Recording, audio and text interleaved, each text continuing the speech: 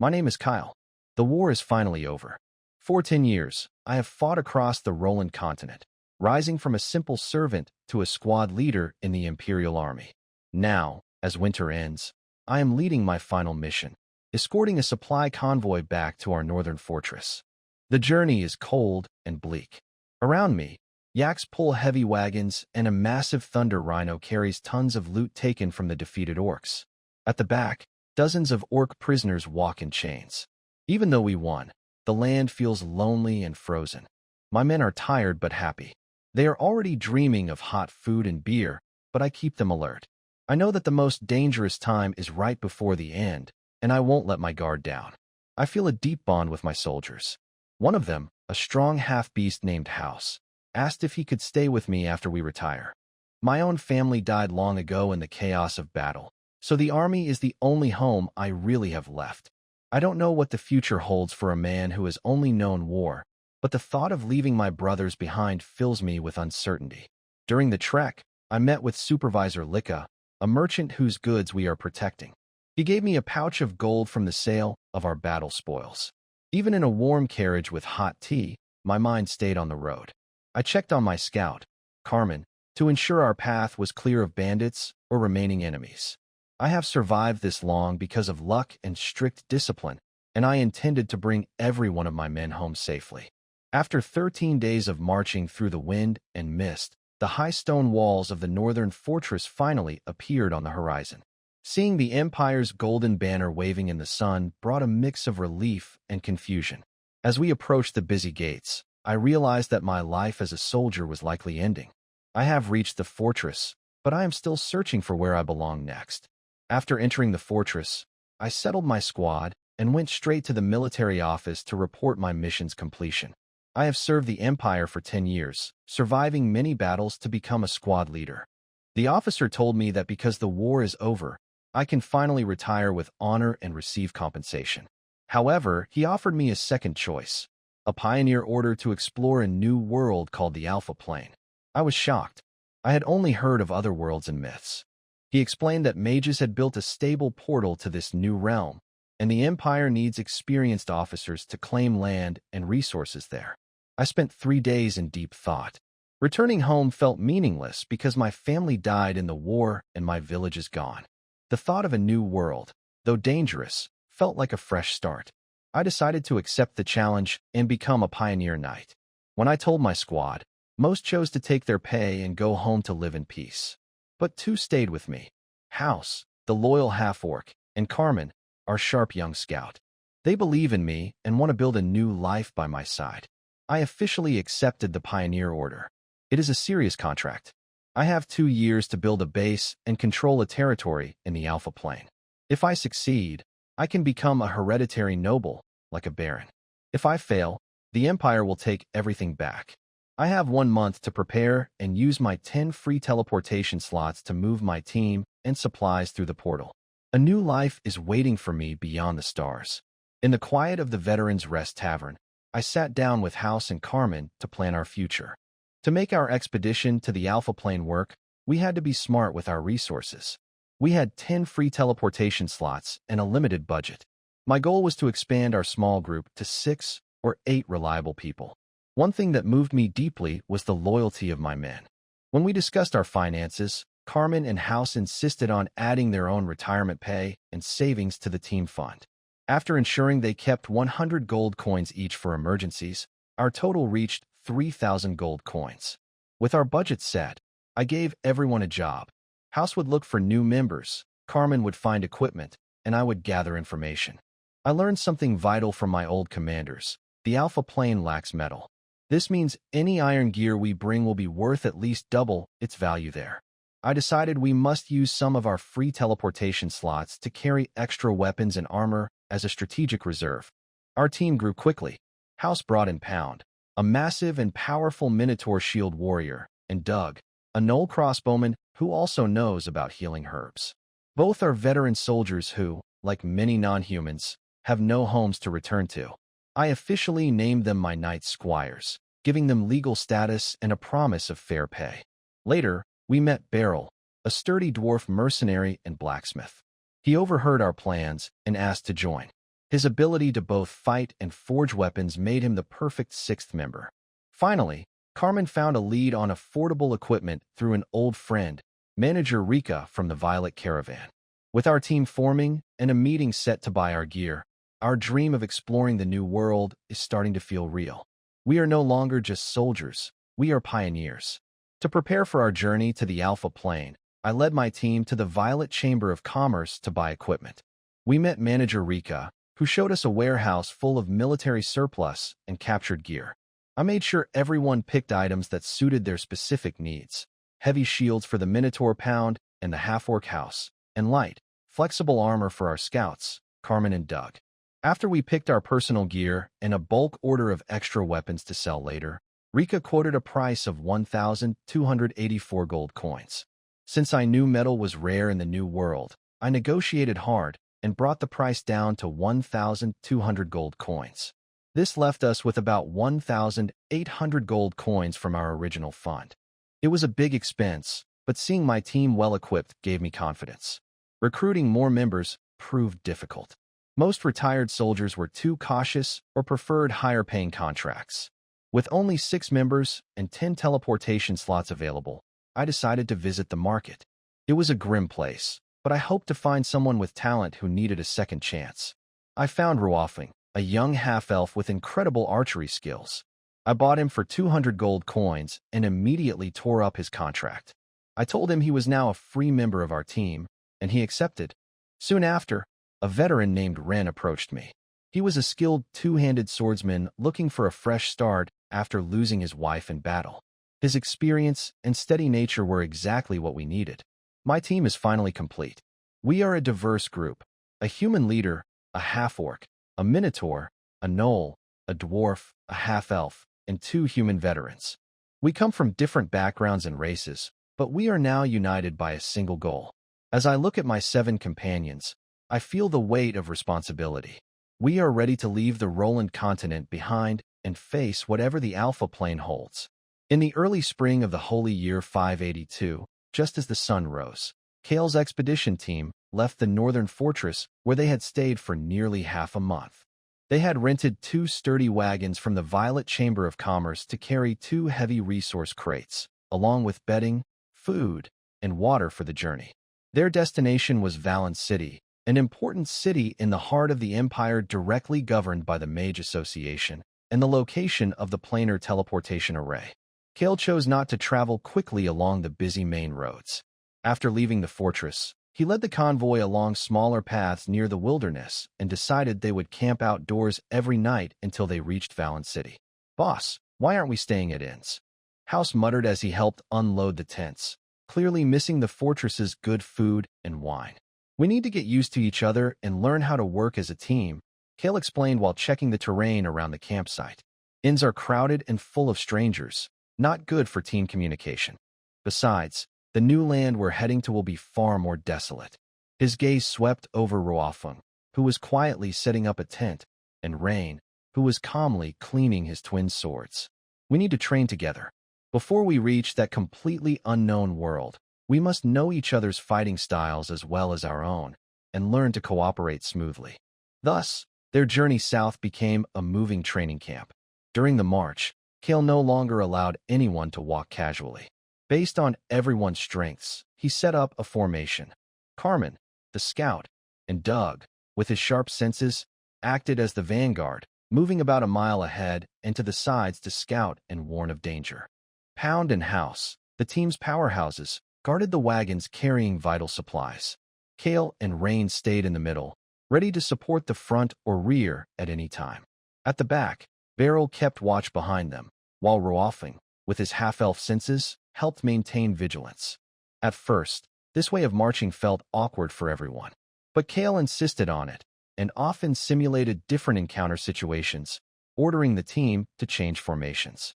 After a few days, the members began to understand his purpose, and their coordination slowly started to take shape.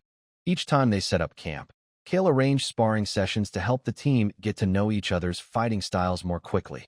The duels between the 2 shield warriors, House and Pound, were always the most exciting. The clash of their great shields echoed with heavy sounds, and the contest of strength made even Beryl cheer loudly.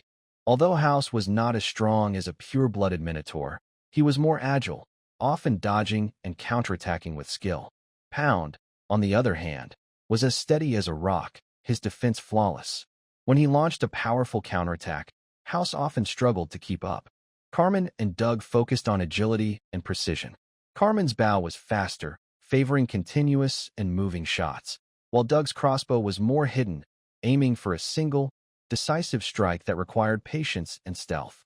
They often competed in long-range target shooting, sometimes winning, sometimes losing, and learning from each other's strengths. Rain's two-handed swordsmanship was calm and experienced. His simple slashes and thrusts carried deep combat insight. Kale often sparred with him. Their sword styles were different, but equally impressive. Kale valued efficiency and quick victory, while Rain relied on adaptability and experience. Their duels always drew everyone's attention, even the quiet Ruofing, who would watch silently from the side. Beryl's fighting style was full of dwarven character, powerful and steady. His warhammer swung with great force, and he often pulled House or Pound to practice, claiming he was just testing the strength of their shields. As for Ruofing, during the first few days, he only did his night watch and chores quietly, always shaking his head when invited to spar, retreating to a corner. Kale didn't force him, only asked Carmen to talk with him more about archery. The change came one evening. Everyone sat around the campfire. Beryl was loudly boasting about how he once smashed an orc wolf rider's mount with a single, while House argued back in disbelief. Doug carefully maintained his crossbow, and Pound quietly polished his great shield. Carmen handed Ruofing a spare hunting bow, suggesting he give it a try. Ruofing hesitated for a moment, then took the bow. He walked to the edge of the camp, drew his bow, and aimed at a small wild fruit hanging faintly on a distant tree. His movements were smooth and natural, with almost no pause. Whoosh! After a soft sound through the air, the tiny fruit fell to the ground. The camp fell silent for a moment. Great shot. Carmen was the first to praise him. As an expert, he could see the skill behind that arrow. House widened his eyes. Hey, not bad, little guy. Beryl stroked his red beard and nodded. Yeah, that's quicker than many long-eared archers I've seen. Ruofing's face stayed calm, but the tips of his ears seemed slightly red. He quietly walked back to the fire, returned the bow to Carmen, and said softly, "Thank you." From that night on, although Ruofing still didn't talk much, he no longer kept such a distance from everyone. During the following marches and camps, he began to take the initiative to talk with his companions. When Carmen asked him about wind direction or how to predict a moving target, he would answer briefly. Through many friendly matches, his archery earned everyone's respect and admiration. The scenery along the way also changed quietly. As they traveled south, the land became flatter and the air warmer. The frozen ground turned into moist black soil, and patches of green began to appear, spreading into wide fields of fresh grass. The bare forests were replaced by broad-leaved trees sprouting new buds. The rivers were no longer icy cold, and their waters grew fuller and livelier. Sometimes they passed small towns and villages. Unlike the tense and rugged northern borderlands, these places were peaceful and prosperous. Farmers worked in the fields, children played at the village gates, and the air carried the scent of smoke and earth. Rain blended in naturally. His experience soon showed its value, whether choosing a campsite, reading the weather, or pointing out flaws in the younger members' techniques. His advice was always precise. He didn't speak much, but whenever he did, it was to the point. A quiet understanding based on skill and duty gradually formed between him and Kale. After 15 days of travel, the outline of a city finally appeared on the horizon. Unlike the heavy, military fortresses of the north or the peaceful villages along the way, this city was clearly larger, with tall spires faintly glowing with magical light. That's Valen City. Kale pulled on the reins and said to the gathered team, "The planar teleportation array is there. We've arrived." Everyone looked toward the city with mixed feelings. After 15 days of traveling together, this group, made up of different races and backgrounds, had begun to form the outline of a real team. They might not yet trust each other completely, but they had grown familiar with one another's movements, voices, and fighting styles. Kel took a deep breath and ordered, Check your gear and supplies. We're going in. The afternoon sunlight shone on Valen City's tall walls as Kale's team slowly passed through the gate with the bustling crowd. The moment they stepped inside, a completely different atmosphere from the northern fortress surrounded them. The streets were wide and smooth, paved with polished white stone. Buildings on both sides stood in neat rows, some built in the Empire's usual heavy stone style, others decorated with glass, colored windows, and even floating glowing crystals, showing the unique taste of the Mage Association. The streets were full of people, robed apprentices, loud merchants, well-armed mercenaries, and the occasional traveler from another race. Wow, this place is 100 times livelier than the northern fortress. House exclaimed, his furry head turning left and right, unable to take it all in. The smell of food from the street stalls made him especially restless. Quiet House. Stay in formation, Kale reminded softly, though he too was amazed by the city's energy and beauty. It felt like the very heart of knowledge and wealth on the Roland continent. Carmen kept her usual cautious watch on their surroundings. The team chose an inn on the city's edge called the Traveler's Rest. The prices were fair, and most guests were adventurers preparing for long journeys or expeditions. After settling their supplies and returning the caravan's horses and wagons, Kale took Carmen and Rain to the city center to find the Mage Association's interplanar teleportation office. The office was a grand circular building made of white marble. Above its gate floated a slowly turning, intricate arcane model that glowed softly blue. Inside, the hall was spacious and bright, with several people quietly waiting to complete their paperwork. Kyle walked up to a counter marked Frontier Lord Affairs and introduced himself and his purpose to a middle-aged clerk wearing a formal mage's robe. The clerk carefully checked Kyle's frontier permit, made a note in a thick magical ledger, then looked up and said calmly, "Lord Kyle, your permit is valid. You are entitled to 10 standard units of free teleportation. The next teleportation to the Alpha Plane is scheduled for the morning 3 days from now." He took out 8 wooden bracelets that gave off a faint magical glow. "These are positioning bracelets. Please keep them safe. All materials to be teleported must be packed in the Association's special sealed magic boxes." Then he produced 8 bottles of deep blue potion and added seriously, "This is the plane adaptation potion. It must be taken 15 minutes before teleportation. Please take this seriously. Skipping the potion before cross-plane teleportation can cause severe, even life-threatening, consequences." Kyle accepted everything with care. "Thank you for the warning. We will follow all instructions." Back at the inn, Kyle immediately gathered his team. He handed out the wooden bracelets, then picked up the blue potions and said solemnly, "The teleportation is in 3 days, and there are some important things everyone must remember." He held up a bottle. "This is the plane adaptation potion.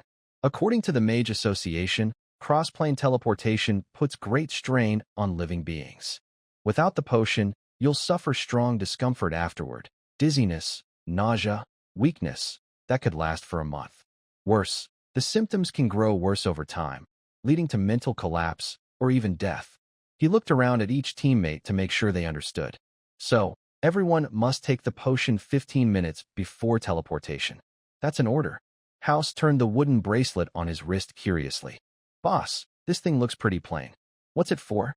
"It's a positioning bracelet," Kyle explained. "It keeps our position stable during teleportation and prevents accidents. Just wear it on your wrist and don't take it off."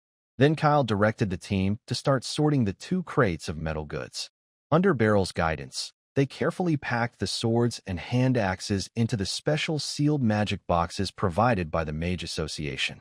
The moment the lid closed, the complex runes carved on the box began to glow softly, forming a stable energy field that sealed the contents inside from the outside world. For the next 2 days, Kale allowed his team to move freely, to get familiar with the magical capital, and to take some time to relax and adjust. House eagerly dove into the market district, full of curiosity about the many unique foods he had never seen before. Beryl went straight to the blacksmith and alchemy workshops. He was deeply interested in the forging techniques and metalworking methods that used magical assistance. Although he often said, "Too fancy, not as good as a solid hammer strike," he still observed everything with great care. Ruofing remained quiet, but he no longer stayed alone in the corner. He silently followed the group, watching this city ruled entirely by humans. When Carmen stopped to study a street performer's fire magic, Roafing would quietly stand beside him, his pointed ears twitching slightly as he listened to every small sound and detail around them. Rain, as usual, focused on the city's layout, defenses, and the placement of key institutions. With the eyes of a veteran, he carefully assessed the city's security system.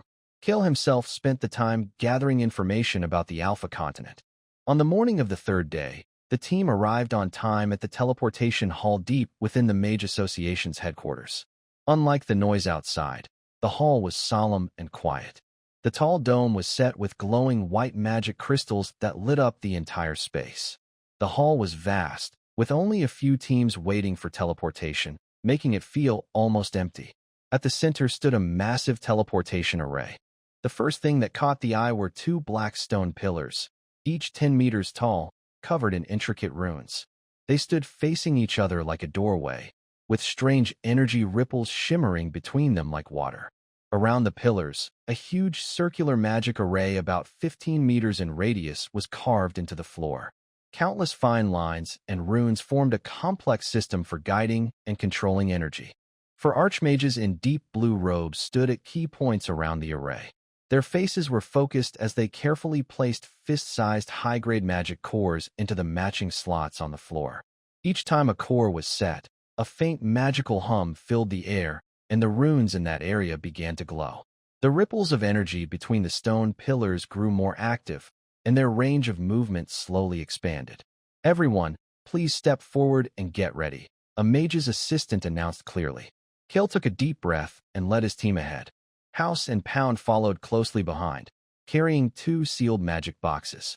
An elderly archmage with white hair and beard approached, checking each of their wristbands before signaling them to take the adaptation potion.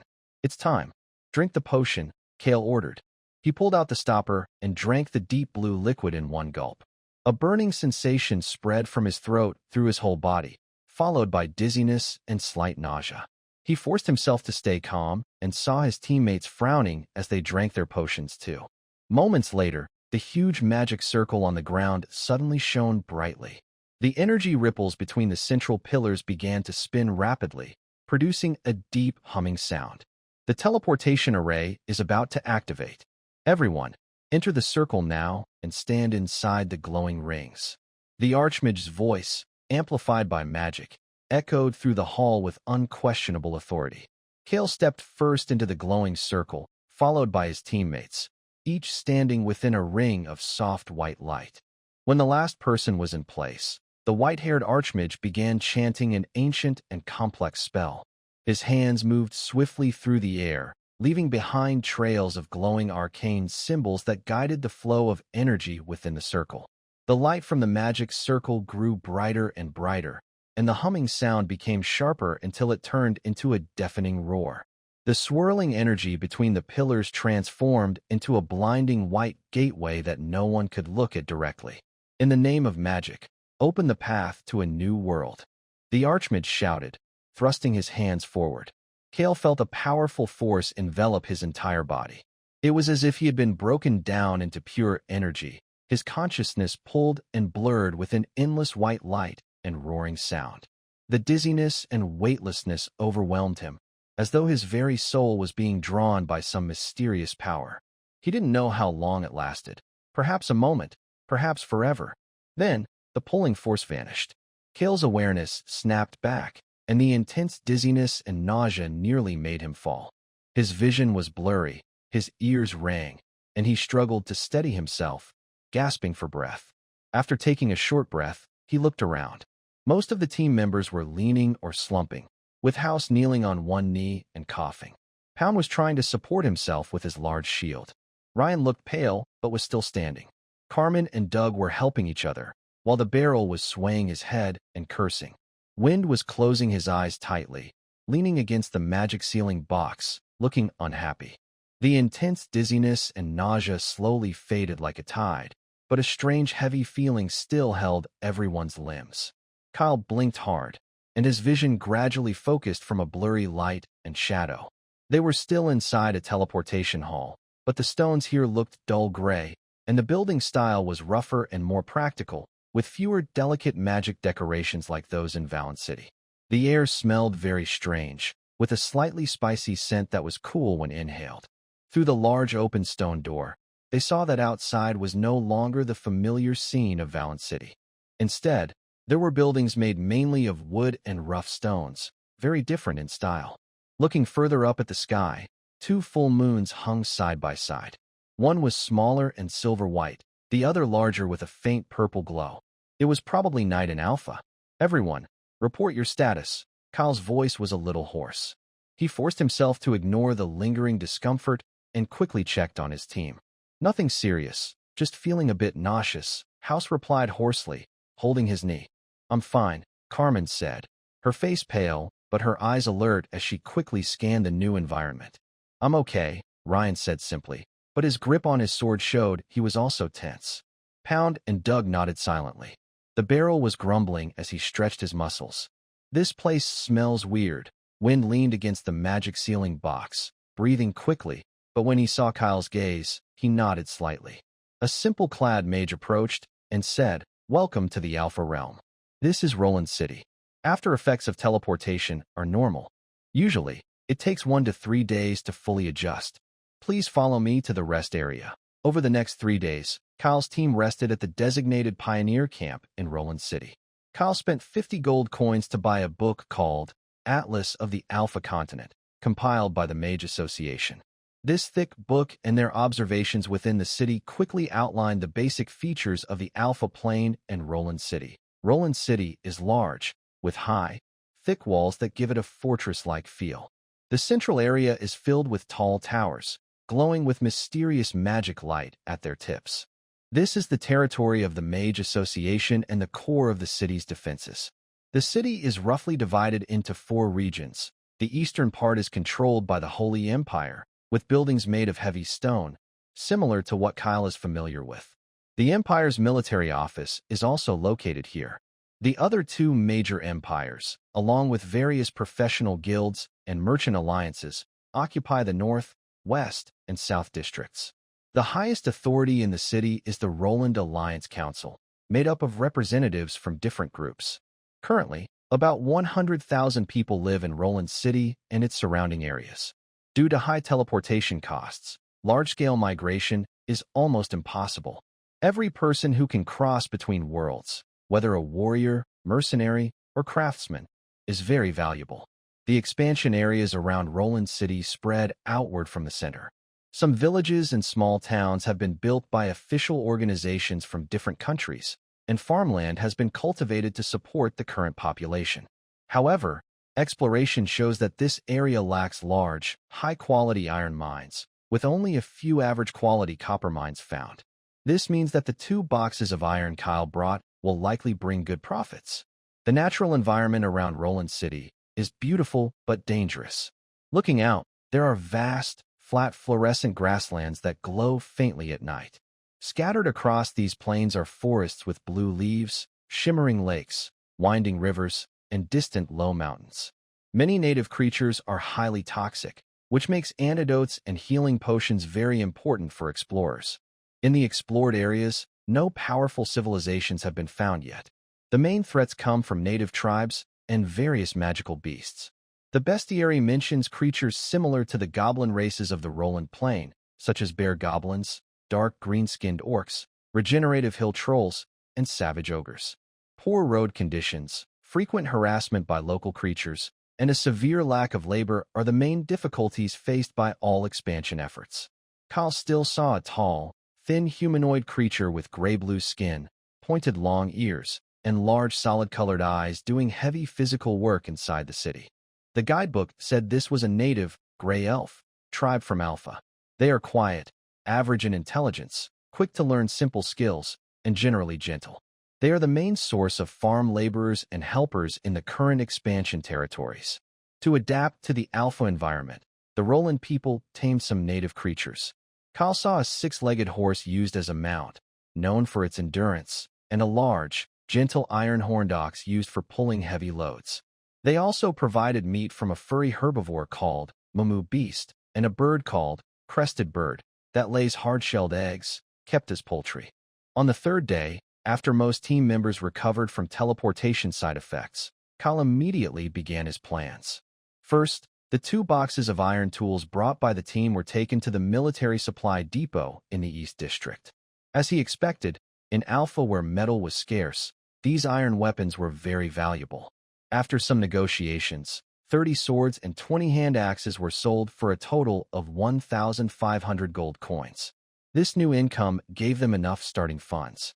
Next, Kyle started large-scale buying. He spent 400 gold coins to buy 20 relatively strong gray elf slaves, who would be the future workforce. He also spent 300 gold coins on 2 iron-horned oxen and 2 six-legged horses. For survival supplies, he spent 250 gold coins to buy enough food for over a month for everyone, including hard-shelled eggs, moo beast jerky, purple sweet potatoes, and plenty of antidotes and healing potions, as well as tents and ropes. To build the territory, he bought 20 bronze axes, 20 bronze hoes, and other necessary farming and carpentry tools for 150 gold coins. While shopping at the market, a young man calling himself Pete approached Kyle and recommended himself.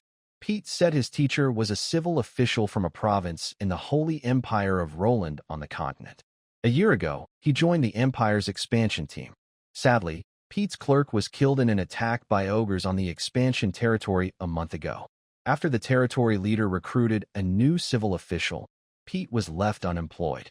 During the month back in Roland City, Pete spent all his savings and urgently needed a new job. He learned a lot about civil management from his teacher and also picked up some common language of Alpha Continent.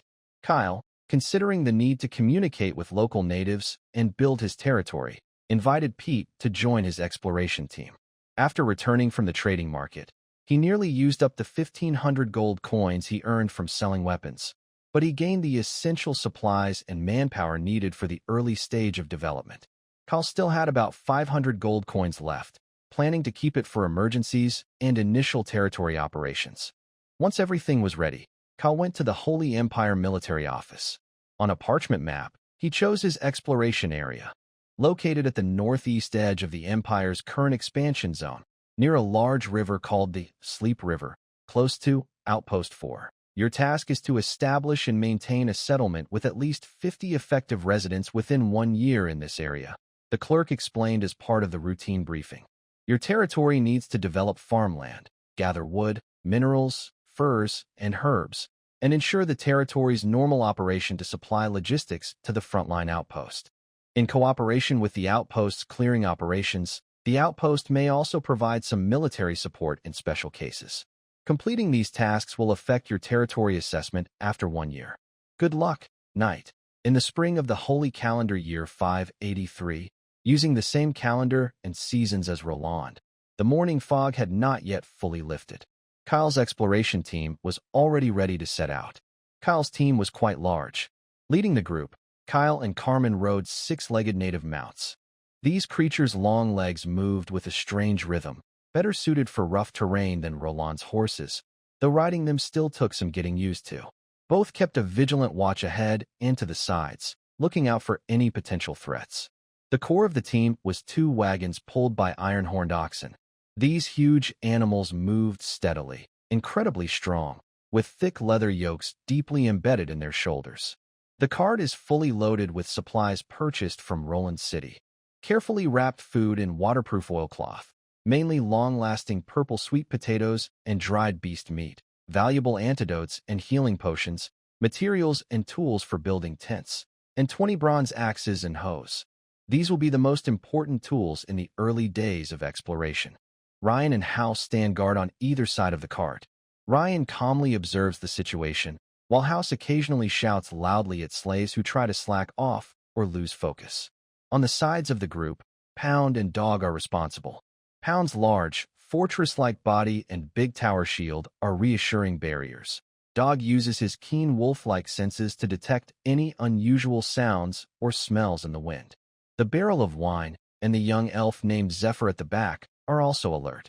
The barrel keeps looking back to make sure no followers are sneaking behind, while Zephyr silently performs his duties, his sharp eyes seeming to see through the shadows of the bushes. The busiest person is young apprentice Pete. He moves back and forth like a spinning top, using his limited half-elven language and exaggerated, somewhat funny gestures to try to keep the 20 gray elves in line and moving with the group. These tall, thin gray elves look fragile in the morning light. They are barefoot, wearing rough linen clothes, with dull eyes. Only when they look around at the unfamiliar environment do they show a hint of fear and confusion. Kyle knows these gray elves are the foundation of the future territory. Every one of them is precious. Before leaving Roland City, he had Pete make some simple gear, a rough wooden shield and a sharpened, fire-hardened wooden spear. He doesn't expect them to become warriors, but he hopes they can at least defend themselves if danger arises, instead of being helpless like lambs waiting to be slaughtered. Ryan, Kyle rides closer to the veteran. Speaking seriously, I'm leaving the training of these slaves to you. I don't expect them to fight in battles, but they need to understand basic commands and follow simple orders. When danger comes, they should be able to raise their wooden shields, not run away like frightened rabbits. That way, they might have a better chance to survive. Ryan nods calmly, his bronze face showing little emotion. Understood, Captain. I will use rest stops and camping times along the way to teach them the basics. From the first day of the journey, whenever the group pauses briefly or camps near a village wall in the evening, Ryan's rough but clear commands will ring out. Raise shields. Close ranks. Hold spears flat. Forward. Stab. Retreat. The gray elves initially move stiffly and awkwardly, with frightened eyes, but under Ryan's firm supervision and House's occasional, kind pushes, they begin to repeat these dull but life-saving actions like marionettes, again and again. The team struggles along a dirt road worn down by countless wheels and animal footprints, heading northeast. The road barely keeps its shape, full of bumps and holes, muddy after rain. On both sides are large cultivated fields, neatly plowed, growing some grains and more domesticated purple sweet potatoes. The gray elves, all slaves, work bent over in the fields, watched by human overseers wielding whips. They mechanically repeat weeding and fertilizing, like soulless puppets. Scattered within the Empire's control area are villages protected by simple wooden and mud walls. At the corners are crude watchtowers, faintly visible with guards on top. The farther from Roland City, the smaller these settlements tend to be. But their walls are taller, and there are more patrol guards. Meanwhile, cultivated farmland becomes sparser, replaced by vast areas of native terrain. Glowing grasslands that emit faint phosphorescent light at night and blue-green forests with strange, luminous leaves become common. The road conditions worsen sharply as they go farther from Roland City. Sometimes thick bushes and creeping vines almost swallow the path. At such times, Pete leads a few stronger gray elf slaves, wielding newly bought bronze axes and hoes, chopping and clearing ahead so the carts can pass. The unique natural scenery of the Alpha Plain constantly reminds them where they are. The twin moons in the sky, even during the day, look like two faint marks hanging in the sky. At night, a shimmering, colorful star ring stretches across the sky, joining the twin moons. Although the moon's light isn't as bright as Roland's moon, combined with the glow from the star ring, they illuminate the wilderness. The air always carries a spicy plant scent. During the night camp, looking around, the endless glow-in-the-dark grassland seemed to turn into a flowing river of stars, breathtakingly beautiful. Kyle carefully controlled the speed of the group, planning each day's route to ensure they could reach the next village or town with walls and guards before sunset. Staying overnight in completely unfamiliar wilderness was too risky. However, despite being so cautious, dangers still lurked like hidden snakes in the grass, catching them off guard. On the third day of the journey, in the afternoon, the team was walking through a waist-high glow-in-the-dark grassland. To the right, there was a sparse blue-leaf forest. A gentle breeze moved the grass, making a rustling sound, creating a peaceful scene. Suddenly, Doug, who was on alert at the side, stopped abruptly. His ears twitched sharply, and he let out a low, urgent growl. Left. Something is approaching. Very fast, about 7 or 8. Almost at the same moment, from the dense grass on the right, 7 or 8 gray shadows shot out silently and swiftly like arrows fired from a bow. They aimed directly at the most vulnerable gray elf slaves in the middle of the team. It was the swift wind wolves. They were slightly smaller than the wolves from the north of Roland, but their sleek bodies, long, powerful limbs, and gray-green fur blending into the grassland showed they were top hunters, experts in ambush and surprise attacks. Enemy attack. Shields up, Kyle suddenly stopped his six-legged horse, which let out a neigh. At the same time, his long sword was drawn, reflecting a dazzling cold light under the foreign sun. Rune and House showed the qualities of seasoned veterans. Rune's voice was loud like a bell, repeatedly commanding the gray elf slaves to raise their shields. The slaves mechanically placed their wooden shields on the ground in front of them, curling up behind them, trembling as they extended sharpened wooden spears through the gaps. House stood like a guardian in front of the cart, holding a large iron-reinforced wooden shield to protect most of his body, with his battle axe raised. Ponder roared softly, forcefully smashing his huge tower shield onto the ground with a loud boom, kicking up a cloud of dust. The tower shield acted like a solid wall, blocking the wolves' charge. But the swift-wind wolves were unbelievably fast. They seemed to have no physical form, moving with incredible agility. Several wolves pretended to attack head-on to attract Pound and House's attention. Meanwhile, a few others, moving with ghostly speed, slipped through the gaps between shields, leaping high and knocking over a wooden shield of a green elf. Ah! A piercing scream cut through the air.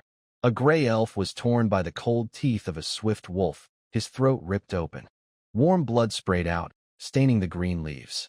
Another gray elf nearby was so frightened by the bloody scene that he dropped his spear and shield, turning to run away from this place of death. Before he could take 2 steps, a swift wolf from the side shadow pounced and bit his leg. The dragging force instantly pulled him to the ground, and in despairing screams, he was quickly dragged into the dense grass.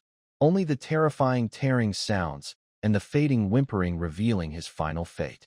Hold steady. Don't want to die. Everyone stay calm. Back to back. Spears outward. Ryan's face was twisted with rage. Whether the gray elves could understand or not, he shouted to boost morale.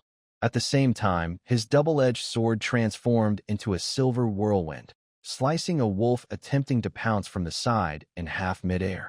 The foul-smelling guts and blood splattered everywhere. Whoosh! Whoosh! Carmen and Yeffing's long-range support arrived just in time. Carmen's feathered arrows, as if guided by eyes, precisely shot into the eye socket of a wolf trying to attack again.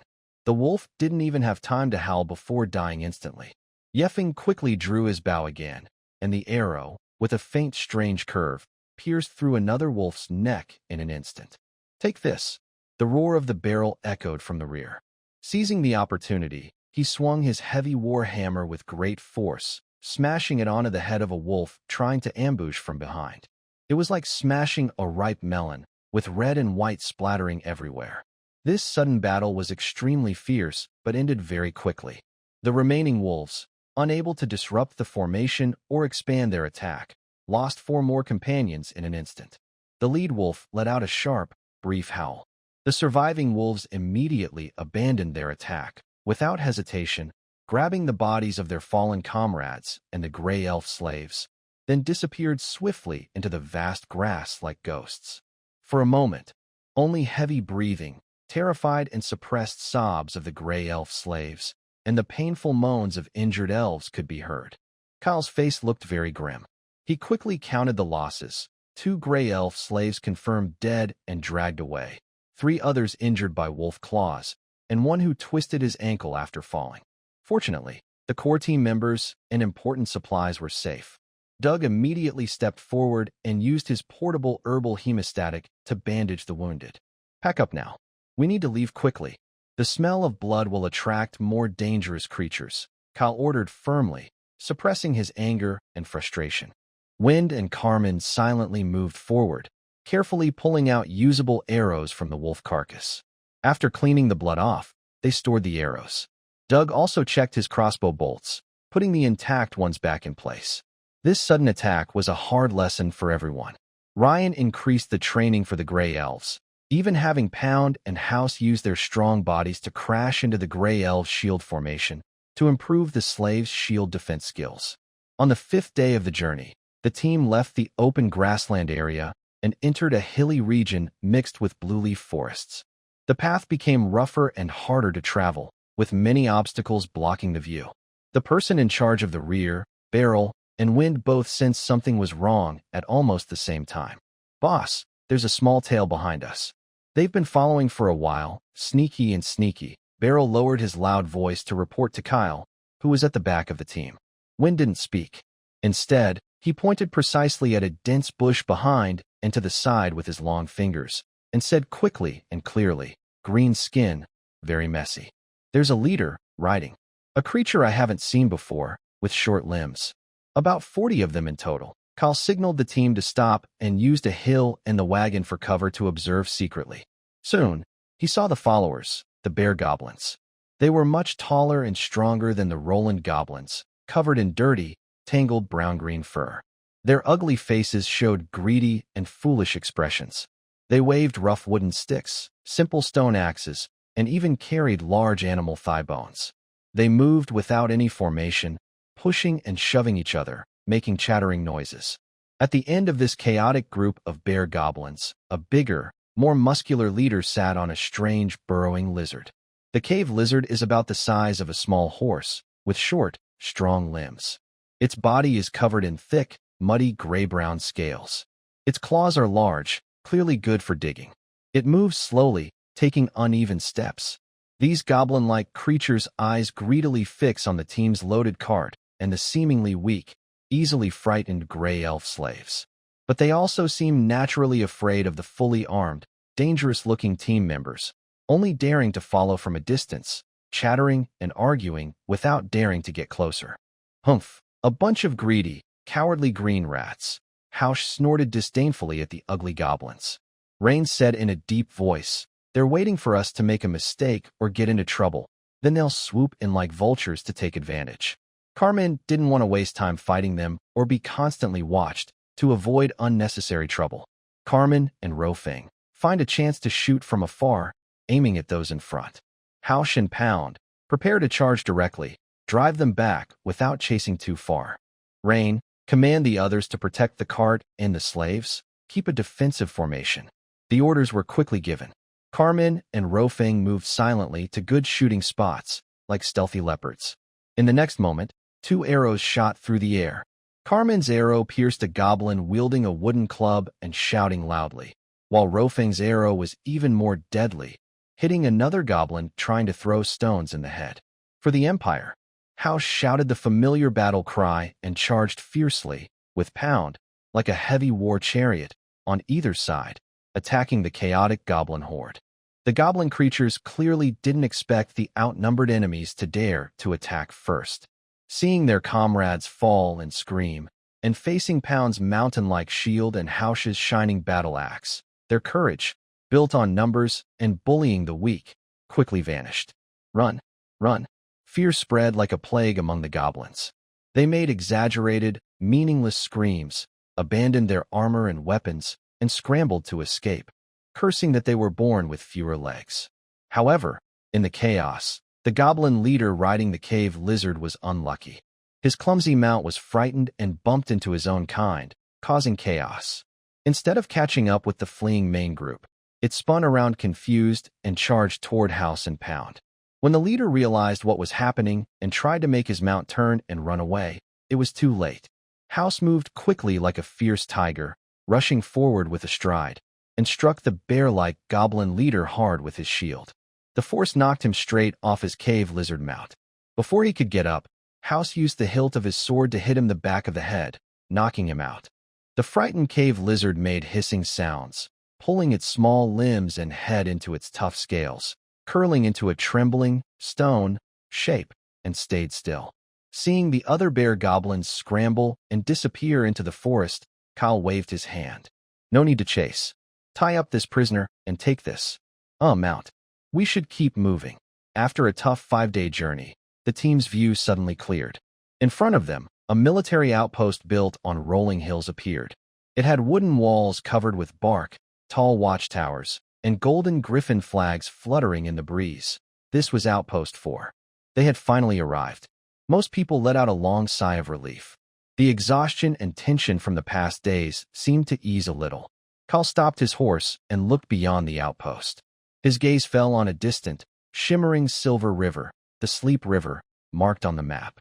Along the riverbank was an unknown land, the frontier he was about to fight for, and perhaps where he would find his final resting place. After confirming Kyle's pioneering order and identity, the heavy gates slowly opened with a creaking sound. The team entered one by one. The first thing they saw was a compact earthen square, surrounded by various wooden and stone buildings, barracks, warehouses, stables, and more. The entire outpost was tightly arranged, giving off a serious, military feel typical of the Empire's border troops. On the square, a group of Empire soldiers was practicing their drills, moving in perfect unison. A middle-aged man in Empire officer's chainmail, with a shoulder badge showing he was a squad leader, came forward. He was about 40, with a firm face, a faint scar over his left eyebrow, and bright, steady eyes. I am the commander of the Sleeping River Outpost, a squad leader of the Empire's Northwind Legion, Marcus. Welcome to the northeasternmost outpost of the Empire, the Knight of Care. Care saluted properly. Thank you for your hospitality, squad leader Marcus. I am Care, sent to explore the banks of the Sleeping River. Marcus looked over Care's diverse team behind him, especially pausing briefly on Pound, Doug, and Rofang. A flicker of surprise appeared in his eyes, but quickly disappeared. He nodded and said, "A very unique team. You're just in time. It's getting late, and the wilderness at night isn't safe. There's an open space on the east side of the camp where you can set up your tents. Slaves need to be kept under close watch, as the rules require." Understood. We will follow the outpost's rules, Care replied smoothly. Under the guidance of a soldier assigned by Marcus, the team quickly settled in the designated area. The enslaved gray elves and bear goblins were gathered in a temporary enclosure made of ropes, watched over by Pound and House. Pete, along with some cleverer slaves, began setting up tents and preparing food. Care asked Rain to coordinate, while he and Carmen with a barrel of wine wandered inside the outpost. They noticed a small building with a sign that read, United Commerce. Inside, there were some goods, mainly iron weapons, armor, food, drinks, basic medicines, and daily necessities. The prices were higher than in Roland City, and the selection was limited. The clerk behind the counter explained that the merchant caravan came once a month, exchanging goods brought from Roland City for beast materials, herbs, and captured native slaves from the outpost soldiers and passing mercenaries. They also saw a few mercenaries dressed in mixed armor, alert and sharp, either cleaning weapons or whispering in groups, obviously using this place as a base for adventures in the surrounding area. At dusk, Care was invited to dine with Captain Marcus. The meal was simple: roasted beast meat, purple sweet potatoes, some locally gathered fungi, and beer sold at the merchant's shop. They ate in Marcus's room, which served as both an office and a bedroom. The room was plain but tidy. "Night Care, I see from your background that you come from the northern battlefield," Marcus asked casually while slicing a piece of meat. "Yes, the 10 Years' War just ended not long ago," Care replied. Marcus nodded, showing understanding as a fellow soldier. "The battles in the northern border are over, but here, the fight is just beginning, and it might be more difficult. Your settlement is on the northeastern edge of the Empire's control. Across the river is the territory of the Lionheart Empire." He picked up a mug of beer and continued, "The place you chose is close to the Sleep River. The land is fairly flat, and the soil looks fertile. But," his tone grew serious, "there are no existing defenses, and it's far from other settlements and main roads. My first and most important advice is, when you arrive, don't rush to do everything. First, build a wall. Even a simple wooden fence will do, just to mark a boundary." Marcus looked very serious. "Night belongs to the natives and wild animals here. Bears, goblins, green orcs, and trolls are common pests. Many fierce beasts and magical creatures see this place as their backyard. Without a wall, you won't sleep peacefully. With a safe home, you'll have the energy to develop and build your land." Kale nodded carefully. "Thank you for your advice, Captain Marcus. I will remember it." "Good." Marcus's face softened a little. "Also, don't try wild fruits or vegetables unless you're sure they're safe. They're often poisonous. And if you encounter trouble you can't handle, or see signs of large native activity, send someone to report immediately. Remember, survival is the key to the future." Kale asked Marcus more about the nearby area. Though Marcus spoke briefly, his information was very useful. After dinner, Kale returned to the camp and shared Marcus's warnings with all the core team members. They had a quiet night. Thanks to the watchtower's wall, everyone finally slept peacefully, and their fatigue from the past days was eased. In the morning, the team packed up and prepared to leave. Captain Marcus personally came to see them off at the camp gate. "Good luck, Night Kale," Marcus said, extending his hand and giving a firm shake. "I hope the next time we meet, it's in your fortress, drinking your own brewed wine." "Definitely, Captain Marcus.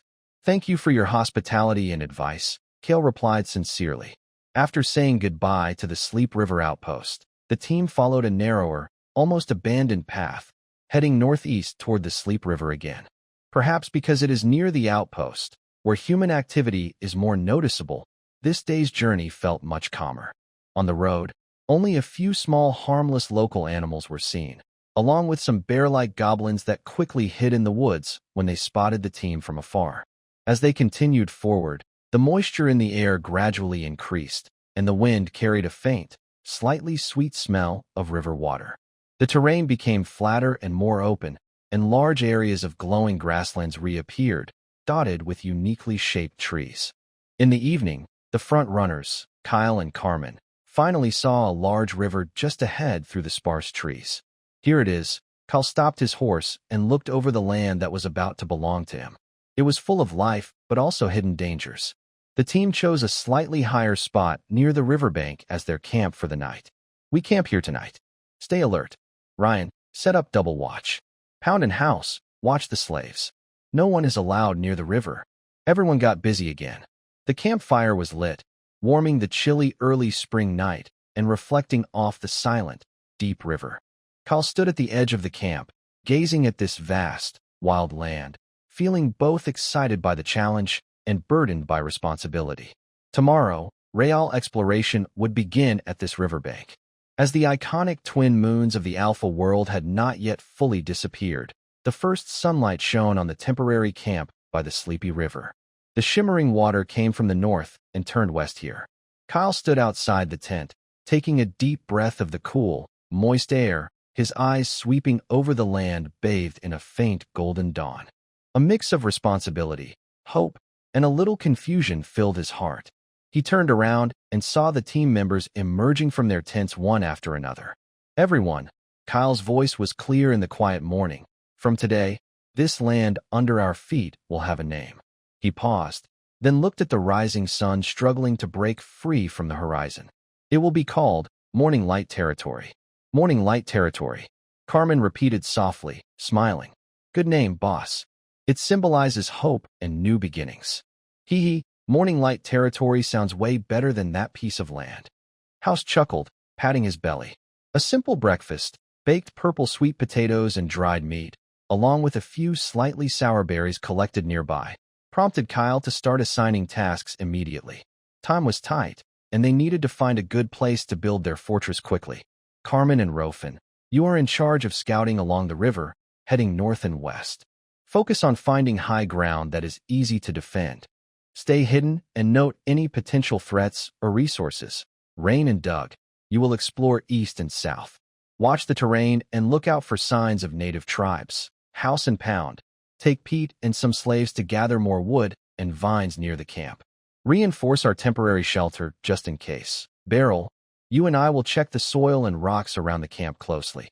Everyone nodded and quickly set out. Kyle and Beryl patrolled near the camp. The dwarf examined the ground and rocks with his expert eye. "The soil is good, boss. It's rich alluvial soil, perfect for farming. The stones are mostly river pebbles, not good for building walls, but useful for paving or foundations." Soon, everyone returned with their findings. Carmen's discovery was the most important. "Boss, about 2 miles north, near the Sleeping River, there's a high ground." "It looks perfect," Carmen reported, pointing north. "It's about 15 to 20 meters tall, with a gentle on the south side. The other sides are very steep. The top is flat, divided into 2 terraces. The upper terrace is higher, smaller in area, with a great view. You can see the river and a large plain. The lower terrace is bigger and connects to a gentle. There are tall, straight trees on the high ground, good for wood. And," he frowned slightly, "I saw some creatures moving up there. They're quite large, like big lions but with darker fur that's gray like rocks.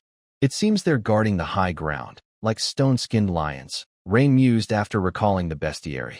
A low-level magical beast, tough skin, sharp claws, used to occupying high ground, usually in groups of 3 or 5. Not very smart, but very territorial. Kyle made a quick decision. Let's go see. Led by Carmen, Kyle and the others quietly approached the high ground. As described, this is an ideal place to build a fortress.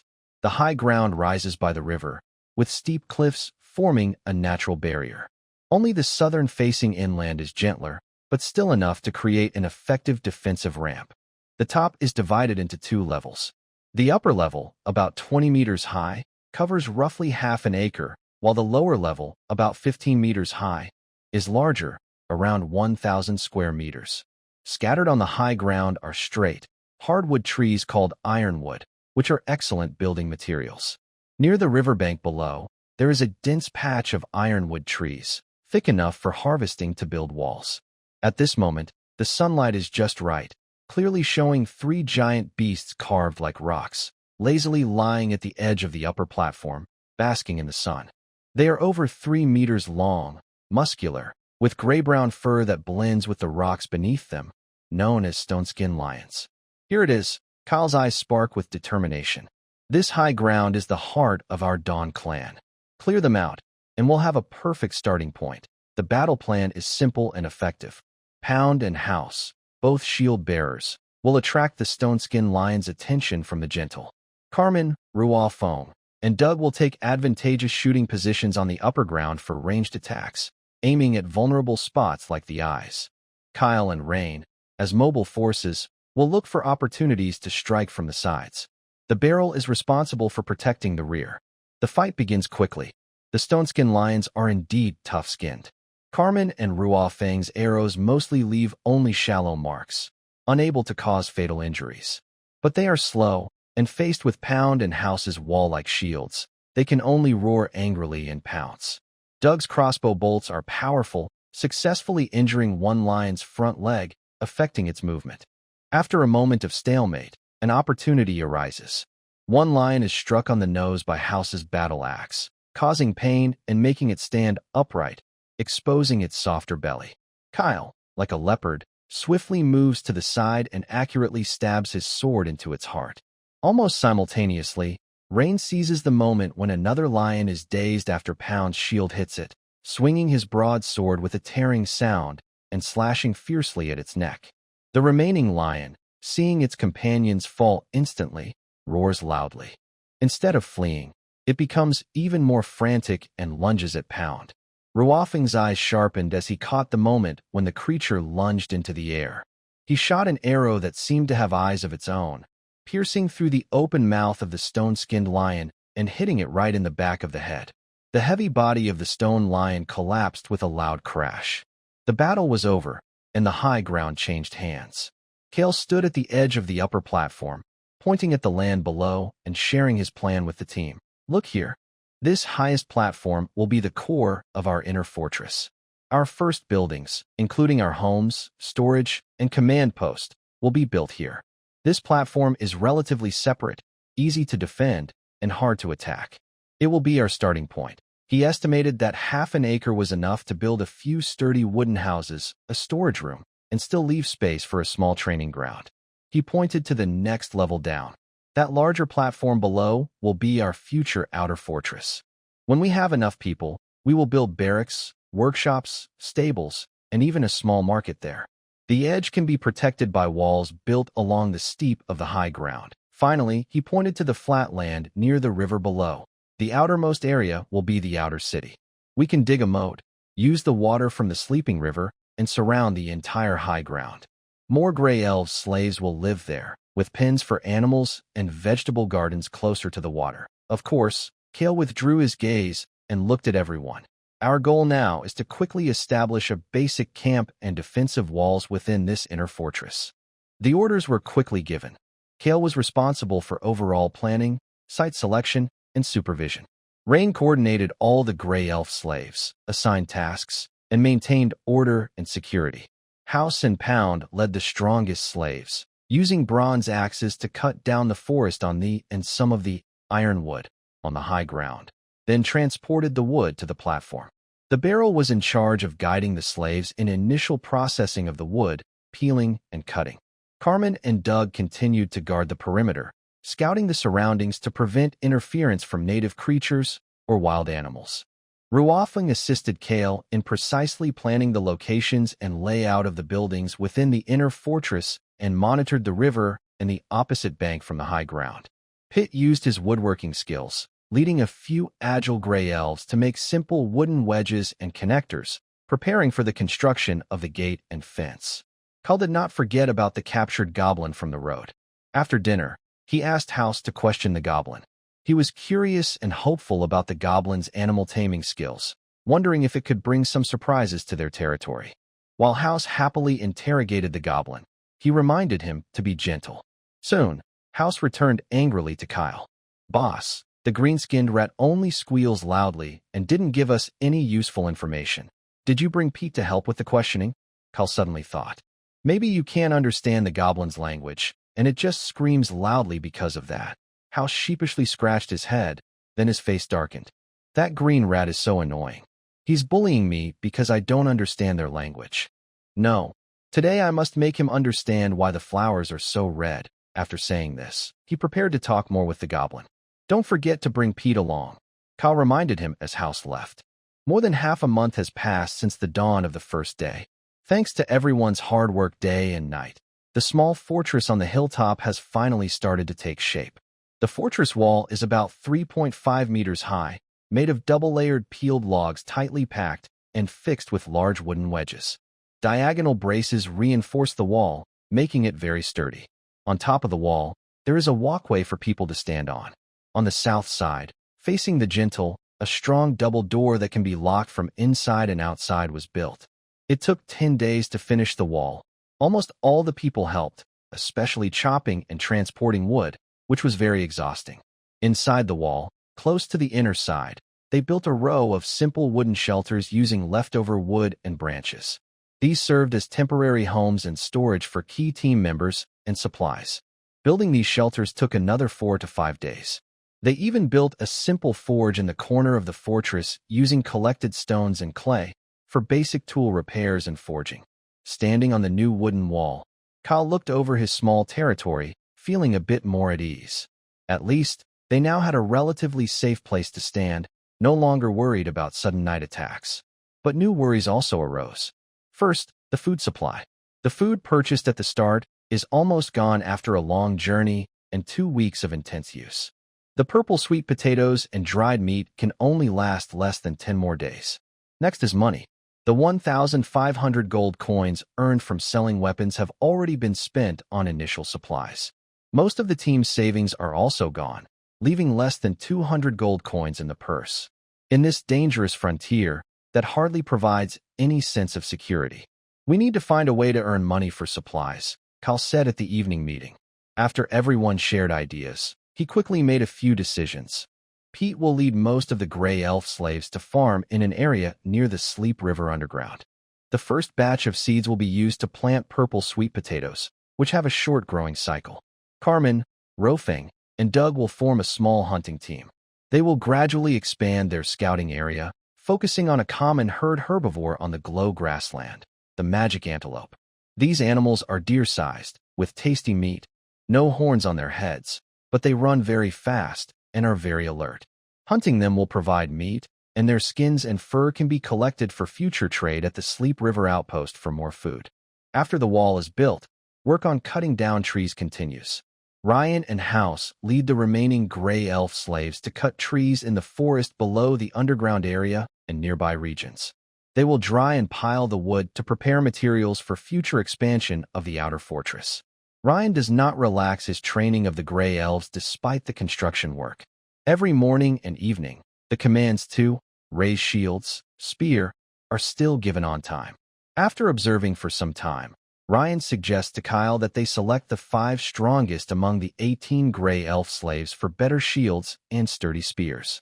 They might also test their archery skills, as gray elves seem more suited to be archers due to their size and height. These 5 will undergo focused training to become the initial soldiers responsible for patrols and low-level guard duties. Kyle approved this idea. Labor is still the biggest limit to the development of the territory. Out of the 18 Grey Elf slaves, 5 are being trained as soldiers, leaving only 13 for territory development, which is increasingly difficult. We need more people, more slaves. Kyle looked at the map with a firm tone. Rune, Carmen, when you are scouting, pay special attention to any signs of green or Grey Elves tribes. Keep the groups small, preferably ones we can handle. Once you find them, understand their habits, and when the time is right, take the initiative to attack and capture. Understood. Rune and Carmen nodded seriously. The captured goblin leader finally saw the truth after House had a good talk with him for a few days. Under the command of the cave lizard, the goblin participated in transporting logs and digging the foundation for the wall. Although slow, the cave lizard was very strong and greatly eased the workload. Kyle, seeing that the goblin leader had contributed a lot to building the fortress, named him Broken Bone. Broken Bone continued to be supervised by House. It proved that House's brute strength and straightforward way of discipline worked well on the timid and cowardly goblin. There were also signs that Broken Bone could tame the cave lizard. He seemed to have a faint connection with the lizard, able to give basic commands like walk, stop, and drag through vague murmurs and gestures. Curious, Buck tried to get the lizard to approach the newly caught magical antelope. But as soon as Broken Bone got close to the fence, the agitated antelope screamed and ran away, hiding behind House. No matter how much persuasion or threats, it refused to come near again. Days passed in this busy atmosphere. The construction of the inner fortress brought some safety, but food shortages and a lack of workers hung over everyone like a sword. Every member of the Dawn team was on edge. The daily hunt for magical antelopes provided important meat supplies, and Doug processed the skins with herbs before stacking them. In the newly cultivated fields, tender purple sweet potato seedlings just sprouted. After planting the sweet potatoes, Pete and some Grey Elves continued chopping wood to gather materials for the outer fortress. The 5 Grey Elf slaves Rune selected also proved to be suitable as archers during training. The sunset painted the new wooden walls of Dawn Fortress in warm orange, but the heavy atmosphere inside the fortress was very different from the warm colors. The granary is gradually becoming empty, with only some purple sweet potatoes and dried meat left, which won't last many days even with careful rationing. The endless work of clearing land, chopping wood, and repairing structures still heavily weighs on the shoulders of the few Grey Elf slaves. On this dull evening, Carmen, who had been out scouting for several days, finally returns. His dusty face shows a faint hint of excitement that is hard to notice. He ignores his thirst and immediately spreads a rough piece of animal hide on a simple table, quickly sketching with a charcoal stick. Boss, to the west, along the Sleep River for about half a day's walk, I found a green orc tribe. Carmen's voice is a bit hoarse but clear. On his rough map, a curved line represents the river, and a circle marks the target location. Not a big group, probably around 20 people. They've set up their camp on a shallow beach at a river bend, using natural high ground with animal skins and branches for shelters. Very primitive. He describes the details he observed. The tribe has about 8 to 10 adult male green orcs. They are large and muscular, with dark green skin that shines in the sunlight. Their prominent jaws and exposed tusks make them look fierce.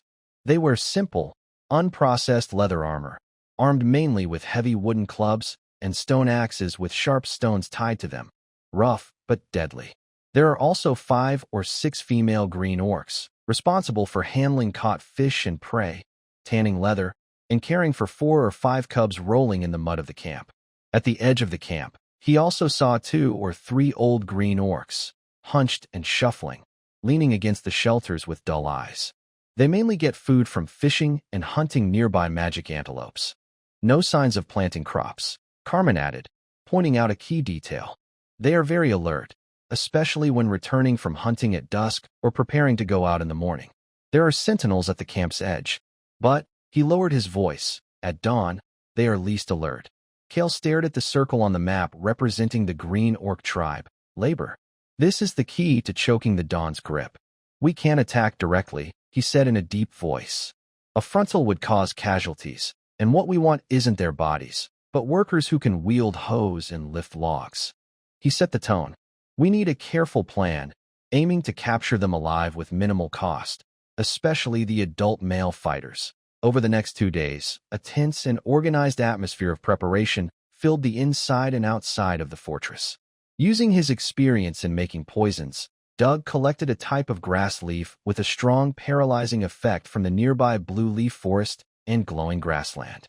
He carefully boiled and concentrated it in a clay pot in a quiet corner of the fortress, finally creating a dark brown potion. Wind took on another task, leading a few gray elf slaves to gather a tough, long grass outside the fortress. Under his guidance, several cleverly designed large nets were quickly woven. These grass nets would be used to trap quick-moving or fleeing targets during the attack. The operation was scheduled for dawn 2 days later. All core team members, except for the person guarding the fortress's wine barrel, participated. Before the attack, Kyle gave a final reminder. Remember, our goal is to capture. Try to avoid killing non-combatants. On the day of the operation, at dawn, the team moved like ghosts across the glowing grassland, approaching the target bay along the sleeping river. Everything was as Carmen's reconnaissance had reported. Camp was silent, with only occasional crackling from the dying embers of a campfire. 2 green orc sentinels, holding rough weapons, leaned against the cold wall of their shelter, already asleep. Suddenly, almost simultaneously, 2 arrows with slightly trembling tail feathers tore through the pre-dawn silence, accurately hitting the shoulders or necks of the 2 sentinels. The paralyzing poison on the arrowheads took effect quickly. Their bodies stiffened suddenly, and without even a muffled groan, they collapsed softly to the ground. Move. With Kyle's deep and commanding voice, Pound and House, 2 humanoid fortresses, suddenly sprang from hiding and charged into the sleeping camp with unstoppable force. Pound's large shield knocked over a tent blocking the way, while House's iron shield slammed into a green orc warrior who had just woken up, knocking him flying. The quiet camp instantly erupted like boiling water being poured in. Roaring, crying, and screaming filled the air. The awakened orc warriors showed their fierce bloodline. Despite being caught off guard, they grabbed nearby stone axes and wooden clubs, their eyes red with rage, rushing toward the intruders. 2 particularly strong warriors, apparently small leaders, roared loudly and charged side by side at House, swinging their axes with fierce wind. Even though one of them had a paralyzing arrow stuck in his shoulder, slowing his movements. They still relied on their strong willpower until Haas struck their head twice with his shield, forcing them into unconsciousness with powerful blows. Doug moved near the edge of the battlefield. His crossbow bolts were like death notices, and each time he fired, a green orc would cry out and fall. The anesthetic on the arrows made them lose strength quickly.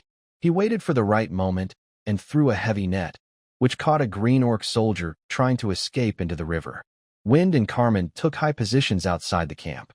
Their bows shot precise anesthetic arrows, weakening the enemy's resistance and giving their teammates an advantage on the front lines. As the first golden light of dawn broke through the horizon and shone on the messy riverbank, the fight was over. The camp was in chaos, with tents fallen and weapons scattered everywhere. They counted their prisoners. 7 adult male green orcs were captured, 3 of whom were badly hurt and needed time to recover. 5 female orcs and 4 young orcs curled up tightly, eyes full of fear and hatred, staring at the humans who had taken over. 2 or 3 old orcs hid behind the ruins, trembling. Kyle looked at the frightened old and weak orcs and said, "Take all the prisoners back. Watch them carefully. Do not hurt them." Back at Dawn Fortress, the newly captured orcs were, and kept in a sturdy pen. Pound and Haas took turns guarding them closely. At first, the orcs were very angry. They rammed the fences with their bodies, roared loudly, and even refused to eat. But after 2 days of hunger, and seeing 3 of their kin with broken limbs being treated with simple splints and herbs by Doug, their resistance started to weaken. When Kyle clearly said they wouldn't hurt their women and children, and the female orcs and young ones were placed in a nearby grass hut with basic food provided daily, the orcs began to calm down and stop fighting. A few days later, the orcs started helping with digging the fortress foundation and moving large stones. Their strong bodies showed their natural advantage. One orc could work almost twice as fast as two goblins. Although they still needed strict supervision and weren't very eager to work, the labor shortage in the territory was finally eased a little. The labor shortage has temporarily eased, but the food problem has become urgent. Kyle sent Carmen, House, and the Barrel to exchange the 50 magic antelope skins they had collected over the past month at the Sleeping River outpost for supplies. 2 days later, everyone was eagerly waiting as Carmen and her team returned safely. They brought valuable supplies, mainly long-lasting purple sweet potatoes and salty, tough dried beef, enough to feed the territory for a month. They also replenished tools and materials, including heavily worn bronze axes and hoes, several bundles of very strong ropes, and some precious iron nails. The potion merchant bought enough antidotes and healing potions. These are more important than gold for survival in this dangerous wilderness. They also bought some salt and seed for crops. The 50 good quality magic antelope skins sold well at the outpost trading point, covering almost all the costs of this large purchase, leaving Kyle's already nearly empty purse still somewhat full. Seeing the supplies piled up again in the warehouse, Kyle's tense nerves finally relaxed a little. The most dangerous food crisis was temporarily over. His gaze crossed the warehouse doorframe and looked toward the distant figure of the captured green orcs. A longer-term plan was forming in his mind: how to select the most manageable and disciplined individuals from these strong bodies, train them like the 5 gray elf slaves, and arm them to become the future guards of Dawn Fortress. After getting additional green orc labor and food supplies, the territory's emergency situation eased somewhat. But Kyle was not satisfied with just that. The top priority was still food. The gray elves and green orcs were once again working on clearing farmland along the riverbank. A larger area of farmland was being prepared along the Sleeping River. According to Pete's estimate, if the weather stayed good, the 20 acres of land could produce enough grain to meet the basic needs of over 100 people for more than a year. Besides the purple sweet potatoes, they also brought back seeds for a staple crop called hardshell wheat.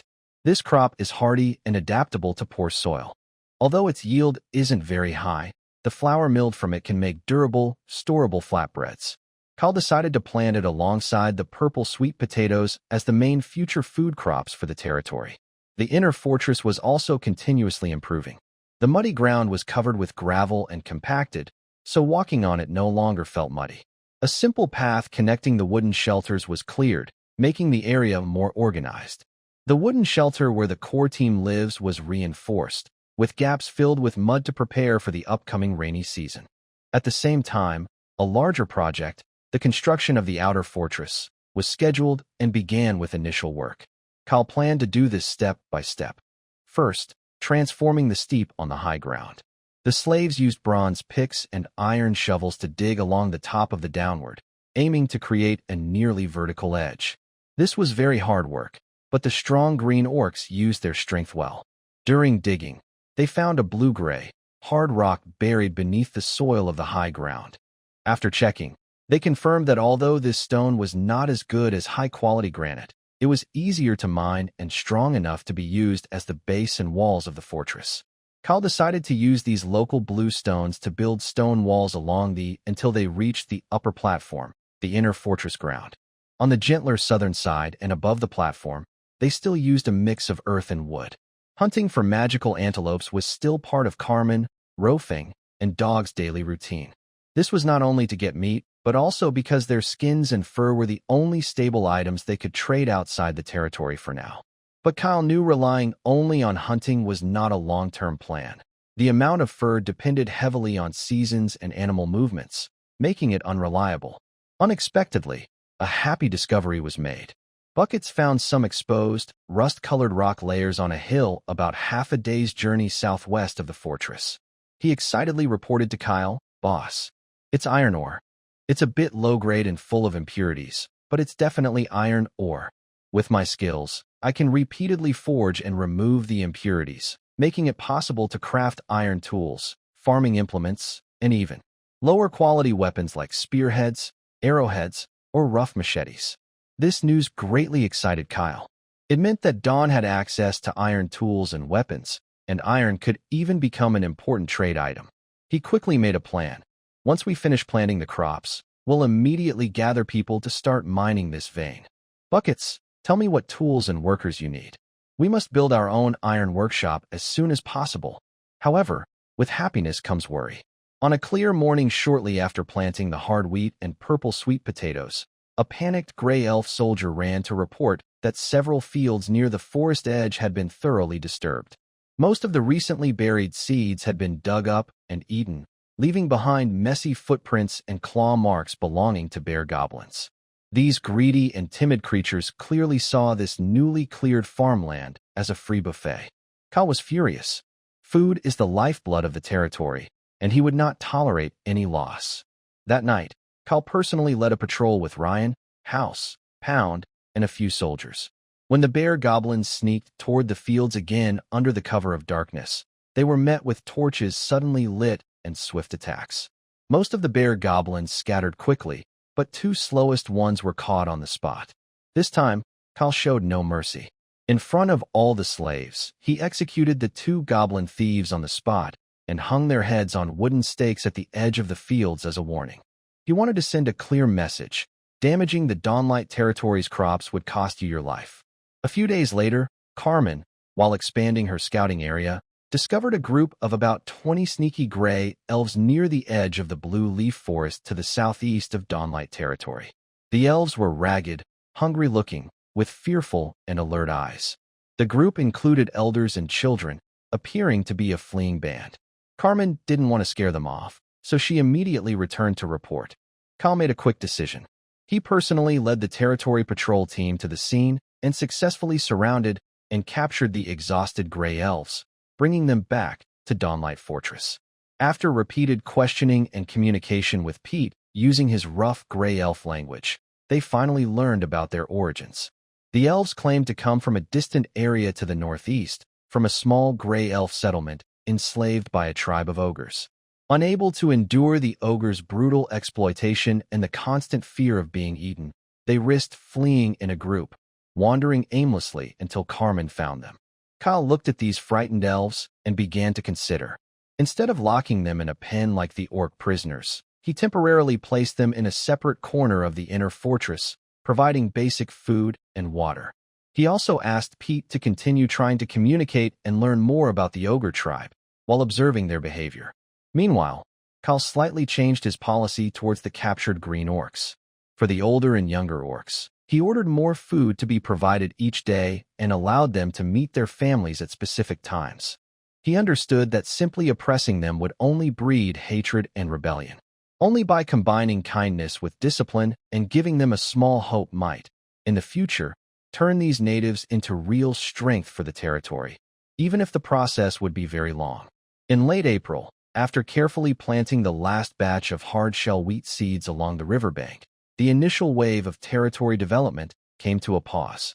The 20 escaped gray elves who recently joined were trained for several days and then integrated into the territory's workforce. Although Kyle did not officially call the new gray elf slaves, he treated them the same as the first batch of gray elf slaves he bought. In fact, he was even stricter with their supervision. The gray elves accepted this reality calmly and quickly joined the construction work, greatly increasing the overall workforce. Pete no longer needed to constantly translate for him. Simple commands like carry, dig, and rest were now given in the common language of Alpha, and some clever gray elves learned to respond with basic words like understood and yes, sir. The increase in workers allowed Kyle to focus on his next key goal, developing the low-quality iron mine in the Southwest Hills. Mining iron was very important for the territory's growth. Iron tools could greatly improve work efficiency, and iron weapons could enhance the fighting power of the soldiers. Trading iron items could also bring steady income to the territory. Kyle was also slightly worried. Since the Dawn territory had found the iron mine, though it was low-grade and small, as the Empire expanded and more surveys were done, other locations would likely be found to have iron deposits, possibly larger and better ones. Kyle made clear plans for developing the iron mine, while ensuring basic management of farmland and daily guard duties at the fortress. All efforts of the territory would be focused on mining, smelting, and forging iron. The strong green orcs were mainly responsible for mining, while the weaker gray elves, including 5 gray elf slaves, were mainly responsible for transporting or using iron-horned cattle and cave lizards. The wine barrel commander expanded the workshop with more workers, bringing some slaves to refine the poor-quality iron ore into iron ingots. They then tried to make tools like iron hoes, axes, and pickaxes. Although the finished products were not very high quality due to the iron ore's poor quality, they were stronger and more durable than bronze items. The wine barrel even kept trying and successfully made a few iron spearheads and broad-bladed knives. These weapons were not as good as the fine equipment brought from Roland, but they were very important for the growth of the territory. Kyle carefully examined these still warm iron tools. After some thought, he decided that, besides upgrading mining tools and filling the territory's tool needs, most of the iron tools should be used for trade. Although the territory had recently gained some new people, Kyle realized that the population was still too small. He needed to sell the iron tools quickly to get more people. To boost production, Kyle called all the gray elves, green orcs, and bear gnomes in the territory to gather on the open space in the fortress at sunset for a speech.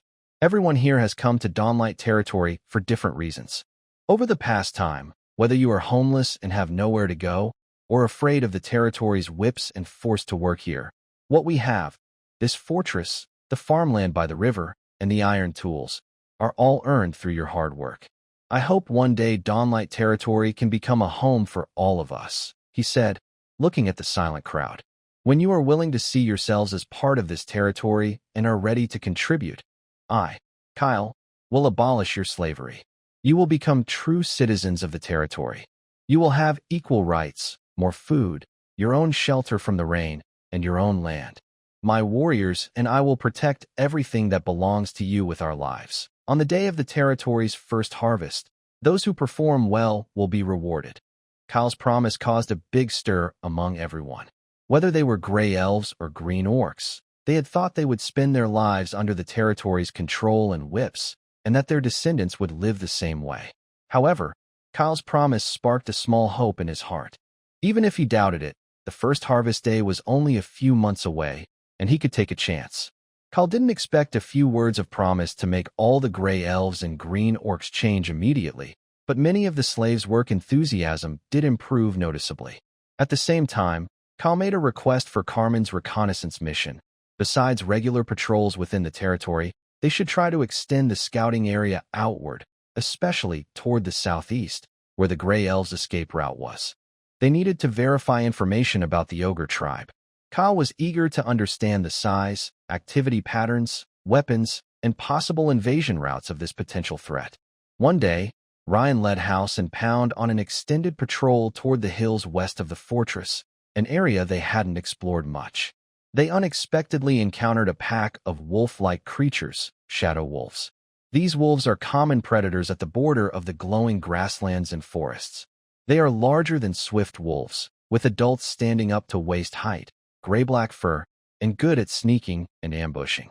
A battle quickly broke out. Under Ryan's command and the strong attacks of House and Pound, they safely eliminated the 7 shadow wolves.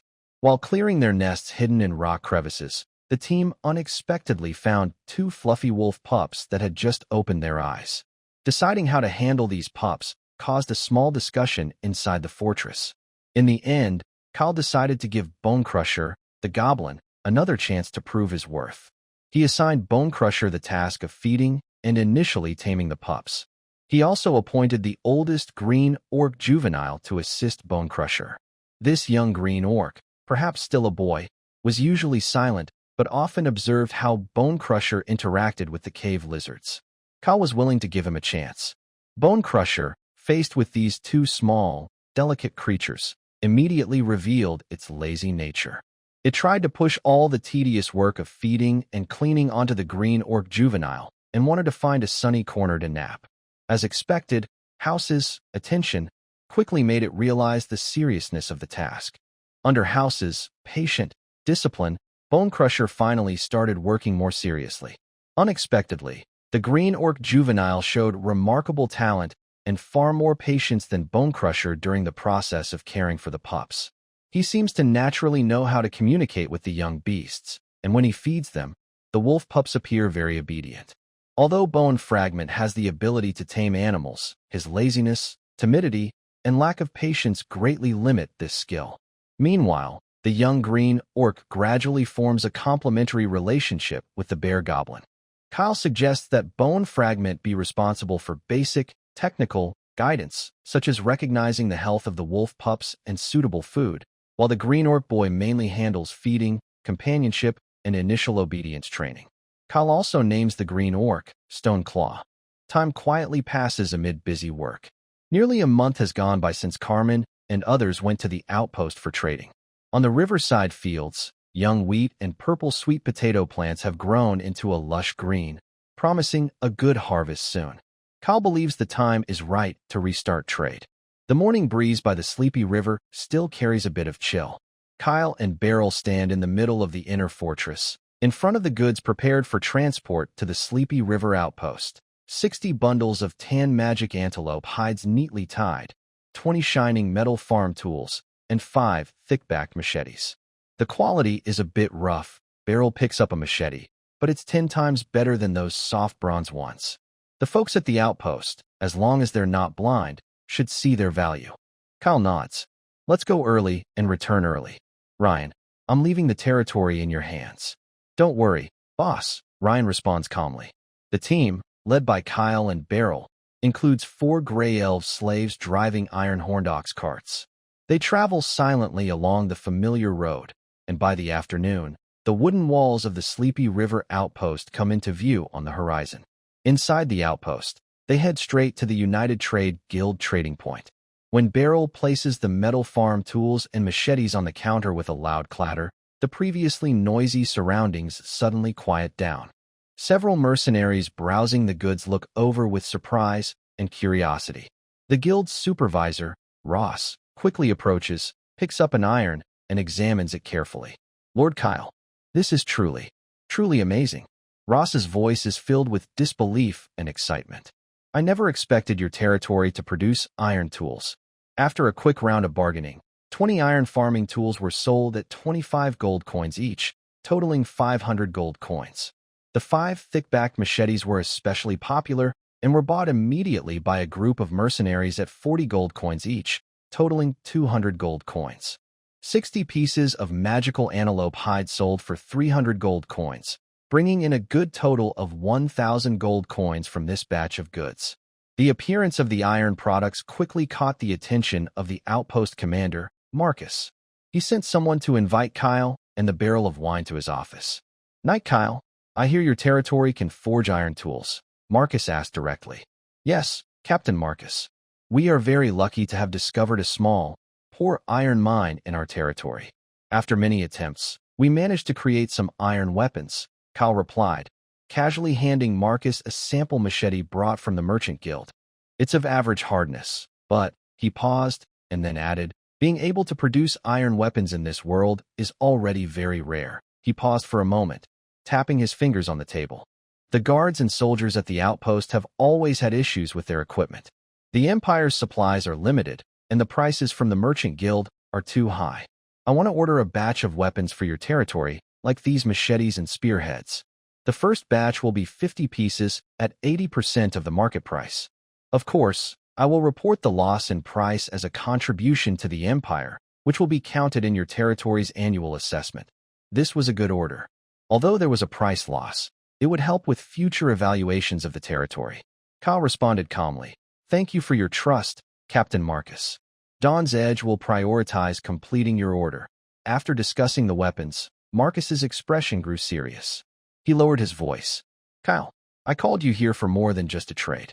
There's important intelligence I need to warn you about." He walked to a rough map of the Alpha Plain region on the wall, pointing toward the southeast of the Empire. About 10 days ago, the 7th outpost in the southeast, near the Ashen Rift, was attacked by an unknown scout force, Marcus said with a rare seriousness.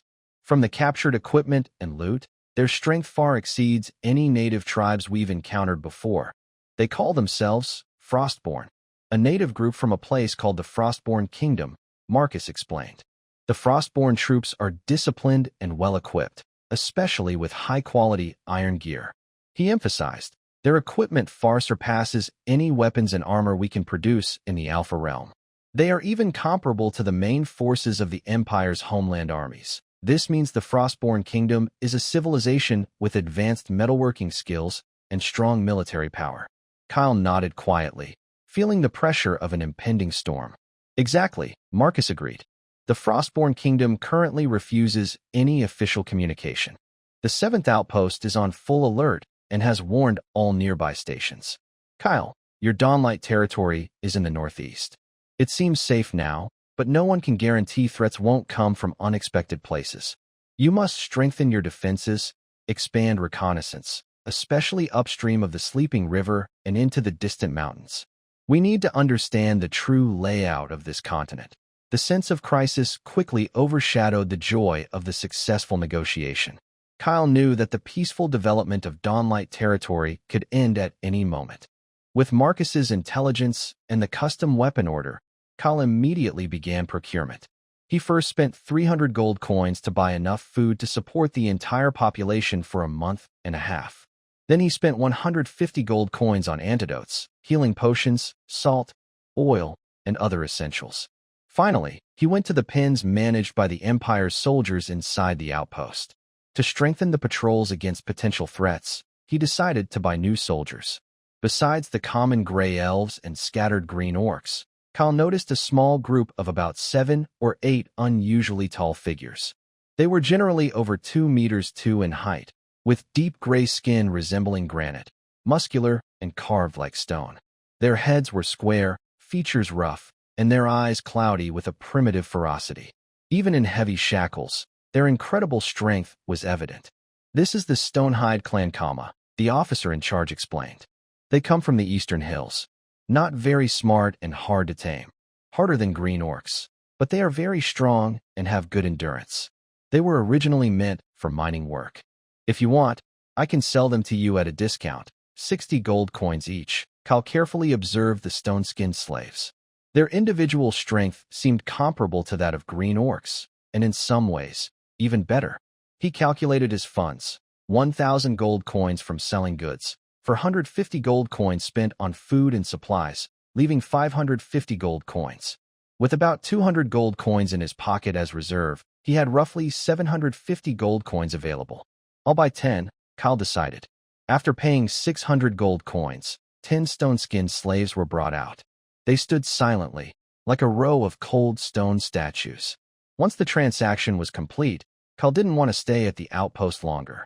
He, along with a barrel of wine, for gray elves and the 10 new slaves, led a loaded cart and quickly left the Sleeping River outpost, heading home. At dawn at the end of March, on the 20-acre farmland by the river, young crops of hard wheat and purple sweet potatoes had already sprouted and grown close together. As Kyle and his team approached the fortress, they immediately caught the attention of Rofang at the watchtower. The wooden door, which had been tightly shut, quickly opened, and Ryan came out with a few others.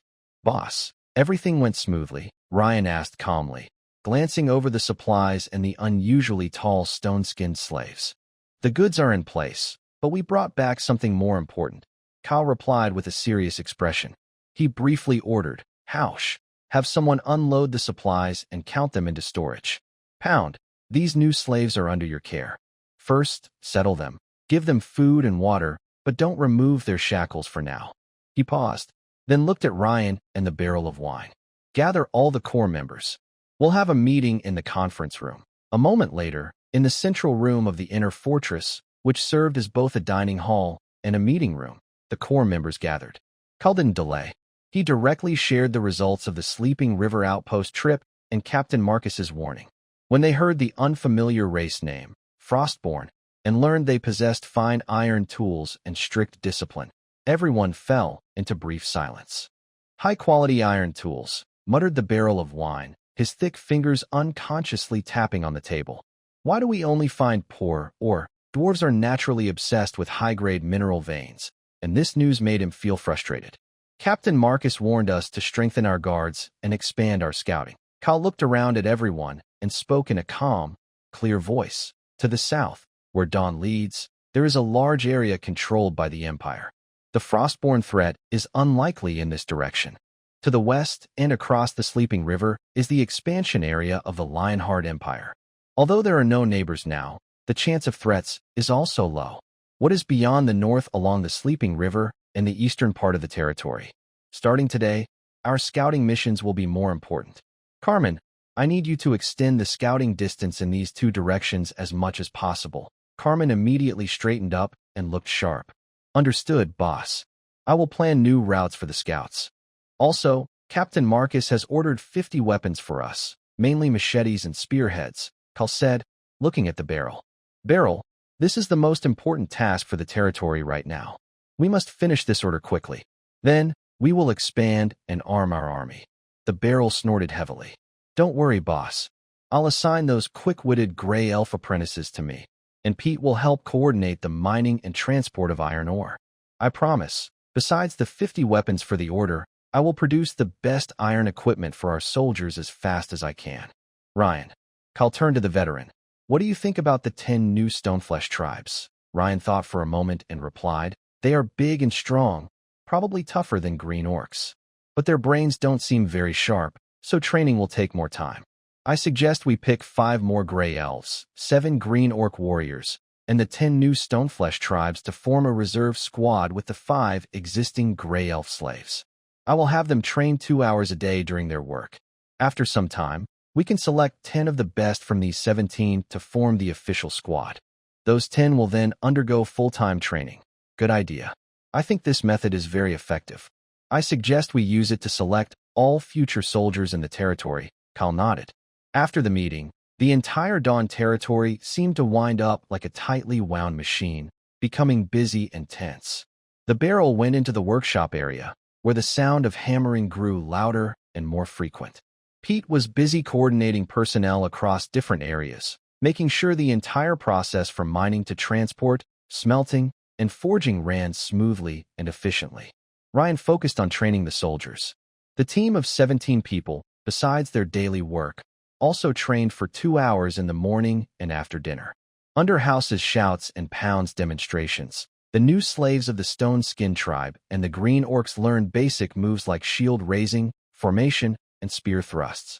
They are very strong but slow to react and often respond a bit late to commands. The Grey Elves practiced archery under Yufeng's guidance. Although their bodies are not as strong as the Green Orcs and Stone Skin tribe members, they have a good talent for archery. Yufeng and Doug also joined Carmen's scouting mission. They expanded the search area and took turns going out in 2 groups. Days passed in a tense but organized atmosphere. In the blacksmith shop, the first batch of thick-back machetes that Marcus requested was starting to take shape. Finally, on a sunset in early April, as the last rays of the sun turned the sleeping river into a red ribbon, Carmen returned with the latest scouting news after several days out. Boss. Carmen's voice was a little hoarse from urgency. He didn't even bother to drink water and immediately spread out a hand-drawn map in front of Kyle. To the northeast, about 3 days' journey away, we found traces of the Ogre's Trail. His finger pointed to a heavily marked area on the map with charcoal. A tribe of ogres, moving slowly along the escape route of the Grey Elves toward the fortress. Kyle's heart sank suddenly. The worries he had feared had come true. He took a deep breath. How many? Composition? About 15 adult ogres, conservatively estimated, Carmen said quickly, with a serious face. They are huge, mostly over 3 meters tall. Their weapons are mainly large bone clubs made from the leg bones of some giant creature, and some are crude wooden sticks tied with heavy stones. No metal equipment was seen. They are also driving about 20 goblin slaves from the Bearland, 15 ogres, and over 20 goblin servants. This news hit everyone like a cold stone, pressing down on their hearts. Even Kyle, who had expected it, felt a strong pressure. The ogre's size and terrifying strength are a huge challenge to the fortress's wooden walls. Their fighting style, Carmen concluded, based on observation, relies almost entirely on brute force. No formations or tactics, just overwhelming power. Kyle was silent for a moment, his gaze drifting from inside the fortress to the land gradually shrouded in dusk. He suddenly stood up, his voice calm but firm, spreading clearly throughout the inner fortress. Send the order. Dawn Leader, prepare for the highest state of readiness. In early April, the air at Dawn Leader seemed to freeze into a heavy weight.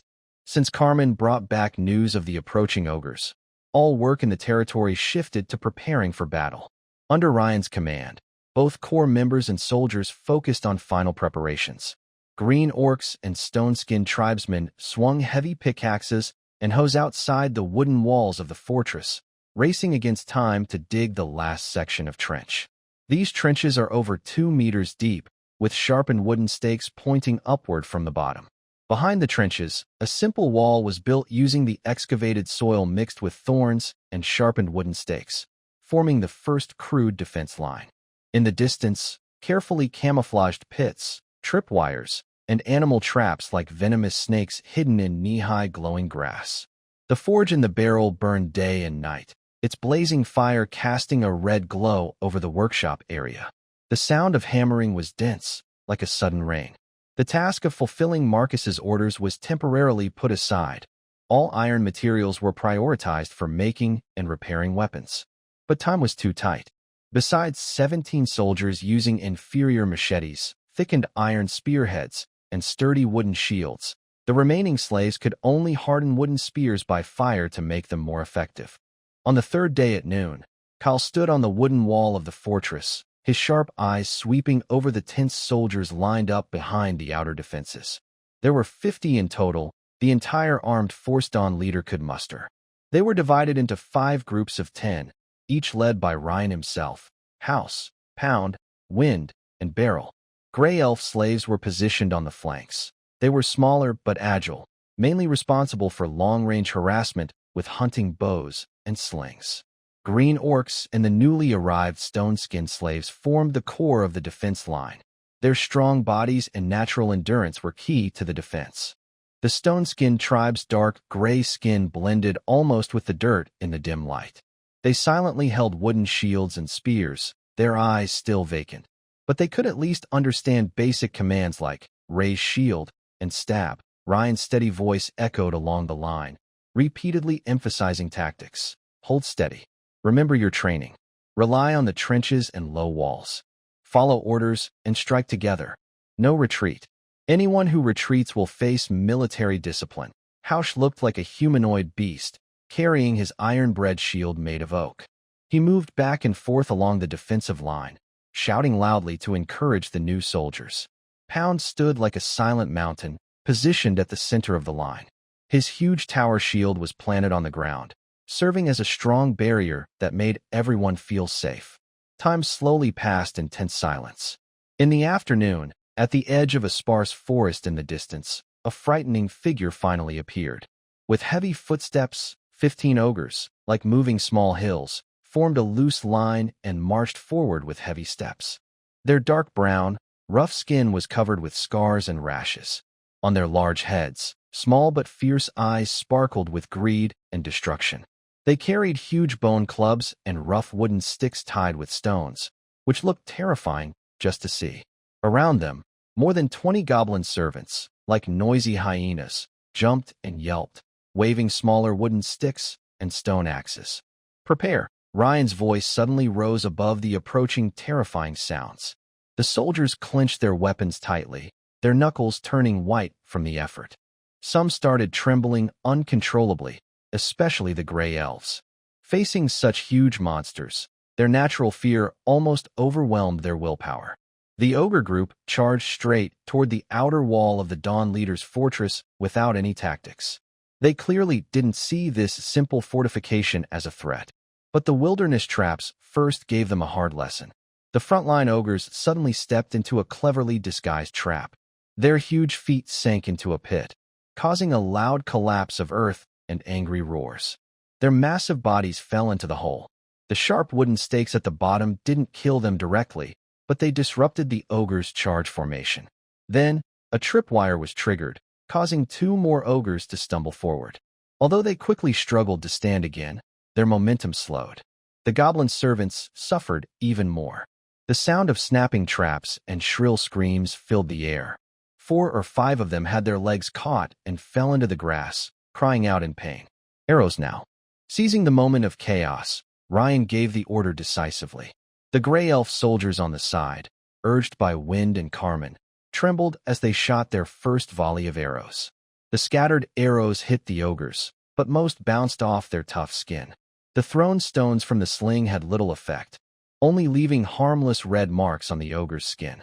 This minor harassment couldn't stop the ogre's advance. The small injuries even stirred their primitive rage.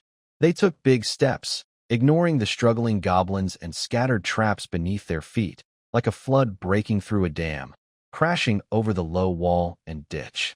Boom! The frontline ogre swung a huge bone club, smashing it against the wall and the edge of the ditch. Dirt and wood chips flew everywhere. A section of the low wall collapsed instantly under the force. A 10-man guard team, mainly made up of green orcs, shouted loudly and bravely their spears at the ogres. Thud! A few dull thuds and sharp breaking sounds. The spears aimed at the ogres' heads and chests, drawing dark red blood. Except for one ogre who was badly injured after being hit in the eye because he didn't protect his head, most of the ogres were unharmed. The ogre with the eye injury, in pain, went into a frenzy, swinging his bone club wildly. 3 spears broke apart on impact. The green orc slaves holding short spears tried to retreat, but were hit by the edge of the bone club, flying backward like broken dolls, crashing into their comrades behind them, with broken bones and injuries, seemingly doomed. Meanwhile, Pound's section was under the greatest pressure. 2 ogres focused their attacks on his large shield. Thud! Thud! Heavy impacts sounded like drums pounding on everyone's hearts. Pound's mountain-like body wobbled slightly under the force, but he kept his feet firmly planted. His shield tilted at an angle, yet he managed to withstand the blows. Behind him, the soldiers seized the chance to stab their spears through the gaps in the shield. Most were cut by the ogre's thick arms, but they still managed to push the enemies back. In Hall's area, strength and skill clashed. He blocked a heavy stone club with his iron shield, then swung his battle axe, cutting a deep wound into an ogre's arm, exposing bone. The ogre roared in pain and retreated. But nearby, another ogre's bone club swung with a fierce wind toward a stone-skinned goblin soldier who couldn't dodge. The goblin relied on its natural defense, raising its shield to resist the attack. Bang! A loud bang sounded as the wooden shield shattered instantly. The soldier of the stone-skin tribe was knocked back, staggering. Cracks like spider webs appeared on his deep gray skin, and dark blood sprayed from his mouth. Although his racial talent kept him alive, he lost his fighting ability. The battle had been fierce from the start. Dawn led the others to use the low walls and trenches to try to hurt the ogres as much as possible. The inner fortress walls were only about 3.5 meters high. If the fight had started outside the walls, once they were broken, the slaves would likely flee, and the small team of 8 explorers would be helpless. Continuous injuries kept shocking the slaves' nerves. Their first line of defense was about to break. Ryan calmly watched the battlefield, giving orders constantly. He sent a small team to fill the gaps and keep the ogres inside the trench, or ordered distant units to focus fire on the injured ogre. He saw clearly that the soldiers had reached their limit, even performing beyond normal. Now, it was time for the outer fortress walls to face the test. Cover each other. Pull back to the wooden wall. When the low wall collapsed under the ogre's fierce attack and the line was about to be split, Ryan finally ordered a retreat. The alarm for retreat sounded. The surviving soldiers, led by their squad leaders, began to withdraw in an orderly manner toward the wooden wall of the fortress. The ogres clearly didn't want to let these little bugs who had hurt them escape easily. They roared and climbed out of the trench, trying to chase after them. However, the open space between the outer wall and the inner fortress had been filled with traps and obstacles set by the barrels and dog. The pursuing ogres often stepped into pits or tripped, causing no serious harm, but allowing everyone to safely retreat inside. When the last battered soldier passed through the wooden gate into the fortress, the heavy double doors slammed shut with a loud creak. Outside the wooden walls, the ogres roared in anger, and the goblin tribesmen shouted loudly. Inside the fortress walls, the slaves gasped for breath, looking at the empty space beside them. The survivors' eyes revealed fear and sadness they couldn't hide. Kale stood on the wooden wall, looking down at the messy battlefield and the ogres pounding their chests like demons. His face was as cold as iron. In the first wave of attack, they paid a heavy price with over 15 soldiers killed and 10 seriously wounded. The ogres lost 5 of their members who could no longer fight. The test of life and death was about to begin. The ogre's eyes greedily fixed on the final barrier, the wooden wall of the inner fortress. The ogres did not give the defenders any chance to breathe. The casualties and flowing blood of their comrades completely ignited their ferocity. The remaining 10 ogres, like 10 moving piles of flesh, roared as they charged toward the wooden wall. Their huge feet stomped over the bodies of comrades and soldiers, causing the ground to shake loudly. The goblin servants followed behind, using their sharp voices to shout and look for weak spots in the wall or to throw simple stones and javelins at the top. Archers, aim for the eyes and mouths. Kyle's furious shout even drowned out the noise outside the wall. His cold knight's sword was tightly in his hand. Rain, House, Pound, Carmen, Zephyr, Doug, and the barrel, all the core members and the remaining fighting soldiers, took positions on the wall. The gray elf archers, under Zephyr and Carmen's command, drew their bows and shot arrows with sharp whistling sounds toward the approaching giants. Thud! An arrow precisely pierced into an ogre's open mouth as it roared loudly. The arrow tip went through the back of its neck. The huge body stiffened suddenly and then collapsed with a loud crash, kicking up a cloud of dust. Zephyr looked expressionless, drew another arrow, and searched for the next target. Carmen's arrow followed, aiming at the ogre's exposed arm and knee joint. Doug's crossbow shot with great force. Calmly, he pulled the trigger, and the heavy bolt sank deep into a thick ogre's thigh, almost piercing through. The ogre let out a painful scream, and its movement slowed immediately. The ogre's high resistance to poison meant Doug's potion had little effect in this battle. The thick skin of the ogres limited the damage from arrows. Unless the arrows hit their eyes or mouths, it was hard to break through their defenses. Bang! The first heavy impact sounded like thunder. A very strong ogre swung a large beast's leg bone and slammed it hard against the wooden wall. The log, as thick as a bowl, groaned painfully. The large wooden wedge holding it in place squeaked, as if about to fly apart at any moment. A few gray elf soldiers standing behind the wall looked terrified, their faces pale and almost unable to hold their weapons. Stay calm. Don't panic. Ryan's voice was steady like a guiding force. He quickly rushed over, directing nearby soldiers to stab downward through the gaps with their spears, trying to stop the ogre's continuous smashing. Thud! Thud! Boom! The sound of repeated impacts came from different parts of the wooden wall. The ogres used their bones, stones, and even their shoulders to fiercely batter the barrier that kept them from reaching their food. The entire wooden wall trembled, as if it might collapse at any moment under this pure violence. Aim at those climbing. Stop them from coming up. Kyle moved swiftly on the wall, leading the fight. He saw an ogre its bone club into the ground and grabbed the wooden beam of the wall with its huge hand, trying to climb up with brute strength. House! Kyle shouted sharply. Leave it to me. House roared like a raging bear. He rushed to the wall, raising his battle axe high, and swung it down with all his might at the ogre's head covered in messy hair. Thud! The ogre's head tilted to the side, its fingers loosened, and its massive body fell heavily, knocking down two frantic goblin-like creatures below. Meanwhile, Pound faced an even more dangerous situation. Two ogres struck his defended section of the wall with heavy stone clubs simultaneously. Crash! Under the combined force of the ogre's terrifying strength, a section of the wooden beam in front of Pound finally gave way. The wooden wedge at the joint shattered, causing two logs to protrude outward, splitting open a gap large enough for the ogre's arms to reach through. Seal the gap! Pound's pupils shrank sharply. He roared fiercely, not retreating but instead using his broad shoulders and massive shield to press against the protruding logs, trying to prevent the gap from widening further. His huge bull head bulged with veins from the effort, and the wooden planks beneath his feet groaned in pain. A nearby green orc soldier witnessed everything. He saw Pound's mountain-like figure standing guard, and beyond the gap, the twisted, ferocious face of the ogre and its claws reaching in. A surge of respect for Pound, fear of the ogres, and raw primal courage born from desperation flooded his heart. For the Dawn Leader. For the flesh, the green orc roared in harsh Orcish language. He suddenly raised his thick-backed greatsword and swung it down fiercely at the ogre, trying to pry open the gap in the wall and attack. Slash! Despite the heavy sword, The green orc's furious strength drove it deep into the ogre's thick wrist, nearly breaking the bone. Yowl! The ogre outside the wall let out a deafening scream.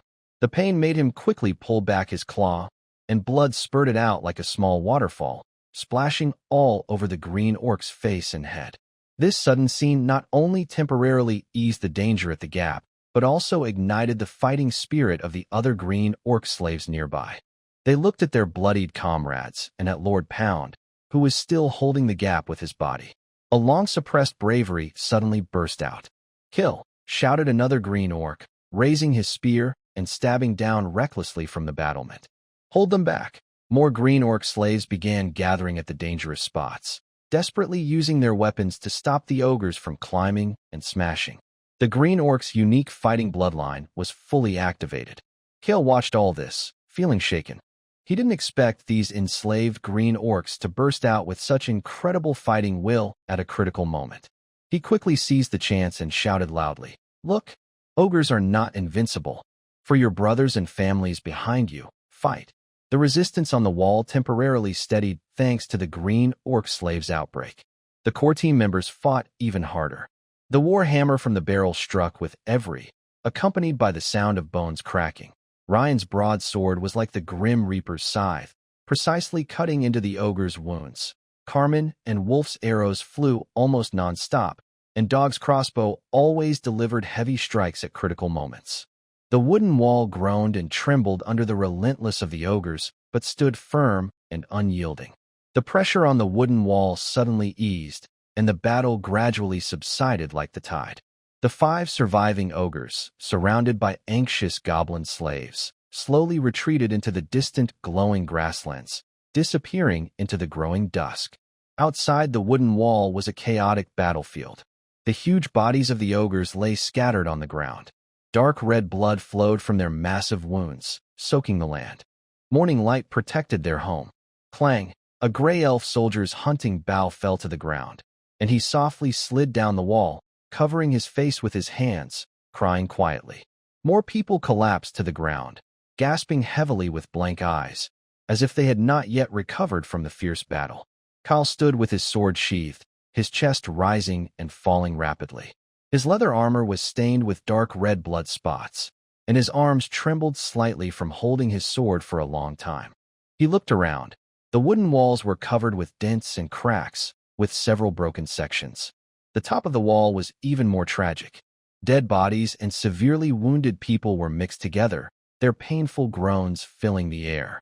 Roughly estimating, fewer than 40 soldiers remained alive to defend. Kyle's voice rang out. "Rain, organize the able-bodied to carefully carry down the seriously injured. Doug, use all the medicines to save lives first. Beryl, check the walls. Reinforce the most damaged parts to prevent a night attack." With these orders, the survivors seemed to find their backbone and force themselves to move despite their exhaustion. Rain and House shouted loudly, directing the slightly injured to carefully carry their immobilized comrades down from the wall. Doug immediately opened all his herbs and medicines, setting up a temporary treatment station on the open ground below the wall.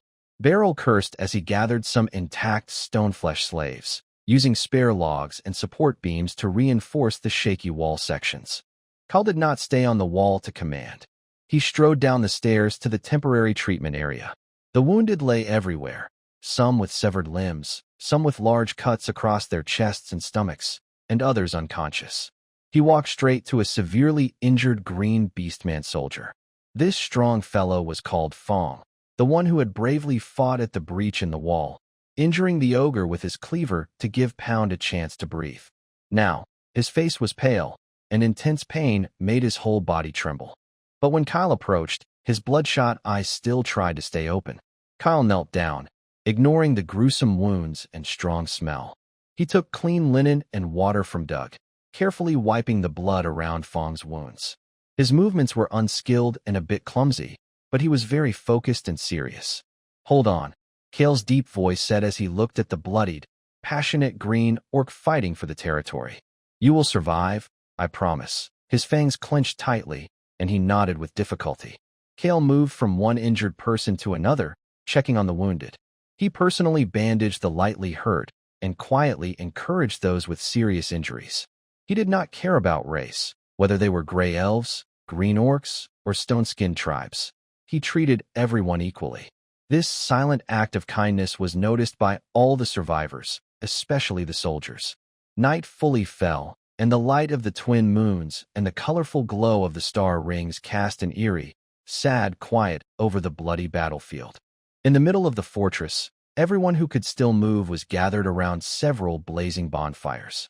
Kale stood in front of everyone, the firelight flickering on his tired but determined face. His gaze slowly swept over the faces below, marked with scars and blood.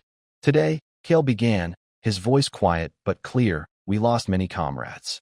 Their blood has stained our land and the walls that protected us. The crowd was silent, only the crackling of the fire breaking the quiet. But we survived. Kale's voice suddenly grew stronger, firm and unwavering. Because of you. Because each of you used your courage and your bodies to protect our home. His eyes scanned everyone present. I saw your bravery. I saw your loyalty. Kale's voice was full of strength. And all the sacrifices made by your fallen comrades prove this. You are not burdens, nor tools to be used up. You are the guardians of Dawn's leadership. Brothers we can trust with our backs. His voice hit like a hammer, striking everyone's hearts. Therefore, I, Kale, Lord of Dawn's leadership, hereby declare. He paused, making sure everyone was listening carefully. Everyone who fought in today's battle to defend the city, including those who have fallen, regardless of race or where they came from, you and your families are now officially free citizens of the territory. Kale gave them the promise he had planned to fulfill at the first harvest, but now, he gave it early. After a brief silence, the crowd erupted in response. The silver elves' eyes filled with tears, shining with hope and disbelief. The green orcs let out deep roars, pounding their chests with strength.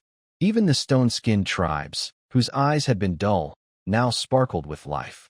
Furthermore, Kal continued, calming everyone's excitement. The names of all those who died in battle will be carved on a stone monument, to be remembered forever. Their families, if they have any, will receive land and care, freedom, dignity, recognition. These are things they had lost or never had before. Now, their Lord has given them back these treasures, after they shed their blood and showed their courage. Long live the Lord, someone shouted first. Soon, more people joined in.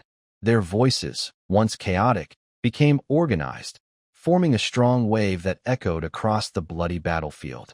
Long live the Lord. Kyle watched the faces below, filled with excitement and hope.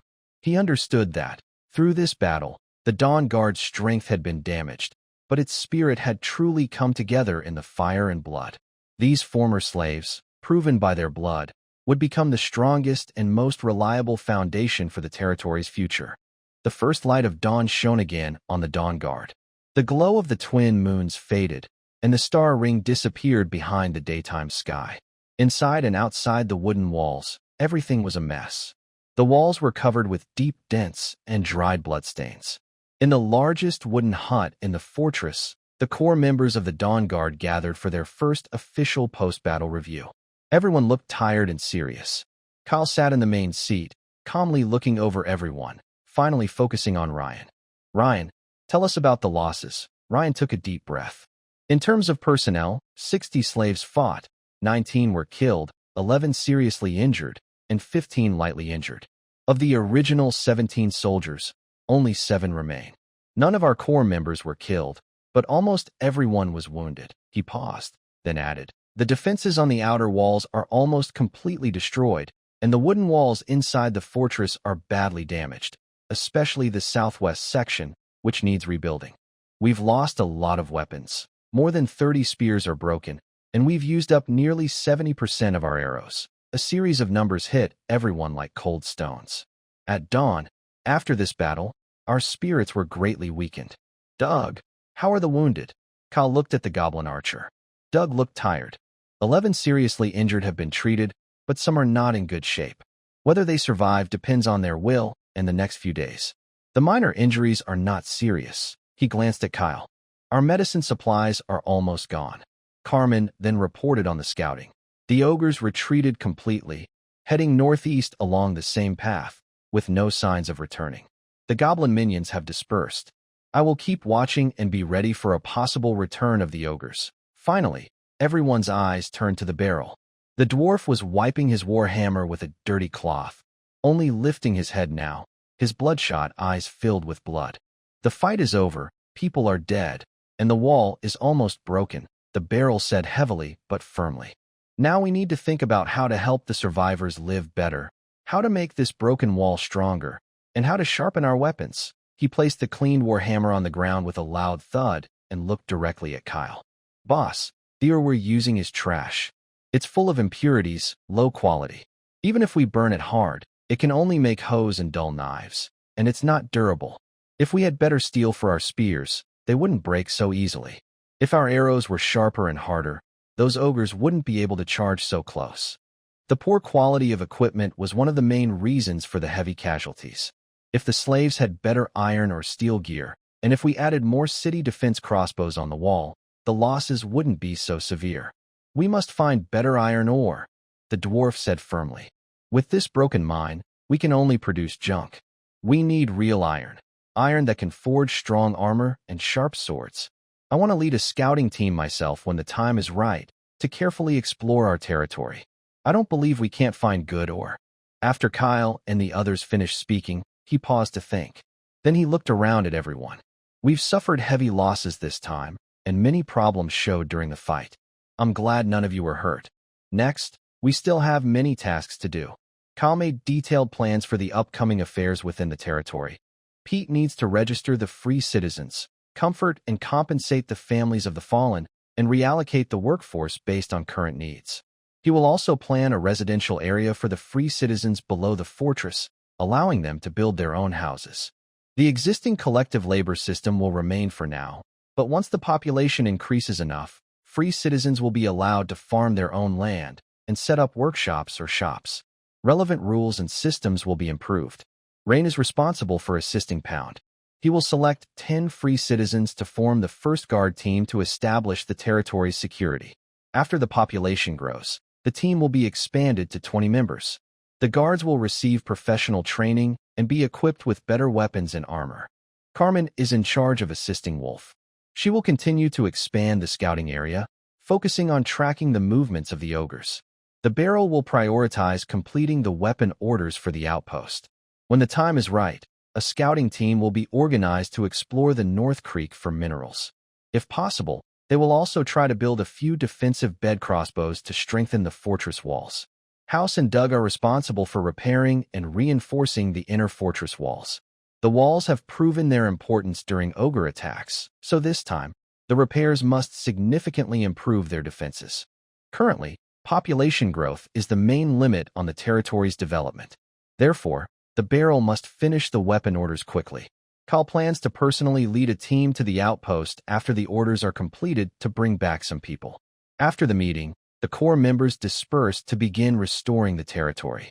In mid-April, Dawn led the recovery efforts amid pain and busyness. The bodies of the fallen were properly buried in a new cemetery in the southeast corner of the territory. Under House and Doug's command, the damaged wooden walls were reinforced and repaired day and night. Although they cannot be fully restored immediately, they now have basic defensive capabilities again. The newly promoted free citizens were quickly reorganized and assigned to various tasks within the territory by Pete. They continued their previous work, even with increased workload. However, their eyes now carried a different look, one of belonging and responsibility toward the territory. Their work efficiency has noticeably improved. Captain Marcus's weapon order has been completed and needs to be delivered quickly to help the territory gain much-needed people and supplies. That day, Kyle called Ryan over. Ryan, an older, double-handed swordman, looked tired that he couldn't hide. Since joining the exploration team, Ryan has given Kyle and the whole team the most support and help. He is not as silent as when they first met, but he still doesn't talk much and always does his best to finish what Kyle asks. Ryan, I need to go to the outpost myself to complete Marcus's order. Kyle pointed to 30 thick-back cleavers and 20 iron spearheads stacked on the open ground of the fortress. These were made mainly by the apprentices led by the barrel, who worked quickly. I will return in 3 days and bring back more people for the territory. It will be hard for you while I am away. Understood, boss. Ryan straightened up, looking sharp as always. After giving instructions, Kyle, along with House and a few agile gray elves, drove the iron-horned ox cart loaded with weapons and magic reindeer skins onto the road to the Sleep River outpost. This time, the journey felt very calm, but Kyle and House remained alert, constantly watching the dense blue-leaf forest and rolling hills on both sides of the road. When they arrived at the outpost, Kyle went straight to Captain Marcus's wooden office. When he placed the 30 cleavers and 20 spearheads in front of Marcus, the stern-looking outpost commander looked pleased. Marcus picked up a cleaver, tapped the blade with his finger, and carefully examined the forging of the spearheads. Rough, but full of dwarf style, Marcus said. The hardness is enough, and the weight is solid. It's more than enough to arm soldiers and deal with ordinary natives. I didn't expect your team to be so efficient. Kyle took the chance to briefly report the situation of Dawn's Dawn, which was attacked by ogres. He described the fierce battle, especially noting the large loss of people in the territory. That we finally held the territory, but lost nearly 30 warriors, and the wooden walls were badly damaged. I came here quickly to deliver the order because I hope to get some support from the outpost, especially in terms of population, Kyle said directly. When Marcus heard that Dawn's Dawn had successfully repelled 15 ogres on its own, a hint of surprise appeared in his eyes. Defeating 15 ogres. Well done. Excellent job. Marcus's voice was loud and carried the tone of a soldier. Being able to stand firm in such a short time and withstand this kind of attack shows that you and your team are very capable. This is rare in new territories. He stood up, walked to the map on the wall, and his expression became serious. You're bleeding in the north, and the Empire is having a tough time in the east. He pointed southeast. The latest news from the 7th Outpost shows that conflicts with the Frostborn are increasing. Their small groups keep testing the outpost's defenses. The situation looks grim. With the current strength of the Empire's forces, a large attack on the Frostborn isn't possible now. We can only focus on defense. Each expansion territory, especially private lords, must be self-sufficient and also prepare to support the Empire's front lines. He turned to look at Kyle. Your Dawnlight territory has done well to reach this point. Since you've spoken, I should show my support. Marcus paused for a moment, then ordered the guards at the door, go and bring the green skins from the west side of the camp. Soon, 10 green orc slaves were brought in. They wore simple leather armor issued by the outpost, holding standard spears and wooden shields. Their posture and discipline showed they had been trained systematically and strictly as soldiers. These 10 green skins, Marcus pointed at them, are slaves trained for some time at the outpost. They were originally meant to replace patrol losses. They've been trained well. They understand basic commands and formations, and they've seen blood. Since you've lost many people, especially fighters, I'll transfer them to you. As for the price, Marcus waved his hand, 300 gold coins. Consider it support from the outpost to your territory. These trained, battle-experienced greenskins were a great help for Dawnlight territory. They could quickly strengthen the territory's guard force, and the first guard squad could form and become quite effective in battle. Carmen was very happy and quickly thanked Kyle, saying, "Thank you, Captain Marcus. On behalf of everyone in Dawnlight territory, we appreciate your support. Don't thank me just yet." Marcus waved his hand again. Although they've been trained, greenskins are hard to change by nature.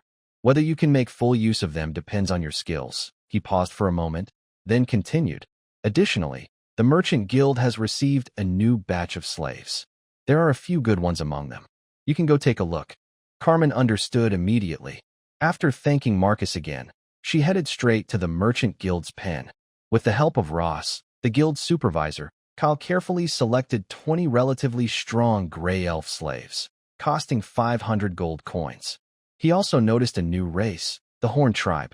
They are similar in size to green orcs, with dark brown skin, and their most noticeable feature is their backward-jointed lower limbs and large feet. Ross explained that they are excellent at running and carrying heavy loads. Their personalities are somewhat gentler than those of orcs, but their strength is just as impressive. Kyle chose 4 Horn Tribe slaves, spending 200 gold coins.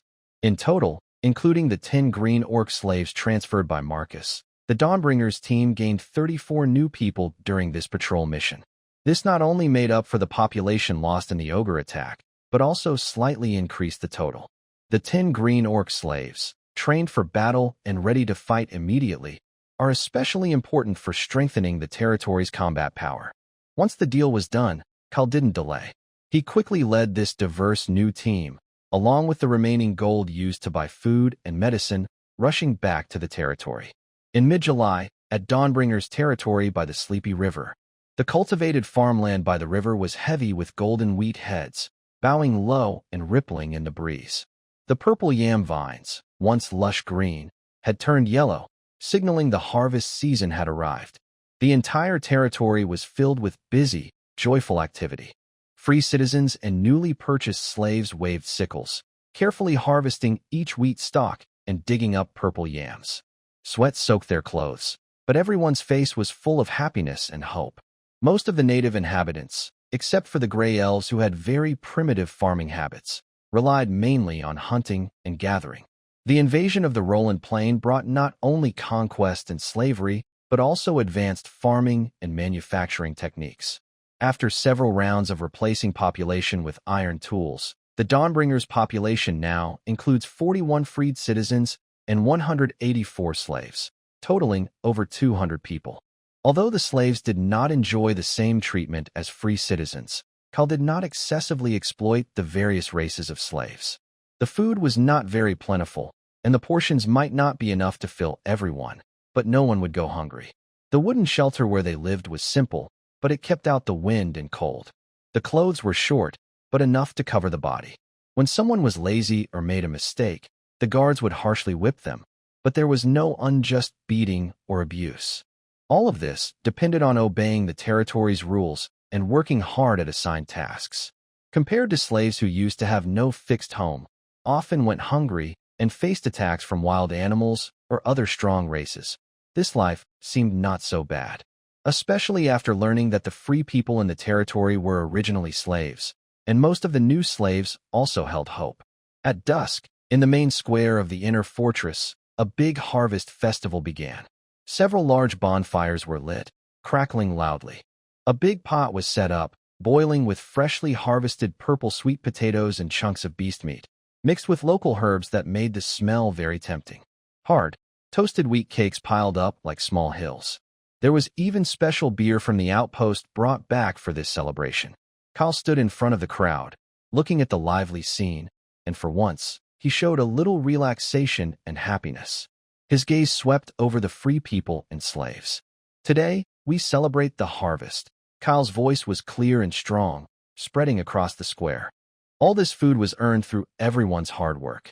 This is the first harvest of the territory, and we will have many more in the future. The crowd cheered loudly and pounded their chests.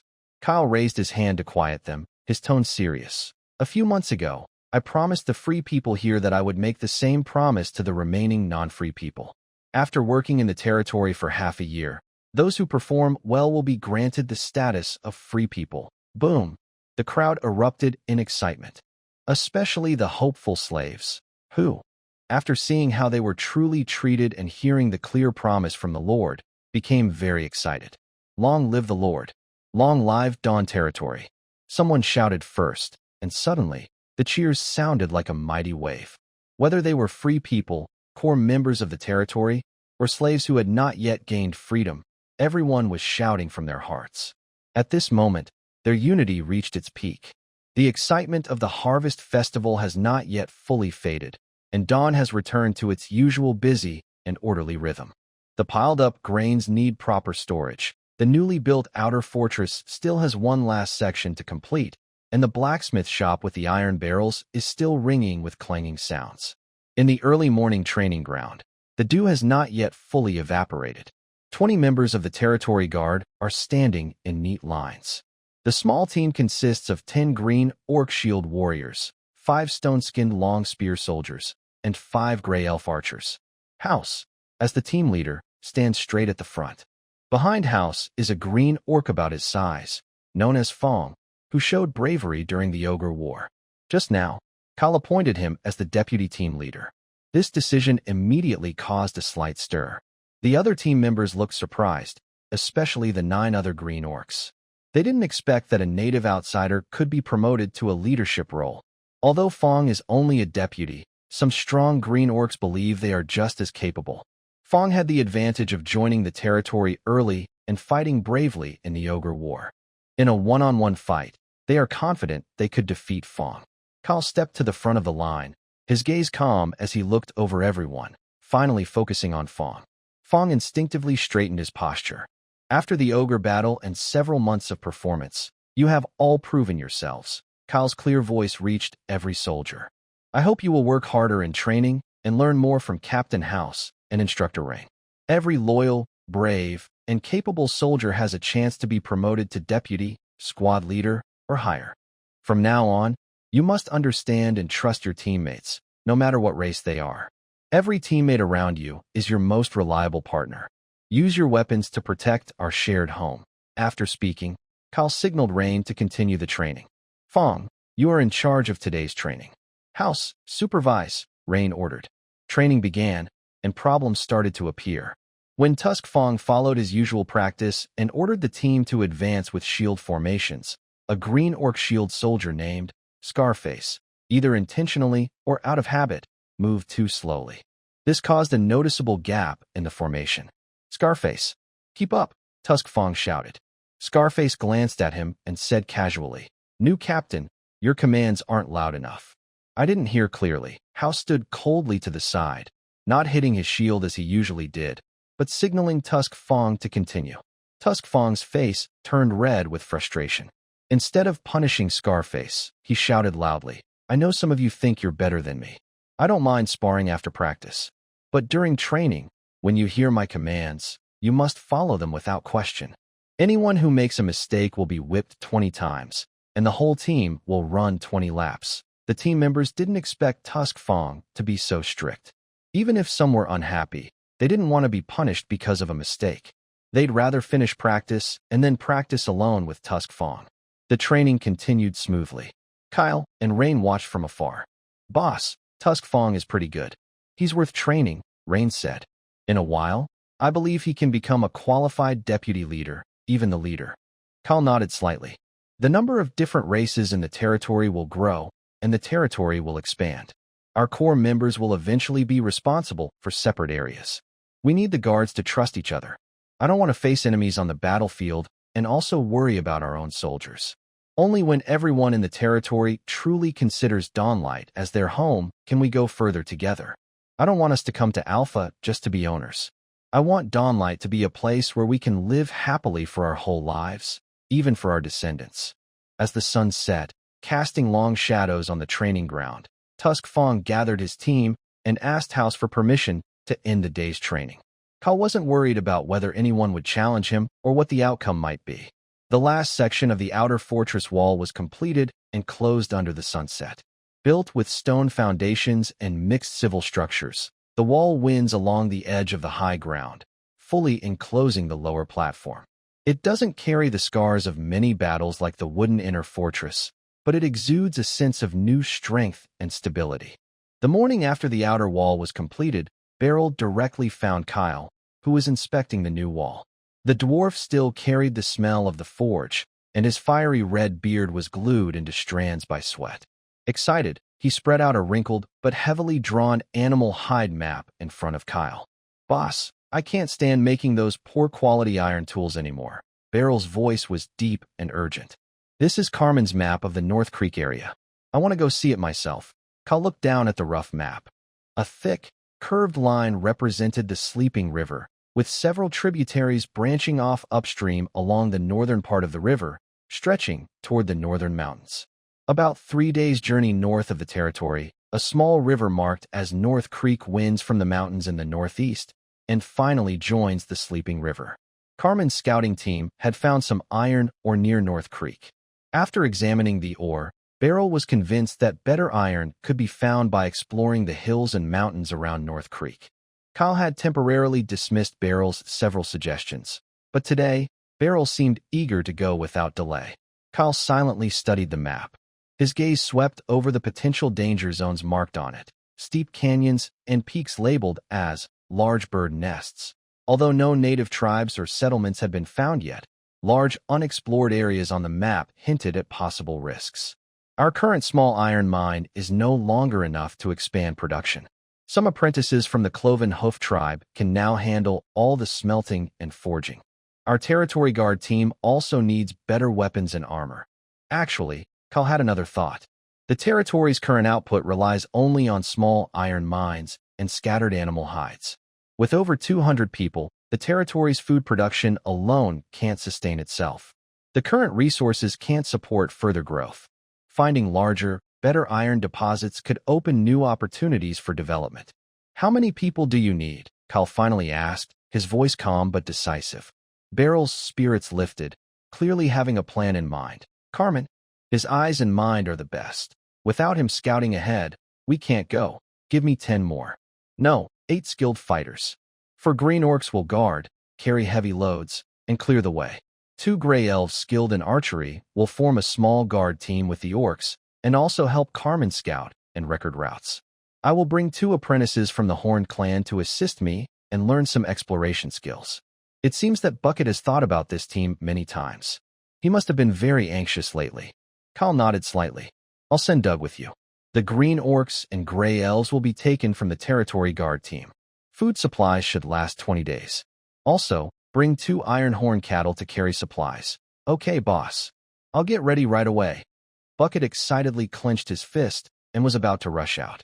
Bucket, Cal called him, looking serious. Remember, your main task is exploration and survival. I don't need you to find the mine quickly. The safety of the team comes first. As long as there is a mine, it will be there. It won't run away on its own. After Kyle made the decision, the Don Don clan started preparing for the upcoming northbound exploration team. Pete was busy counting supplies, preparing hardtack, dried meat, and valuable antidotes. Doug carefully mixed insect repellent powder and more healing potions. Carmen checked his bow and dagger carefully, full of anticipation and caution for unknown lands. 3 days later, everything was ready. The exploration team gathered at the main gate of the inner fortress, watched by all the villagers as the sun rose. Bucket carried his heavy war hammer, which he never parted with, and wore a belt with exploration tools. Carmen wore light leather armor, carried a longbow, and looked sharp. Doug carefully checked his crossbow, paying attention to every detail. The 8 alien warriors looked energetic and eager for the adventure. Finally, Cal warned them, be very careful. Safety first. Wait for us to bring good news. Bucket answered loudly, waving his fist. The dwarf god appeared in my dreams last night. We will find something good this time. After saying that, Bucket led the exploration team, stepping into the morning dew, heading north along the Sleep River. Their figures gradually shrank along the winding riverbank and disappeared into the mist and distant mountains. In just a few days, Bucket's team reached the north. House went with a trading group to the Sleep River outpost. Everyone, stay alert. House's loud voice echoed through the team.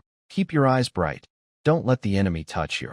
In the trading squad, 5 gray elf civilians were responsible for driving 2 iron-horned ox carts loaded with magic antelope skins and ironware collected over time. Near noon, when the team reached a forest about half a day's journey from their territory, they encountered an unexpected situation. Whoosh bang! A crude but powerful bone spear suddenly shot out from the woods beside them, hitting a thick-necked iron-horned ox precisely. The spear embedded deeply, and blood immediately gushed out. The heavy beast let out a painful cry. Its front legs buckled, and it collapsed loudly.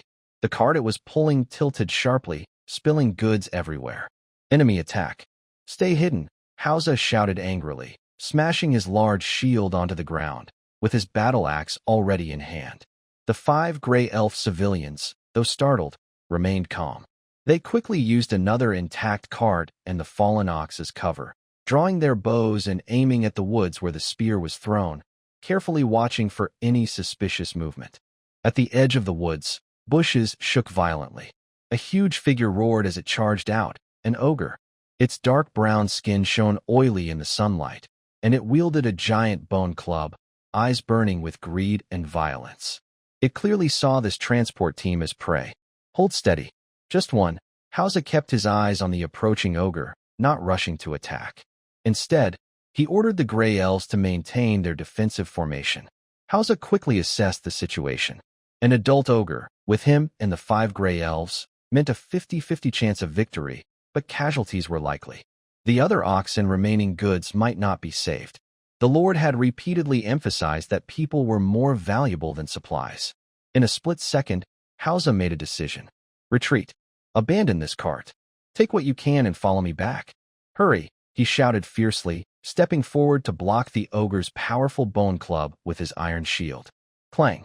The loud noise deafened everyone.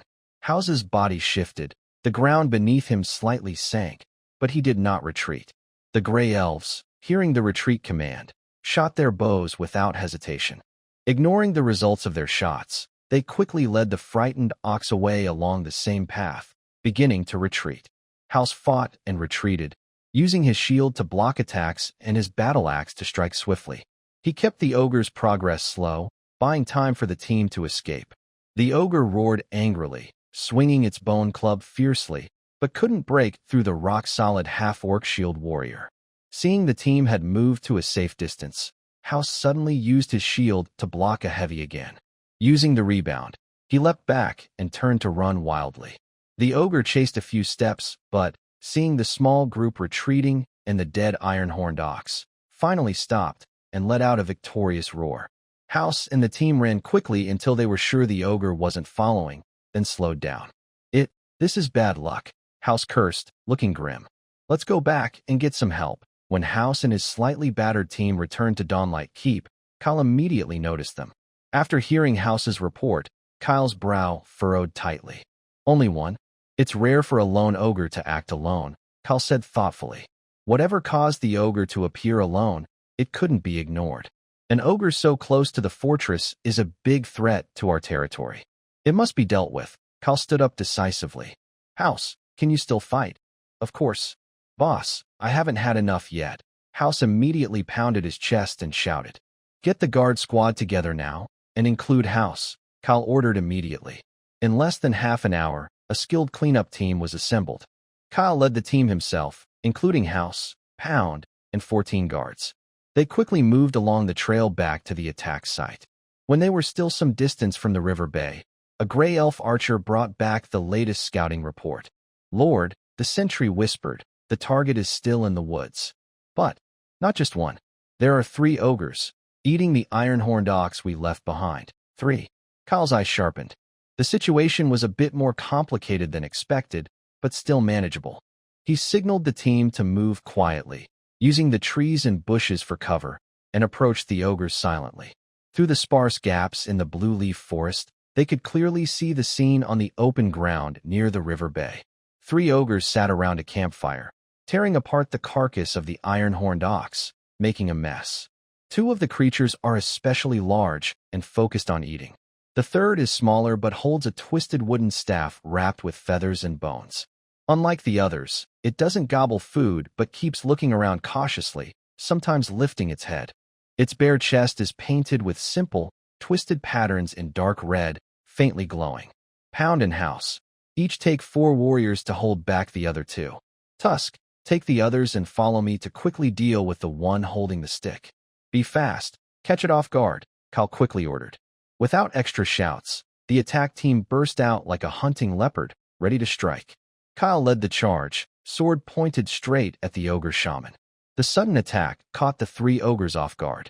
Pound, like a moving fortress, slammed his shield into one eating a cow leg, knocking it over. House roared and charged at another, swinging his battle axe to strike its head. Kyle, Tusk, and 6 guards moved like sharp arrows, rushing toward the ogre shaman. Seeing Kyle and his team coming, the ogre shaman let out a sharp scream and raised its staff to defend. Tusk fought bravely, swinging his blade at the shaman's arm holding the staff.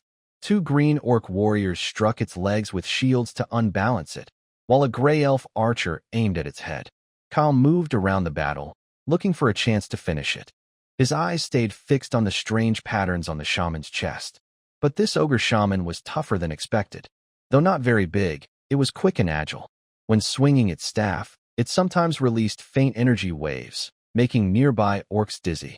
After fighting for a while, the shaman was wounded in several places. It seemed angry. It scratched its own chest with sharp nails, drawing new patterns in its skin. As blood flowed, it roared in an ancient, obscure language. The blood didn't just drip randomly. It followed the lines of the patterns, spreading quickly and turning into bright, blood-red images that seemed alive, pulsing with energy. Yow! With a deafening roar, the ogre wizard's body rapidly swelled to an enormous size. Muscles bulged and twisted, veins like worms wriggled beneath the skin. His eyes turned blood-red instantly, filled with pure destruction. His strength suddenly increased. When the sharp-toothed creature swung its knife again, he didn't dodge or block. Instead, he punched the knife handle directly. Bang! The creature's mouth cracked from the force, and the knife nearly fell. It retreated quickly. The furious ogre wizard was unstoppable, swinging his wooden staff wildly at the creature, attacking like a storm. Two green orc warriors tried to block, but he easily knocked them away with a swipe, sending them flying and bleeding. Kyle's eyes fixed tightly on the fainting blood-red pattern on the wizard's chest, looking for a chance to strike a killing. Although the wizard's power had surged, he seemed to have lost some reason, and his movements became chaotic. Finally, Kyle saw an opening. He rushed forward, his knight's sword flashing like lightning, aiming straight for the wizard's heart. Thud! The sword pierced flesh. The wizard let out a scream of pain and frustration. His rapidly expanding aura quickly faded, like a deflating balloon. His swollen muscles shrank back, the blood red in his eyes faded to gray, and he looked close to death. The other two ogres saw the wizard die and tried to run, but House and Pound held them tightly, and they too fell into a pool of blood. The battle was over. The river bay returned to peace, only the crackling of the campfire and heavy breathing remaining. House rubbed his numb arm, looking at the strange corpse on the ground with lingering fear. Cal didn't look at the ordinary ogre bodies. He walked straight to the wizard's corpse, squatted down, and stared at the blood-red pattern that was beginning to solidify, but still visible. Carefully, he used his sword tip to poke at the edge of the pattern on the skin. This isn't a natural tattoo, but drawn with some method. A crude but effective way to gain power, Kyle whispered, his eyes full of shock and thought. The Alpha Plane was much more complex than he had imagined. The natives possessed magic and martial skills very different from Roland. He looked around at Pound, Fong, and others who had gathered. "We better find out what this really is," he immediately ordered. "Carefully wrap the body of this wizard and bring it back to the territory. Keep it safe. Do not damage the markings on it." The cleanup team returned to Dawn territory with the bodies of 3 ogres. That night, Kyle sat alone in the Lord's cabin, by the oil lamp, repeatedly recalling the battle from earlier in the day. The image of the ogre wizard activating blood markings and suddenly gaining immense strength kept flashing in his mind. Markings. Maybe that's what they call them, Kyle thought, unconsciously tracing the twisted patterns on the table with his finger. Besides the ogre wizard, do other ogres also have similar markings? Or do native races other than ogres possess some kind of mysterious markings? However, his team knew nothing about this. Clearly, it was a complex and unfamiliar subject. 3 days after destroying the ogre squad, the special ogre wizard's skin with the markings was completely removed and stored in a cool, dry place. These mysterious blood markings, like a silent puzzle, often lingered in Kyle's mind. He didn't fully understand what the markings meant, but instinctively felt that they concealed some important knowledge he didn't yet grasp. The trade had to continue. This time, Kyle decided to lead the team himself to the Sleepy River outpost. He aimed to sell a batch of newly forged iron weapons to gather supplies needed for the territory's operation. He also wanted to buy suitable mounts for House and Pound. The team was small.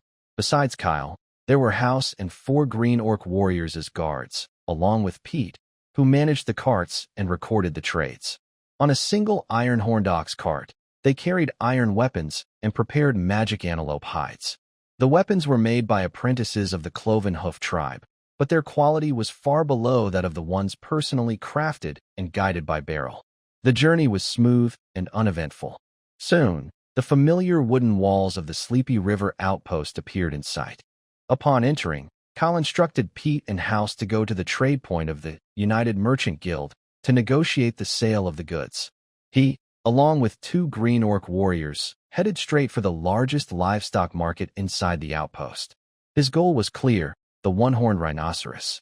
This large native beast of Alpha could stand up to 2.5 meters tall, with a sturdy, mountain-like body covered in thick, armor-like gray skin.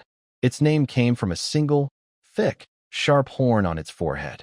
They are not as fast as six-legged horses, but their strength is incredible. When charging at full speed, they easily surpass the heavily armored warhorses of Roland Continent. They are excellent mounts for House and Pound, and if House had such a mount along with a knight's spear when facing ogres, they could almost easily topple the ogres. The marketplace is filled with mixed smells, with various domesticated or captured animals. Kyle quickly found the areas selling unicorn rhinos. Several adult unicorn rhinos are chained to sturdy wooden posts, calmly chewing on giant fern plants. Each breath they take is heavy and deep, and their large bodies give a sense of stability and reliability. After some bargaining, Kyle finally bought 2 healthy unicorn rhinos. It was a significant expense, but considering how useful they would be in heavy missions, Kyle thought it was a good investment. He ordered the green orc warriors accompanying him to stay behind, help the seller with the paperwork, and watch over the new assets. He then wandered through the market area, glancing at the many stalls, looking for other supplies the territory might need. As he passed a corner that mainly sold miscellaneous items and secondhand goods, a faint but clear argument caught his attention. The energy circuit here has a crystallized blockage. You can't fix it with normal guidance methods. Its basic structure is flowing, not accumulating. Forcing it will only ruin it completely, a cold, calm female voice said, firm and unquestionable. Kyle looked toward the sound and saw a stall owner in a gray robe, looking anxious. In front of him stood a tall young woman. She appeared to be in her early 20s, dressed in simple, neat light blue travel clothes. Her rare silver-white hair was tied back simply, with a few strands falling on her cheeks. The most striking feature was her eyes, like purple crystals soaked in morning light, clear and bright. She was focused on a complex, finely engraved metal disc in the seller's hand. Then, what should I do? This thing is my treasure. If it breaks, everything is lost, the seller said, looking distressed. The woman didn't answer immediately. Instead, she extended her slender, elegant hand. May I borrow your engraving needle? The seller quickly handed over a very thin metal needle, its tip shimmering faintly. The woman took the object without even glancing at the complex metal disc.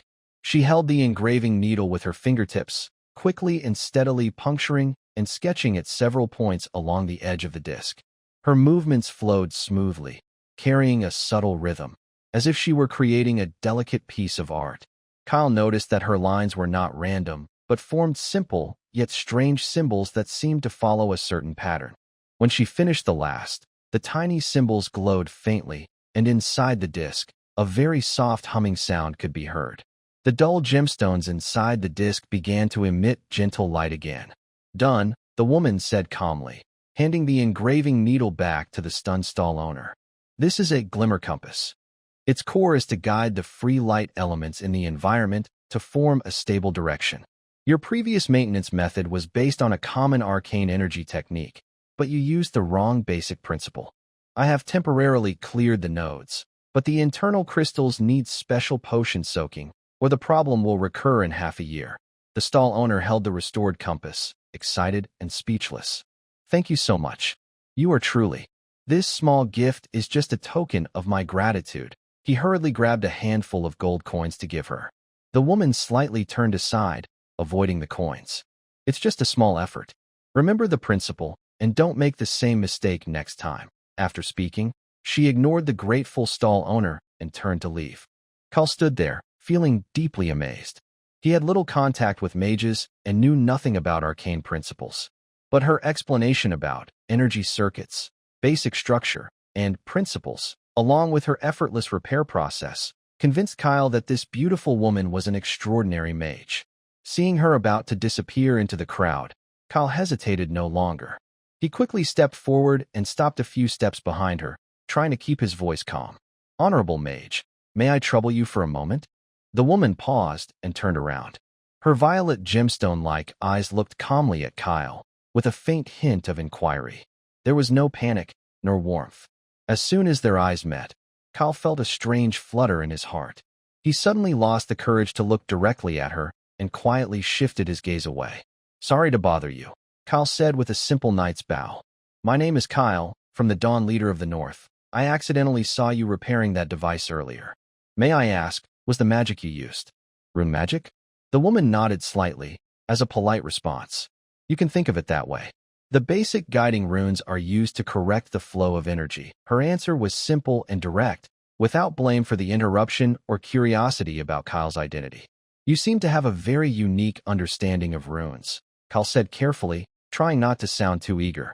The beautiful mage heard Kyle mention runes and naturally replied, "Mages rely on spells and models, manipulating their own or external magic. Runes are the manifestation of rules, a way to communicate the fundamental laws of the world. Understanding these rules is key to writing them correctly." Her words were brief, but seemed to open a door to a new world in front of Kyle. Rules? Fundamental laws? Kyle was deeply moved. His mind again recalled the savage markings on the ogre's chest. Could those also be a way of applying some kind of rules? He took a deep breath and decided to take a risk. "Beautiful mage, your insights are very helpful. Actually, I recently saw a strange pattern that seems to trigger a primitive yet powerful force." He was careful not to reveal too much about the ogre. "I'm very interested in it, but I can't understand it at all. Would you be interested in visiting my territory? Maybe you could find something interesting there." When he made this offer, Kyle's heart beat faster. Studying that pattern might be important, but more than that, it was driven by a deep curiosity and attraction, both to the mysterious markings and to this unique woman with violet eyes. He hoped to have more chances to talk with her. Alice listened quietly, a flicker of light passing through her violet eyes. She studied Kyle carefully, her gaze sharp enough to seem to see through him. After a moment, she spoke softly. "Strange patterns? Triggering power? That sounds interesting." Alyssa's words, "interesting," made Kyle feel a bit nervous. The woman with violet eyes seemed to be agreeing to his invitation, but it also felt like a polite refusal. Then Alyssa asked casually, "You mentioned the expansion territory, Dawn territory. How big is it? Does it have a complete alchemy lab or runic isolation chamber?" Her tone was calm, but like a thin needle, it precisely pierced Kyle's biggest weakness at the moment. Kyle paused slightly and honestly replied, "Morning Dawn's initial team was formed not long ago, with just over 200 people. We don't have a dedicated laboratory yet." Seeing Alice furrow her brow slightly, he quickly added, "But we have strong walls, brave warriors, and most importantly, we have a research subject you might find interesting. A mysterious blood pattern found on an ogre, which gives the ogre extraordinary strength when activated." Ogre? Blood pattern? Activation of power? Alice's attention was slightly drawn back by these words. "Yes, a ogre wizard," Kyle explained. "Ogre wizards usually rely on brute force and dark curses in battle. But we encountered a special ogre wizard who can activate the blood-colored markings on his skin, unleashing incredible power in a short time."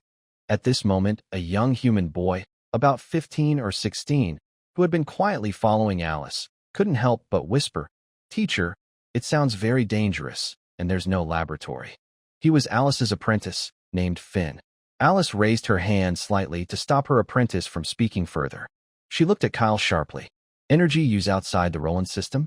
Are you sure it's not some kind of blood magic or berserk magic? I can't be certain which system it belongs to," Kyle said seriously, "but I saw it myself. It's definitely not just talent or known spells. When the pattern is activated, the energy fluctuations are very primal and wild, but with a unique rhythm." He described the scene of the ogre wizard swelling in size, his strength surging, and finally the pattern fading and his power diminishing. Alice listened quietly, her gaze more scrutinizing than trusting. Clearly, based on just words, she was not ready to commit to going to a frontier territory that sounded quite rough. Kyle knew he had to present stronger evidence. Carefully, he took out an object, a piece of hardened skin with the complete pattern, taken from the ogre wizard, fixed on a thin wooden board. The pattern was dark red, with bold, twisted lines, subtly forming a closed design. "This is a sample we kept from that special individual," Kyle said, handing the board to Alice. At first, Alice's expression didn't change much. She seemed to be just observing as a routine. But when her slender finger hovered about an inch above the pattern and carefully sensed it, Her normally calm face showed a noticeable flicker of emotion for the first time. Her violet eyes widened slightly, and her long eyelashes fluttered. Her fingertips seemed to feel a faint trace of energy. The sensation was hot, chaotic, yet followed some pattern. The way the pattern was carved, along with the energy it contained, was completely different from all the rune energies, arcane fluctuations, or natural elements she knew. This was a new form of energy expression. This is. Alice's voice remained cold, but carried a barely perceptible tremor. She took the wooden board, brought it close to her eyes, and examined the rough pattern with the precision of a fine blade, scanning every twist and node as if to imprint each detail into her mind. Energy circuit. No, not a circuit. Is it a fuse? Or a key?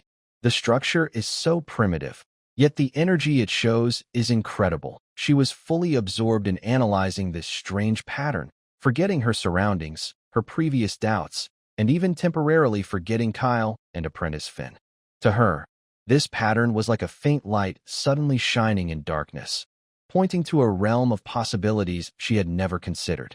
She had been searching for the essence of rune power, exploring the fundamental rules of the world, and perhaps this pattern was a completely new magical system. Kyle didn't disturb her, only waiting quietly. He saw the fiery light in Alice's eyes. He knew he had found the right person. After a long while, Alice took a deep breath and slightly pulled herself out of her obsession. She looked up at Kyle, her eyes now different, her previous aloofness and suspicion replaced by anticipation. I need a more complete sample to observe how the energy flows when it's activated, to understand the physiological changes in the carrier. Her speech quickened, as if listing a series of necessary research steps.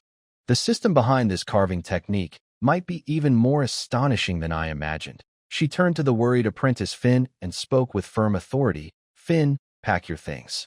We're going to Dawn Shade with Lord Kyle. Teacher. Finn became anxious. I heard that place is very remote, and what if? There is no what if, comma. Alice interrupted him. Her gaze returned to the thin wooden board in her hand. Her voice was soft but firm. This is a new magic system. It's a breakthrough, Finn. A chance to change how we see things. We can't miss it. She looked at Kyle, her purple eyes shining with hope. Lord Kyle, I hope to get permission and help to study this rune carving magic in your territory. Kyle nodded seriously. Qingshi Lord will fully support your research, Miss Alice. I promise this as the Lord. Alice nodded slightly and said nothing more. She quickly ordered Finn to prepare for the journey. For her, going to an unknown territory was no longer a difficult choice, but a path to new knowledge. Alice and Finn's arrival was like dropping a stone into Qingshi's lake, causing ripples. Kyle kept his promise and gave her the best small wooden house in a corner of the inner fortress as a temporary lab. He also assigned 2 quick and capable gray elf civilians to help her. The leather piece, which bore the complete blood mark of an ogre wizard, was handed to Alice with almost reverent care. She immediately threw herself into intense research. Besides eating and resting, she spent almost all her time in the simple lab. Kyle sometimes passed by and saw her either leaning over her desk, using a strange device with a magnifying lens to carefully copy every detail of the pattern, or sitting with her eyes closed, her fingertips hovering above the leather to sense the faint but stubborn energy left behind. Her brows sometimes furrowed, sometimes relaxed. Finn followed like a shadow, responsible for taking notes and preparing basic medicines and materials. The lab gradually filled with a special smell of herbs, minerals, and faint arcane energy. Kyle didn't bother her much. He knew real research needed time, focus, and a bit of luck. He shifted his attention back to the daily affairs of the territory and also thought about when the barrel exploration team would return. The northern mountains were like silent giants, hiding hope but also unknown dangers. Time quietly passed in the busy days. About 10 days after Alice arrived at Dawnlight Territory, a gray elf sentinel stationed on the highlands outside the territory sent a signal indicating someone was approaching. Soon after, a dusty gray elf civilian was led before Kyle. He was one of the 2 gray elves who had followed the barrel northward, named Lin Feng. Lord, Master Barrel sent me back with news. Lin Feng's voice was a bit hoarse. He didn't bother to drink water and hurriedly took out a rolled-up piece of sheepskin wrapped in waterproof oilcloth from his pouch, presenting it with both hands to Kyle. Kyle took the scroll, which seemed to have some mineral debris on it. He signaled Ryan to bring clean water and food for the messenger, then quickly unrolled the scroll. "Boss, we found it. May the gods, or whichever ancestors of the dwarves who manage the mines, bless us. This is fantastic news. We discovered it along the upper valley of the North Creek River, a huge deposit of almost completely exposed red iron ore. Very high quality. You can even pick up chunks rich in iron with your fingers. I hammered a few samples, which I've included with this letter. Look at the cross-section and the shine, top-quality forging material. The reserves. I estimate at least enough to last us for decades. More importantly, the location is perfect for mining. The ore vein is on the hillside on one side of the river valley, making extraction very easy. No need to dig complex tunnels. The North Creek flows abundantly and clearly, providing plenty of water and initial water power. I've already chosen the spot. There are large areas of ironwood forests on the surrounding slopes, suitable for fuel and building materials. Boss, the opportunity is right in front of us. We can't keep hauling heavy or back to the territory for smelting like before. That wastes too much manpower and time. I suggest we establish a new outpost right here. I've even thought of a name, North Creek Town. We can set up a mine, a lumber yard, and a basic smelting furnace right here. Smelt the ore on-site into iron ingots, then transport the ingots back to Dawnlight for further processing and forging. This way, transportation costs will drop significantly and efficiency will multiply. With a steady supply of high-quality iron, Dawnlight's forging industry can truly develop. Not only can we meet our own needs, but in the future, we could also export large quantities to other territories and outposts. This will become a major source of wealth for our land. But, boss, to achieve this goal, we need support immediately and in large amounts. We need more workers, more tools, especially iron picks, shovels, saws, and axes. We also need supplies to build a long-term camp, including tents, ropes, and more iron oxen to transport supplies and products. We must also have enough food stored. Carmen has done some initial exploration of the surrounding area. So far, there are no big threats, only some small local creatures. But we must settle quickly. I will stay here, start clearing the site with the current team, and build a basic camp and a simple forge. Boss, this is a once-in-a-lifetime chance. Send me people and supplies. I, the barrel, the stone axe, promise you that within a year, the iron flowing from Beishi Town will light up the future of our Dawn leader. Your loyal dwarf, Beryl. The attached mineral samples shimmered with a dark red metallic shine in the sunlight. Kyle picked up one, feeling its heavy weight, as if holding the foundation of our land's future. His heartbeat quickened. Beryl's letter was not just a report, but a bold plan for expansion.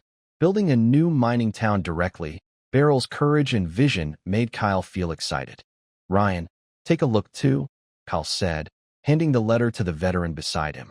Ryan quickly read it and showed a rare expression of emotion. High-quality open-pit mines, on-site smelting, Beishi Town. Beryl wants to create a whole new industry for us. He took a deep breath. But the support he asks for, it's not small. Kyle moved to the detailed map of the territory on the wall, his eyes fixed on the location Beryl described in the Beishi River Valley. It's about 5 days' travel from our land. That's not close, but compared to venturing deep into the snowy mountains, it's almost within reach. Plus, with the waterway potential of the Sleeping River and Beishi, future transportation could be easier. He's right, Kyle said, turning around with sharp eyes. Transporting raw or back for processing is a huge waste. Setting up a forward base nearby for initial processing is the most efficient way. This will change the course of our land's development completely. This clarified the importance and necessity of establishing a core iron ore industry in Beishi Town for the current territorial development. The next step was to decide how to allocate personnel and resources. The goal was to balance the development of Chintzy Fortress while enabling Beishi Town to develop quickly and start production, providing new momentum for the entire territory. After careful thought and multiple discussions with Rain, Pete, and others, Kyle finally decided on the following plan. Rain would lead Pound North to support Beishi Town. As the top leader of Beishi Town, Rain would oversee everything, focusing first on building the town's walls and organizing guards. Once Beishi Town could produce steadily, Rune would be recalled, and Pound would take over Rune's duties. The barrel would be fully responsible for the early development of the Beishi iron mine, then return together with Rune. Carmen would return to Chintzy Fortress after Rune arrives at Beishi Town, with Doug in charge of reconnaissance and security there. Regarding manpower, after excluding the elderly, weak, and injured, Chintzy Fortress has a usable population of 210 people. 14 soldiers, excluding House and Fangs, would go north with Rune and form the first squad of the Chintzy Guard, led by Pound. Additionally, 50 workers would be transferred by Rune to help with the construction of the town's walls. Once the walls are built, a second batch of workers will be recruited to fully develop the Beishi iron mine. Chintzy Fortress will keep its current iron ore output. House and Fangs will select and train 20 soldiers to form the second guard squad. The remaining population, aside from necessary chores, will be used for farming along the riverbank. The fortress cannot rely solely on external food supplies. Next year's grain production should at least support over 2,000 people for self-sufficiency. While Kyle was finalizing these plans, Apprentice Finn came to inform Alice that Kyle should visit the research room when convenient. Since obtaining the blood-marked leather of the Ogre Wizard, Alice had been deeply immersed in research. Lord, after several days studying the blood markings of the Ogre Wizard, I can confirm these patterns represent a completely new magic system. Compared to similar systems like Roland's magic circles and rune systems, the energy absorption, transformation, and release processes shown on the blood markings follow entirely new fundamental rules. However, I've hit a bottleneck in my research. I need a better laboratory and more advanced equipment. I also hope to get more samples, preferably alive ones, Alice eagerly said as Kyle entered the research room. Calben was still trying to understand the magical knowledge Alice was talking about, but when he heard more complete, advanced words, he immediately realized that Alice was asking him for money. He hesitated and asked, "Miss Alice, do you have an idea of how much the research lab and equipment might cost? To fully analyze and research, I estimate at least 100,000 gold coins are needed. But for now, the urgent lab renovations and equipment only require about 5,000 gold coins," Alice replied, expecting the territory's limited funds and suggesting a smaller amount.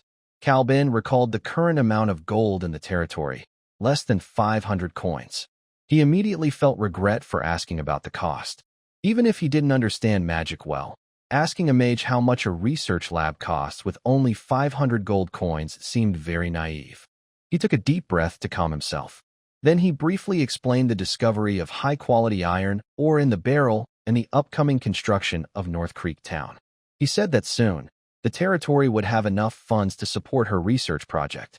His voice grew softer at the end, and he secretly glanced at Alice. He wasn't sure how long soon really was. After hearing about the iron ore in North Creek Town, Alice understood that the lord in front of her probably couldn't even afford 5,000 gold coins now.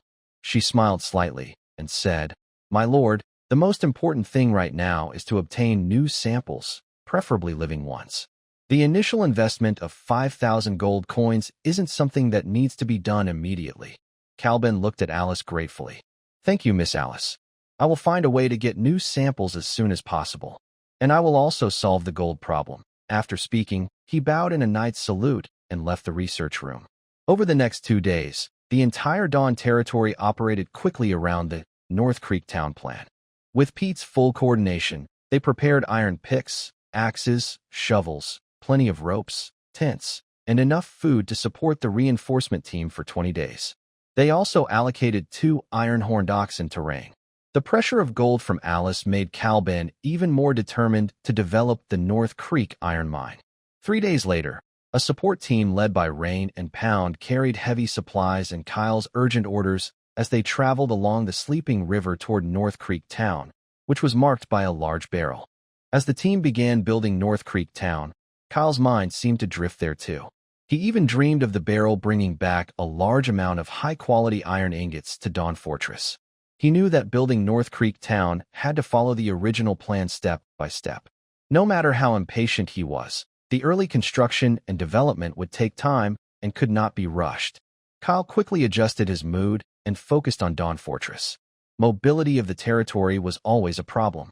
The six-legged horses were decent as mounts for the gray elves, but using them for green orcs, who had bigger bodies, wouldn't be suitable. Although one-horned rhinos were better suited as mounts for green orcs, their high price made Kyle feel that using them for that purpose was a waste. His idea about green orc mounts changed after observing the two shadow wolves cared for by Stoneclaw and Bone Shard. When they were brought back, they were just fluffy bundles of flesh. Now, after a few months, they had grown to about the size of young adult shadow wolves. Their gray-black fur was smooth and shiny, almost blending into shadows and dim light. What was most surprising wasn't their rapid growth, but their intelligence and obedience. Under the guidance of the green orc boy Stoneclaw, the two wolf pups could understand simple commands like come, hide, and guard. They moved silently, running like flowing shadows, showing strong attachment and obedience to Stoneclaw. Bone Shard, the goblin, also played a big role with his natural talent for training animals, helping Stoneclaw and the shadow wolves understand each other better. One evening, during a test supervised by Rofang, one wolf pup successfully used the cover of grass and terrain to silently sneak behind a leather-clad scarecrow 30 steps away. The whole process made almost no sound. When it gently bit the scarecrow's ankle with its baby teeth, the gray elf acting as a lookout suddenly realized what was happening. This result greatly shocked Kyle. He saw the potential of the shadow wolves. They are natural night hunters. If they can be domesticated on a larger scale, forming a wolf cavalry team mainly composed of green beast men, it will give the territory a clear advantage in intelligence gathering, behind enemy lines harassment, and precise strikes. Imagine a team of 4 or 5 wolf riders easily taking down an ogre using their stealth and speed. He immediately gathered everyone and shared his idea. Wind. Kyle looked at the talented half-elf archer. Since Carmen and Doug went to North Creek Town, Wind is now responsible for leading a few skilled gray elves on reconnaissance and guard missions for Dawn Leader. You saw how Stoneclaw and the two wolf pups performed. Do you think it's possible to domesticate the shadow wolves as mounts? A spark of excitement appeared in Wind's eyes. Leader, what do you mean? I plan to form a special team for hunting and domestication of shadow wolves, and I want you to lead it. Kyle paused slightly. Stoneclaw will be the beast-taming corps, with Bonecrusher assisting. I need you to try to find and catch more shadow wolves in the surrounding areas. Besides domestication of pups, I want to attempt to domesticate adult shadow wolves. I also want your reconnaissance team to participate in the domestication of adult wolves. If successful, the reconnaissance team will get priority in using ghost wolves as mounts. Another important task is to keep an eye on the surrounding ogres, especially ogre mages. Of course, if you find other creatures with similar blood markings, mark them too. Miss Elise needs more samples to speed up her research. Wind listened quietly, nodding slightly. He was already recalling the wolf pack distributions from past reconnaissance missions and expanding the scope of investigation to encounter ogre mages.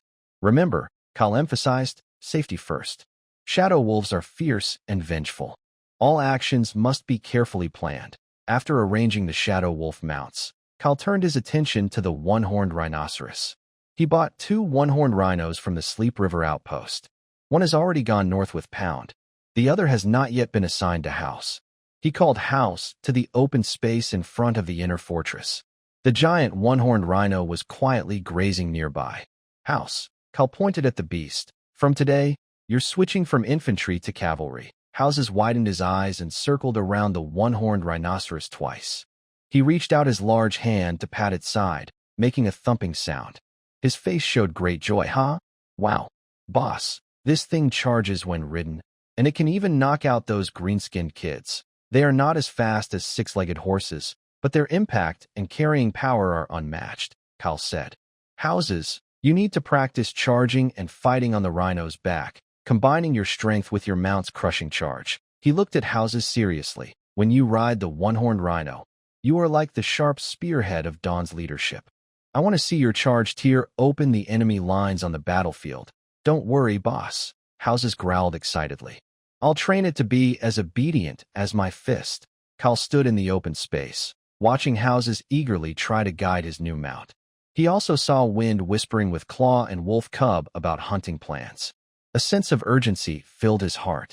North Creek Town needs to produce iron ingots quickly. The territory needs more food. The guard team must be retrained. Alice's research takes time and a lot of gold coins.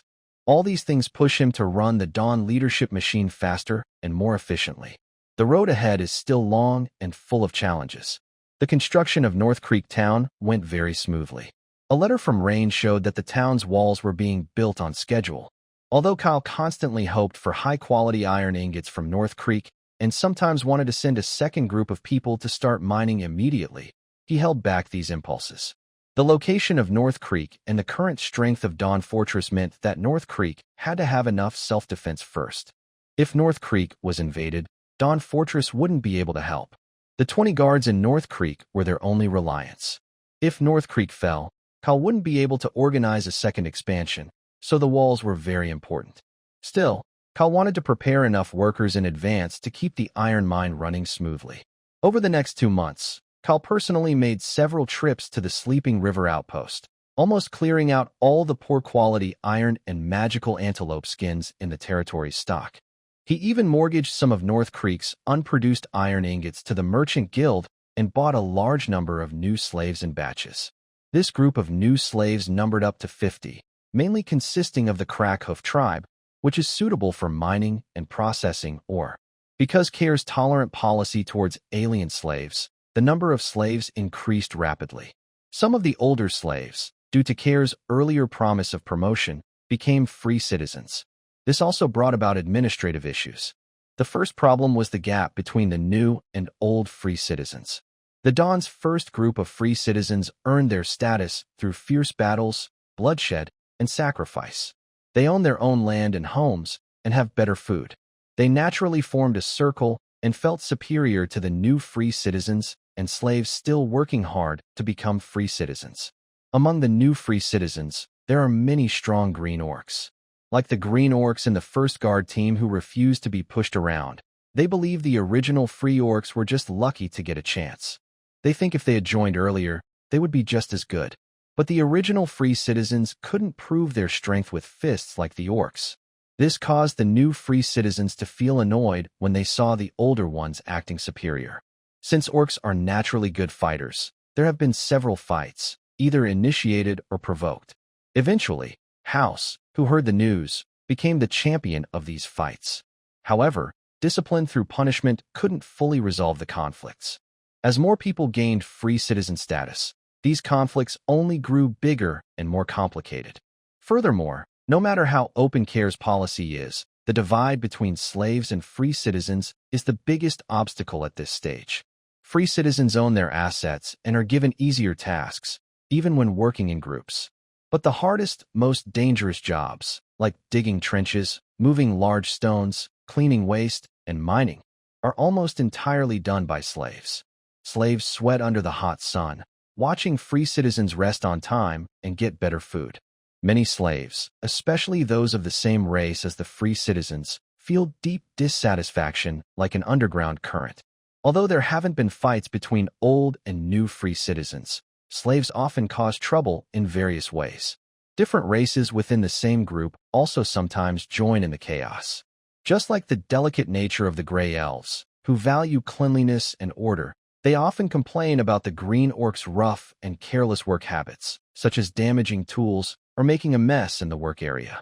The green orcs and the stone-skinned tribes think the gray elves are too nitpicky, slow, and inefficient.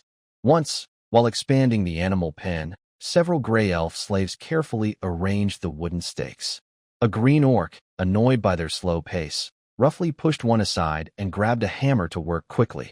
However, he hit at the wrong angle and cracked a carefully carved stake. A green elf working nearby couldn't help but step in to argue, and his words carried the typical, somewhat sarcastic tone that gray elves are known for, which the orcs found a bit strange. The angry orc was already upset, and hearing this, he became even more furious. It looked like a fight might break out, but luckily, Captain House, with his tall and strong figure, appeared just in time to stop the disturbance. Similar small conflicts happen all over the territory. There are arguments in the dining hall over seats or food, complaints on the construction site about poor teamwork, and neighborhood disputes in the residential areas caused by different living habits.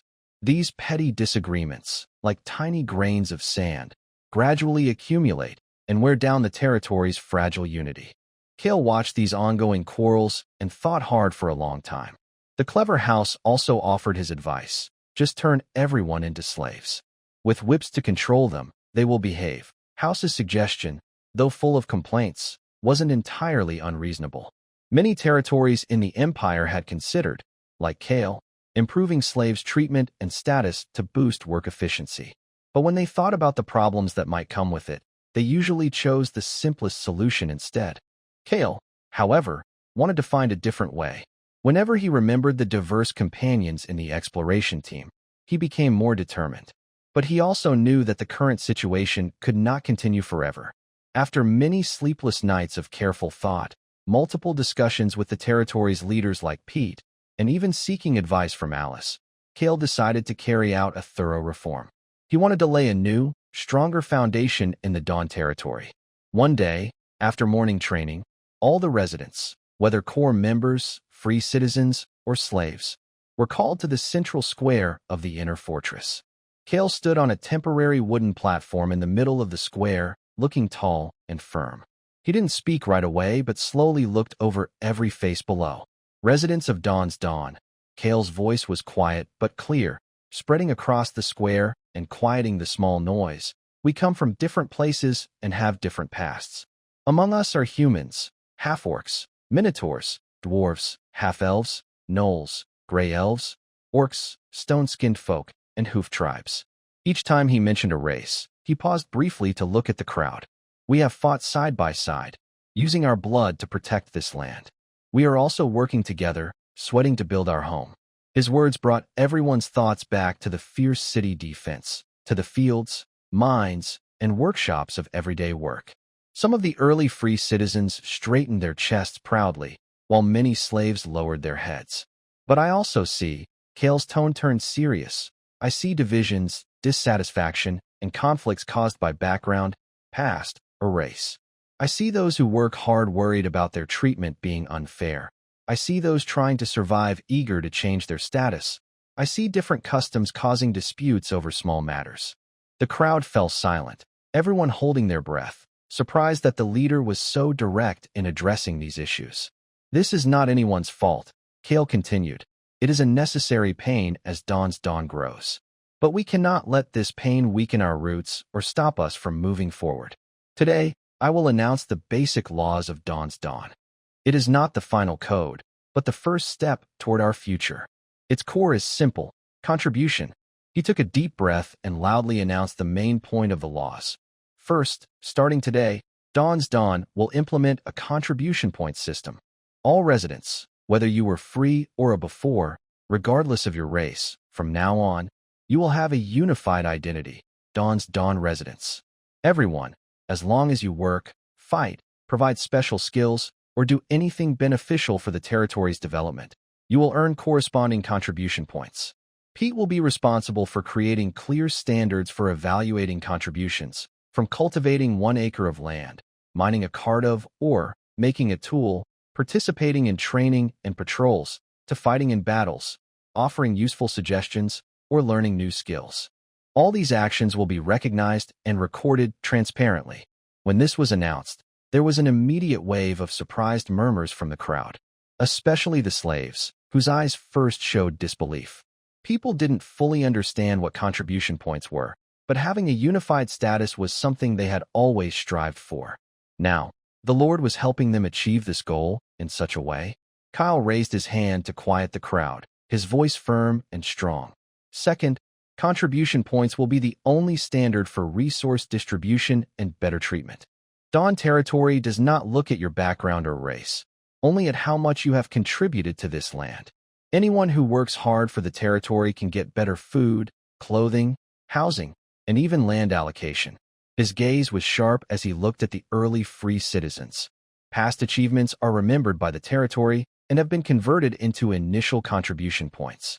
But future treatment depends on ongoing contributions. No one can rest on past achievements. He then looked at those who had recently been promoted from slaves to citizens. As long as you work hard and prove your value, Dawn territory will give you the appropriate treatment. Next, he announced a third decision. Third, we will establish a council of elders. The council will be made up of representatives from different races. At first, I will appoint the representatives, but in the future, they can be elected by their own races. The council will advise on daily territory affairs and mediate minor disputes among citizens. Anyone who feels their contribution evaluation is unfair or has been treated unjustly can appeal to the council. He named a few individuals: Gray Elf Lin Yi, Green Orc Fong, Stone Skin Clan Stone Fist, and the Horn Tribe's representative. These four will form the first council. Pete will serve as an advisor to ensure fair arbitration that benefits the territory. The people he named reacted differently.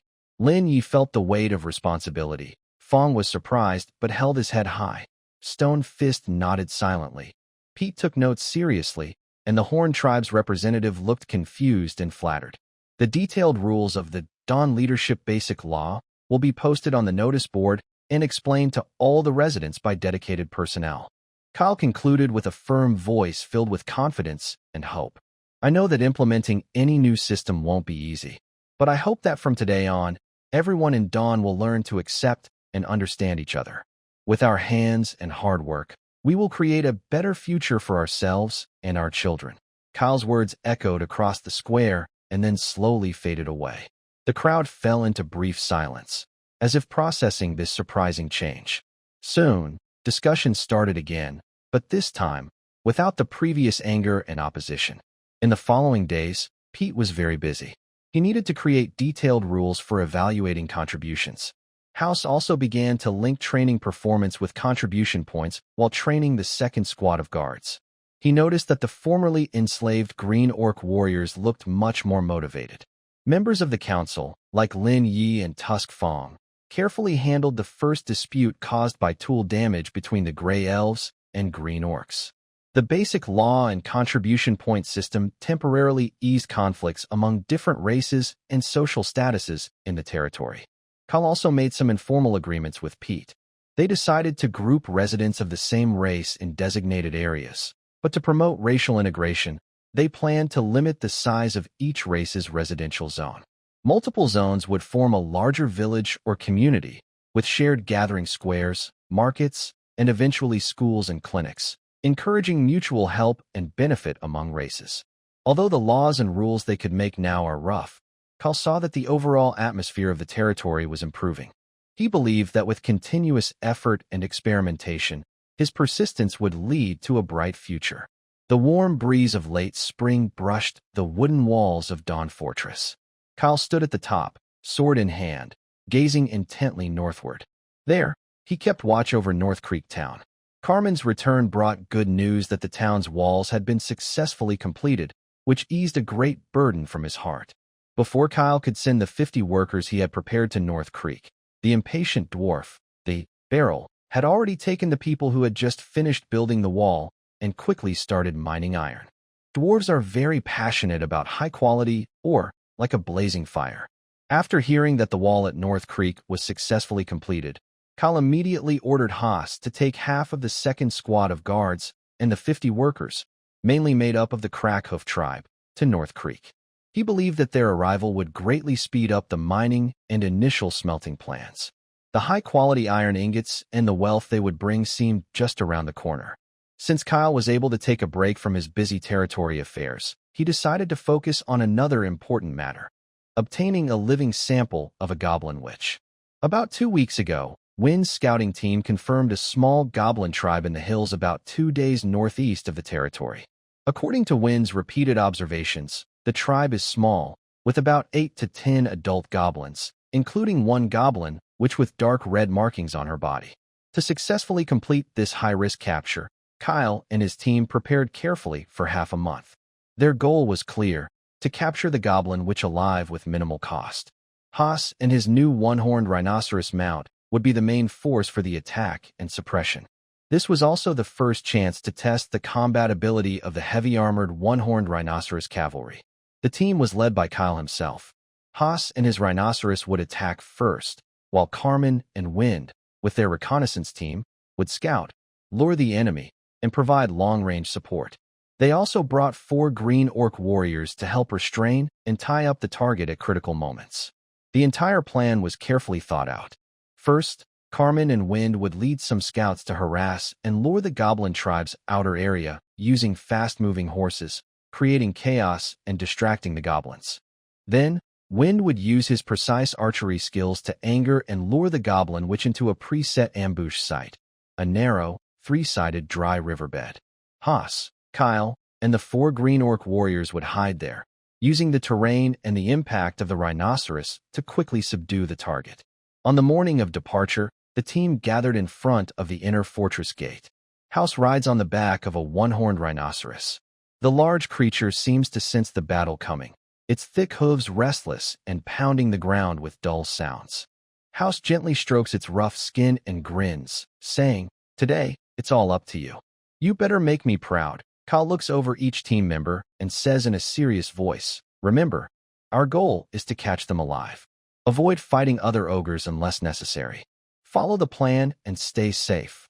"Understood, boss." Everyone replies together, their eyes full of determination.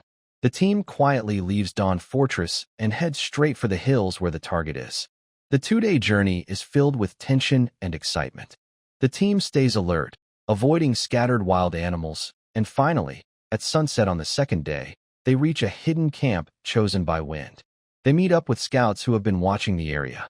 "How's it looking?" Kyle asks quietly. The gray elf scout points to a distant valley. The target is still there, just like before. The wizard mostly stays inside the camp tent. In the evening, it performs a kind of prayer ritual at the camp's edge, which is when it is most alone. Kyle studies the terrain carefully. The ogre camp is on a gentle in the valley, backed by a rocky wall, with a good view around. Wind's chosen hiding spot is about a mile from the camp, making it a perfect place to set an ambush. The plan is for tomorrow evening. Kyle finally orders. "Rest well tonight and conserve your strength." The next day, time slowly passes while they wait. As the sun begins to set, the moment to act arrives. Carmen and Wind lead 2 scouts riding 6-legged horses out first. Kyle, House, and 4 green orc warriors quietly move into their hiding spots. House calms his nervous horse and hides behind a large rock near a bend in the river, blending into the shadows. They don't wait long. From the direction of the ogre camp, faint sharp roars can be heard. Carmen and the others have started their distraction. Soon, the sound of hurried hooves approaches. Wind rides a 6-legged horse, crouched low, skillfully dodging stones thrown from behind.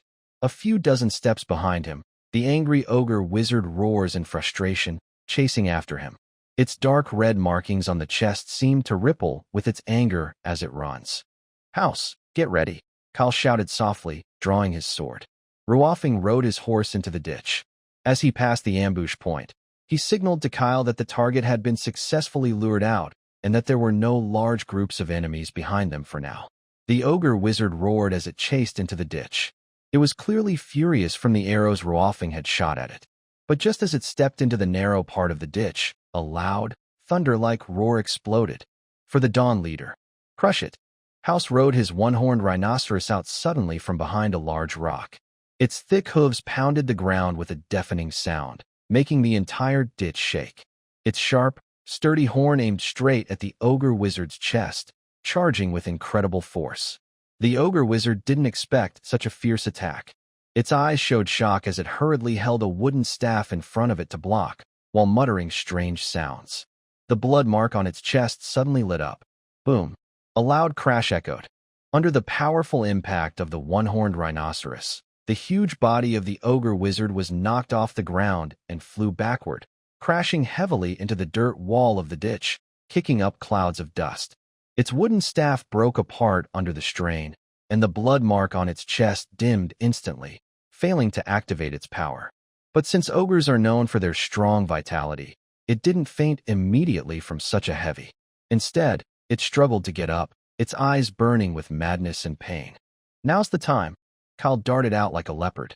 Instead of aiming for a vital spot, he quickly moved to the side and struck the ogre wizard's wrist with his sword, knocking its attempt to grab House's giant hand aside. House then leapt down from his horse.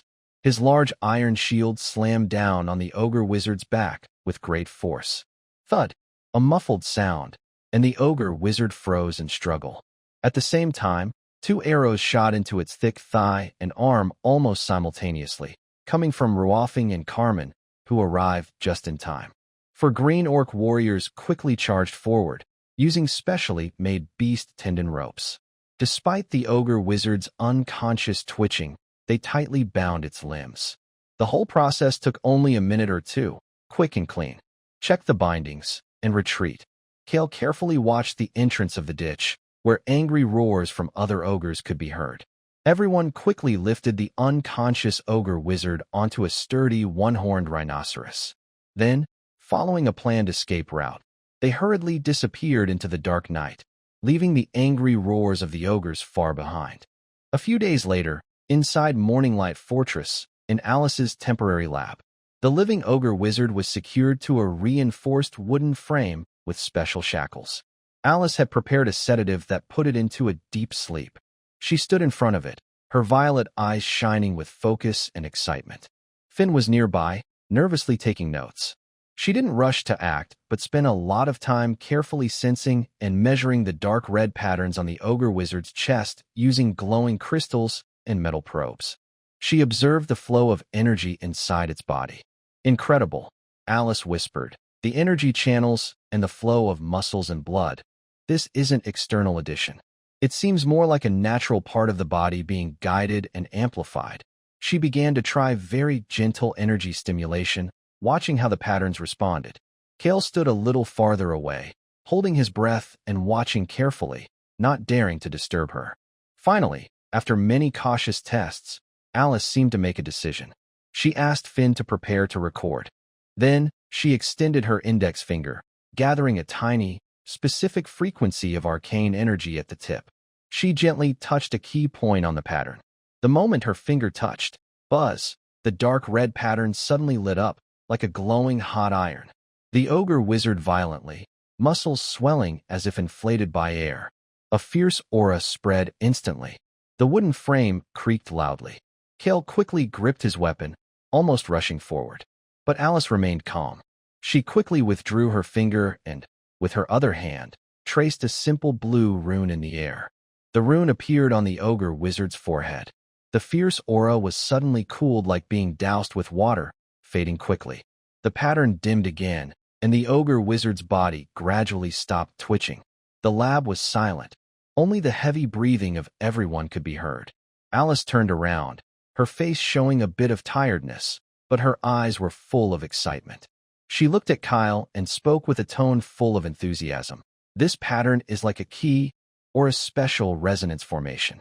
I just tried to test the energy nodes in the blood pattern, and I confirmed some of my earlier guesses. Kyle watched the excited Alice and then looked at the sleeping ogre wizard's body. He understood that Alice's research was just beginning, but this first step might open a new path of power for Dawn and even the entire Roland continent. The significance behind this discovery was as important as the iron mine found in North Creek Town. What do you need to continue your research? Kyle asked seriously. Alice took a deep breath and calmed her excitement. I don't need anything right now.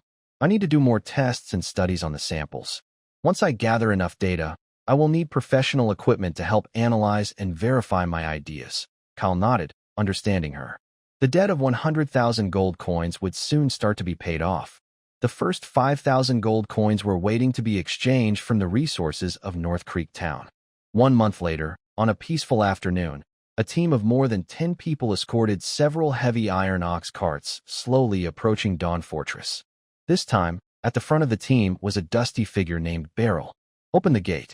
It's the North Creek Town convoy, shouted the guard on the watchtower. The news spread quickly across the territory. Kyle, House, Carmen, Rual Foam, and even Alice came out of her research room to gather at the fortress gate. The carts were covered with rainproof tarps, but the exposed parts showed neatly stacked iron bars.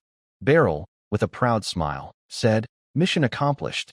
The first batch of iron bars from North Creek Town has arrived safely." He reported in detail. The mine was initially built, the smelting furnace was successfully ignited and working steadily, and the apprentice of the Crackhoof tribe had become skilled in mining and smelting. Rain and Pound relied on the river valley terrain to build strong wooden walls and watchtowers for defense.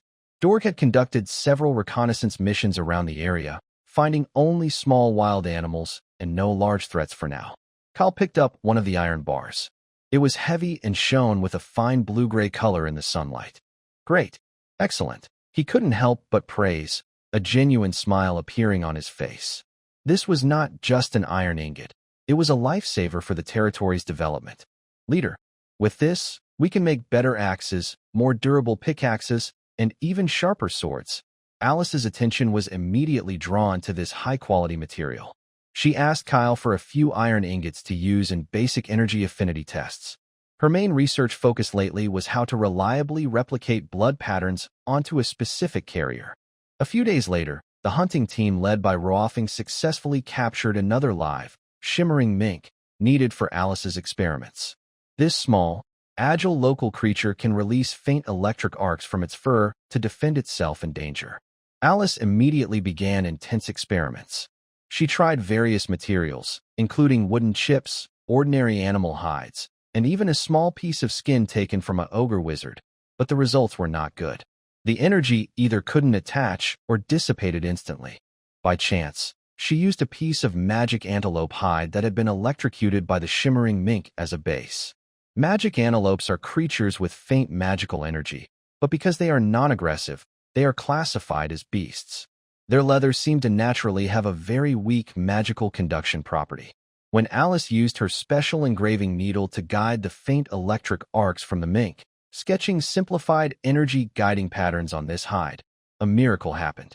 The pattern lit up with a steady, gentle glow at the moment the electric arc was injected. Under Alice's mental guidance, this piece of leather could store electrical energy and release it as a faint but clear electric shock. The effect lasted nearly 10 minutes before gradually fading away. Success, Alice said, looking at the magic-patterned leather piece on the experiment table, her eyes full of excitement and disbelief. This was not just a repeat of ogre wizard magic. It proved that blood pattern systems could be drawn and produce energy effects outside of magic circle systems. If the principles of blood patterns could be thoroughly understood, it might be possible to develop equipment similar to what ogre wizards display. I will call this kind of equipment blood pattern gear. While Alice was excitedly imagining the future of blood pattern gear, Carmen brought back another crucial piece of information. Lord, Carmen said with an unusually serious expression, about 3 days' journey southeast, I saw a scouting team in a valley. I am sure they are from the Frostborn tribe. He described in detail. Their skin is very white, like snow, and their hair is almost transparent, a light golden color.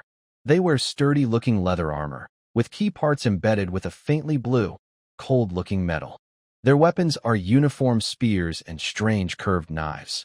Carmen paused and added more seriously, I'm worried their range of activity is moving closer to us. Kale listened quietly, fingers unconsciously tapping on the table. It seems the successful expansion of North Creek Town has truly been blessed by good luck. He took a deep breath and looked at his companions. Beryl, prioritize using these iron ingots to forge the weapons and armor we urgently need to strengthen our army. Carmen, Wind, increase reconnaissance to the southeast and set up an early warning system. Also, expedite reporting Frostborn tribe intelligence to North Creek Town and the outpost. House, training the guard team must never slack. We must be ready for any challenge.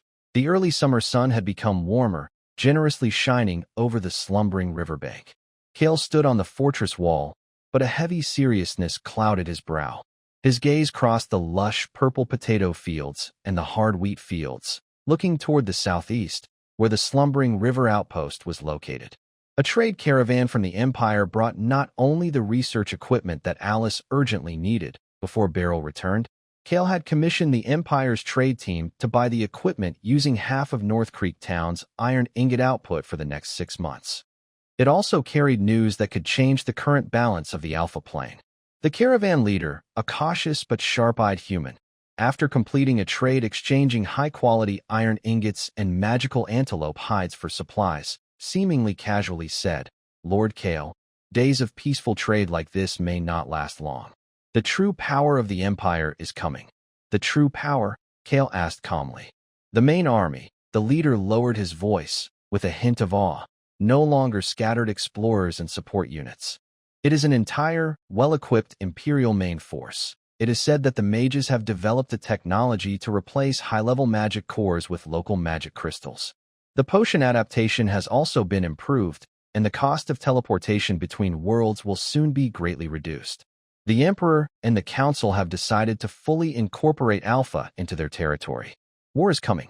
These words weighed heavily on Kyle's mind. He clearly remembered seeing at the Watchtower Market those chained together, expressionless gray elves and green orc slaves. The so-called order rebuilding of the Empire will surely be accompanied by iron and blood. If the cost of the teleportation array is no longer an obstacle for Roland to enter Alpha, then it's easy to imagine that Alpha's expansion efforts will increase rapidly. More armies, merchants, mercenaries, and craftsmen will arrive, changing the current situation completely. Dawn's leader will face more opportunities and challenges. He turned and walked down the wall, passing through the busy and noisy camp. Thanks to the contribution point system and a relatively fair environment, the population of the territory has been steadily growing. Dawn's territory has already developed enough farmland. Kyle originally planned to start a population boom after the first harvest this year, but plans never keep up with changes. In the forging workshop, the sound of hammering never stopped, sparks flying everywhere. The bearded blacksmith, shirtless with bronze-colored skin and sweat pouring down, was swinging a heavy hammer, repeatedly forging a red-hot iron ingot from North Creek Town. When he saw Kyle come in, he grinned, showing strong teeth, and handed over a long sword blank that had just been quenched and was glowing with a faint blue cold light. "Boss, look at this. Made with our own North Creek iron ingots." The dwarf's voice was full of pride. "It's just as good as official equipment. Better than those soft bronze pieces. And there's room for improvement. I'm planning to fuse different materials with the North Creek iron to make even better gear." Kyle took the sword blank, gently tapped the blade with his finger, and it emitted a clear, long hum. "Good, Beaker. With this, we truly have confidence." He paused, then asked, "Any progress with Miss Elise lately?" Hearing this, the bearded man's red beard lifted even higher. He lowered his voice, excited to share a secret. "Yes, big progress. But that girl is very cautious. You'd never guess what she's experimenting on first." Curious, Kyle went to the newly built research room inside the inner fortress. When I opened the door, a special smell hit me, an aroma blending herbal freshness, mineral dust, and faint magical energy. The room was filled with various instruments, manuscripts, and materials, looking a bit messy but organized in a strange way. Alice was kneeling in front of a special wooden cage. Her long silver hair was simply tied back, with a few strands hanging by her ears. She looked up when she heard footsteps. "Lord," she nodded slightly, then turned her attention back to the cage. Kyle approached and saw that inside the cage was not a scary monster, but a young shadow wolf that was first tamed by the stone claw. It had grown quite a bit, with smooth gray-black fur and lively eyes. Around its neck was a new leather collar, engraved with simple yet mysterious patterns using a shimmering ink. "Is this?" Kyle asked, confused. "This is a basic vitality magic pattern, based on reverse engineering and simplifying the part of the ogre's blood mark that stimulates life energy," Alice explained calmly, as if describing a common fact. "This is the third round of live experiments." She signaled for Kyle to watch carefully. The wolf pup seemed more active than its siblings, pacing restlessly inside the cage, occasionally jumping, moving more agile and strong. Next to it was a normal cow-like creature, also wearing a similar patterned leather collar, calmly chewing grass, but breathing more steadily and slowly. "We've observed for 7 days," Alice said, holding a thick stack of records. The average activity level of the wolf pups in the experiment group increased by about 15%, and their wound healing was slightly faster. The cow-like creature showed about 8% better endurance in weight-bearing tests. So far, no negative reactions like rejection, madness, or overexertion of life energy have been seen. She looked at Kyle with clear and confident eyes. The data shows that magic patterns can safely and effectively enhance living beings. The energy guided by specific patterns can gently stimulate and strengthen their innate potential. Next, I plan to test on mounts, like the one-horned rhinoceros, trying to carve patterns related to strength or endurance. Kyle was deeply moved. He had seen ogre wizards boost their violent power through blood magic, but Alice was turning this dangerous force into something gentle and controllable. The knowledge in this young mage's mind was truly astonishing. Safety comes first, Miss Alice, Cal said seriously. Your caution is correct, I understand, Alice nodded. Studying magic systems requires patience and careful work. Cal stood outside the Morningstar Fortress, looking over the farmland by the river, where golden wheat waves were already rising. However, his brow remained tight. Although the upcoming harvest would solve the territory's food problems, the fortress's moat plans were still far off. The iron ingots from North Stream Town are the most important resource and main income for the territory, but they are still limited by a lack of workers. The Empire is about to launch a full-scale war against the Frostborn, but the territory doesn't have enough guards to meet the Empire's call. Every corner of the land told him the same problem. There aren't enough people. Maintaining the farms, keeping the mines running in North Stream Town, and doing daily patrols all push the current residents to their limits. The shortage of skilled workers, especially those with special talents, has become a big obstacle for the growth of Morningstar. We must go to Roland City, Cal said to House nearby. The main Empire troops have arrived, and it's clear that chaos is gathering there. This is the best chance for us to attract people, especially craftsmen and soldiers we urgently need. House, get ready. Tomorrow morning, we're heading to Roland City. Leaving Morningstar, the road south seemed calmer than before, and even the wild goblin bears that sometimes appeared were gone. But when they saw the outline of the sleeping river watchtower, both Kyle and House stopped their six-legged horses. The scene before them was very different from what they remembered at the border outpost.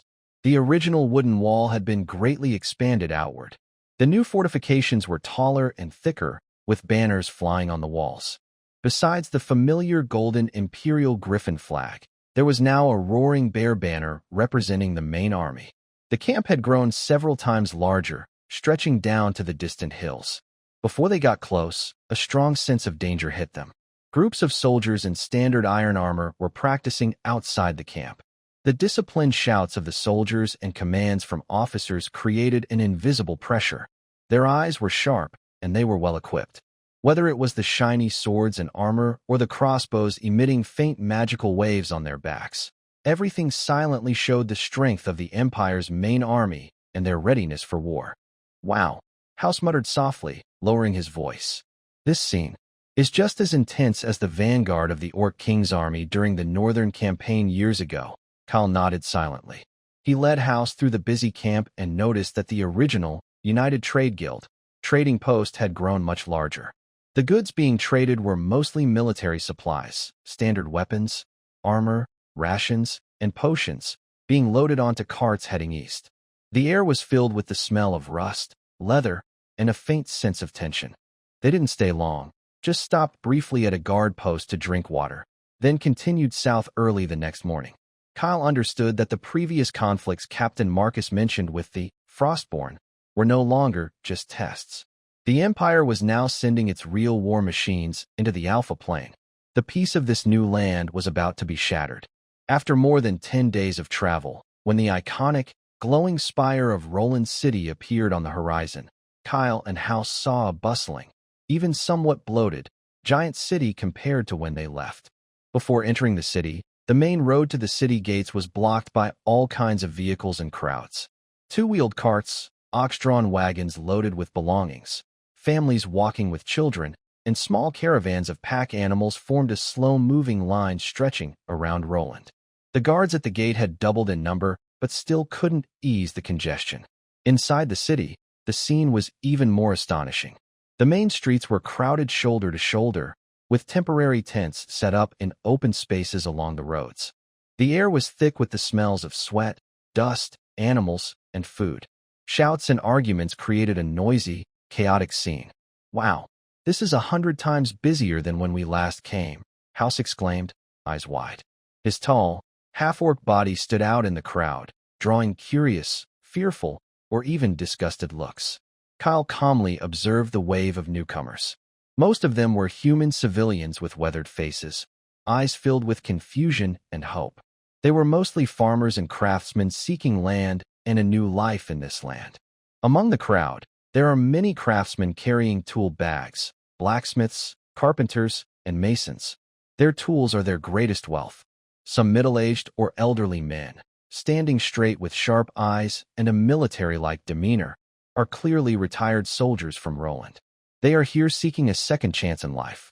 Occasionally, you can see simple-clad doctors or scholars with a scholarly air. What draws more attention is that some non-human groups are mixed in the crowd.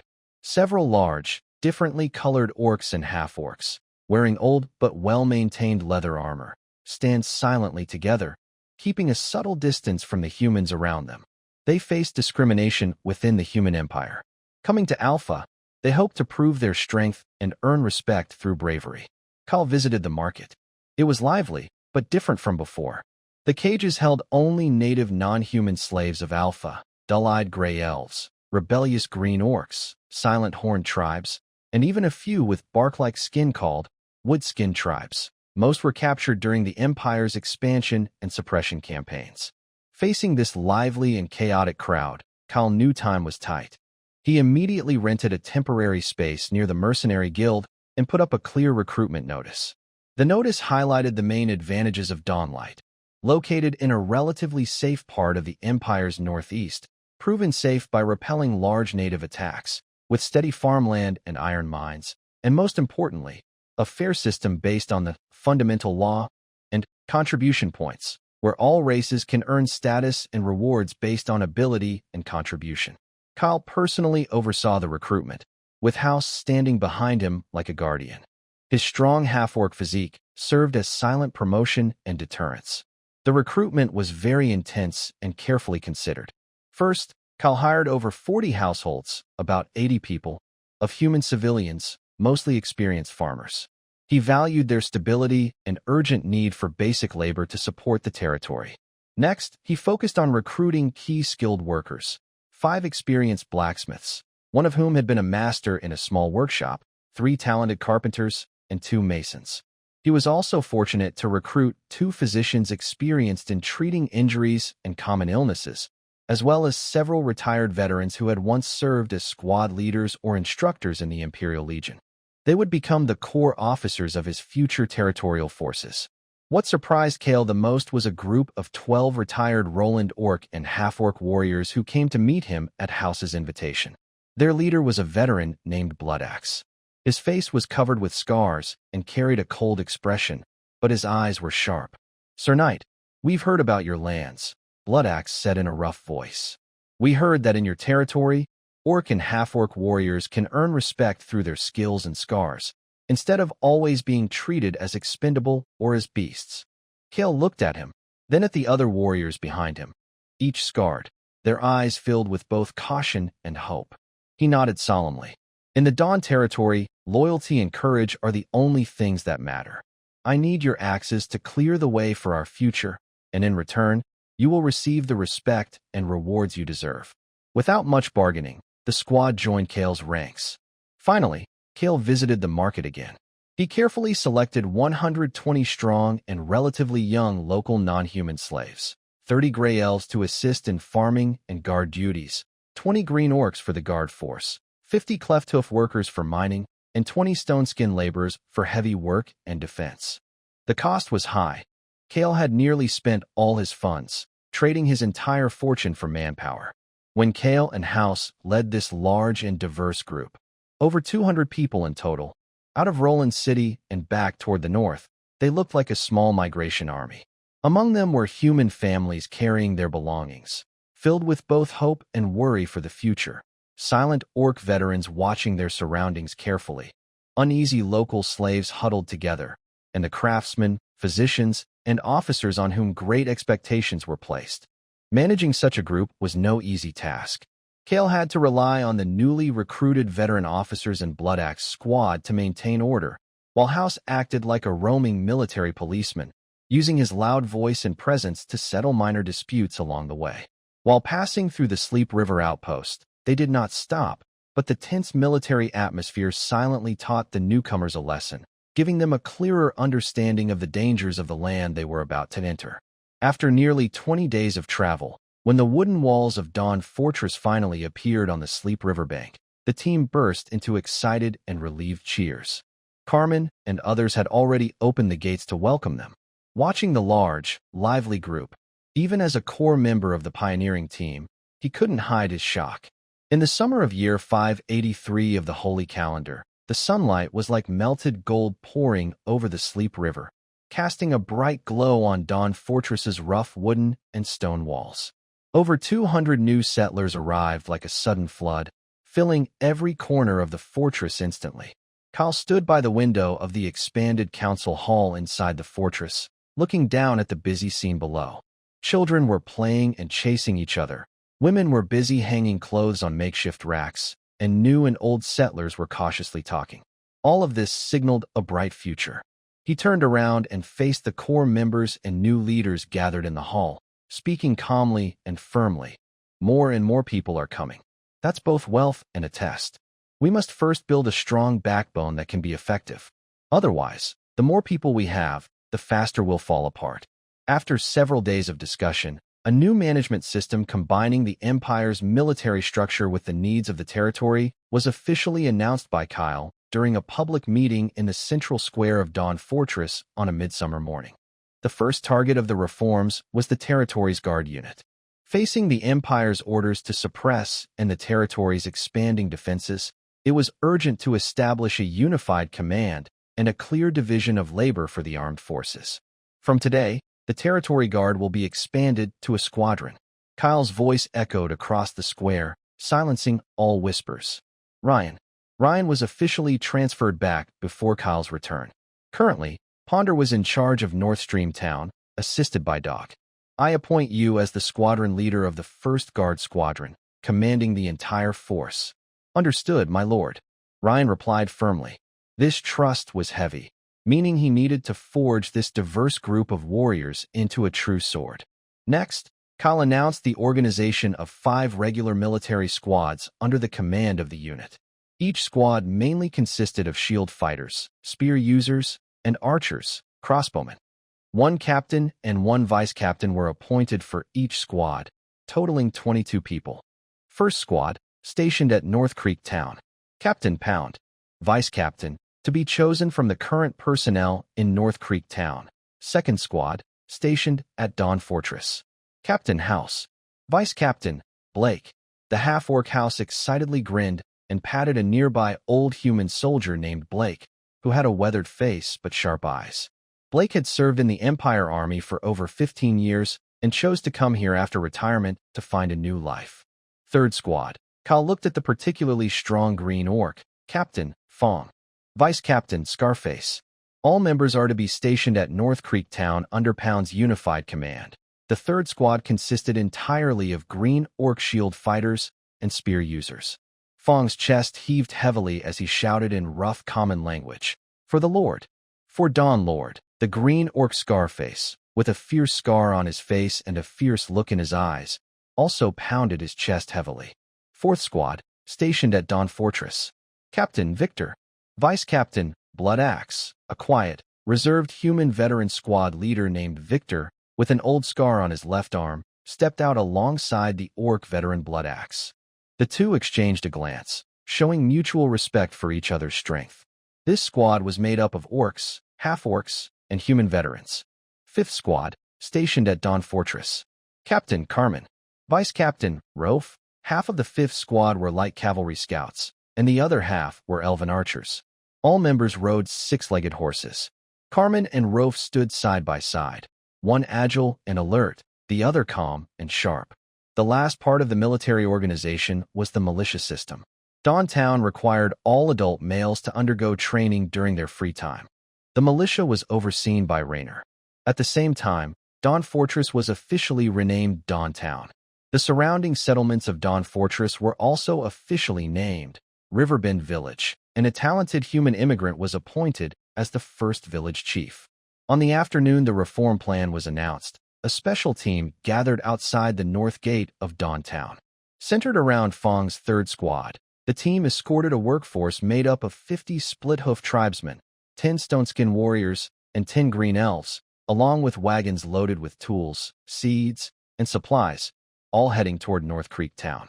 This reinforcement would greatly strengthen North Creek Town's mining, smelting, and defense capabilities. When the time came, Pound's first squad and Fong's third squad would form the town's steel defense line, ensuring the steady production of iron ingots, the territory's most vital resource. Fong growled from the front, "Third squad, move out." The large convoy began its slow journey north along the silent river under the afternoon sun. While the new support team marched north, an exciting piece of news came from Alice's research lab. Alice had successfully etched a new set of magic patterns onto the shoulder and side of a horned rhino. The two basic runes, each with a different function, were perfectly activated. The left shoulder holds the basic strength rune, and the right side carries the endurance rune. Alice explained to Kyle, Rain, and the others who had rushed over.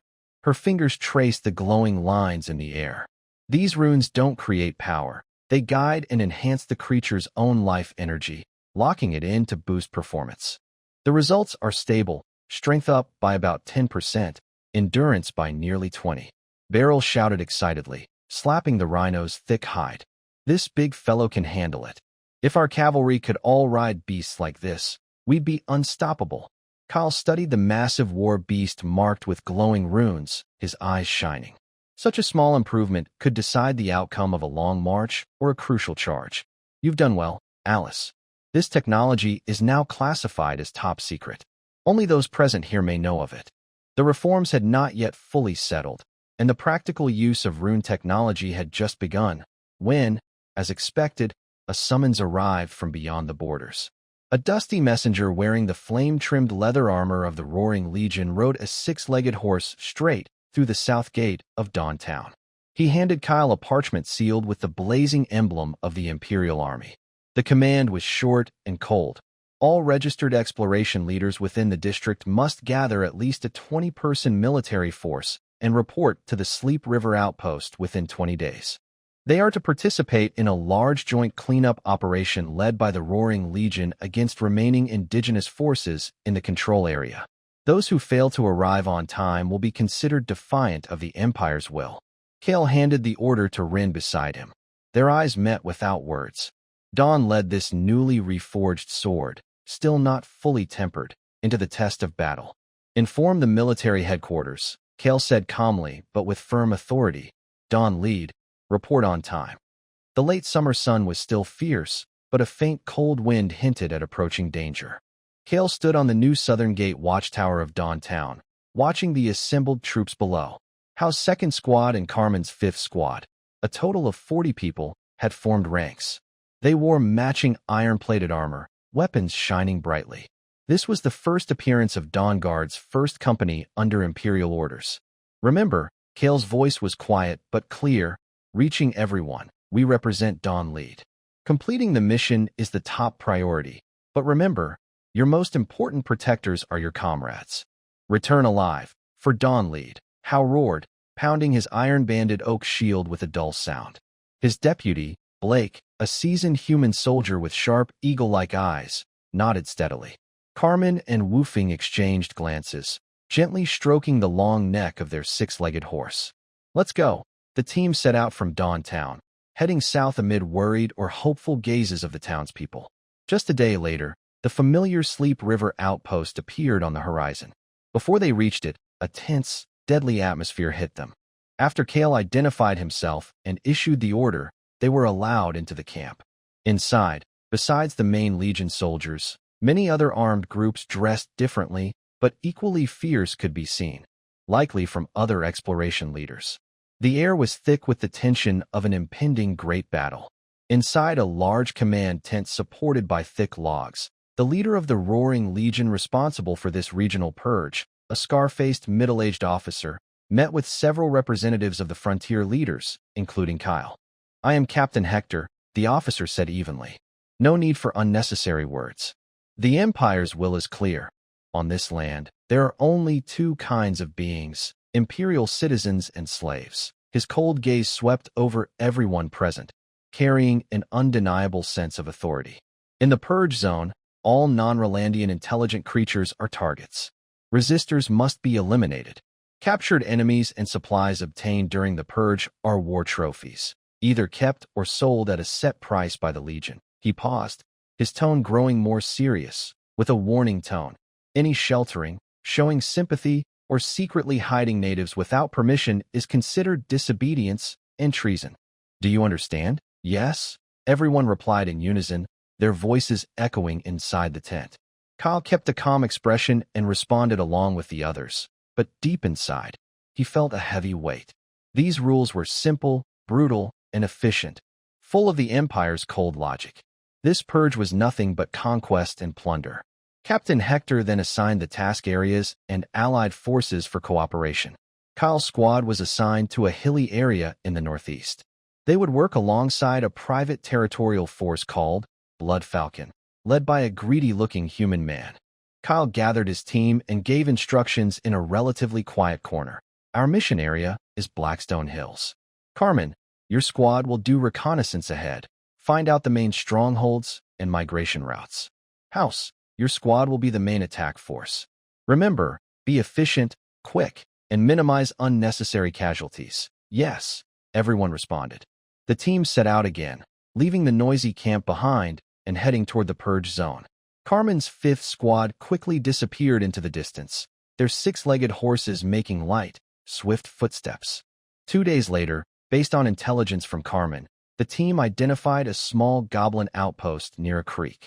About 20 to 30 goblins lived there in simple caves and huts, surviving by hunting and gathering. The battle began at dawn. House's 2nd squad, like fierce beasts released from captivity, advanced steadily in a wedge formation under the experienced command of Blake. Orc roars, the battle cries of orc warriors, and the precise arrows of the Grey Elves worked together perfectly, quickly destroying the goblin tribe in the bare land. Kyle orders his team to gather and guard the prisoners, and to count the spoils. Most of the goblin tribe survive, except for a few who tried to resist and were killed on the spot. Among them are some females and younglings. At this moment, the coordinated Blood Hawk team finishes handling a small camp and drives over a dozen Grey Elf slaves tied with ropes. Night Kyle, quite a good harvest, he grins. These greenskin trash, no one wants to buy them as slaves. Keeping them is just a waste of food. Better to deal with them on the spot. Kyle looks at him expressionlessly and calmly says, no need to bother. I have my own way of handling the spoils. The other man chuckles awkwardly. Haha. In that case, I won't bother Captain Kyle anymore. He then leaves reluctantly with his subordinates and their spoils, watching their retreating figures, and then looking at the terrified, trembling goblin prisoners. Kyle remains silent for a moment. He quietly whispers a few words to Carmen and Ruafing. The two nod and quietly disappear into the shadows of the creek valley. While Kyle's team is busy clearing out the alien enemies, another silent operation is underway in the north, under the cover of night and dense forest. A small branch of the Sleeping River makes a bend here, forming a shallow, calm water area surrounded by dense blue-leaf forest. This place is about half a day's journey south of the Dawn Patrol border and is hidden. Rune, wearing a plain gray cloak, stands quietly in the shadows of the trees, his eyes alert like a cautious wolf, constantly scanning every corner of the darkness. Next to him are Ruafong, also silent, and the leader of the Riverbend village militia, the Green Orc Shurji. Shurji is now wearing a studded leather armor and holding a sturdy iron spear.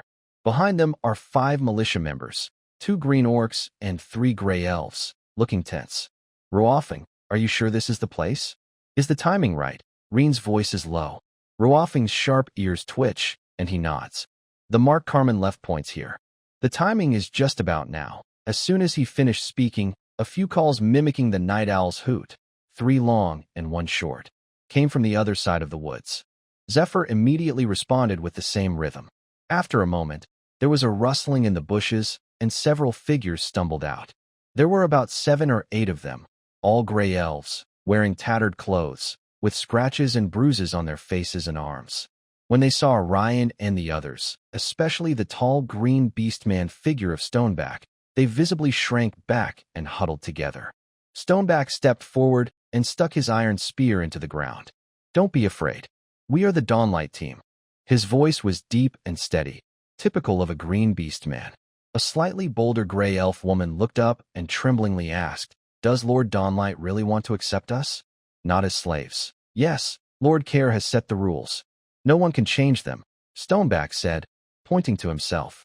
Work hard, follow the rules, and you can survive. There will be food and a place to sleep. Just like us. He then pointed to the green beastmen and gray elves behind him. The few gray elf refugees looked at Stoneback and then at their fellow gray elves behind him. Their fear slightly eased. Follow us, Stoneback said simply, signaling them to join the militia team. Ryan didn't speak at all. He relied entirely on Stoneback, the militia team leader, to handle these fleeing natives. He made a hand gesture, and the team immediately moved out. They silently followed a hunter's trail heading north, toward the Dawnlight territory. This was just the first group. In the days that followed, similar scenes repeated at different rendezvous points, with Stoneback or other militia teams involved. Sometimes it was a dozen pale, thin gray elves, sometimes a few fierce-looking green beastmen warriors. Once, Zephyr personally brought back a small tribe of over 20 people led by an old green beastman shaman. Every new tribe accepted into Dawnlight was first gathered at a temporary camp on the edge of the territory. Members of the territory's guards supervised and watched over them. The refugees were required to wash themselves with herbal water, change into rough linen clothes, and follow other rules. Anyone with serious injuries or suspicious symptoms was isolated separately. Then, the native residents of Dawnlight would comfort them and explain the territory's rules. Especially among the early settlers represented by the gray elf Lin Yi, they tell these refugees about the basic law of Dawnlight, about contribution points, about Lord Kale's different ideas from other humans, and about how they have gained everything through hard work and loyalty. Here, sweat is more important than bloodline. Lin Yi often repeats this phrase, watching the refugees go from numbness and suspicion to slowly igniting a faint hope. Meanwhile, the development of Dawnlight itself has not stopped. The houses in the various ethnic areas of Riverbend Village have increased quite a bit.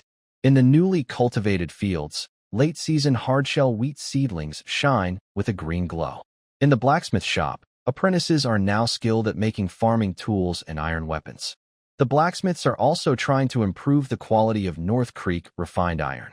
In Alice's laboratory, the records of experiments on magic rune equipment have grown thicker.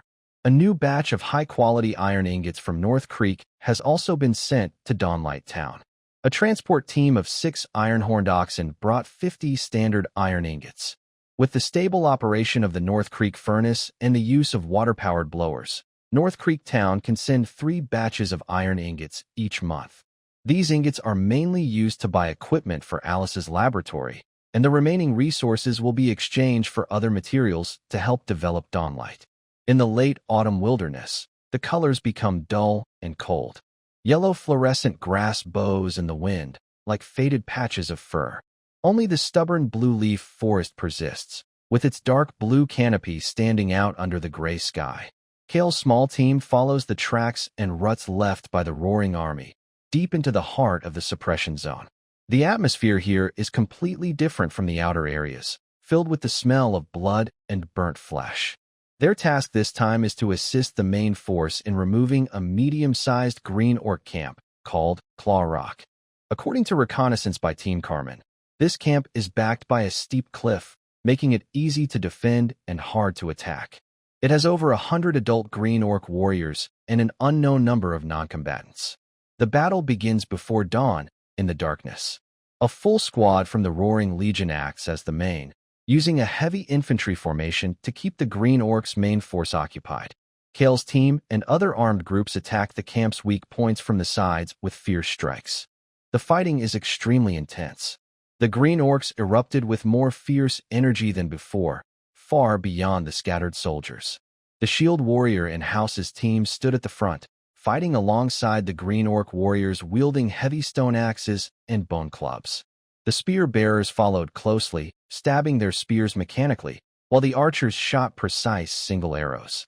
The sounds of roaring, weapons clashing, dull thuds of blades hitting flesh, and desperate screams mixed together. Kyle held his sword and directed from the center. His swordsmanship was simple and effective, always appearing when his team needed him most, blocking deadly attacks or delivering decisive strikes. With their clear advantage, the resistance quickly fell apart. Eventually, after several volleys from the Legion crossbowmen, the last of the resistance disappeared. The surviving Green Orcs, mostly wounded, with hollow eyes, threw down their weapons and were roughly tied together with ropes by the Legion soldiers.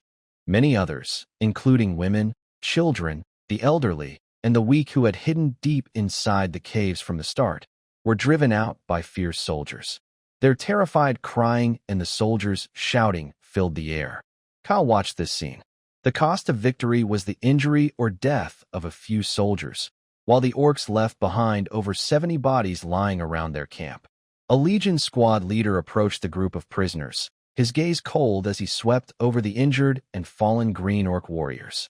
Most of them were badly wounded and collapsed on the ground. The squad leader made a hand gesture, and several soldiers with heavy swords stepped forward, expressionless, beginning to deliver the final blows one by one. The dull, clear sound of blades slicing throats echoed as blood quickly stained the ground beneath them. There were no prisoners, no mercy, not even a flicker of emotion, only cold slaughter. "Stop!" Kyle's voice suddenly roared out, filled with restrained anger. It was Hausch, his huge fist clenched tightly, nails almost digging into his palm. Seeing the merciless execution of the orcs, despite their different race, both being considered outsiders by humans, this scene deeply hurt him. Blake, standing beside him, changed his expression and quickly grabbed Hausch's shoulder with a firm hand, shouting, "Hausch, calm down." Kyle immediately turned around, his sharp eyes fixed on Hausch, his voice low but firm with undeniable authority. "Hausch, remember your place. Remember where you are." Hausch's chest heaved violently, but under the combined pressure of Kyle and Blake, he finally forced down the almost overwhelming anger inside him. He stared fiercely at the group of soldiers executing him, his eyes filled with humiliation and hatred. At that moment, the Blood Falcon, armed group, working with Kyle and the others, approached. Their leader looked at the trembling women and children of the Green Orc tribe, his eyes gleaming with obvious greed. "Commander Hecht," he said flatteringly to the squad leader in charge of this operation, "these creatures are rough, but they can be sold at the mines or farms for a good amount of gold. What do you think about this share?" Squad leader Hecht coldly glanced at him, then looked at the frightened women and children as if inspecting livestock, casually waving his hand. "According to the usual rules, 70% goes to the army and 30% is yours to handle. Hurry up, we need to move on to the next target." "Got it. Thanks, sir." The leader of the Blood Falcons grinned happily and immediately ordered his men to rush toward the prisoners, roughly separating them, branding them with crude marks of ownership, and shouting commands and scolding. Kyle watched all this silently.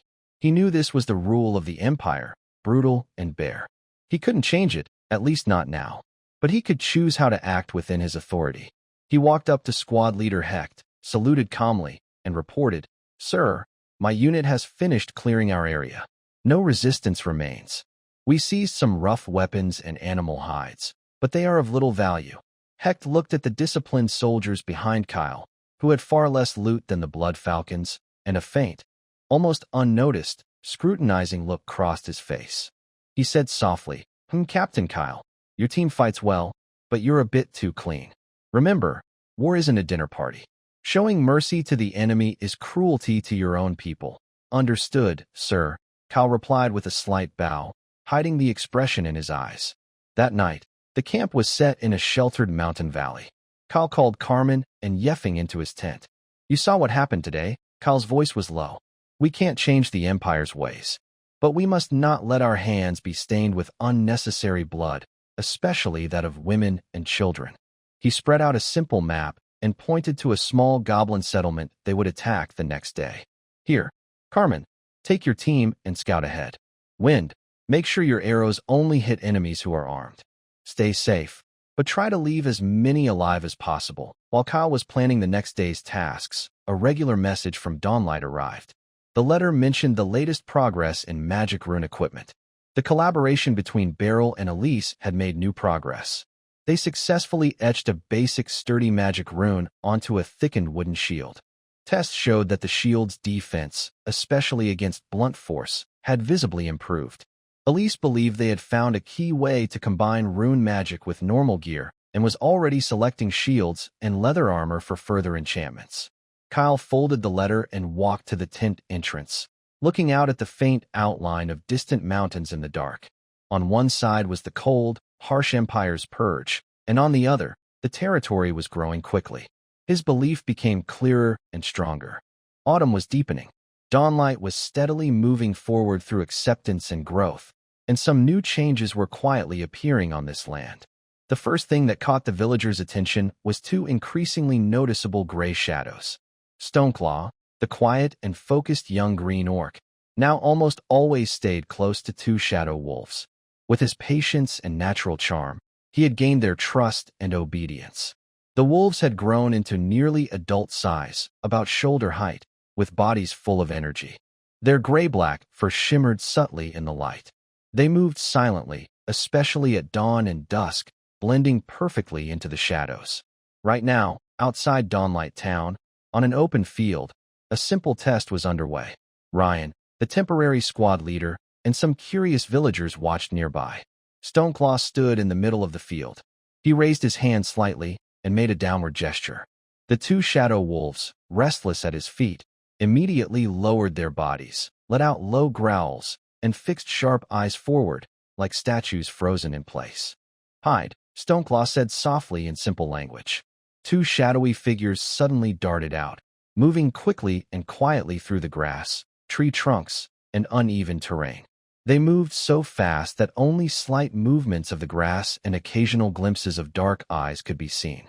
In just a few breaths, they silently reached behind a grass figure wearing leather armor 50 steps away, without making any noticeable sound. "Attack," Stoneclaw sharply ordered. The two shadow wolves shot out like arrows from the shadows. One bit precisely at the grass figure's throat, while the other viciously tore at its leg. Their swift attack and strong bites tore the figure apart. "Come back." At the command, the two wolves immediately returned to Stoneclaw's side with quick, ghost-like movements. They nuzzled his hand affectionately, then sat quietly, only their tongues and rising and falling chests showing their recent exertion. A low gasp of surprise came from the watching crowd, especially the new settlers, who looked at the two extraordinary beasts obeying Stoneclaw's orders with awe. Ryan stepped forward, carefully examined the two shadow wolves, then looked at Stoneclaw, who remained calm. He nodded and said, "Good. Starting tonight, let them take turns patrolling the town walls at night. You and the patrol team will coordinate the details." "Yes, Lord Ryan," Stoneclaw replied, nodding heavily. A rare, almost hidden smile appeared on his face. He knew that he and his companions were no longer a burden, but had become part of the territory's strength. Almost at the same time the Shadow Wolves began their official service, the territory's environment also changed. Since Carmen's 5th Squad went on a campaign with Care, the territory's long-range scouting ability decreased. Daily patrols were mainly handled by the 4th Squad. During a routine patrol southwest of Dawntown, Victor's 4th Squad discovered a new settlement being built in a hilly area about 2 days away from the town. It was once a barren, but now a rough yet sturdy wooden fence had been erected around it. Inside, several new wooden houses and rising smoke from cooking fires could be seen. A flag with a blue background and embroidered with golden arrow symbols fluttered on a pole in the center of the camp.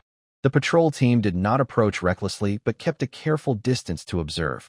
At the camp entrance, there is a guard dressed in uniform blue leather armor with trim. Their equipment looks quite high quality. The camp is small but well organized, showing that it has strong management and resources behind it. After returning to Dawntown, they reported this situation in detail to Rain. "Golden Arrow Guild," Rain murmured, tapping his fingers on the table. "I know them. They are a decent-sized merchant guild in Roland City, mainly trading weapons, armor, and magic materials. They came here with a clear goal: to take advantage of the relatively safe environment after the clearing operation and the potential resources in this area." He looked at Pete and a few core members responsible for daily affairs. "They are purely a business force, different from us, who aim to expand land. Their arrival means competition and trouble. Keep watching them, but don't make contact for now. Wait until Lord Kyle returns to decide." Inside the territory, the population continued to grow. Dozens of new refugee tribes, after quarantine and initial comfort, were carefully dispersed and integrated into the existing system by Rain and Pete. Strong green orcs and horned tribes were mostly assigned to the mines and lumber yards of North Creek Town. Under Pound's supervision, along with the Fong Squad, they formed a strong workforce and defense force. More gray elves and stone-skinned tribes were assigned to farms in Riverbend Village or workshops and pins in Dawn Town, where they could do more delicate work they excelled at. In the fields, human farmers and gray elves worked side by side, weeding and irrigating. Outside the blacksmith shops, human apprentices and orc laborers carried heavy iron ingots and charcoal. In patrols, different races wore uniform leather armor and marched under the same banner. For newcomers, this scene was initially hard to believe. But over time, they saw that the rules were true, working for food and contribution points, obeying laws, and staying safe. Their anxious hearts gradually settled. A sense of belonging began to grow among the refugees of different races. Ray knew this kind of integration would not happen overnight. During the relatively peaceful time brought by Kyle's campaign, he increased military training. New and old soldiers trained together in small squads, focusing on improving cooperation among different races in battle. The entire Dawn Leader is like a tree deeply rooted in the autumn wind. It absorbs nutrients from all directions, people and resources, and stretches out new branches, trying to grow stronger to face the coming harsh winter and the distant sound of war drums. The autumn sun bathes North Creek Town in a warm golden light. Compared to Dawn Town's diversity, this new mining town feels more like a large workshop. The rough wooden and stone walls are not as tall as those of the main town, but they have a strong, unbreakable look. Inside the walls, the fires burn brightly. Pond stands tall outside the new forge workshop. He just finished inspecting the watch posts along the wall. His tusked face and scarred face follow him, and two green orcs look at Pond with respect. With this Minotaur leader and two full squads guarding, North Creek Town's defenses are very strong. Inside the workshop, steam rises. Several apprentices, guided by a barrel of alcohol, are directing strong members of the Crack Hoof tribe to operate a large blast furnace powered by water from North Creek. Red-hot iron flows out of the furnace and is poured into sand molds on the ground. After cooling, they become uniform, shiny gray iron ingots. Lord Pond, a soot-covered apprentice, runs over to report. The iron from this furnace is very good. At this rate, we can send 20% more iron ingots to the main town by the end of the month. Pond gives a deep hum and looks at the pile of iron ingots ready for loading. These high-quality materials are essential for upgrading the town's weapons and tools. Good. Be careful and watch the furnace. In the only administrative wooden house in North Creek Town, the new civil affairs officer Marco is busy with rough accounts and maps. His job is to coordinate mining, wood supply, blast furnace operation, town management, and logistics for the two squads. The work is complicated, but he handles it well. Lord Pond, Marco stands up when he sees Pond entering. Here is the list of iron ingots to be sent to the main town, along with tools and medicines we need to restock. Also, the newly added Stonehide slaves are very strong, but they wear out tools faster, so we need to give them a new batch of iron picks first. With Marco's help, North Creek Town runs smoothly and efficiently. Meanwhile, in Dawn Town, the blacksmith area was busier than usual, with the sound of clanging metal ringing out loudly. The loud voice of the barrel was even louder than the hammer strikes. Yes, that's right. Stay steady. Feel the heat of the fire. Feel the metal's breath. He was walking around a few apprentices, guiding them on how to handle the newly arrived iron ingots from North Creek. But what excited him even more was the practical use of magic rune research. Outside Alice's room, which was becoming more like an alchemy workshop, a test was underway. The test involved two identical thickened oak shields. One side of each shield had a detailed and precise, basic reinforced magic rune etched into it, with lines made of silver alloy wire that shimmered faintly. Same as always, said the barrel, rubbing his large hands, shouting at a strong green beast soldier. Use your full strength and hit it with the hammer. The green beast soldier growled and swung a heavy iron hammer, smashing it onto the front of both shields. Bang, bang, two dull sounds. The ordinary wooden shield showed a dent and splinters flying, with tiny cracks appearing. The shield with the magic rune, though shaken, only had a shallow dent, and its overall structure remained intact. The rune's glow flickered briefly before returning to normal. The onlookers and apprentice blacksmiths let out soft gasps. Defense increased by nearly 30%, said the barrel excitedly, picking up the rune shield and carefully examining the patterns, especially against blunt force. Great stuff. Truly great. Lady Alice, your hands are made for runes. Alice kept a cold expression, but her violet eyes sparkled with satisfaction. She carefully checked the rune's energy flow on the shield, making sure there was no disturbance or weakening from the impact. Energy circuits are stable within the designed load. We can start small batch production and prioritize equipping heavy infantry units. Exactly, said the barrel, looking eagerly at Ryan. Old Ryan, give these shields to Pawn's squad and the remaining heavy infantry. Also, I plan to use the new iron ingots to make a few good weapons mixed with some black iron. Later, I'll carve sharp or sturdy runes on them. Ryan nodded calmly. Making rune technology practical meant the Dawn Army would gain a bigger advantage. He looked at the iron ingots stored outside the blacksmith shop and then at the magical rune shield. He felt more confident about the future of his territory. However, gaining more power also came with a cost. Pete, the civil affairs officer of Dawn City, quickly found Ryan, with a worried look on his face. Lord Ryan, the iron ingots from North Creek Town are produced steadily, which is our biggest income. But, with the new population, the supplies for the two main patrol teams, the purchase of magic rune research materials, especially mithril and magic crystals, and daily construction costs, our funds and food supplies are running out faster than expected. Ryan looked at the list of supplies Pete handed him and frowned slightly. The territory was growing quickly, but its needs were also increasing. With Kyle away, he had to make sure everything in this home was safe and nothing went wrong. After months of continuous efforts, the cleansing operation was finally nearing its end. Within the Empire-controlled area, the large-scale resistance of the native forces had been mostly destroyed. Kyle's team faced the last tough challenge, a mixed tribe stronghold called Eagle's Nest Cave. It was located deep in steep hills, with a huge cave entrance that jutted out like an eagle's beak from the cliff face, making it easy to defend but hard to attack. According to previous reconnaissance, the last stubborn resistance was based here, including about 50 fierce green orc warriors and a similar number of gray elves. Captain Hecht planned to end the operation with an undisputed victory. He gathered his two best squads and several other top-performing armed groups, including Kyle's clan, surrounding Eagle's Nest Cave. No mercy, completely eliminate them. Hecht's order was short and cold. The battle was intense from the start. The Legion's heavy infantry pushed forward slowly but steadily, carrying makeshift heavy shields made from large logs, facing arrows and stones shot from the cave and mountain cracks. The green orc warriors roared desperately and furiously, rushing out repeatedly from inside, swinging heavy weapons and fighting the Imperial soldiers, using their bodies to slow the advance. The Grey Elves' arrows were especially tricky, always shooting from unexpected angles, causing trouble for the attackers. Kyle's squad was positioned on the side, tasked with suppressing the Grey Elf archers on the hillside and preventing enemies from escaping from the flank.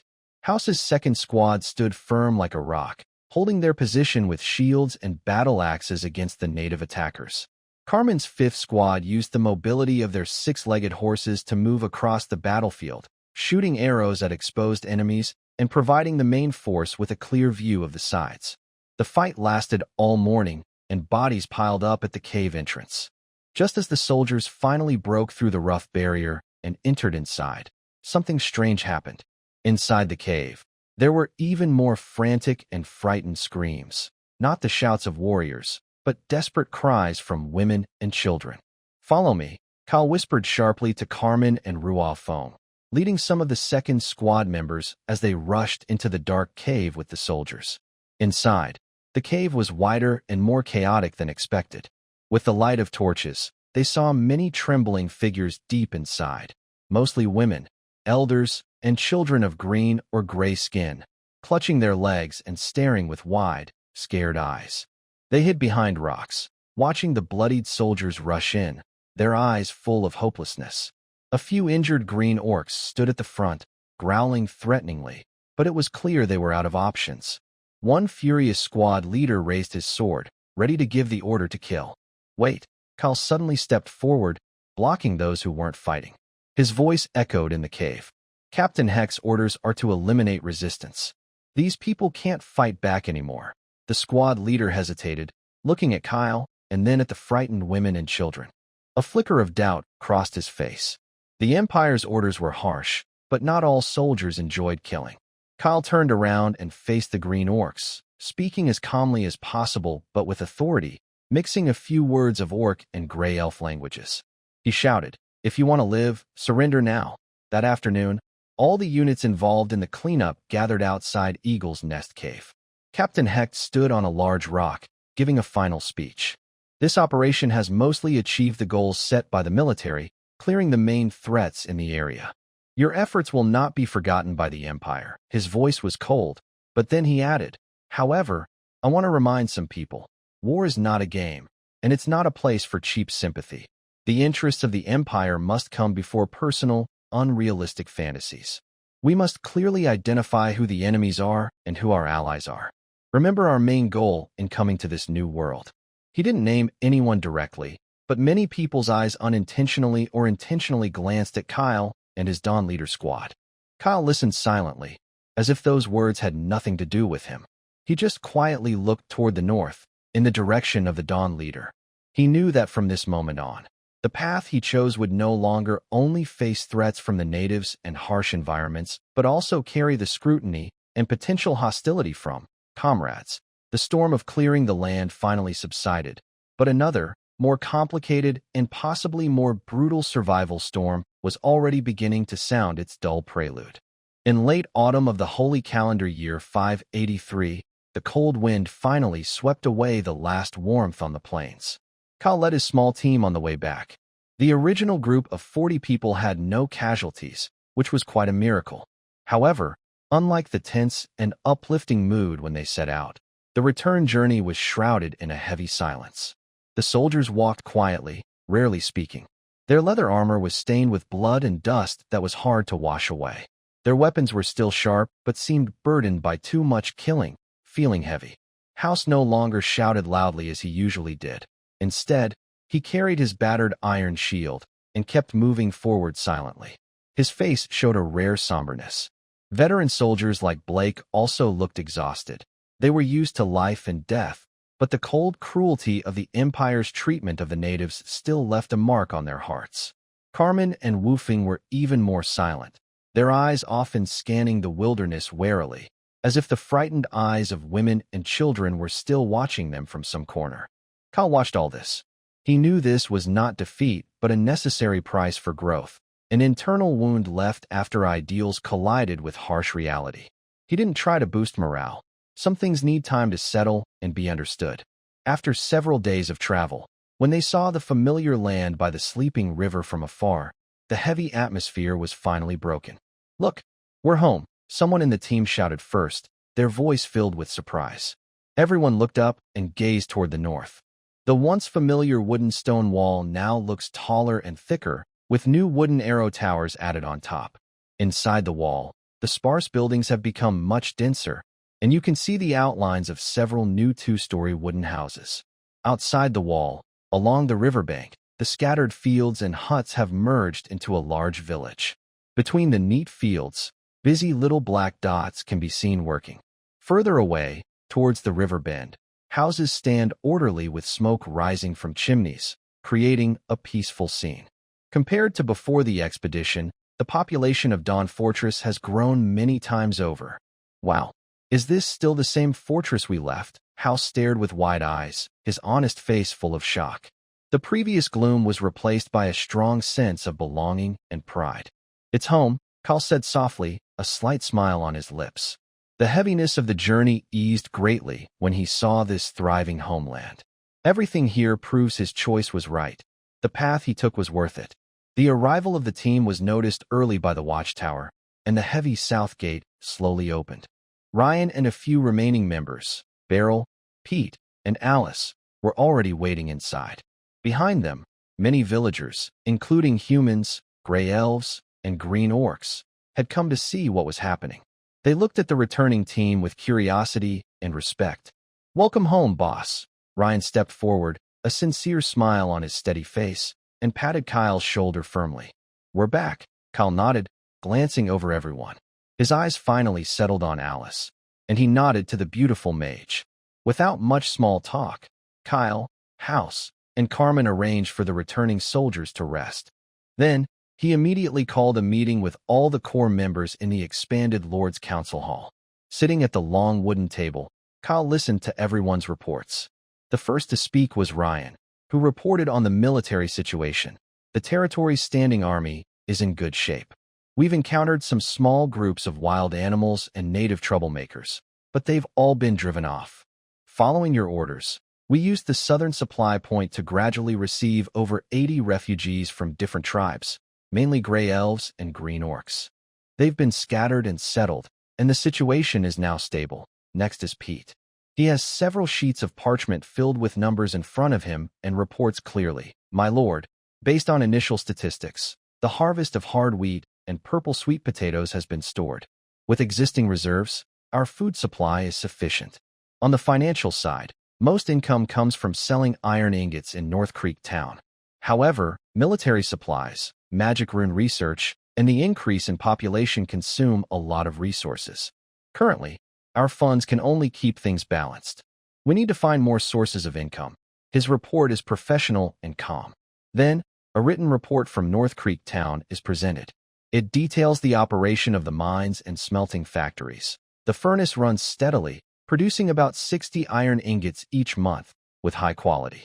The mine is safe, and under Lord Pound's command, the guards are highly motivated. The barrel eagerly takes the floor next. Redbeard, excited, says, "Boss, the iron ingots are ready, so we can upgrade our gear. Alice and I made something good." He points to a shield leaning against the wall. "Look at this. It's engraved with a sturdy magic rune. It can withstand 30% more force than a normal shield. We've made 10 so far, and they work well. Next, I plan to make some good swords with the new iron ingots and also engrave magic runes on them." Alice nods slightly and adds, "The technology to combine magic runes with regular equipment has been preliminarily tested and is feasible. The next step is to improve the engraving process, reduce costs, and try more complex composite runes. This will require more experiments and materials." Her voice remains cold, but when she talks about research, her violet eyes sparkle with undeniable enthusiasm. Finally, the report also covers the ghost wolves and new neighbors. 2 tame shadow wolves, trained by Stoneclaw, are now officially participating in night patrols, and the effect is significant. The exploration outpost of the Golden Arrow Trading Company in the southwest has been very active recently, seemingly conducting surveys. They haven't made formal contact yet, but their presence is definitely a variable to watch. Listening to these reports, Kyle's tired mind gradually becomes more alert. The population is growing rapidly, food reserves are stable, iron ingots are being produced in large quantities, and magic rune research is advancing. During his absence, Morning Dawn has not stagnated, but is instead building a solid foundation and gathering strength faster than he expected. The meeting lasted until late at night. After everyone left, Kyle felt no sleep coming. He put on a cloak and went alone to the northern wall of Morning Dawn Town. The wall towers high, and the cold wind is fierce. He looks down at his territory. Most of the lights in the inner fortress have gone out, leaving only a few faint glimmers, which are the lanterns carried by the patrols. In the direction of the outer fortress and River Bay Village, there are more flickering lights, belonging to many families, warm and comforting. Among these lights are humans, gray elves, and green orcs. They used to be enemies on the battlefield or exiles driven away, but now, under the protection of these walls, they share a common, safe place to rest. His mind involuntarily recalls the desperate eyes inside the Eagle's Nest cave during the final purge, and Captain Hector's cold warning words. The path of the Empire is paved with iron and blood, simple, direct, but also full of destruction and hatred. And the land beneath his feet, the difficult road he is forging, may be even more winding and fragile. It needs more wisdom, patience, and even compromise to hold it together. But looking at the stubborn lights of different races flickering in the darkness, Care feels no confusion. This is the home he wants to build. different from the conflicts among the Roland nobles or the Empire's ruthless conquest. A place that may not be perfect, but at least allows different races to survive and gain dignity through labor and loyalty, not just bloodlines and force. Early winter, cold winds sweep across the sleeping banks of the river, stirring yellowed grass and tiny ice crystals. The sky is a clear, cold gray blue. The sunlight is bright but lacks warmth, barely illuminating the growing town of morning dawn. The threshing grounds at River Bay Village are silent now. The hard wheat and purple sweet potatoes have been stored away by late autumn. The Iron Horn cattle transport team from North Creek Town still arrives regularly, unloading heavy, shimmering blue-gray iron ingots. Through the United Commerce channels, these ingots are steadily exchanged for winter supplies. Thick woolen felt and cold-resistant hides, large amounts of salt, various medicines for frostbite and cold, and a batch of bronze tools and a small amount of silver needed by the Alice Research Institute. The profits and supplies from iron trade form a solid backbone, supporting the territory against the increasingly harsh weather. The army that returned from the purge, after nearly a month of rest, is gradually shedding the fatigue and gloom of battle. Strict daily training and clear responsibilities are the best ways to calm inner turmoil and rebuild cohesion. Under Rain's unified command, the newly recruited soldiers were divided into small squads, led and trained by their squad leaders. On the training ground, shouts and the clash of weapons became organized and powerful again. Faces of different races practiced shield formations, spear teamwork, and squad tactics under unified commands. Although there were occasional bumps due to habits, strict discipline and diligent training made the teams more coordinated over time. The most obvious sign of increased strength was in their equipment. The blacksmith's forge at the barrel workshop burned day and night, repeatedly forging high-quality iron ingots from North Stream Town into sharper, tougher swords and spears with armor-breaking tips. What truly excited the soldiers was the new magic-engraved gear they began to wear. 10 shields made of thick oak, etched with Basic Reinforced Magic Pattern by Alice, were first issued to House's second squad. Tests showed these shields greatly improved resistance to blunt force. Soldiers touched the faintly glowing mysterious patterns on the back of the shields, filled with awe for the unknown power and confidence in their safety. The barrel workshop even started trying to engrave simplified, sharpness magic pattern on newly forged knives. Although success was still unstable, each successful attempt marked a new step forward in Dawn's military strength. Meanwhile, the 2 shadow wolves raised by Stoneclaw had fully integrated into the territory's defense system, especially during night patrols, showing their irreplaceable value. Their keen senses and silent stalking made it difficult for anything trying to approach the wall at night to escape detection. Their cooperation with patrol members grew more seamless, and the Green Orc youth and his shadow companions became a reassuring presence under the night sky. One early winter afternoon, a rider dressed in blue leather armor with a golden arrow emblem arrived at the south gate of Dawn. He handed over a sealed letter with wax. The letter was from the southwestern neighbor, the Golden Arrow Trading Guild, Expansion Outpost. This was their first formal contact. Kyle read the letter in the council hall. The tone of the letter is polite and smooth, beginning with, "To the esteemed Lord Kyle of Dawnlight." It first praises the impressive achievements of Dawnlight in a short time. Then, it shifts to mention that, to ensure harmonious development and commercial prosperity in this new land, the sender hopes to have a friendly discussion and clear boundaries regarding each side's activity zones and resource-gathering areas. The letter also politely inquires about Dawnlight's interest in certain nearby mineral veins and forest areas. The closing signature reads, "Jonathan, head of Alpha Exploration, Golden Arrow Trading Guild." Typical merchant probing, Ryan comments, standing beside Kyle with sharp eyes. Drawing a line, to see how we respond. Kyle pauses thoughtfully, signals Pete to prepare a reply. He speaks, and Pete writes the response, which remains polite and restrained. In the reply, Kyle first thanks the other side for their greetings and welcomes the arrival of the Golden Arrow Trading Guild. He then clearly states the core areas under Dawnlight's control and activity, mainly along the Sleepy River to North Stream Town, and about a day's ride eastward. He makes it clear that within this area, Dawnlight has priority and exclusive rights to extract and use resources. He also suggests that both sides should agree to basic rules, not provoking each other's personnel, not maliciously damaging the environment, and not inciting unrest within each other's territories. As for resources and potential cooperation in farther regions, Cal concludes, Alpha's domain is vast and boundless, enough to accommodate all well-meaning explorers. Dawnlight is happy to engage in fair trade and necessary information exchange with orderly and friendly neighbors.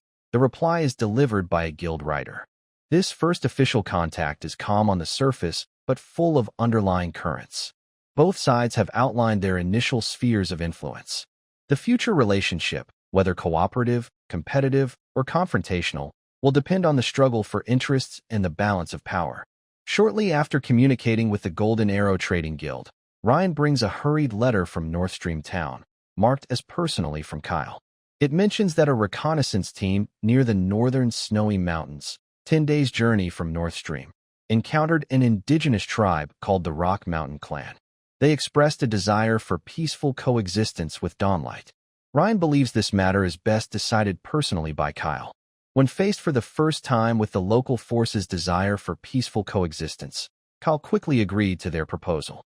He also hoped to have a face-to-face meeting with the leaders of the Rock Mountain tribe at the right time. Just after Kyle sent his reply, an urgent message from the Sleeping River outpost was delivered to the Dawn leader.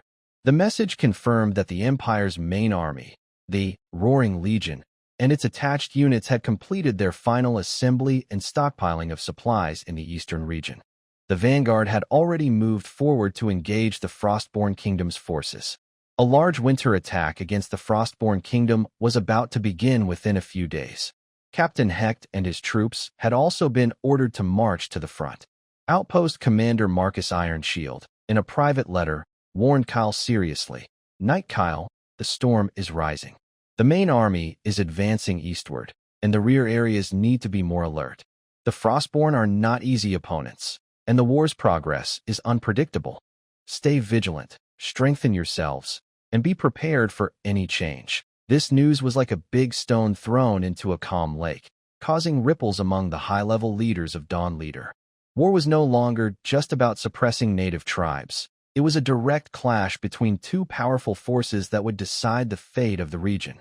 In the council hall, the atmosphere instantly grew serious. "The Empire is finally going to act," Raynor said in a low voice, unconsciously rubbing his sword handle. "Once the Eastern Front opens, no matter who wins or loses, the balance of power on the Alpha Plane will be broken. We are in the north, seemingly far from the battlefield, but we can't be sure that retreating soldiers, refugees, or even a small elite force from the Frostborn won't slip through. We need to expand our reconnaissance again. Our iron ingots might become more valuable, but they could also attract attention," said the Beryl, his voice deep and steady. His eyes, beneath his red beard, shone with complexity. "War is about forging iron and making money. The military might issue requisition orders, but we need to gear up first. Good equipment should go to our own brothers first." Alice frowned slightly, more concerned about the practical progress of technology. "We must speed up the mass production and stability testing of magic rune gear. War will greatly increase the demand for weapons, and this is a critical time for testing and improving our technology." Kyle listened quietly to everyone's discussion, his gaze sweeping over the increasingly detailed regional map on the wall. The Empire's war machine had already fully started, and the huge gears were beginning to grind toward the east. "Dawn Leader, this young sprout struggling to grow in a narrow space. Will it be swept away by the coming storm?" Winter nights fall quickly.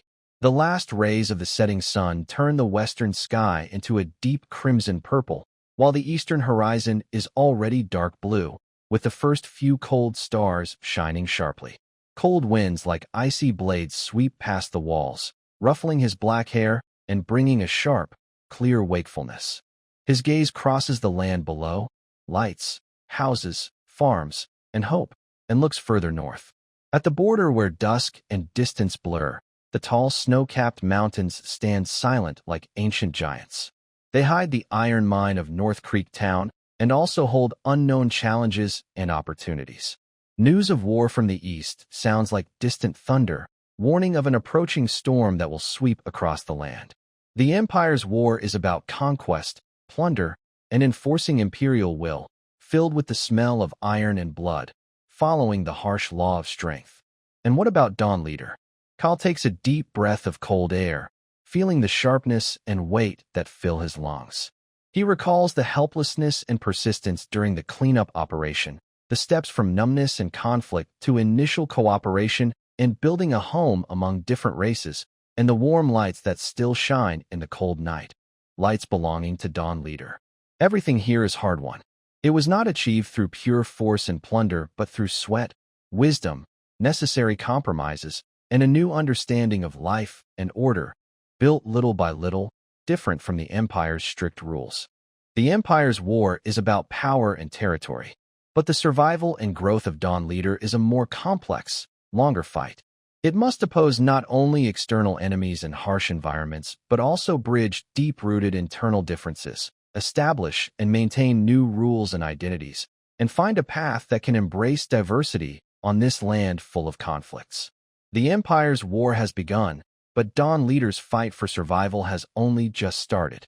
In early spring of the sacred calendar year 584, the cold still lingers along the sleeping river, but Dawn Town has already awakened. The stone and wood walls stand firm like strong arms, and vigilant guards on the arrow towers scan the distance. Within the town, the newly built houses were crowded with people. Humans, gray elves, green orcs, and occasionally a few mountain folk moved through the streets. The sounds of conversations, work, and the clanging of blacksmiths' hammers blended into a lively symphony.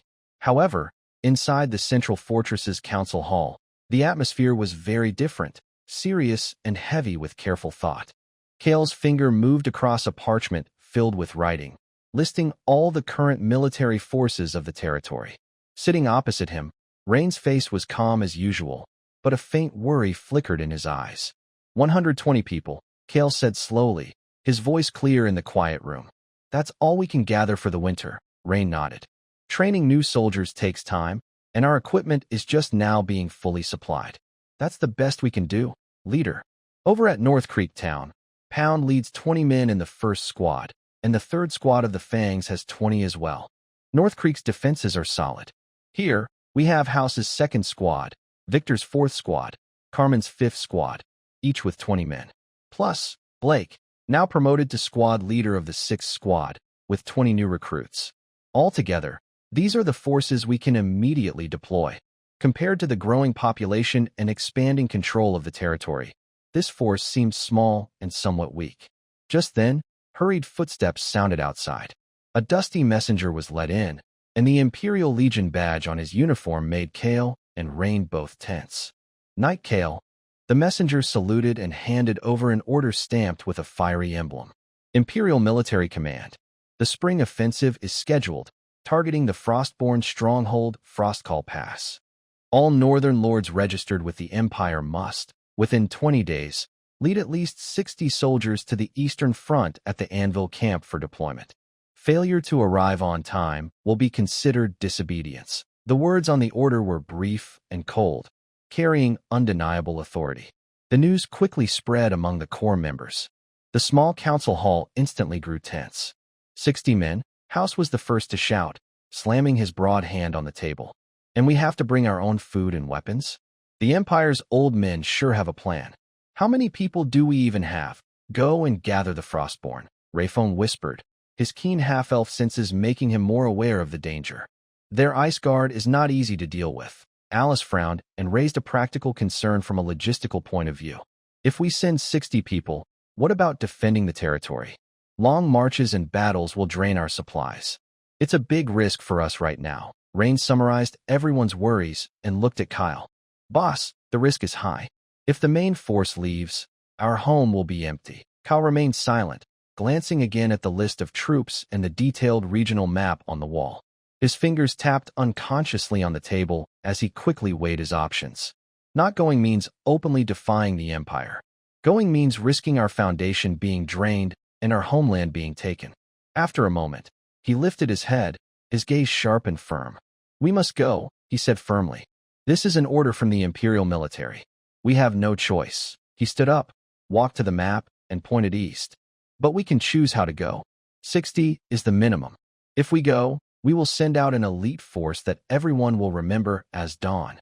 A team that can fight tough battles and solve problems quickly. He turned to everyone and issued a series of commands. Immediately send orders to pound at North Creek Town. Have the 3rd Squad of the Fangs move south quickly to meet up. Victor's 4th Squad will move north to fill in for the 3rd. Rain, stay at Dawn. House's 2nd Squad is yours. Your only task is to protect our home. No matter what happens, hold the line and wait for reinforcements. I will lead the 3rd, 5th, and 6th Squads, plus 20 militia, to march out. This decision made everyone take a deep breath. It almost drained most of the territory's forces. The orders were quickly carried out. A few days later, the team from North Creek Town arrived at dawn. The Dust Fong, dusty and tired, joined the gathering. The strong green orc leader held his chest high, his eyes full of fighting spirit. On the night before departure, Kyle and Rune again checked the town walls. Our home is in your hands, Kyle said quietly, looking at the dark river across the distant bank. Stay safe and defend well. Do not fight unless absolutely necessary. Don't worry, boss. Rune's response was short but strong. As long as I am here, the town will stand. Kyle nodded and finally walked toward Alice's laboratory.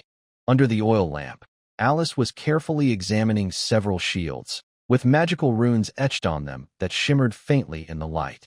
When she saw him enter, she raised her violet gemstone-like eyes. "Are everything ready?" she asked, her voice calm as always, but Kyle could sense a hint of concern. "Almost," Kyle replied, picking up a rune shield.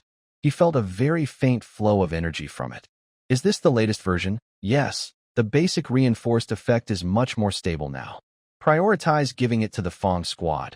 They need to be at the front," Alice said, handing him the shield and then taking out a few quivers of arrows. "These arrows have also been treated. They are less stable than the shields, but they might be useful in critical moments." Kyle took the quiver, and his fingers accidentally brushed her fingertips. Both paused slightly. "Be careful," Alice said softly, her gaze fixed on his face. "I will," Kyle replied, looking at her. All his words finally condensed into one. "Come back to me." Alice nodded slightly, saying nothing more. Everything was understood without words. The next morning, the rising sun dispersed the mist over the river. Outside the south gate of Dawnlight Town, the Dawnlight Battle Group was already lined up. The team had over 80 members. Compared to the thousands of Imperial soldiers, they seemed small, but they stood there with a presence that could not be ignored. Human soldiers' armor was shining brightly. Gray elf archers carried longbows with sharp eyes. Orcs and green orc warriors had muscular builds and heavy weapons. Behind Kyle, the Fong squad members growled softly, their weapons hitting the ground in unison, producing a dull, rhythmic sound. Carmen and Woofing rode six-legged horses, accompanied by silent shadow wolves and stone claws, always ready to blend into the shadows. There were no loud drums or long speeches. Kyle sat on the lead six-legged horse, his gaze slowly sweeping over his soldiers, over Rune, Alice, House, and others at the town gate, and over the villagers with hopeful and worried eyes. He drew his Northstream steel sword from his waist and pointed it diagonally southeast. "Let's go." When the Dawn Strike Force followed more and more tracks and footprints and finally reached the Anvil, camp of the Imperial Allied forces in the east, the scene before them still exceeded most team members' expectations. It was a huge military camp carved out of the wilderness. Countless tents looked like clusters of grayish mushrooms, scattered chaotically to the horizon, almost covering the entire hill and valley. Flags representing nobility, legions, and various frontier territories fluttered in the wind, some ornate, some tattered. The air was filled with the smells of sweat, horse manure, and cooking smoke. There were shouts, hoarse neighs, the sound of blacksmiths hammering, officers shouting orders, and occasional bugle calls. All these sounds blended into a dizzying roar. Kyle led the team through this vast camp, looking out of place. The first striking scene was the mix of races. Human soldiers walked in the middle, flanked by tall, pointed-eared gray elves archers, and burly, differently colored orcs and green-skinned warriors. This drew many curious, surprised, or even disdainful looks from passers-by. "Look at that. What are those country bumpkins bringing?" Azu sneered an Imperial Legion soldier in leather armor with decorative trim at his companion. That half-elf kid looks pretty good, but too bad he's hanging out with a bunch of beasts, another voice said with a lewd tone. Most of the gossip focused on their equipment. Although the numbers were small, the Dawn soldiers mostly wore uniform tan leather armor with shiny, well-maintained iron plates. The longbows on the gray elves' backs looked elegant, and the orc warriors' battle axes were heavy and sharp. Especially at the front of the team, the green orc squad members carried unusual shields, and the two silent shadow wolves walking beside Carmen and woofing with sharp eyes hinted that this team was extraordinary. Kyle ignored the gossip around him. He calmly led the team toward the area marked Recruitment Lord Registration. He could feel the tense muscles and suppressed anger of his subordinates behind him, especially Blood Axe and several orc warriors, whose throats were already rumbling with low, threatening growls. "Stay calm," Kyle said without turning his head, his voice clear and loud enough for everyone to hear. "Remember what we're here for. Spit won't kill anyone." The registration office was in a fairly large area, but there was still a long line, filled with complaints in various accents and impatient scolding from clerks. When Kyle and his alien team arrived, the noisy crowd suddenly fell silent for a moment. The person in charge of registration was a young clerk wearing gold-rimmed glasses. Next to him stood a military officer bearing the crest of a marquis family. The clerk raised his eyelids, glanced at the line behind Kyle, and immediately frowned, as if smelling something unpleasant. "Name, territory, troop strength," he said flatly, without enthusiasm. "Kyle, Northland Pioneer Knight, Dawn Leader." "Troop strength, 82, Kyle replied calmly, handing over his identity documents and troop list. The clerk took the papers, glanced at them carelessly, then let out an exaggerated snort. 82? Your lordship, knight, are you joking with me? Look at what you've brought. Green-skinned, pointy-eared, and what's that? A wolf?" He pointed at the shadow wolf, almost poking Stoneclaw's face with his finger. According to the Unified Army Regulations, Article 7, non-human soldiers must be listed separately, and their proportion cannot exceed 30%. Your team, I think, exceeds 60%, right? The formation doesn't match, so it can't be registered. You can either disband and send them to the frontline troops or go back. The marquis officer beside him also spoke coldly, with a tone of condescension. "Knight Kyle, I hear the Northland is quite tough. How about this? Hand over your alien fighters to us," the Bloodwolf Marquis commanded. "We can compensate you with some gold coins at market price. Consider it a fair deal for your trouble." This was blatant annexation and humiliation. Kyle's team behind him instantly became agitated. Fangs clenched tightly, fists making cracking sounds. Bloodaxe's eyes flashed with fierce light, and even the calmest Blake looked grim. But Kyle only smiled, though that smile didn't reach his eyes. He stepped forward, leaning slightly, his gaze calm but carrying undeniable pressure, directly facing the clerk. "Sir Clerk, please look carefully at my noble title documents. They are jointly issued by the Imperial Senate and the military headquarters as Pioneer Knight, with independent command authority during wartime. My troop list fully complies with the conscription order. As for the race of the soldiers, Captain Marcus Ironshield can testify they were the most loyal and effective blades of the Empire during the previous suppression operations. Do I need to invite him over to explain what the rules of the northern border really mean?" His voice was quiet, but every word was clear and cold.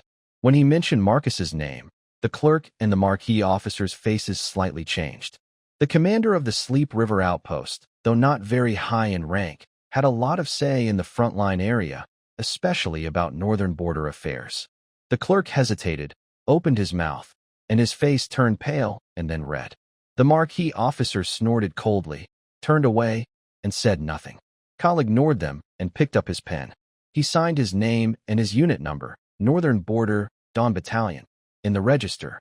"What about our supplies in camp?" He put down the pen, looked back at the clerk, and spoke calmly but with authority, as if the matter was settled and not to be questioned.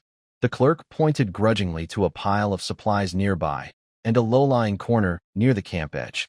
"Go get them over there. The camp. Find your own place to set up." His tone was still unfriendly. When the Dawn Battalion carried the newly received grain bags toward the muddy camp, a few smaller frontier lords from the northern border came forward voluntarily. Their groups were mostly ragged and poorly equipped. Their eyes on the Dawn Battalion were full of mixed feelings, envy and respect. "Knight Kyle," said a middle-aged lord, bowing slightly, "we are from Blackwood territory. We've heard of your name and your team's reputation. These Empire folks only know how to bully those of us with no backing." Kyle exchanged a few words with them and made a simple promise to look out for each other on the battlefield. As they began setting up camp, a messenger brought the first combat order. "Clear out the outposts around Frost Whisper Pass." The Dawn Battalion was assigned to a stone fortress called Eagle Claw Rock, a prominent position at the corner of several support points for the Frostborn. It was easy to attack, but hard to defend, and likely to face multiple counterattacks. This was clearly not a good job, full of risks and malice. Kyle didn't complain. He quickly gathered all the squad leaders and huddled around a rough animal hide map. "Carmen, Claw," Kyle called their names. "Bring your shadow. I want to know what's behind every stone at Eagle Claw Rock before dawn." Carmen and Stone Claw responded at the same time. Stone Claw gently patted the heads of the two shadow wolves, and they immediately stood up, their eyes glowing faintly as if they understood the command. As night fell, the chaos in the Allied camp had not fully calmed, but two nearly invisible shadows had silently left the camp, like true ghosts, rushing toward the distant stone fortress marked as the target. Kale stood in front of his tent, looking toward the southeast where the Frost Whisper Pass appeared more menacing in the dark. The initial difficulties and malicious task assignments were not surprising. He clenched his fist, feeling the strength at his fingertips. The real test was about to begin. The darkest and coldest time before dawn was here. The air was thick with the dampness and solemnity unique to this time. The dark outline of Eagle Claw Rock, under faint starlight and moonlight, looked like a fierce beast lying on the ridge. Carmen and Stone Claw quietly returned to their hiding spot with the Dawn Strike team. Stone Claw used simple, precise gestures to signal the situation outside the fortress, while Carmen quickly whispered a report into Kale's ear. 3 hidden sentries on the perimeter have been cleared. The wall is about 4 meters high, and the main gate is a heavy ironwood door. There are patrols on the wall, roughly every 50 heartbeats. No signs of large city defending equipment. The guards number around 100, mainly Frostborn infantry, with a few slings on the wall. Kale nodded, his gaze sweeping over the faces around him, all holding their breath in the darkness. He raised his hand, making a few simple signals. The battle began silently. The gray elves led by wind scattered like ghosts, using the terrain and the pre-dawn shadows to quietly take advantageous shooting positions. Their cold arrows aimed at the blurry figures moving on the wall. Whoosh, whoosh, a few faint sounds of breaking air rang out. On the wall, 2 Frostborn sentries, just finishing their shift and about to light their torches, suddenly stiffened and then collapsed softly, a trembling feathered arrow in their throats. They never had a chance to alert anyone before dying. "Fong, go!" Kale shouted softly. Fong, like a fierce tiger emerging from its den, leapt forward first. Behind him, 19 members of the stone squad moved like a gray tide, tightly gripping their glowing rune shields, rushing swiftly toward the fortress gate. Enemy attack. Inside the fortress, the Frostborn guards finally reacted. The sharp alarm pierced the quiet before dawn. Suddenly, more heads appeared on the walls, and scattered arrows and stones whistled down. "Raise shields," Fong snarled. The squad members all raised their magic shields above their heads, forming a moving wall of protection. Thud, thud, thud. Most arrows hit the shields with dull sounds and bounced off. The shields engraved with the basic fortification Rune performed especially well. When bone arrows shot by Frostborn soldiers struck, they only left shallow dents and couldn't. This greatly improved the team's defense, minimizing casualties. "Break it open," Fong, who had reached the door, handed his shield to a teammate and swung his heavy battle axe at the latch of the ironwood door, hacking fiercely. Wood chips flew, and sparks scattered. The Frostborn guards on the wall also realized the danger at the main gate. More attacks poured in. At this moment, a thunderous roar came from the fortress's flank. "For glory," Blake roared, leading Squad 6 to attack a relatively low wall section. They rammed with their bodies and hacked with battle axes, drawing some of the guards' fire. Meanwhile, the Grey Elves' archers, under Wind's command, showed their deadly accuracy.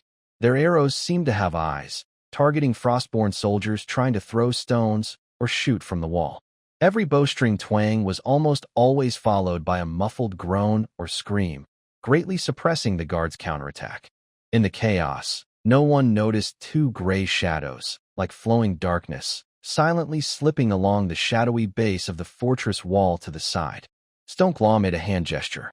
A shadow wolf suddenly stood upright, claws gripping him in the wall, while another silently served as a stepping stone. Using this leverage, the shadow wolf effortlessly scaled the 4-meter-high wall and disappeared behind the battlements. Moments later, muffled shouts and biting sounds came from inside the fortress. Soon after, an unremarkable side door inside the fortress was suddenly pulled open from the inside. "The side door is open," Carmen, who had been observing the battle, immediately shouted. "Team 6, follow me." Blake saw the situation and immediately launched a stronger attack from the front. The defenders' resolve began to waver. The iron door at the front, battered by the fierce attacks of Fong and a few strong warriors, finally groaned under the pressure and burst open. "Charge in." Fong, covered in blood, was the first to rush into the passage behind the door. The battle quickly turned into the most brutal phase of clearing inside the fortress. The passage was narrow, and the rooms were complex. The remaining Frostborn soldiers fought fiercely, using every corner and door for desperate resistance. Roars, clashes of weapons, the dull thuds of blades piercing flesh, and dying screams echoed and amplified within the stone walls. Kyle also joined the fight. His North Stream steel sword flashed deadly cold in the dim light, swift and precise, each strike aimed directly at vital points. He kept watch from all sides, appearing where his team needed him most, blocking deadly attacks, or working with Fong and Blood Axe to quickly eliminate stubborn enemies. On the stone stairs leading to the upper command room of the fortress, they faced the toughest resistance. A tall Frostborn officer, wearing armor decorated with icy crystal patterns, wielded a massive two-handed sword and led a few guards to fiercely defend the passage. His sword strikes were heavy and sharp, momentarily blocking the advance of the rock squad. "Let me handle this." Kyle pushed past the others and stepped forward. Without words, they immediately fought side by side. The Frostborn officer was very strong, swinging his great sword with a fierce wind. Kyle didn't try to match him head-on. Instead, he used the lightness of his North Stream steel sword and his agility to dodge, block, and look for openings. Sparks flew as their blades clashed. After a few exchanges, Kyle noticed a slight stiffening in his opponent after a powerful strike.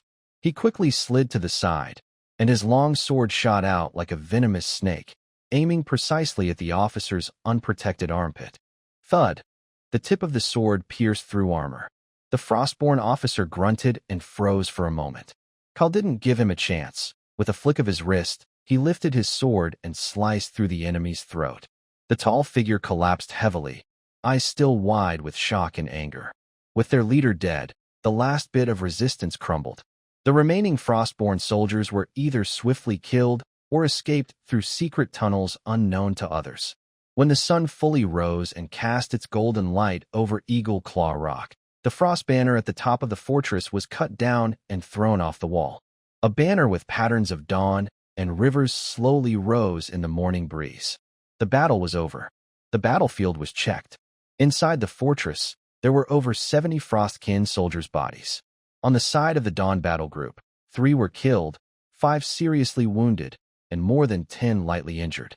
Taking a stone fortress with only about 100 defenders at such a low cost was a perfect victory. The team began to clean the battlefield, collecting intact weapons, armor, and anything valuable. Kyle found a metal token engraved with strange ice patterns and several scrolls made of tough beast hide, filled with twisted runes, on the Frostkin officer he personally killed. "Keep these, along with other documents and items found in the fortress, carefully stored and kept separate," Kyle said, handing the items to Carmen. "Alyss might be interested in these." He walked to the highest watchtower of the fortress, from where he could clearly see the distant Frost Speech Pass, a massive, icy, beast-like formation. Above the city, faint smoke signals rose from other ongoing battles at the outer outposts. The success of the initial attack and the advantages shown by the magic rune equipment did not make Kyle feel relaxed. Instead, he became more aware that conquering such an outer fortress still required a cost. Facing the real stronghold, Frost's Speech Pass, and the unknown, possibly larger Frostkin kingdom beyond, the road ahead would be filled with even more brutal blood and fire. Carmen silently approached him. "Boss, we won," he said with a hint of victorious excitement. Kyle's gaze remained fixed on the distant fortress. His voice was calm but heavy with weight. "This is just a starter. The real tough fight is still ahead." In late spring, cold winds brushed against the tense faces of the Allied soldiers. When the Dawn Battle Group followed the main force to the foot of the Frost Speech Pass and looked up at this stronghold, even the bravest orcs couldn't help but hold their breath. Frost Speech Pass was not just a simple pass. It resembled a sleeping giant made of ice and rock, lying between two steep mountain ranges at a natural narrow point. The city wall is not made of ordinary stone, but a dark gray massive rock mixed with white crystals.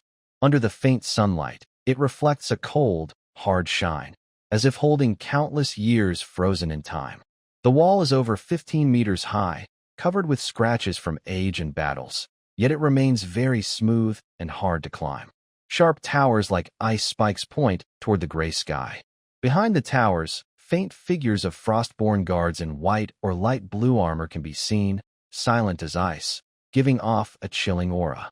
The Allied camp spreads out in front of the gate like an ant nest, with shouts and the neighing of horses, dust flying everywhere. Large catapults and siege towers are slowly being assembled by craftsmen, making creaking sounds that hurt the ears. The air is filled with a mix of tension, fear, and a hint of excitement, like a big powder keg just waiting for a spark. Kyle and his soldiers are assigned to attack a section of the northern city wall. The ground here is slightly higher than near the main gate. The banners of the defenders have intricate ice crystal patterns. According to intelligence, this area is guarded by the most elite Frostborn ice guards. They really respect us, Blake spat, looking at the wall that seemed to mock the common people below. Carmen returned from reconnaissance, looking serious. "Boss, that wall is tough. The surface is too slippery, easy for ladders to slip. And the ice guards up there. Their eyes are different, like they're made of stone." Kyle nodded silently, glancing over his soldiers who had fought at Eagle Claw Rock. They looked tired, nervous about the unknown, but mostly hardened by war. He stepped forward and spoke clearly to everyone. "Remember Eagle Claw Rock? They said we couldn't do it then." His voice was quiet. "We showed them with shields and axes. Today, we will tell those arrogant fools, those hillbillies from the north, why we stand here. For Dawn's dawn." Blake shouted at the right moment. "For Dawn's dawn." After a brief silence, a suppressed roar burst from all the Dawn's Dawn warriors, forming a fierce fighting spirit.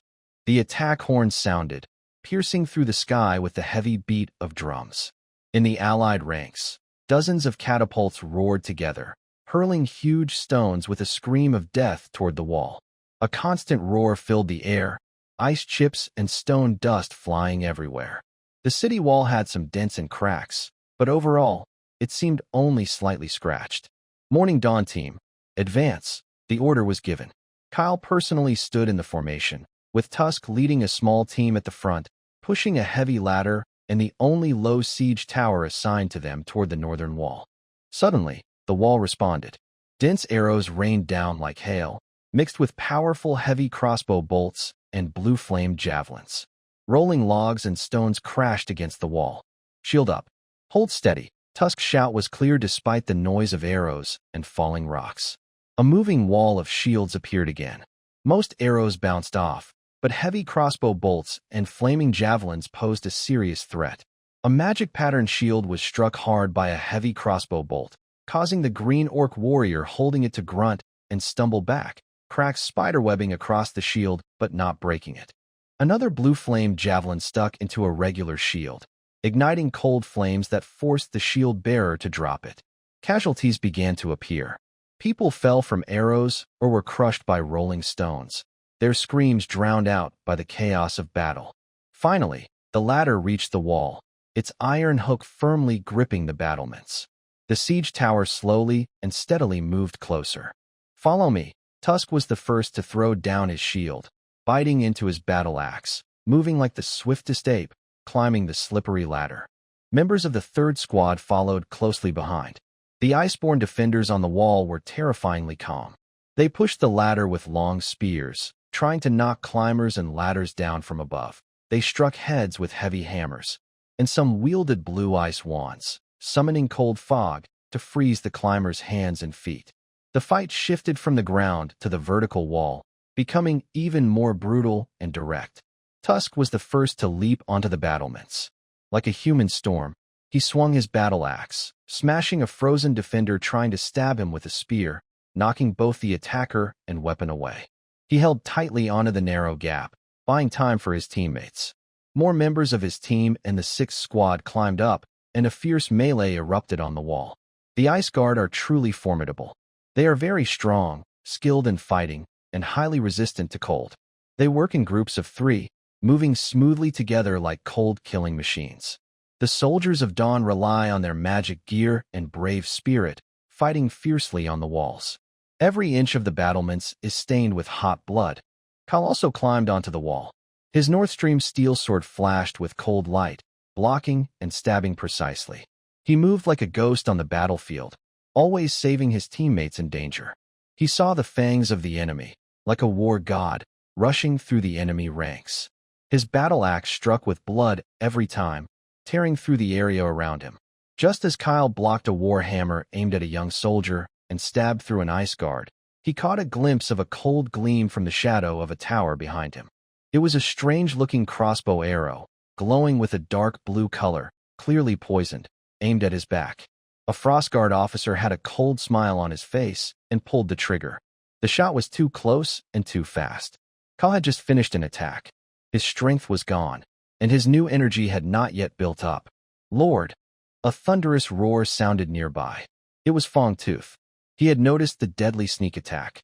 His huge body moved with incredible speed, charging sideways. He used his broad back to block Kyle and the arrow completely. The poisoned arrow sank deep into Fongtooth's thick back muscles, losing its feathers.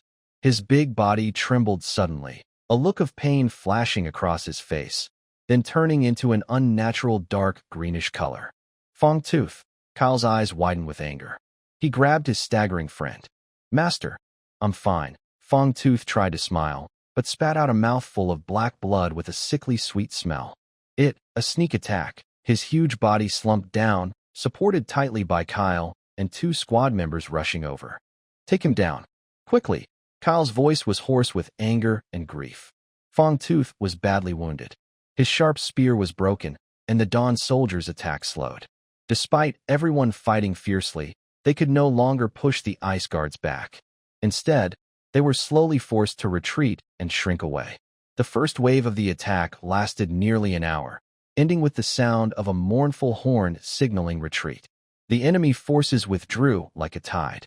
The coalition failed to break through the city walls decisively, leaving behind chaos and countless fallen soldiers. Back at the camp, as they counted the survivors, the atmosphere was heavy and suffocating. 8 members of the 3rd squad had died, and 5 others, including Liaoya, were seriously wounded, almost everyone injured. Other squads lost more than 10 men. Now, fewer than 50 soldiers could still fight. Kyle stood outside the wounded tent, watching the healer carefully tend to the injured. Liaoya was especially critical. His chest rose weakly, and his face was frighteningly pale. The poisonous arrow in his shoulder had not been removed yet. The setting sun painted the sky a dark, bloody red, sharply contrasting with the cold gray of Frost's speech pass below. The city walls still stood tall, seemingly mocking the attacker's efforts in silence. Kyle clenched his fists, nails digging into his palms. Cold anger and a heavy sense of duty replaced the slight relief they had felt after their initial success. The scorching sun overhead did little to warm the coalition camp outside Frost's speech pass.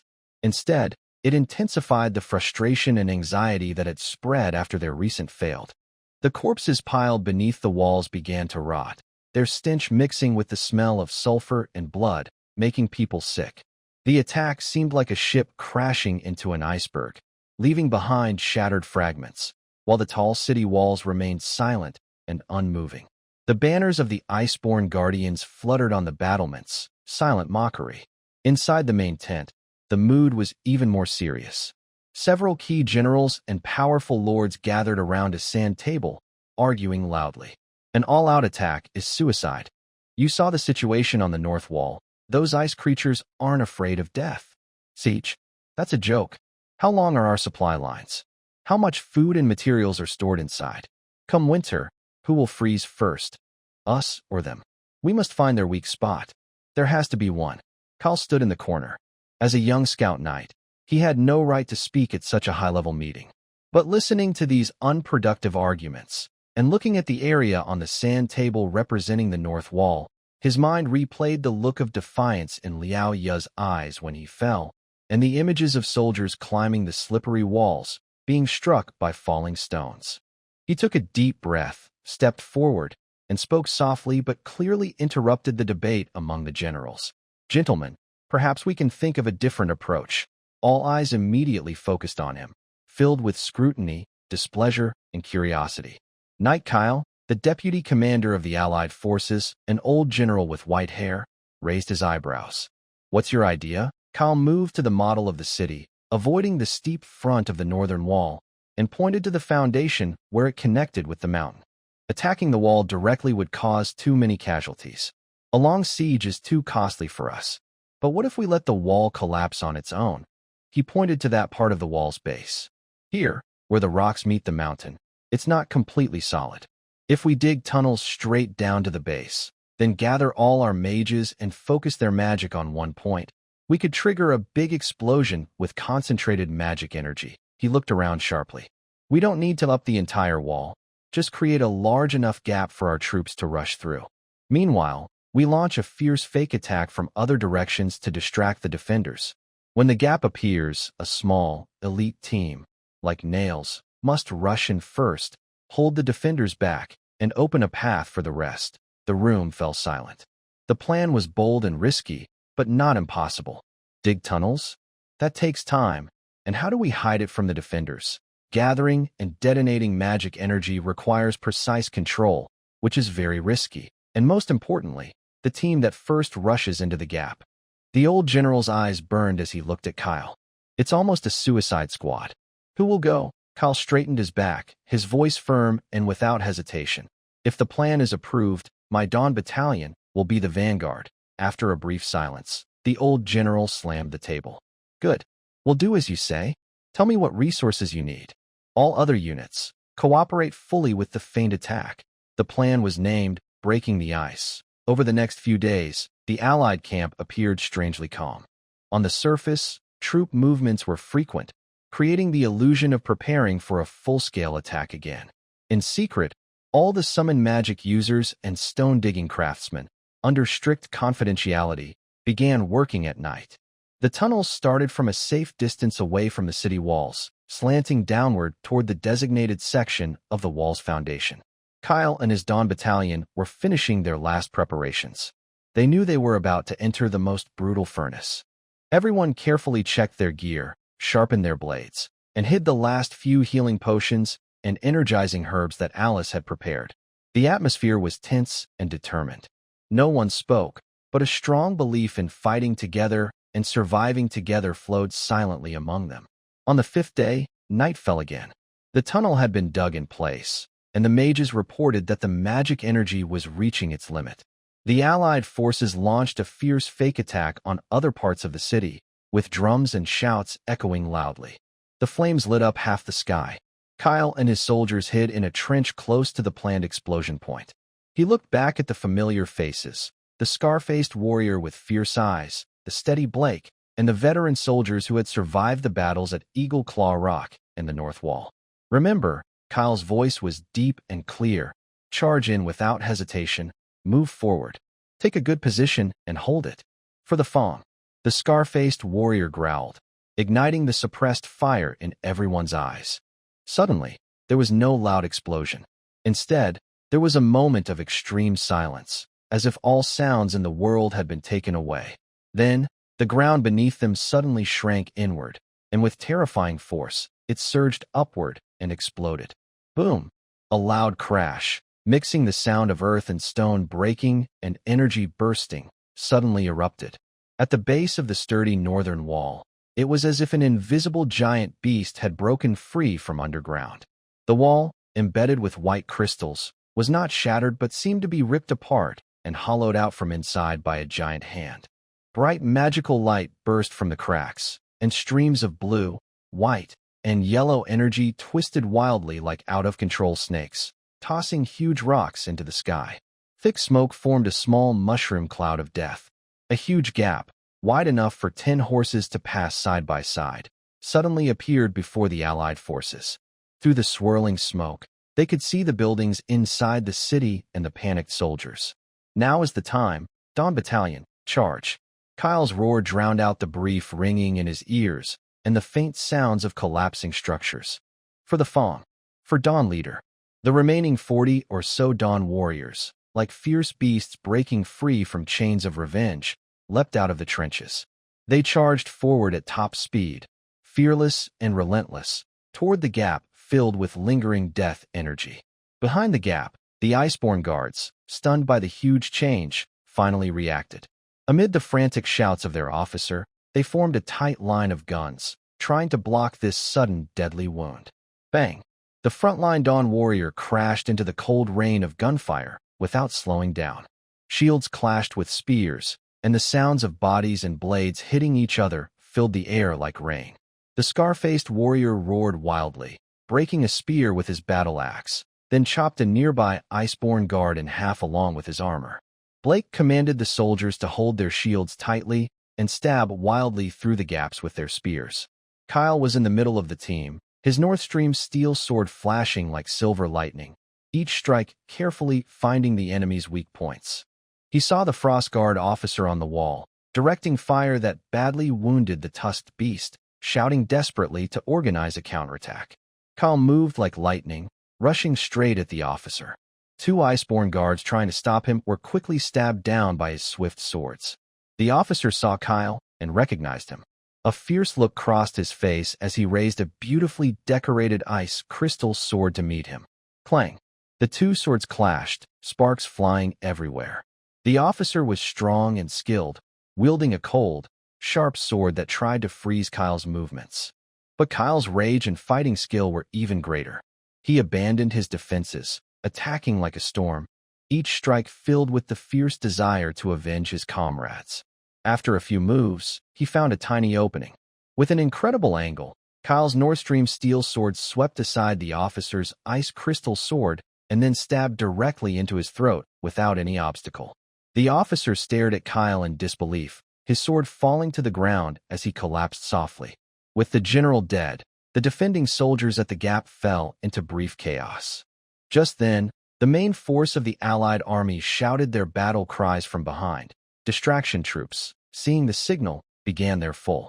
They surged like a tide toward the city walls, especially targeting this newly opened gap.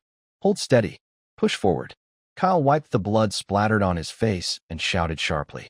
The soldiers of the Dawn Guard burst with their final strength, using their bodies and weapons to hold tightly inside the gap, refusing to retreat even a step. Like the most stubborn rocks in a rushing stream, they created a bloody path to victory for the advancing Allied soldiers behind them. The heavy frost speech pass gate, pressed from both inside and outside, finally groaned under the weight of exhaustion and was shattered by the massive battering ram of the Allied forces. The gate was broken. The fall of Frost's speech pass was like dropping a large stone into a calm lake, causing ripples that quickly spread across the entire Allied army. The remaining enemies inside the city were wiped out within days, symbolizing the complete removal of the Frostborn Kingdom's icy banners. They were replaced by the Empire's golden griffin flags and noble emblems. The city was a mess, with broken walls and ruins filled with smoke and blood. Yet, there was also astonishing wealth. Stockpiled food, salted meats, fine weapons and armor enough to equip several armies, and magical materials unique to the Frostborn, all became spoils for the Allies. Soldiers and officers, eyes red with greed, searched through the ruins like sharks smelling blood, looking for anything valuable. Kale and his Dawn Guard were specially honored by the Allied command for their key role in the Breaking the Ice operation and for taking on the most dangerous missions. The award ceremony was held in the hall that once belonged to the Frostborn defenders. The vice commander of the Allied forces, an old general with white hair, personally pinned a badge symbolizing the northern frontier baron on Kale's chest. The badge had a black background with crossed swords and plows, surrounded by a thorny wreath symbolizing expansion. Though simple, it officially recognized his status and position by the Empire. Baron Kale, the old general's voice was loud and echoed through the hall. The Empire remembers your loyalty and bravery. In recognition of your achievements in this battle, and considering the current situation of the Dawn Guard, the Council of Elders and the military have granted you this title. Your lawful territory will be expanded twofold to the north and east.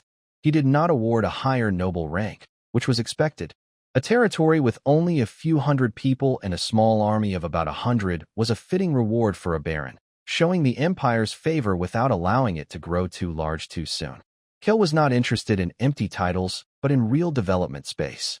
At the same time, the old general announced, "You will be rewarded with 5,000 gold coins, 100 standard swords, and 200 sets of iron-plated armor to compensate for your troops' losses. Additionally, you are granted the authority to gather and integrate displaced populations within the war-affected areas to strengthen the northern border and secure the territory." The last reward was what Kyle truly valued: the war dividend. This meant the Empire officially approved, even encouraged, him to absorb the various displaced peoples caused by the war, whether it was scattered Frostborn civilians, lost tribes of gray elves and green orcs, or other wanderers who had lost everything in the flames of conflict. After the ceremony, Kyle did not indulge in looting like others. Instead, he, Carmen, and a few trusted followers carefully searched the command center, the library, and places that looked like homes for priests or scholars inside the city. They collected not gold or silver, but scrolls made from tough beast hides or strange plant fibers, filled with twisted frostkin writing and runes. They also found carved objects depicting Arctic creatures and stars, broken staffs, and rough maps showing the vast snowfields and huge glaciers of the north. Pack all these items, anything with writing or patterns, carefully and keep them separate, Kyle ordered. He picked up an ancient book with a cold feel, its cover seemingly made from some icy beast hide, sensing a faint residual energy. Elise will definitely be interested in these. He had a feeling that behind these cold symbols and images lay stories deeper than this war. Meanwhile, he consciously began to work within the Allied forces, reaching out to small groups of soldiers who looked confused or had lost their commanders or lords, especially those with special skills, whether human blacksmiths and carpenters or frostkin artisans skilled in handling cold iron or tanning beast hides. He described the new policies for the northern border, the scene of different races working together under the fundamental law, and a future where contributions could earn land and dignity. Some hesitated, but more saw a glimmer of hope in their desperation. They chose to trust this young baron, who had proven his courage and wisdom on the battlefield and commanded a diverse group of warriors. As Kyle prepared to return to the north, behind him followed nearly 100 volunteers, war refugees, their eyes filled with wounds from the past and cautious hope for the future. Standing on the broken city wall of Frost Peak Pass, Kyle looked toward the north, about to leave. He felt little joy from victory, only a heavy sense of responsibility. He carried away honor, resources, and permission to develop, as well as the hopes of his followers and the opportunities won with the lives and blood of his comrades. The summer sun scorched the land. After the Empire's military headquarters decided to pause and repair Frost Peak Pass as a new front line, only the main Imperial army stayed there. Other lords' private armies were allowed to return to their territories to rest and wait for the next call. Kyle's returning team was more than twice as large as when they left. The corps was over 40 veteran soldiers from the Dawnlight Battalion, scarred from battle but with sharper eyes. Behind them followed wagons carrying the ashes of the fallen, wounded soldiers. The severely injured were placed on special stretchers carried by soldiers in rotation, weapons and equipment as rewards, and valuable documents and artifacts. At the end of the line were nearly 100 silent new settlers, wearing ragged clothes, looking pale, from different races. Some were human deserters, others wary-eyed gray elves, strong but injured green orcs, and even a few Frostborn artisans walking carefully behind the group. This diverse group traveled along the road back to the northern lands, attracting many eyes along the way. Kyle rode his six-legged horse, moving through the team, calmly and firmly explaining the Dawnlight leaders' fundamental law, the contribution points system, and describing the farmland of Riverbend Village, the mines of North Stream Town, and the efforts of different races working together to build their home. At Dawnlight, we don't judge by your background, only by your sweat and loyalty, he said. His words were like seeds, planting in the hearts of these battle-worn, empty-minded people, slowly growing into faint green sprouts. When the familiar glimmer of the sleeping river finally appeared on the horizon, and they saw the shining wooden and stone walls of Dawnlight Town in the sunlight, the entire team burst into uncontrollable cheers. For the veterans, it was a safe harbor after hardship. For the new settlers, it was a legendary place that might give them a second chance at life. News of their return had already reached Ryan, Alice, House, and others. They had opened the town gates and led the remaining soldiers and curious townspeople out to welcome them.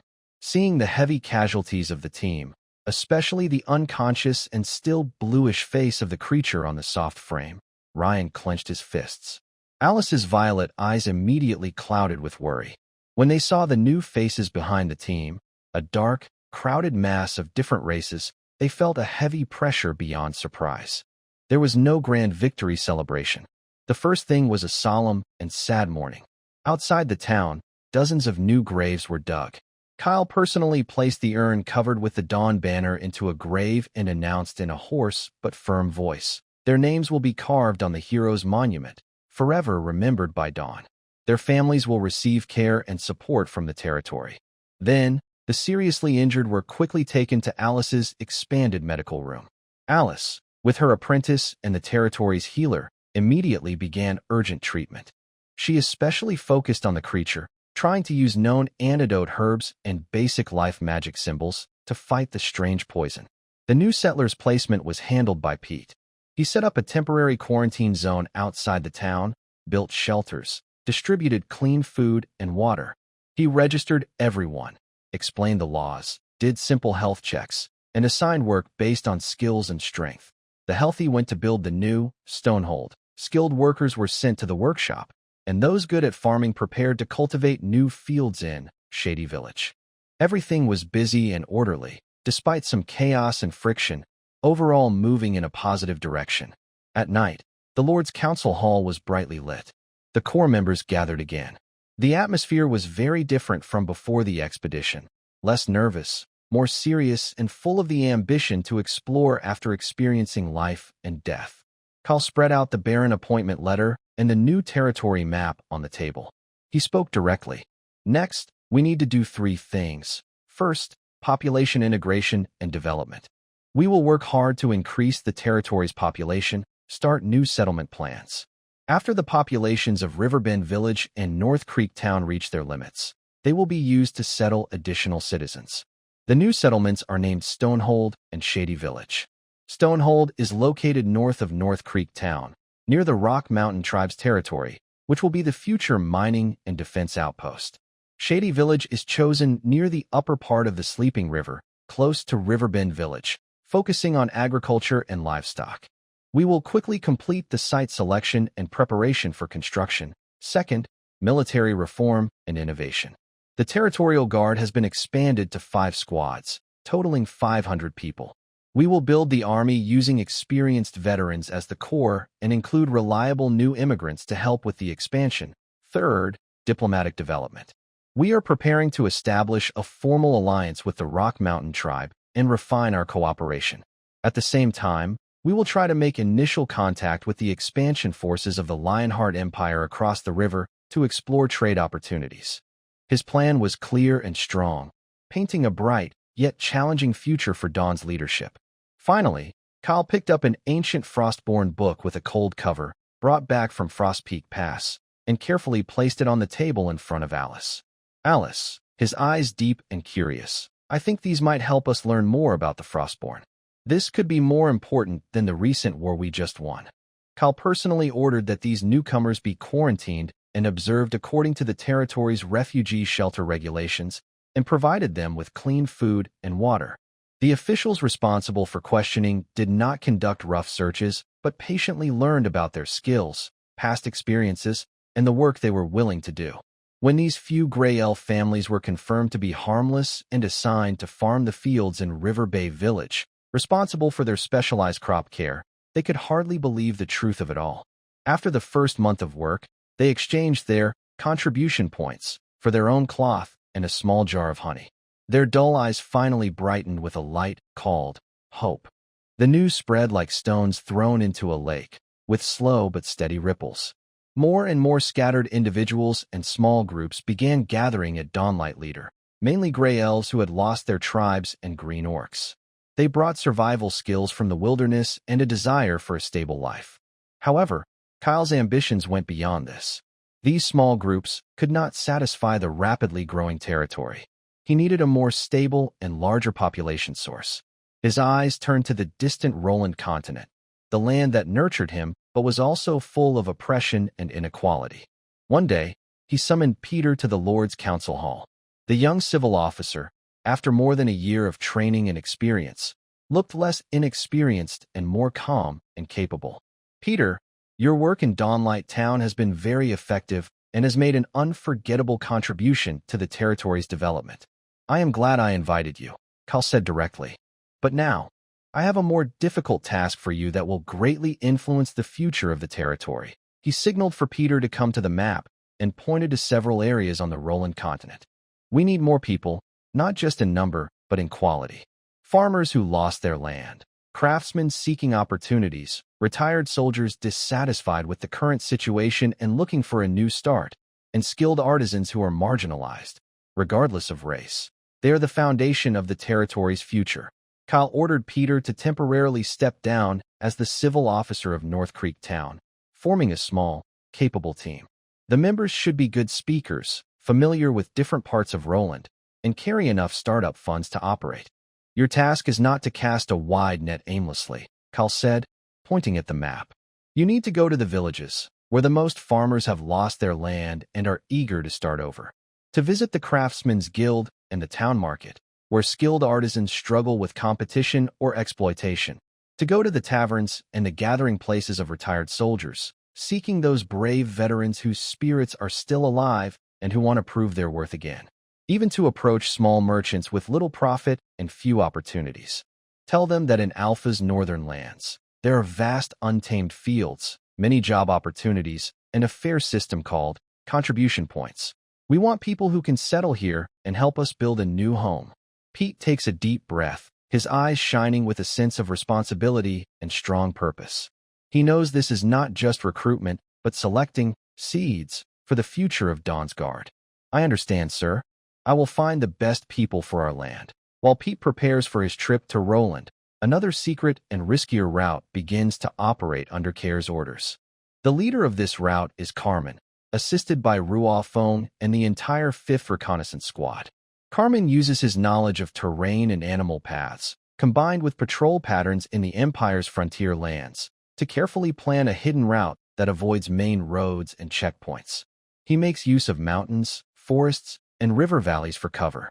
This route isn't a physical road, but an invisible path marked by special signs, safe houses, temporary hiding spots, and support procedures. Information flows like a gentle stream, carefully reaching shadowy corners of other frontier territories in the Empire. The goal is clear: to help oppressed outsiders, mainly brave and fierce orcs often used as labor, and a few clever but equally unfortunate elves. The message is simple and direct: to the north, to the Sleeping River, and to Dawn's Guard. As long as they follow the law, they will no longer be slaves, but free citizens who can earn respect through work. This work is like dancing on a knife's edge. Every contact and support carries great risk, but the rewards are also immense. When a few or a small group of escapees quietly arrive at the agreed meeting point, guided through the last dangerous stretch by Dawn's Guard warriors, trembling with fear but full of hope, and see warriors from their own kind, the emotional impact and sense of belonging are beyond words. Kyle, using his noble status and the protection rights granted by the Empire, stood firm against occasional questions and demands from other lords about fugitive slaves. He cited imperial laws that allow frontier lords to settle displaced people to secure the border, bringing these newcomers under his protection and granting them legal citizenship. This not only increased the population, but also reinforced Dawnlight's reputation as a place where different races can coexist. Additionally, the territory no longer rejected lone wanderers, adventurers familiar with the wilderness, those who are carefully vetted if they are wanted by other regions, and independent hunters and herbalists. As long as they are willing to leave their past behind and follow the basic law, they can find shelter and space to use their skills. Many of these people have unique talents and deep knowledge of the wild, making them valuable assets to the territory. The population, like countless streams flowing into a sleeping river, began to grow steadily. Dawnlight Town and Riverbend Village quickly became crowded and lively, filled with various accents and unfamiliar faces. New shelters kept spreading outward, workshops buzzed with activity, and fields were densely cultivated. A vibrant, slightly chaotic energy spread throughout the territory. Everyone realized that building new, larger settlements had shifted from a plan on paper to an urgent, immediate need. In early autumn, the northern sky appeared especially vast and clear, with a cooler breeze blowing. During this season of harvest and accumulation, a group from the north traveled along the mountain slopes and entered Dawnlight's view. They were tall and sturdy, walking steadily and confidently. Their skin ranged from light gray to deep brown, resembling the rocky terrain, messengers of the mountain clan living nearby. Leading them was an elder holding a staff inlaid with obsidian. His face looked weathered like a rocky cliff, with deep lines, but his eyes were sharp and penetrating, as if he could see into people's hearts. Behind him followed several mountain clan warriors, clad in heavy stone armor, their presence calm and unmoving like mountains. Their arrival immediately drew attention from the territory. Kyle gave them the highest level of welcome. He personally led key members to meet them at the town, with a simple but respectful ceremony. He did not directly lead the messengers into the council hall, but personally acted as a guide, taking them on a tour of the territory. They passed through the increasingly prosperous Dawnlight Town, where pedestrians of various races moved busily along the streets, and visited the well-organized Riverbend Village. Kyle did not hide the simple conditions of the territory or the chaos of rapid development, but he focused on showing its soul. The basic law notice posted prominently, listing rules in detail, the resource points where people exchanged contribution points for supplies, and the scenes of different races, humans, gray elves, and green orcs, working side by side in fields and workshops. Although there were occasional disagreements, overall, it was harmonious. Elder Rock Mountain silently observed, occasionally asking a few seemingly casual questions that cut straight to the core, such as how to ensure fairness with contribution points, how to handle disputes among races, and plans for the future. Kyle answered honestly, without exaggeration or avoidance, showing a practical and cooperative attitude. When they visited the blacksmith's workshop with barrels, Elder Rock Mountain's gaze was drawn to a shield being tested, an entry-level sturdy magic pattern shield. The barrel signaled a strong apprentice to strike the shield with a hammer.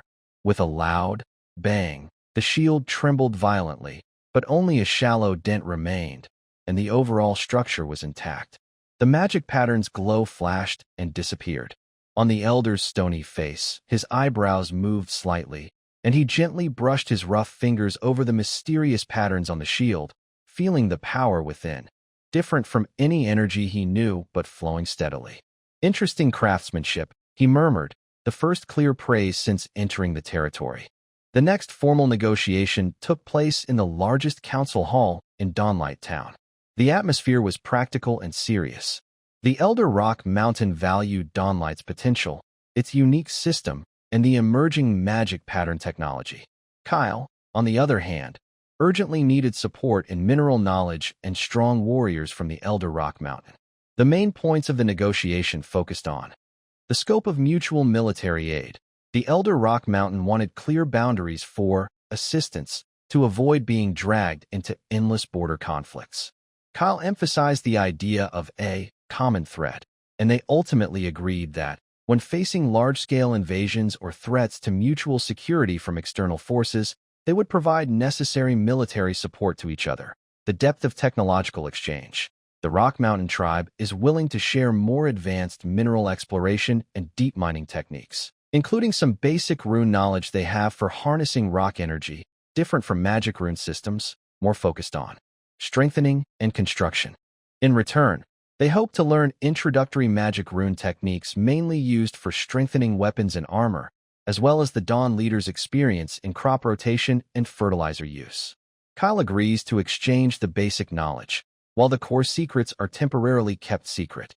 Territory and trust. This is the most important and sensitive part.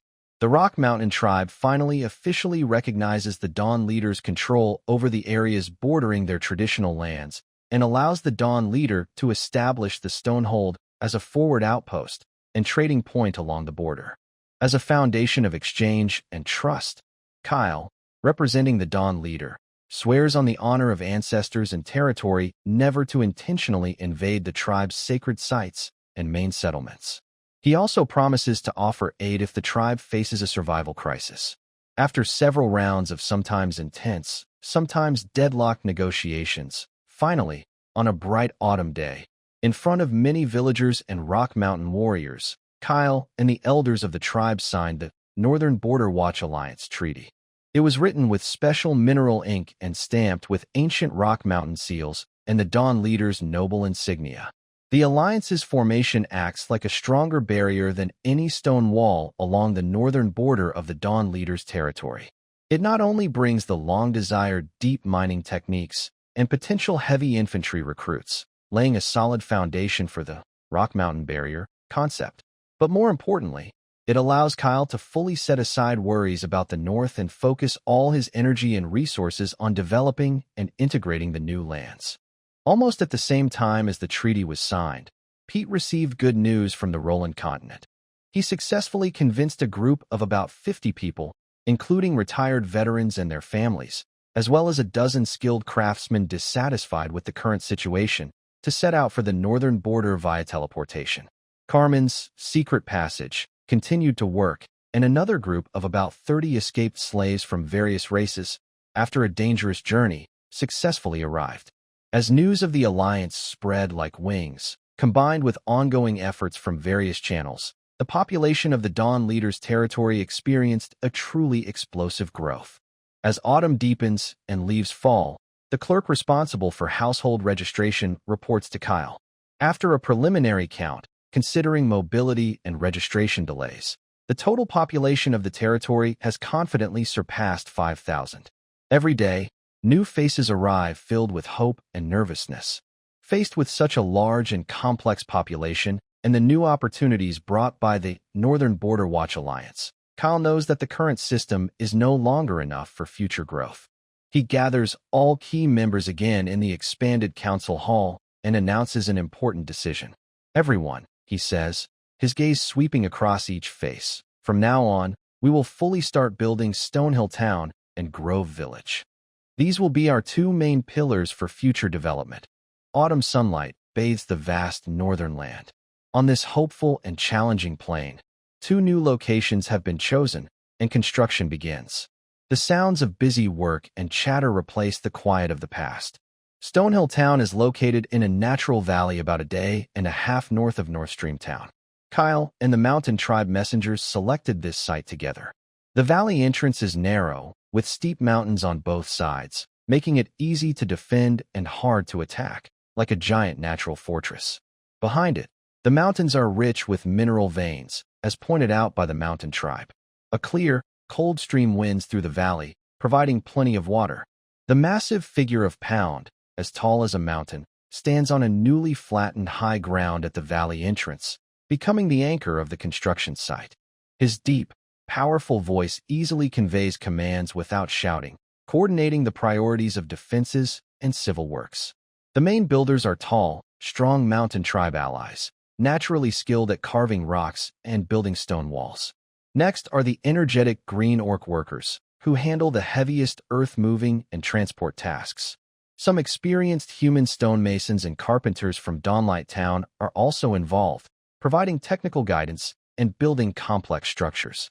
The first project is the defensive wall around the valley entrance. Unlike the wooden-stone mix of Dawnlight Town, Stonehill Town's wall reflects the mountain tribe style, deeply dug foundations with large, roughly shaped stones stacked carefully. Mountain tribe artisans even reinforce key parts of the wall with their unique carving techniques. Their carving techniques are simple and primitive, but they can guide the flow of energy to increase the strength and weight of rocks. Although not as effective as the magic rune equipment worn by Dawn Leader, they still make the built walls more solid and unified.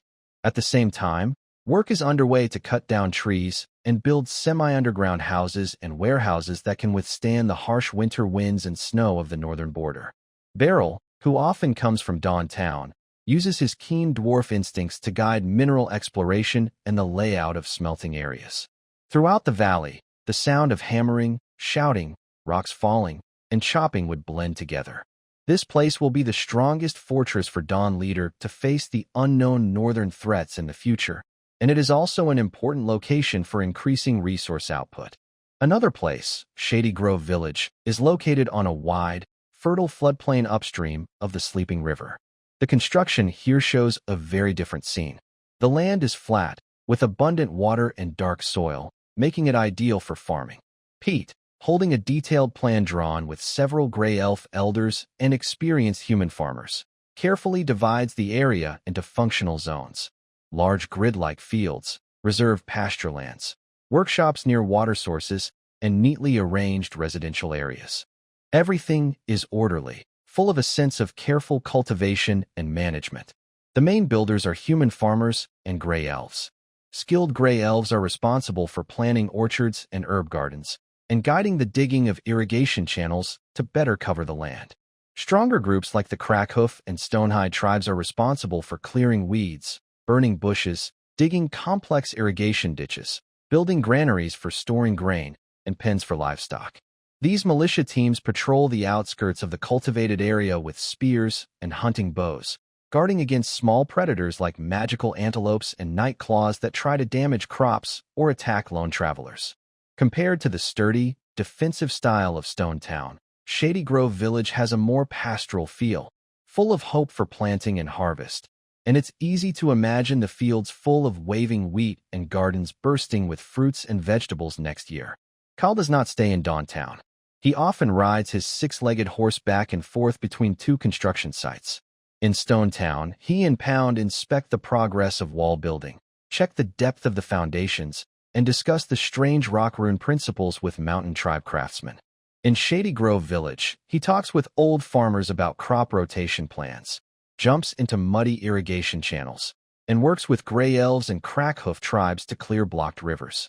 His arrival was not marked by grand ceremonies or crowds, but by genuine concern and a practical attitude to solving problems. He could call out the names of many hard-working new immigrants, remember where they came from, and know their skills. This hands-on approach greatly boosted morale and made the newcomers feel that this young leader was not above them, but was building this homeland alongside them. Autumn morning light seemed like a suddenly inflated balloon, full of energy but under great pressure. The benefits and pains of rapid population growth became especially clear during this seasonal change. Pete hurried into the Lord's meeting hall carrying a thick stack of parchment records. Since the population exceeded 5,000, his brow rarely relaxed. He spread the records on the wooden table in front of Kyle, pointing to the dense numbers with a heavy tone. "Sir, the situation is worse than we expected. First, tools, especially iron tools. Clearing the land in Shady Village, building walls and houses in Rocky Town, and mining in North Creek. All these are quickly using up our tool supplies. Even our blacksmiths, working day and night, cannot meet such high demand. Many new workers can only take turns using tools or even have to use sharpened sticks and stones." He paused, flipping to another page. Regarding food, the harvest surplus is being consumed at an alarming rate. With over 5,000 mouths to feed, they eat every day. Although we have some reserves, at this rate, we are unsure if we can make it through the winter. Also, Dawnlight Town and Riverside Village are overcrowded. The new shelters are cramped, and sanitation is becoming a concern. We need to speed up building basic housing in Rocky Town and Shady Village, or once heavy snow blocks the roads, many could freeze to death. Kyle listened silently, tapping his fingers on the table. These issues were expected, but the speed and severity of the outbreak exceeded initial plans. The territory's population had exploded from just over 200 to nearly 6,000. The urgent task was to solve everyone's food and shelter problems. Once the next spring harvest arrived, the food shortage would ease. In late autumn of the sacred calendar year 584, the latest group of Roland immigrants arrived exhausted in dawnlight. The parchment in the clerk's hand also recorded the latest population count of the territory, 6,107 people. Inside the inner fortress's council hall, the air was heavy enough to squeeze water out. Sir, the stored grain, even at the lowest ration, can only last 15 days. The clerk's voice was dry, with deep-set eyes. Housing. Dawn Fortress and Riverside Village are packed like sardine cans. Besides the over 1,000 people sent to build outposts at Panshire Town and Lenine Village, more than 2,000 others still have to live in makeshift tents outdoors. Winter is coming, and once it snows, it will turn into a disaster. House irritably rubbed his furry head. Over 6,000 people. My goodness, how much food do they eat every day? Rain crossed his arms, frowning, his gaze drifting over the map, clearly calculating the weaknesses in the military defenses. Kyle listened silently, fingers unconsciously tapping on the table.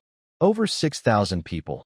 These aren't just numbers. They are over 6,000 mouths to feed, over 6,000 homes to shelter from the wind. He took a deep breath, suppressing the heaviness in his heart, and his steady, clear voice broke the silence, not as a discussion, but as an order. There's no time to hesitate. Listen, he swept his gaze over everyone. Carmen, take your light cavalry and leave immediately. Bring all our iron ingots from North Creek and 50 basic magic rune shields. Head to the Sleepy River Outpost and all nearby human expansion areas. Tell them that Dawn Territory will trade steel and magic runes for food. No matter the cost, the faster, the better. Carmen stood sharply, eyes sharp. Understood, boss. I promise to bring back enough food. Hawthorne. Kyle turned to the new civil officer. Pete had gone to Roland to recruit more people and hadn't returned. Organize everyone who can work. Immediately go to the downstream of Riverside Village, to the sunny on the east bank of Sleepy River. Before the land freezes, plant all the frost root potatoes. The more, the better. As long as we can survive until next spring's harvest, food won't be a problem. Yes, sir. I'll arrange it right away. Hawthorne grabbed the ledger and was about to rush out. Beryl, Kyle called to the dwarf. All the North Creek iron ingots will be used to exchange for food. Pause all military production. Take your people and use the output from our poor little iron mine to produce shovels, axes, and saws. We need tools, lots of tools. The Beryl hummed reluctantly, but still gave a heavy punch to his chest. Got it, boss. I'll make sure everyone has something to use. Finally, he looked at Ryan and the others. Once the frost root potatoes are done, we'll follow the original plan to move people to Panshire Town in the north and Lenine Village upstream. Ryan, you're in charge. The army must keep the relocation orderly and safe. Yes, Ryan answered firmly, a look of approval in his eyes. Kyle's plan was clear and focused. The meeting ended. The entire Dawn Brigade seemed like a tightly wound giant, starting to move wildly. Carmen led his light cavalry squad. Their iron-horned ox carts carried all the North Creek iron ingots, and the hunting teams collected animal skins, tendons, and the makeshift magic shields provided by Alice. They rushed out of the territory in a hurry. These valuable goods caused a stir at the Sleepy River Outpost and along the way. Metal, especially high-quality North Creek iron, was a strategic resource in any frontier, not to mention enchanted shields. Carmen showed his sharpness beyond scouting, making quick, decisive trades to exchange for life-saving food. The convoy was larger than expected, and they immediately sent some back.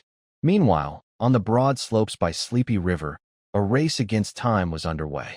Thousands of villagers, coordinated by Howard and Ryan, worked like busy ants, using every tool they could find to clear land and plant seeds. The late autumn chill was already felt, but sweat soaked their clothes. Gray elves carefully planned the furrows. Green beastmen and stone-skinned tribes used their great strength to turn the hard earth, and human farmers buried the precious frost root tubers. Hope was quietly taking root with each seed dropped into the soil. Alice temporarily paused her complex magic rune research. She, Finn, and a few herbalist gray elves formed a mobile medical team. They moved between work sites and temporary camps, using herbs to prevent disease. At key points of makeshift granaries and tool sheds, she engraved simple moisture-proof and preservation runes. The faint but steady magic protected these hard-won supplies silently. In the blacksmith workshop of the barrel, the fires burned day and night.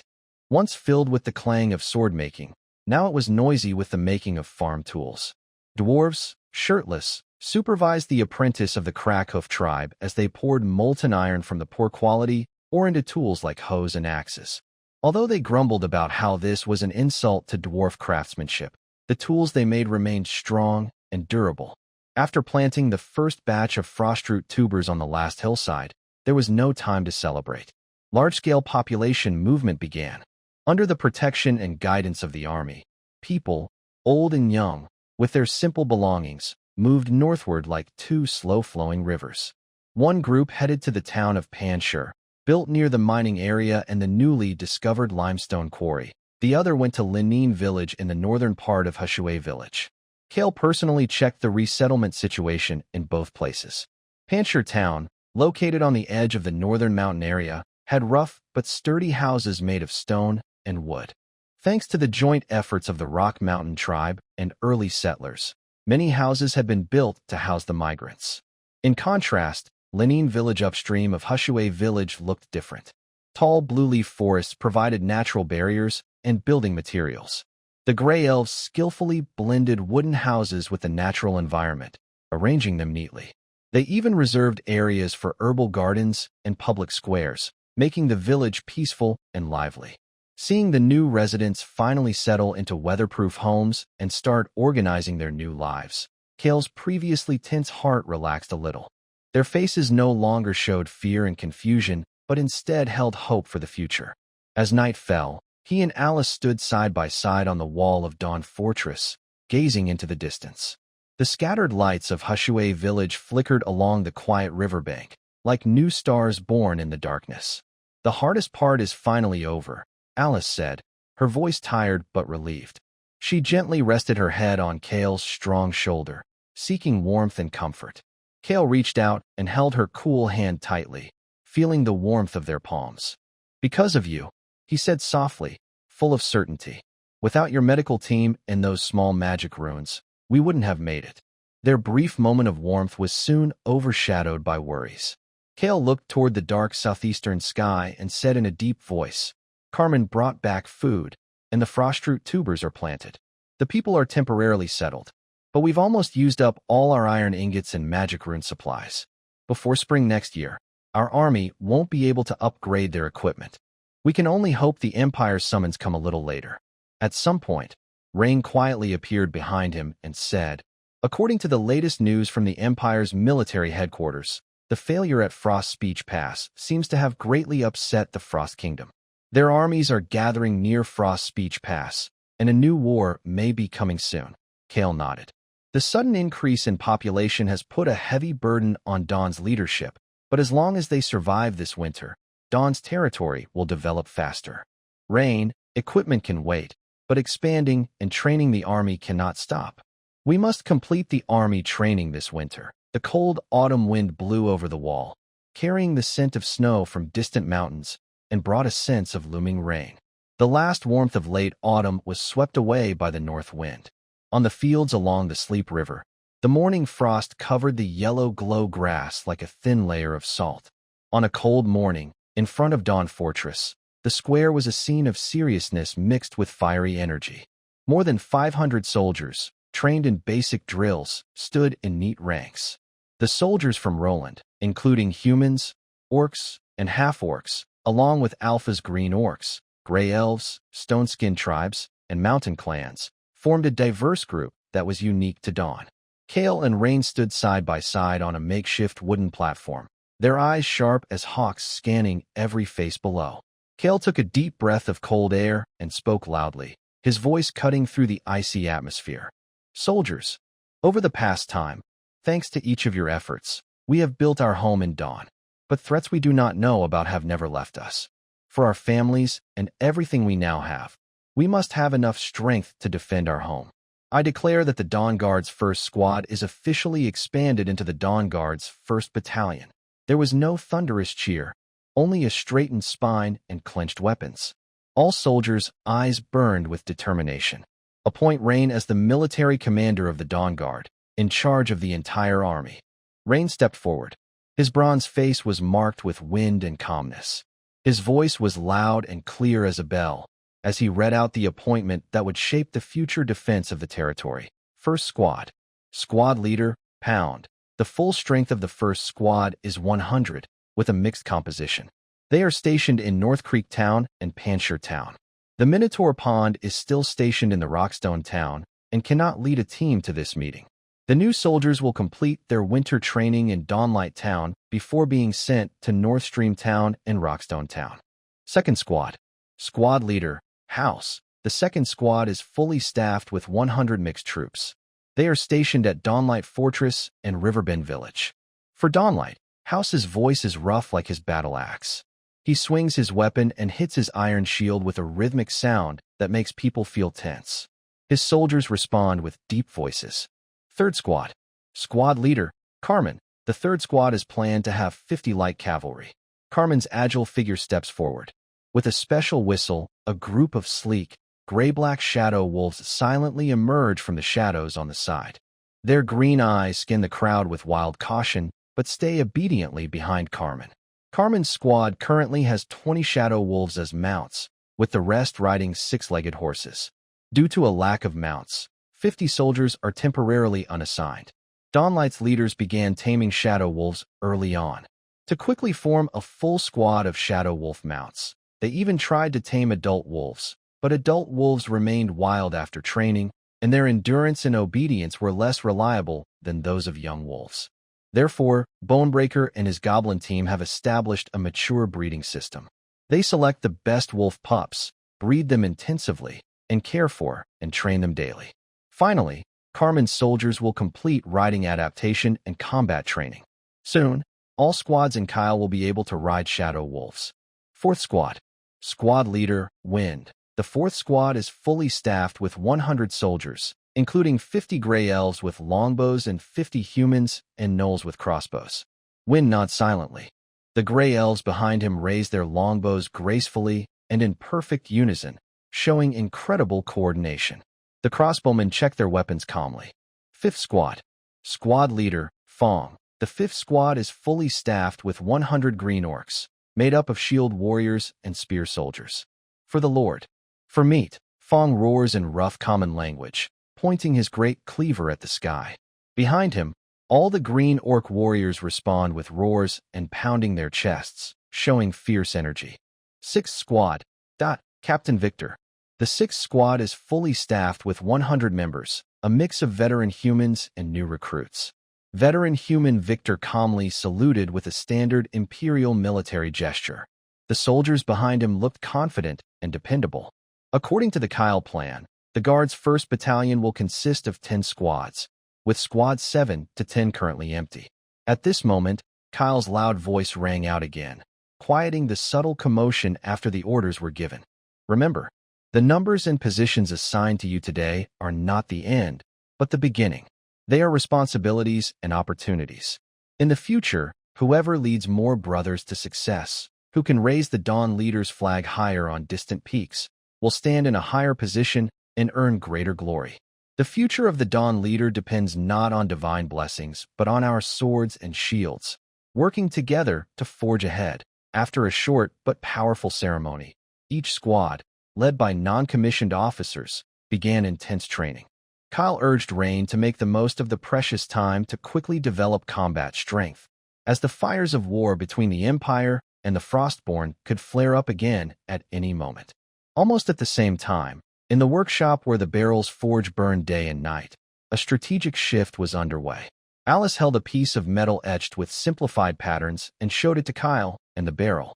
"This is a simplified power rune, Alice said, her finger tracing the rougher-looking lines.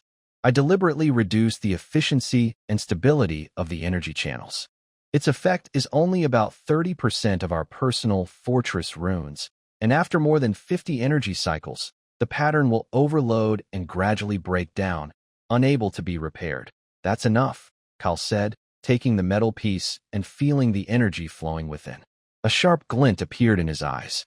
Etch it onto armor and shields. For us, it's a defective product, a training tool.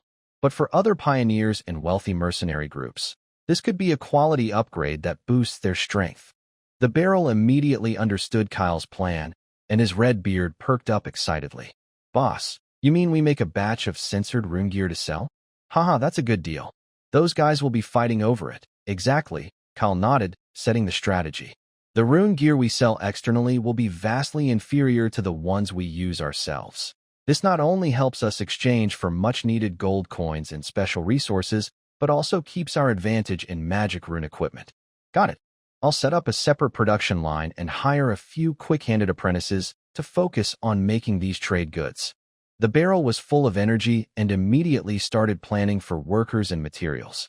That night, after finishing his backlog of military documents, Kyle looked out the window at the starry sky. He rubbed his aching forehead and habitually went to a corner of the inner fortress. He saw the laboratory window still glowing warmly. He pushed the door open and found Alice resting on a workbench covered with complex blueprints, already asleep.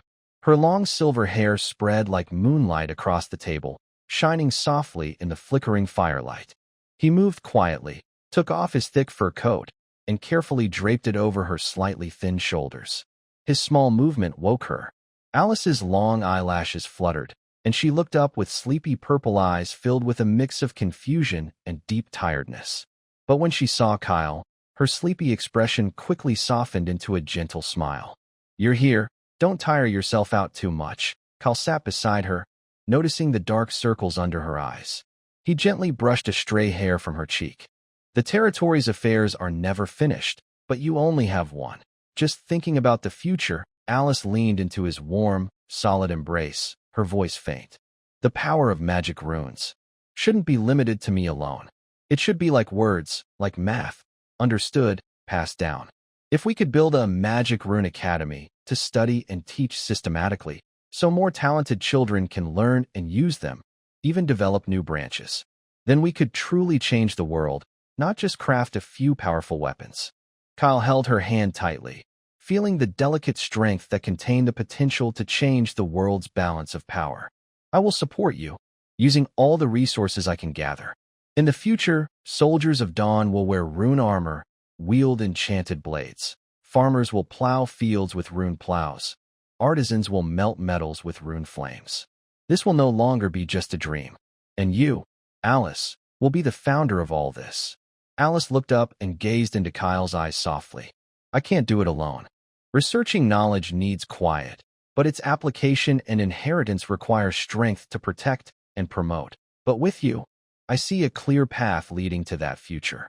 Without more words, the two figures embrace in the quiet, warm glow of the laboratory.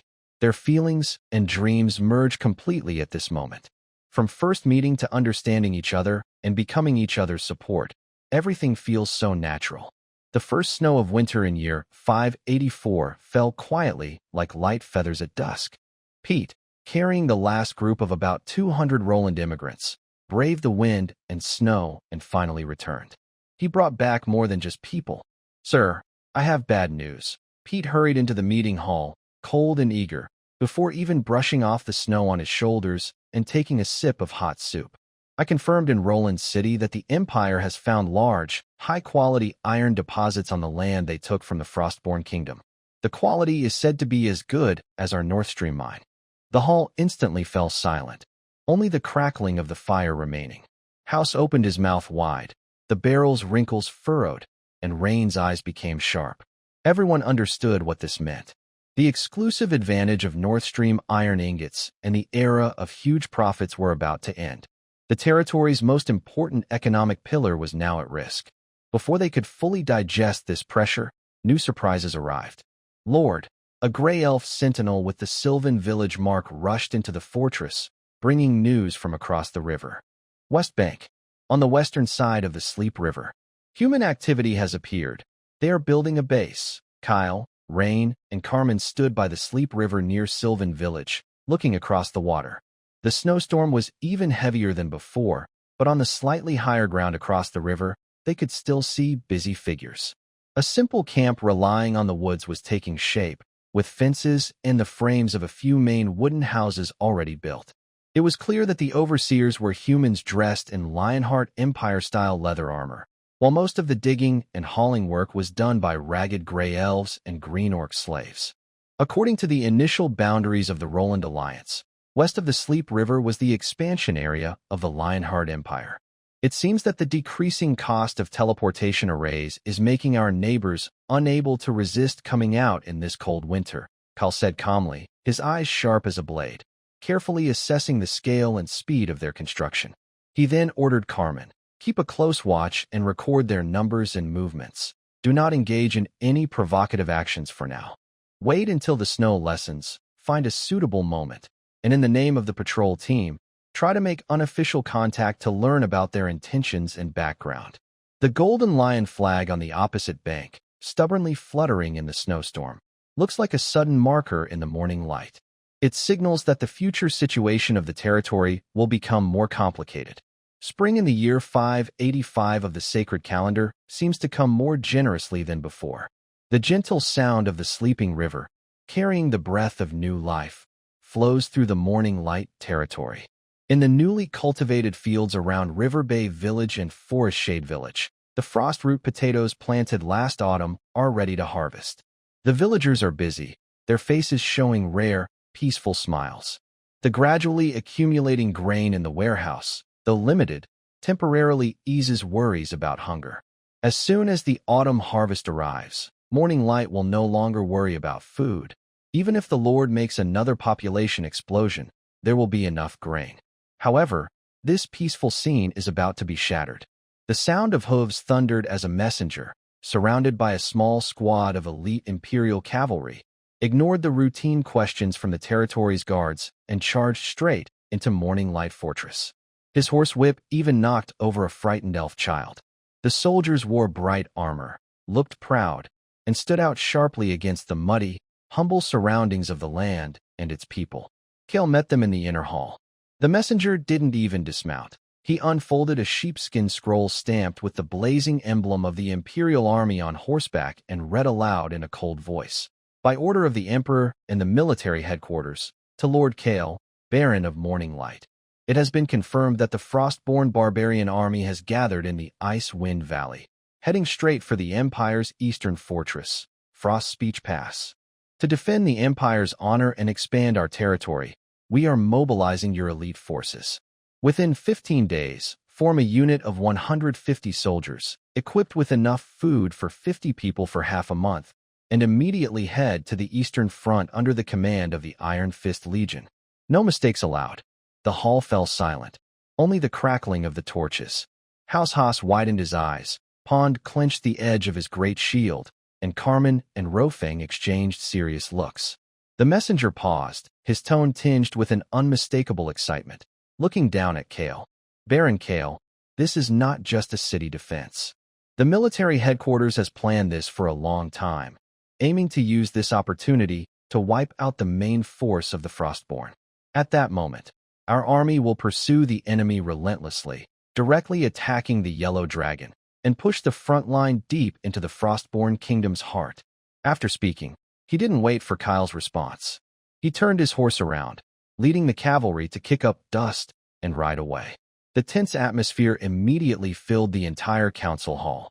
Kyle slowly sat back in his seat, unconsciously tapping his fingers on the summons on the table. "Let's hear your opinions," he said, breaking the silence. Rain was the first to speak, his tone steady as a rock. "Boss, at the minimum, send 150 men. There are 3 reasons. First, the defense pressure on our territory is still high. The small outpost of the Lionheart Empire across the river is a hidden threat. Both Linene Village and Beishi Town need troops to guard them. Second, although the Empire aims to win this war, the battlefield changes quickly. The Frostborn are not easy opponents. Sending too many elite soldiers into unknown territory is too risky. I disagree. House suddenly stood up loudly, his voice like a thunderclap. Rain is too cautious. If the Empire really can break into the Frostborn stronghold, there must be many good things: gold, minerals, slaves, maybe even some rare, interesting items. Sending only 150 men, what can they do? When the loot is divided, we won't even get a hot bowl of soup. If you ask me, we should send 400 or 500 men. Let the Empire and those private lords see how tough our Dawnlight clan's punch is. More people, more loot, and louder voices. Carmen took over, speaking cautiously like a scout. House's point about wealth is true, but so is the risk. Long-range raids mean long supply lines. We know nothing about the terrain or climate of the Frostborn interior. 300 men is the limit. More than that, our territory's operation will suffer. Also, these 300 must be the best trained, most well-equipped soldiers. The barrel pounded the table. Equipment. The Empire has given us too little time. We can only fully arm 300 men. The debate continued, but everyone's eyes eventually focused on Kyle. Kyle was silent for a moment, scanning each face. Then his gaze drifted outside to the busy territory and the distant mountain outlines. He slowly stood up, his voice calm but firm. No need for further discussion. My decision is made. Send 300 men, equipped with enough supplies to support them for 20 days. He raised his hand to stop Rain, who was about to speak, and House, who looked pleased. He continued, 150 men are just insignificant pawns in the Empire's eyes. Nothing important. 300 people, for the many lords in the Northern Realm, is a force not to be ignored. They are enough to give us a voice in the Alliance and a place at the loot-sharing table. House is right. Resources and wealth are the lifeblood of a territory's growth. We cannot miss this opportunity. He looked at Rain with a serious tone. Rain, I understand your worries, but some risks must be taken. This battle is not only about fulfilling the Empire's duty, but also about showing strength and establishing influence for our Dawn's crest in front of the many private lords in the Northern Realm. His sharp gaze swept over everyone. Quality is more important than quantity in soldiers. These 300 will be chosen from the 1st, 2nd, and 5th squads to form a temporary breakthrough team, led personally by me.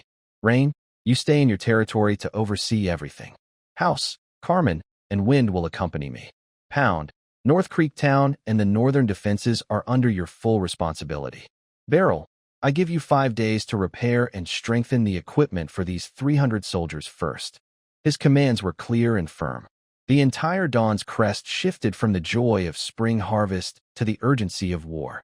On the training grounds, the sounds of battle resumed, and the blacksmith's forge burned through the night. While everyone was busy preparing for war, inside the top-floor laboratory of the inner fortress, there was an unusual calm. Alice ignored the noise outside the window. She was bent over a large oak table covered with ancient Frostborn texts recovered from the Frost Peak battle, scrolls written on tough ice beast skins, and strange bone artifacts with mysterious carvings. The air was filled with a strange smell of old leather, dried ink, and a cold mineral scent. For months, she had been struggling to decipher these symbols. Progress was slow until she visited the Rock Mountain Elders in Stonehold multiple times. From their stories and ancient songs about the white demon beyond the northern snow mountains, she gained some key insights. Now, she was carefully piecing together several badly damaged ice skin scrolls on the table. Her fingers traced the twisted, crystal-like characters, and she murmured the similar syllables in the Rock Mountain language. Her eyes grew brighter, and her purple gaze sparkled with excitement at the discovery of the truth. When Kyle finished his military duties and, exhausted, arrived at the laboratory, he saw this scene. Alice did not focus on magic rune design as she usually did. Instead, she was deep in thought, staring at a pile of old, broken items. Any discoveries? Kyle asked softly, walking over and worried about disturbing her concentration. Alice looked up, her eyes clear and sharp, without any tiredness. She picked up a scroll she had just translated, pointing to a record of the Mountain Tribe Elders' history nearby. Kyle, we might have been wrong about something, she said with a hint of surprise. The Frost people, they might not be native to the Alpha continent. What? Kyle's pupils shrank. Look here. Alice pointed at a part of the scroll that repeated a story similar to the beginning of an epic, and at the legend of the mountain tribe about the Great Snow Mountain Barrier and beyond the mountain. Combine this with the migration routes on these artifacts. Overall, their ancestors crossed the snow-covered northern mountain about 1,000 years ago to come here. She looked directly at Kyle and said carefully, "They came from the other side of the mountain, from a cold land called the Frozen Plateau. Their migration 1,000 years ago was probably a desperate, grand journey driven by survival." Kyle froze.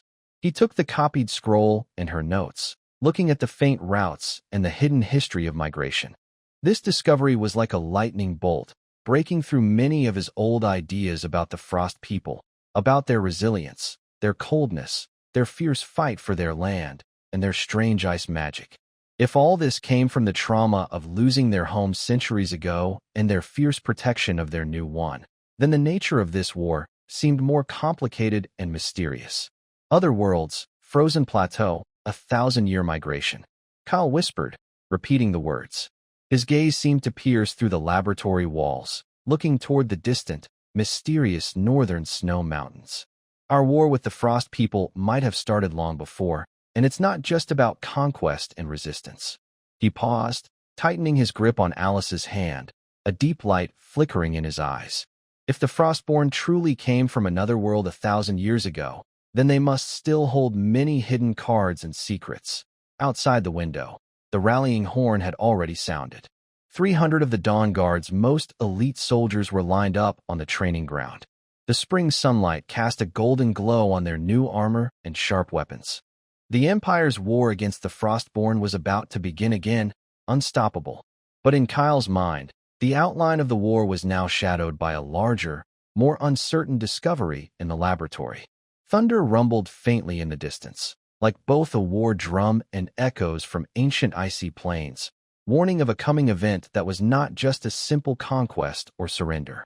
In early spring of the sacred calendar year 585, the cold still stubbornly lingered over the eastern plains of Alpha Continent. A silent group of travelers was moving along muddy roads trampled by countless wheels and hooves, heading toward a famous fortress in the distance. Kyle rode his six-legged horse at the front of the group. Behind him was the sharp blade forged by the Dawn Guard, Breakthrough Squad. 300 soldiers of different races, equipped with nearly uniform gear and calm, mountain-like presence. Human soldiers wore iron-plated armor, green orcs carried heavy shields, stone-skinned tribes had skin like rocks, and gray elves had slender bows made of dark wood. Together, they formed a powerful scene. Most eye-catching were the shadowy figures on the flanks. Under Carmen's command, the Shadow Wolf Cavalry, 20 specially selected and tamed giant wolves, moved silently, their gray-black fur almost blending with the ground in the faint spring sunlight. Riders on their backs crouched low, eyes sharp, like hunting cheetahs ready to pounce. Their appearance was very different from the usual Imperial armies. "Look over there, boss," Carmen said softly as he approached on his horse, a hint of emotion in his voice. Kyle looked up, his gaze crossing the barren plains to the horizon. Frost Language Pass. It looked like a scarred giant, silently guarding the main route to the east. The tall city wall was built from huge gray-blue stones, but it was covered with obvious repairs, newly filled stones that were lighter in color, mixed with the darker original wall, like fresh, fierce scars on a giant's body. Parts of the arrow towers and battlements destroyed during the Empire's conquest had been replaced with taller, stronger fortifications, bristling with crossbows and catapults. A large golden imperial flag featuring a griffin, along with banners representing different armies, fluttered loudly atop the wall, declaring sovereignty and giving off a tense, deadly atmosphere. In front of the fortress, the open wilderness had been replaced by a large, chaotic military camp. Tents stretched endlessly like mushrooms after rain, extending to the horizon. Soldiers shouted, horses neighed, weapons clanged, and commands mixed with the sound of blacksmiths working, creating a loud, chaotic noise that hit like a wave. This was the heart of the Empire's eastern front, a huge, boiling war furnace. "It's completely different from when we left," Carmen whispered. Back then, it was broken but still held a sense of new hope. Now, only cold steel order and tense readiness remained. Their approach immediately caught the attention of the Empire soldiers at the front gate. Curious and surprised eyes pointed at them, but most showed clear rejection and suspicion. A mixed race, ragtag army, stood out in this human-dominated front line, feeling out of place. The group was stopped at the large main gate of Frost Speech Pass. A middle-aged officer in chainmail, leading a squad of soldiers with long spears, blocked the way. His eyes scanned Kale, then looked past him at the soldiers behind, green-skinned, gray-skinned, and pointed-eared, frowning deeply. "Stop!" The officer's voice was harsh, commanding. "Baron Kale, by order of General Barton, your non-human soldiers are not allowed inside the main fortress to prevent unnecessary trouble. Please station outside in the auxiliary camp." He pointed to a rougher, more disorganized, and unprotected area beside the main camp. A wave of suppressed anger spread instantly through the broken formation group. House growled low in his throat, gripping his battle axe tightly, and even the calmest, Yeffing, looked colder and more serious. Keller held the reins tightly, the veins on the back of his hand slightly bulging, but he took a deep breath and suppressed his anger. Losing control now would only play into some people's hands. "House." His voice was steady and clear throughout the army. "According to the Imperial Allied Forces plan, we are camping outside. Stay alert, restrain your subordinates, and no one is to act without my orders. Boss, I want to punch him." House glared fiercely at the squad leader, then reluctantly shouted and began to command the team to turn around. Keller only brought Carmen and 2 human guards, following the leading soldier through the dark gate and into the interior of Frost Speech Pass. The scene inside was different from outside. The streets had been redesigned and looked tidier, but the atmosphere was even more oppressive. Everywhere, there were fully armed, stern-looking Imperial patrols and those dressed in fine officer uniforms with a haughty look in their eyes. An invisible barrier seemed to fill the air, stamping a strict hierarchy into every corner. The command hall was at the fortress's core. Torches on the stone walls lit the interior brightly, but couldn't dispel the cold atmosphere. General Barton, the highest commander of the Iron Fist Legion, sat behind a large table covered with a military map. He was about 50, with neatly combed hair, a face marked by the hardships of military life and a stubborn dignity. Over 10 senior officers stood on either side, all human, their eyes fixed on Keller as he entered, as if examining a strange object. Keller stepped forward and gave a standard knight's salute. Keller, leading the Dawn Brigade, reporting. General Barton lifted his eyelids, glanced at Keller without returning the salute or inviting him to sit. His voice was deep and cold, with undisguised contempt. Baron Keller. He deliberately emphasized the title, as if reminding Keller of his not-so-noble status. "I see your multicultural experiment unit. Quite an original lineup." He paused, his sharp gaze like a blade. "I noticed that your supplies and equipment seem to far exceed what a standard squad should carry. Overly fancy gear often can't withstand harsh combat. And those shiny things, are they tricks from the Mage Tower? True soldiers rely on discipline, courage, and steel, not these flashy toys." Cal responded calmly. "General, our equipment is designed to adapt to different combat needs. Magic rune technology can effectively improve soldiers' survival and fighting ability." Enough," Patton interrupted him roughly, showing impatience. "Here, only the Empire's tactical rules matter. Your wild ideas are better kept to yourselves." At that moment, Kyle's gaze casually swept over a human baron sitting at the end of the hall. He remembered from the records that this was Baron Ralph of Iron Mountain, a lord known for his iron mines and practical approach. Unlike other officers who looked at him with contempt or indifference, Ralph's eyes held a cautious look. When Kyle's eyes met his, Ralph slightly shook his head, sending a clear signal: "Stay low and be careful." Patton no longer gave Kyle a chance to explain. His thick finger casually pointed at a mountain cliff marked on the map, shaped like a broken spear. "Your troops will garrison at the Broken Spear Cliff outpost. It's a good place to train new soldiers and let them see real war. I hope your experimental unit won't disappoint me." His lips curled into a cold, almost smileless arc. A few officers in the command room exchanged knowing looks. Broken Spear Cliff was the most exposed and prominent part of the front line, vulnerable from 3 sides, with supply lines as fragile as spider silk. It was more a trap than a forward position, a carefully designed graveyard. "Understood, sir," Cal said steadily. He no longer spoke further, saluted, and turned to leave with Carmen. Behind him, many complex and meaningful gazes followed. As soon as they returned to the camp outside the city, which had just been fenced off, Ralph's trusted aide appeared like a ghost, slipping a rolled-up, unmarked note into Kyle's hand. Kyle unfolded the note, which bore only one simple yet alarming line. Broken Spear Cliff, surrounded on 3 sides, supplies cut off. Patton intends to use this as a trap. Be cautious. Kyle crumpled the note in his palm, his eyes turning cold. He immediately gathered all the squad leaders, Hose, Carmen, Rolf, Victor, and several sergeants. He did not hide anything and directly told everyone about Barton's difficulties, the true situation at Broken Spear Cliff, and Ralph's warning. Inside the camp, there was a moment of silence, only the crackling of torches burning. House was the first to explode. He growled, "I knew that old guy had bad intentions. He wants to use us as cannon fodder. Calm down, House." Kyle held him back, frowning. "This is a trap. If we disobey orders, we will be labeled as rebels immediately. Going there is very dangerous." Kyle looked at each loyal and determined face and spoke slowly. His voice was quiet but firm. "The Empire and General Barton want us to break down, beg for mercy, or foolishly rush to our death." He paused, making sure every word was clear in everyone's mind. "But we won't do that. We will stand before this fortress, built with countless blood, on the cemetery that everyone doubts.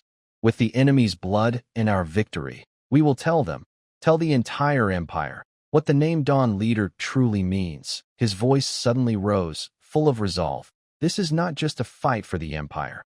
It's a fight to prove ourselves.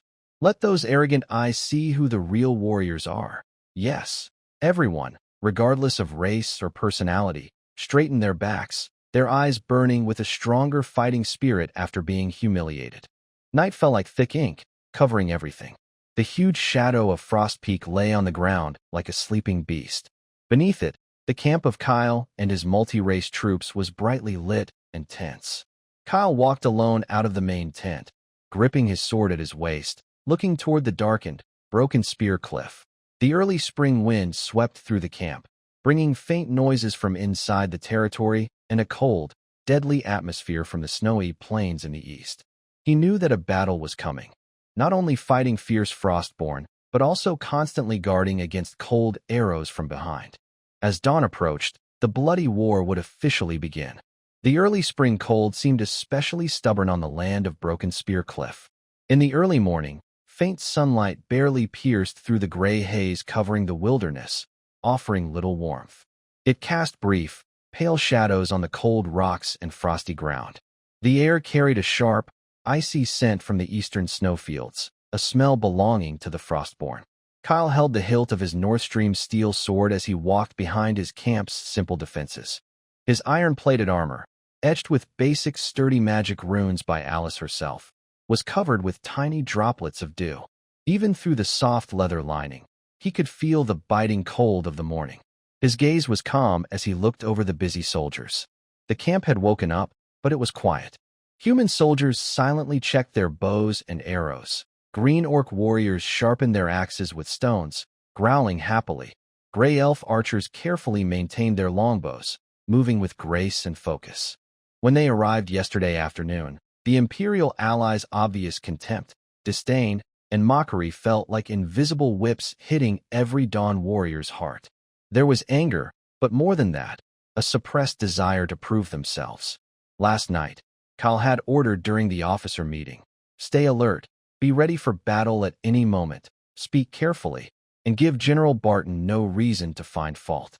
He saw House's leader whispering loudly at a few sergeants of the 3rd Squad, gesturing with broad hands about defense formations. He saw Carmen crouching on the ground, whispering to her shadow wolf, Shadow Claw, who occasionally nudged her arm with his head, his sharp green eyes alert outside the camp.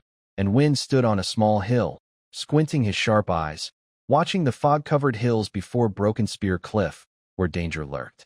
Everything was orderly, and morale was good. Kyle felt a little more at ease. This was his greatest confidence in this war. "Boss." Carmen noticed Kyle's patrol and hurried over, speaking softly. The shadows outside reported signs of Frostborn scouts nearby. Not far. Not many. Probably just checking us out. Kyle nodded, not surprised. Broken Spear Cliff is a prominent position, the front line where scouts from both sides often clash. Tell the brothers to let them get close and observe, but don't let them take any pictures back.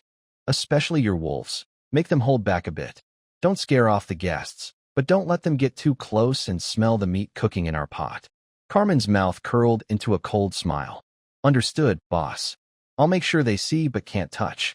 When they go back, they'll have nightmares. He whistled, and his shadow claws along with a few other shadow wolves at the camp's edge immediately melted into the shadows, disappearing into the jagged rocks and dry grass. At that moment, a human soldier on duty approached, leading someone behind him. The visitor wore plain Imperial infantry leather armor, with no obvious family crest. His face was ordinary, the kind that blends into a crowd. But his eyes were steady, and his steps calm. He stopped in front of Kyle, saluted briefly with his right hand over his chest, then took out a black badge with a slight metallic coolness and handed it over. The badge was simple, with no fancy decorations, just a plain, iron-like imprint.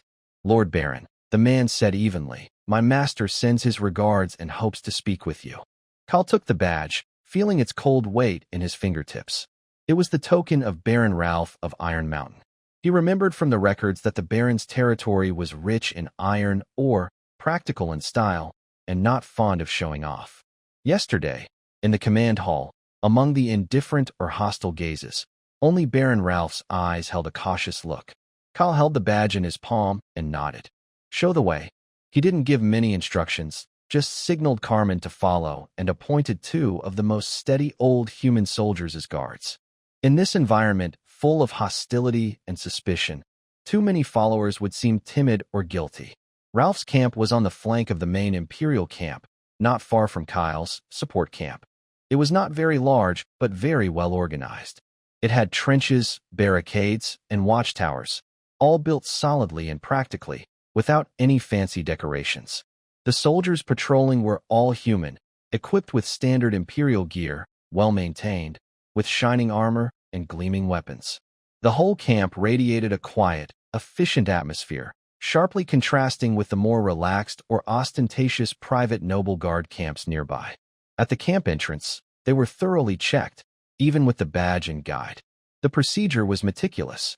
Kyle noticed the guards' sharp eyes, their professional handling of weapons, clear signs of experienced veterans. Passing through several guard posts, he arrived at the largest command tent in the camp center. The tent flap was lifted from inside, and a figure stepped out. It was Baron Ralph himself. He looked about 40 years old, not very tall, but extremely strong, like a piece of raw iron that had been repeatedly hammered. His face was tanned and weathered, with a strong jawline. His hair was shaved very short, revealing a bluish scalp. He wore a slightly worn middle-rank Imperial officer's chainmail, covered casually with a thick wool cloak for warmth, and did not wear any jewelry or ribbons indicating nobility. The most noticeable feature was his large, calloused hands, covered with small scars, hands that had long been used to hold weapons and tools. Baron Kyle, Ralph's voice, like his appearance, had a metallic quality. It was not loud, but carried weight. He made a simple gesture, please, without any formal greetings. The tent is plain, but it keeps out the wind, Kyle nodded in response. Baron Ralph, sorry for the trouble. They entered the main tent one after the other. Inside, the setup was very simple. A camp bed, a long wooden table covered with maps and documents, a few rough wooden stools, and a small copper basin with burning charcoal. The air was filled with the smell of leather, ink, and a faint metallic scent. Ralph went straight to the table, pointing to the stool opposite him. Sit. He sat down first, straightening his back, showing no sign of laziness. Carmen and two guards stayed outside the tent, keeping watch. Inside, only the two of them remained. Ralph's gaze fixed on Kyle, as if he could see right through him, without hiding his scrutiny. Yesterday at General Barton's place, it must have been unpleasant, right? He asked directly, with a tone that was neither sympathetic nor mocking, but more like stating a fact. Kyle kept a calm face and sat across from Ralph. Expected. The Dawn Corps is considered an outsider by the mainstream of the Empire. Outsider? Ralph's lips seemed to twitch, as if he was smiling, but it didn't quite look like a smile. In my view, Someone who can hold their ground in the barren north, take Eagle Claw Ridge, and come up with key strategies during the Frost Speech Pass siege. Those are much more impressive than many who just boast and rely on their ancestors' reputation to wield power. They are the real soldiers. He paused, emphasizing his words. That's what true soldiers do. Kyle raised an eyebrow slightly, surprised by Ralph's straightforwardness. The Baron is too kind. I'm just trying to survive. Survive? Ralph leaned forward slightly, resting his elbows on the table, his sharp eyes fixed on Kyle. In this terrible place, just not being afraid to die isn't enough. Barton threw you off the broken spear cliff to use the Frostborn's blade to grind away that nail he doesn't like. How long do you think you can hold out? Until I can drive that nail into the eyes of everyone who looks down on it, Kyle replied calmly, though a hint of sharpness was in his voice. Ralph looked at him for a few seconds, then leaned back and nodded. All right, that's interesting. He changed the subject. I don't like beating around the bush. My territory is called Iron Mountain Land. You can probably guess where the name comes from. We have mines and the best miners, but he spread his rough, calloused hands. Our smelting technology isn't good. The iron ingots we produce are full of impurities, not very tough. They can't compare to the high-quality steel ingots from North Stream Town that shine with a blue glow. His eyes grew passionate. I've seen the shields and weapons your soldiers carry. Those glowing patterns. Are they magic runes? I noticed them outside the command post yesterday. Barton, that stubborn old man, sneered at them. But I can tell, they're not simple. They can help your green-skinned soldiers withstand attacks they normally couldn't, and make your weapons sharper and more durable. This could change the rules of the battlefield. Kyle listened quietly without interrupting. He knew the main point was coming. I can help you, Ralph said frankly. With Barton and the complicated military politics, I can give you some inside information. So you won't be like headless flies, sold out, and still helping the enemy count their money. As for logistics and supplies, within my ability, I can make things easier for you. At least ensure you have enough food and arrows. The offer was tempting, but Kyle knew there was no such thing as a free lunch. And what's the price? Price? Ralph grinned, showing a mouth of slightly yellowed teeth from smoking. I want to see your value, something worth my investment. A victory, a clear, uncontested win at Broken Spear Cliff, achieved with your alien soldiers and your flashy magic rune equipment. Victory that makes everyone silent. His finger tapped the table with a dull sound. This is not only proof that you are qualified to work with me, but also that your Dawn leaders have the right to speak on this battlefield. Not like Barton hopes, quietly dying here and becoming just another unnoticed casualty on his list. He paused, his eyes becoming sharper. And victory alone is not enough. I need to see the possibilities for the future. If we can truly become friends. I hope that in the future, whether in iron ingot trade or in some technological exchanges, we can start honestly. The tent fell into brief silence, only the crackling of the fire breaking the quiet. Ralph's conditions were clear and straightforward. Prove strength and potential through victory, in exchange for intelligence and logistical support within the Empire, paving the way for deep cooperation, possibly in magic rune technology or iron trade. Kale thought for a moment. He appreciated Ralph's style, practical and honest. Working with such a person meant manageable risks and clear benefits. The Broken Spear Cliff would never be peaceful. Victory was essential for survival, not just a bargaining chip. But if he could gain a spy and support inside the Empire, it would greatly ease their current difficulties. Baron Ralph. Kale looked up, meeting his eyes calmly. Victory is so that my men and I can return alive to the northern border, not to prove anything to anyone, nor to please anyone. But, he changed the subject. If this victory can quiet some noisy voices and bring us a friend like you, I think that would be a very fair deal. He didn't directly promise a technology exchange, but confirmed the direction of cooperation. Ralph's eyes showed a hint of approval. He disliked empty promises. Kale's focus on core goals while not rejecting benefits suited him well. Good. That's straightforward. Ralph stood up, walking closer to Kale and lowering his voice. As a first gift of our friendship, based on my scouts' reports, over the past 2 days, the small groups of those ice creatures have been very active, especially at night. The rocky hills on the left wing of Broken Spear Cliff are their favorite infiltration routes. Make sure your sentries stay alert. This is extremely valuable information. Cal also stood up and nodded seriously. Thank you for the warning, Baron Ralph. I believe our cooperation will have a good start. The two shook hands. Ralph's hand was rough and strong, like iron clamps. Kyle's hand was steady and dry, holding a quiet strength. There was no blood oath or fancy promise. In this simple camp filled with the pride of the Empire and the seriousness of the front lines, two practical and determined barons, eager to break the deadlock, reached a preliminary alliance based on clear interests and mutual respect. This alliance would greatly influence the situation on the Eastern Front. When Kyle left Ralph's camp with Carmen and others, heading back to Broken Spear Cliff, the sky grew darker and the cold wind became stronger. But Kyle felt more confident than when he arrived. He knew that in this risky game led by General Barton, he had just made a solid move. Next, he would use the blood of the Frostborn to sharpen this move. Ralph's intelligence quickly turned into a cold decision. After returning to the Broken Spear Cliff camp, he immediately called in House, Carmen, and Rofan. Instead of meeting inside the tent, they stood at the edge of the camp, facing the rocky hills Ralph had pointed out on the left flank.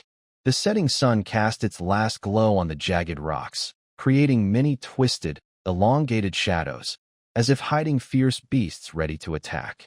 The cold wind swept through the cracks in the stones, making a mournful sound. Baron Ralph's information says the Frostborn have been sneaking over here at night, Cal said quietly but clearly. They want to catch us off guard and make a quick strike. We need to prepare a proper welcome for them. House grinned fiercely, his thick fingers cracking as he clenched his fists. Perfect timing. The brothers have been holding back their anger, waiting for a chance to let it out. Carmen squinted, carefully studying the terrain of the hills, like a hunter examining a hunting ground. Good choice of location, rocky and full of cover for sneaking close. But they don't know we have better eyes and ears. He was referring to his shadow wolves and the scouts of the 5th Squad. Wind did not speak. He silently estimated the shooting range and distance. His slender fingers unconsciously brushed lightly over the bowstring. Listen, Cal began to give orders calmly and quickly. They attacked at night, aiming for speed and surprise, trying to catch us off guard. We will do the opposite. Let them in, then close the door and fight. Carmen, your shadow wolves and scouts go ahead, hiding at the edge of the hills. Their task is to silently eliminate the enemy's scouts and vanguards, making sure the main enemy force doesn't notice our setup early. Then, your job is to watch the battlefield. I need to know if there's a second wave or which direction they might try to sneak from. Understood, boss. Carmen's eyes flashed coldly. I'll make sure they become blind and deaf. Wind, you and your team occupy the high ground on both sides of the camp and the tops of those large rocks. Stay hidden. I want your arrows to strike from the most unexpected and deadly angles at the right moment. Prioritize shooting officers, flag bearers, and anyone trying to break through. Wind nodded slightly and responded simply, as you wish, House. Cal looked at the bravest captain. Your heavy infantry are the main players in this show. Sharpen those shields. Place them at the narrowest entrance of the camp, like nails hammered in. No retreat without my orders. I want you to use the shield wall to smash their charge. Haha, leave it to me. House excitedly pounded his chest. I guarantee they'll be bloodied and broken. Kyle's final glance swept over the three. Remember, we're not just pushing them back, we're annihilating them. Use the least cost to deliver the fiercest, so everyone watching us tonight won't sleep well. Get ready. The night fell like thick ink, quickly swallowing the wilderness. The Broken Spear Cliff camp fell into strange silence. Only the crackling of campfires burning in the dark, casting flickering shadows of patrol soldiers passing by. Everything seemed unguarded. But beyond the light and shadow, countless eyes watched vigilantly from the darkness ahead. Carmen blended into the night, lying in between rocks, beside him the silent, crawling shadow Claw. His gaze pierced the darkness, seeing several blurry black figures, stealthily approaching the camp behind rocks like ghosts. Frostborn scouts moved skillfully, almost blending into the environment. However, the shadow wolf senses far surpassed those of humans. Its shadow Claw's ears twitch slightly, and it emits a deep growl only Carmen can hear. Carmen makes a hand gesture, and several other scouts hidden in the shadows behind him silently disperse like arrows shot from a bow. There are no shouts of attack or clashes of metal. Only occasional brief grunts or faint sounds of blades slicing throats, quickly drowned out by the wind. The Frostborn scouts are swallowed by darkness, leaving no signals behind. Time slowly passes. As the moon shifts west and late night reaches its quietest moment, faint but dense footsteps are heard deep in the hills. More shadows appear, forming loose attack formations. Swords and knives gleam faintly under the weak starlight, aiming directly at what seems to be a sleeping dawn camp. There are about 200 of them, elite Frostborn troops, confident and well-trained. Carmen's voice, like a faint insect chirp, sends a message back to the camp. Kale stands in a shadow at the center of the camp, sword sheathed, eyes cold. He raises his hand and gives a slight signal. Enemy attack. A deliberately stretched, panicked shout echoes at the front of the camp. Several guards, responsible for watch duty, rush around in a panic, ringing the alarm bell. This clumsy act seems to give the Frostborn invaders a boost of confidence. They let out a low, murderous howl and suddenly accelerate, like a flood breaking its banks, charging toward the seemingly weak front defenses and shield formations of the camp. At the front, the Frostborn soldiers' fierce faces are clearly visible, and their cold, icy breath mixed with leather can be smelled. Raised shields. Hausch's thunderous roar instantly shatters the illusion.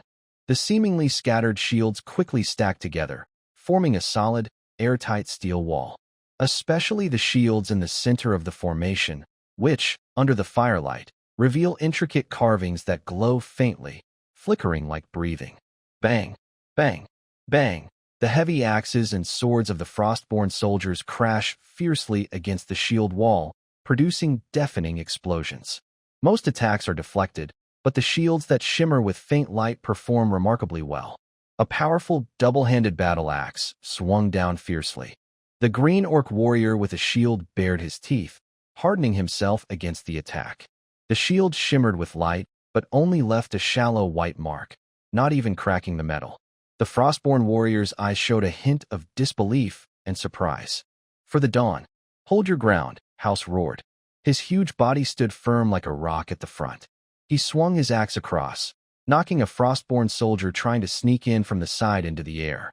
Almost at the same time as the shield wall lit up, whoosh, whoosh, whoosh, a sharp sound of breaking air came from the dark high above on both sides. It was not a heavy rain of arrows, but precise, deadly strikes. Wind and his gray elves finally showed their fangs. Sharp arrows like they had eyes of their own shot into the throats and eye sockets of the Frostborn officers and sergeants, who were waving weapons and shouting to boost morale. The screams rose one after another. The fierce attack of the Frostborn was suddenly halted. Chaos spread among the attackers. They had expected weak resistance, but instead, they hit an unbreakable iron wall. Cold arrows from the shadows acted like death's invitation, constantly picking off command points. While their attention was fully drawn to the front shield wall and the arrows on both sides, 6th Squad. Follow me and attack. Carmen's figure appeared like a ghost. Leading a team of the most agile green orcs and human warriors, they suddenly charged out from a hidden side angle of the enemy's flank. They didn't shout, only the sharp sound of weapons being drawn, like a red-hot dagger stabbing fiercely into the chaos of the Frostborn formation's waist. Close combat erupted instantly. Carmen's twin blade spun like a shining wheel, cutting down Frostborn soldiers as if harvesting wheat. His warriors also gathered their strength, turning yesterday's mockery into fierce battle power. In the front, House saw success on the flank and roared again, "Advance! Crush them!" The shield wall began to push forward slowly but steadily, like a grinding mill. The glow of the magic rune shields flickered steadily amid fierce collisions, becoming a steady anchor in every Dawn warrior's heart. Ordinary Frostborn weapons could hardly break their defenses. The battle turned into a one-sided slaughter. Without command, the formation was torn apart. They couldn't break through the front, were struck from the sides, and arrows rained down from above. These elite Frostborn soldiers, here to scout the camp, had fallen into a hopeless quagmire. Someone tried to retreat, but found their escape blocked by Carmen's team and Shadow Wolf, who had secretly circled around from behind. Shadow Wolf's green eyes flickered in the darkness, and its deep growl shattered their last mental defenses. The fight did not last long. As the darkest moment before dawn passed and the first light appeared on the horizon, dozens of Frostborn soldiers lay dead on the open ground in front of Broken Spear Cliff. Their dark red blood soaked into the cold ground, forming strange ice and blood clumps. Only a few Frostborn, who had escaped early or were especially lucky, managed to flee into the hills, disappearing from sight. In front of the Dawn camp, the soldiers began to quietly clean the battlefield, gather their fallen comrades, and treat the wounded. The atmosphere was serious but calm, showing the quiet confidence gained through blood and fire. Kyle walked to the front of the formation and looked at the scene. 3 of their own soldiers had died, 7 were seriously injured, and more than 10 were lightly hurt. Compared to the victory of defeating over 70 elite enemies, this was undoubtedly a great and satisfying win. His eyes swept over the magic rune shields that played a key role in the battle. Besides new scratches and white marks, the shields were still intact. Alice's hard work had proven, for the first time in large-scale combat, that her creation was irreplaceable. He also noticed the observer who had been quietly following Ralph, disguised as an ordinary soldier. Now, that person was looking at the soldiers clearing the battlefield with a mix of shock and awe, especially those wielding magic rune shields. Kyle knew that the effect of this welcome ceremony had already exceeded expectations. He looked up toward the main camp of the Empire, where lights were still shining brightly. It was probably already alarmed by the commotion here. The first cry has sounded, Kyle thought silently, a cold smile curling his lips. I just don't know if some people find it pleasant or painful to hear. The dawn's light completely dispersed the night and clearly revealed the brutal scene at the front of Broken Spear Cliff. Frostborn soldiers' bodies lay scattered on the cold ground, their dark red blood frozen and intertwined with the gray-white soil, creating a shocking picture. The air was thick with the smell of blood and the scent of sulfur from weapon clashes, lingering for a long time. Kale did not stay in the warm tent. Like all soldiers, he was walking on the battlefield, which needed cleaning after the fight. He crouched down to help a wounded human soldier bandage his leg, moving skillfully and steadily. He patted a young green orc soldier's shoulder, who looked pale after his first kill, silently offering encouragement. He personally, along with House, carefully carried the bodies of 3 fallen Dawn soldiers to the side. Their names would be remembered, and their ashes taken back to the northern lands to be buried in the heroes' cemetery by the Sleep River. All the living soldiers watched this scene. A silent bond of loyalty and belonging grew stronger through the blood and fire. While the soldiers quietly cleaned the battlefield and collected intact Frostborn weapons and armor, the sound of urgent hooves approached from afar. It was the messenger, riding with a few guards of General Barton. He sat tall on his horse, looking down at the battlefield. His face showed no joy for victory, only a look of scrutiny and suspicion. Baron Kale, his voice was still proud, like yesterday in the command hall. The general is aware that your unit repelled the enemy's harassment last night. You must have done your duty well and served the Empire faithfully. He deliberately used the word harassment, downplaying the threat of the elite 200-man team and the achievements of the Dawn Battalion. However, he continued, his tone becoming serious. The battle report states that many enemies were killed, with few casualties on your side, and mentions a magical glow assisting in the fight. The general reminds you, Baron, to report accurately. Do not exaggerate victories or falsely claim achievements. Do not rely on vague magic tricks that go against the solid tactics of the Empire. Be careful and stick to your duties, and do not cause trouble again. His words were like cold water poured over the victorious soldiers. Several green orc soldiers, busy carrying trophies, let out suppressed growls. House's face turned red with anger, and his fists clenched with a cracking sound. If Kale hadn't given him a cold look to stop him, he might have rushed to pull the messenger down from his horse. Kale's face remained calm, as if he hadn't heard the doubts and insults in the messenger's words. He saluted properly and spoke in a steady voice, neither humble nor proud. Reporting to the general, the Dawn soldiers remember the rules of the Empire. The claims about the battle are all true. Last night's battle was fought with the dedication of brave soldiers, relying on their rigorous training and excellent equipment. There is no falsehood in this report. Here is a detailed battle report and a list of the items captured. Please present it to the general. He handed over a prepared piece of parchment, clearly recording the number of enemies killed, our own casualties, and details of weapons and armor seized. The data is accurate and flawless. The messenger snorted coldly, grabbed the parchment without looking at it, stuffed it into his pocket, turned his horse, and left with his guards, leaving behind a mess and a group of soldiers quietly suppressing their anger. We fought well, and there's something wrong? House finally couldn't hold back and muttered, "Captain, I want to hit him." Kyle raised his hand to stop his complaint, with a deep look in his eyes. The more he acts like that, the more we need to fight well. Anger won't solve the problem, but victory will. He looked around at the frustrated soldiers and raised his voice. Did you all hear that?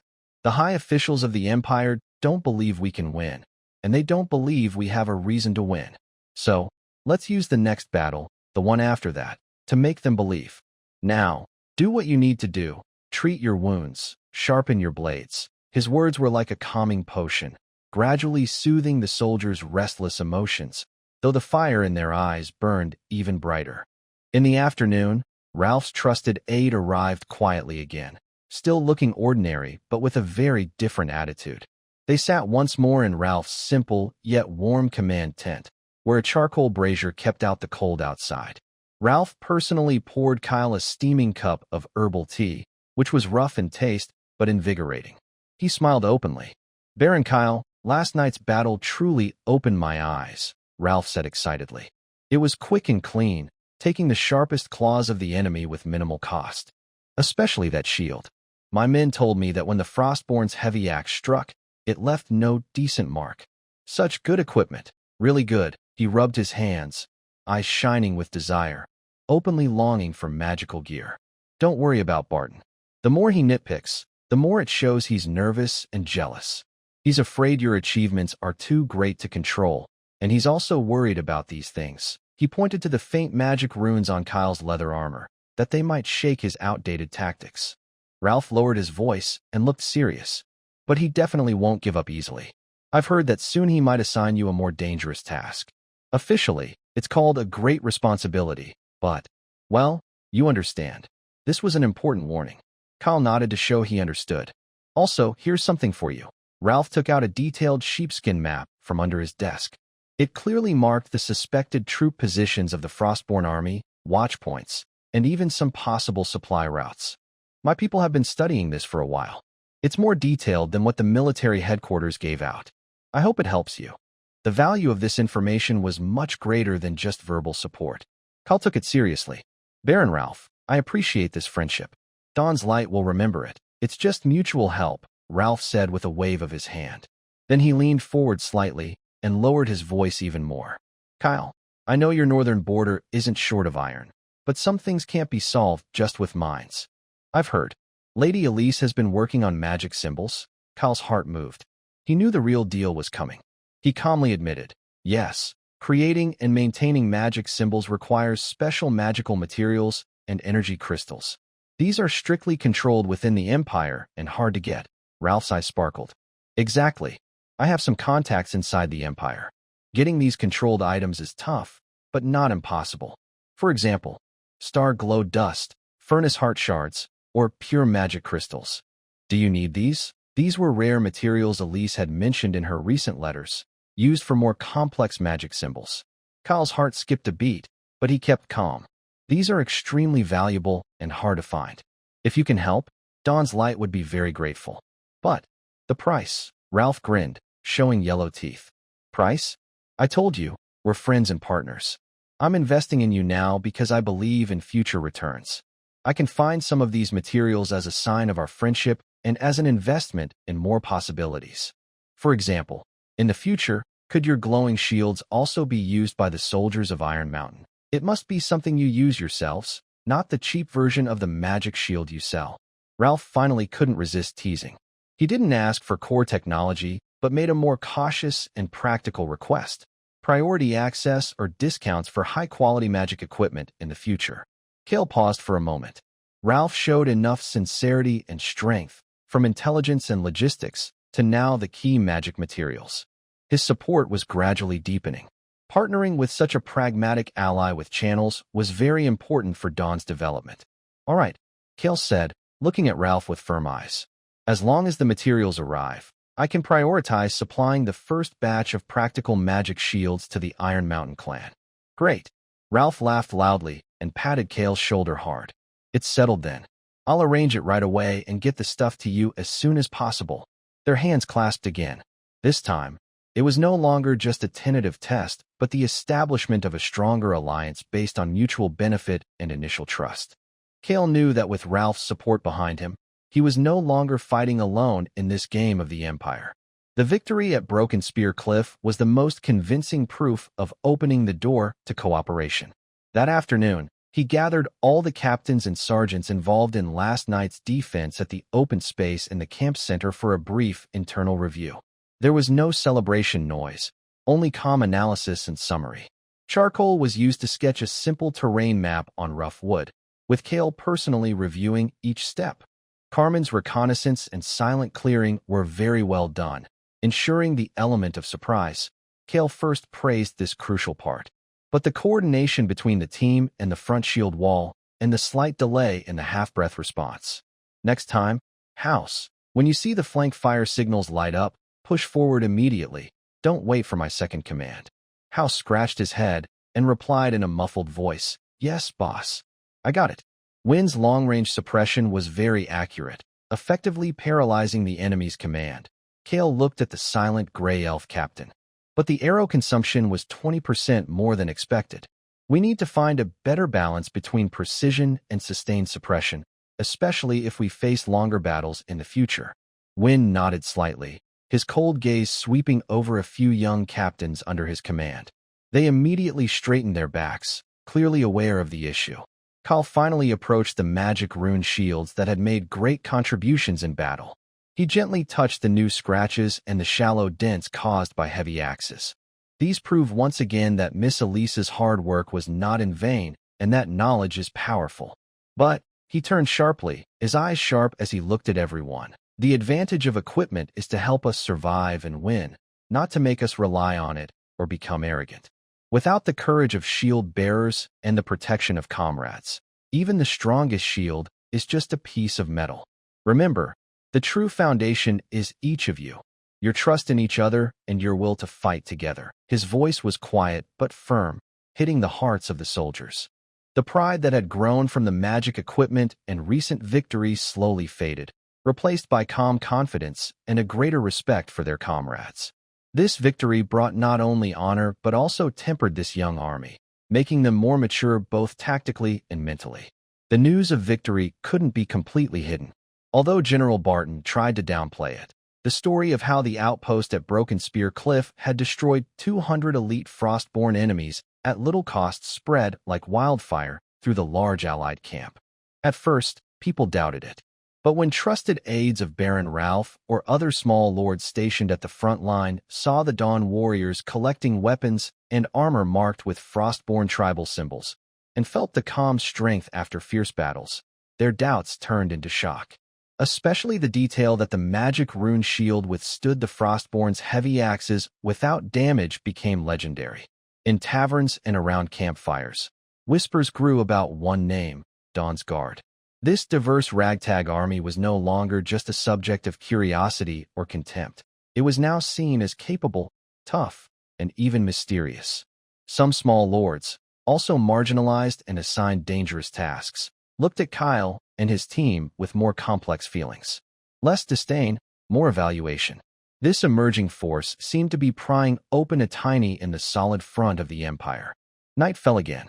The noise and discussions were kept outside the camp walls, and the outpost at Broken Spear Cliff had regained its usual alertness and calm. Inside the main tent, Kyle stood alone in front of an open map. The dim glow of an oil lamp stretched his shadow long and short. His finger traced the location of Broken Spear Cliff, then slowly moved eastward, stopping at an area marked Icewind Valley. This was the heartland controlled by the Frostborn. Based on intelligence from Ralph and the reconnaissance reports over the past few days, it was suspected that an important supply route for the Frostborn army passed through there. Defensive tactics always leave you unable to control the situation. Barton's challenges wouldn't stop. Only continuous victories and showing greater value could help Dawn's leadership stand firm on this battlefield. It would also strengthen allies like Ralph and help us gain more influence in the northern region. A bold plan was gradually taking shape in his mind. It was very risky, but if successful, the rewards would be huge. It could severely weaken the enemy and prove that Dawn's leadership had the ability to hunt behind enemy lines. "Boss," Carmen's voice came from outside the tent, tired but excited. "Come in." Carmen pushed aside the curtain and entered, still carrying the cold of the night. He approached the map and pointed to a hidden mountain trail on Icewind Valley's side. "I confirmed it. This small path isn't marked on the map, but the wolves have picked up the scent of frequent transport caravans. Every 3 or 4 days, a sizable convoy passes through at night. The guards aren't very tight, but the route is tricky." Kyle's eyes sparkled. An opportunity. He didn't give immediate orders, but walked to his desk, spread out a new piece of sheepskin parchment, and dipped his pen in ink. He needed to quickly inform the rear of the frontline situation, the initial victories, and his contact with Ralph. The letter to Rune was brief, emphasizing that stability behind the lines was the foundation of success on the front. He asked Rune to strengthen defenses and patrols in Dawn's town, Northstream Town, and nearby villages, especially to watch for movements from the Lionheart Empire on the western coast. He also urged faster training for new soldiers. "The front is safe for now and has a foothold. Keep your home secure, with no worries behind you." The letter to Alice was warmer, with subtle affection. He described how the magic rune equipment performed excellently in battle, thanked her for her wisdom and effort, and said her support greatly boosted morale and reduced casualties. Then, he mentioned his cooperation with Ralph and the possibility of obtaining rare magical materials. He asked if there had been any new progress in researching magic patterns that enhance weapon or provide short bursts of power, implying that the next military action might require stronger offensive or capabilities. He sealed 2 letters with wax and called the most steady and reliable messenger, instructing him to personally deliver them to Ryan and Alice. After finishing this, Kyle returned outside the tent. The cool night wind brushed his face, helping him think more clearly. He looked southeast toward the main Imperial camp, filled with arrogance and schemes, then west toward the sleeping river, where Andre the Lion's teeth watched closely. Finally, his gaze settled on the deep, shadowy mountains in the northeast, shrouded in night, the Icewind Valley. The afterglow of the victory at Broken Spear Cliff didn't last long in the camp. It quickly turned into more intense training and tighter security. Kyle knew that a victory could give a moment to rest, but if they became complacent, the next failure would come soon.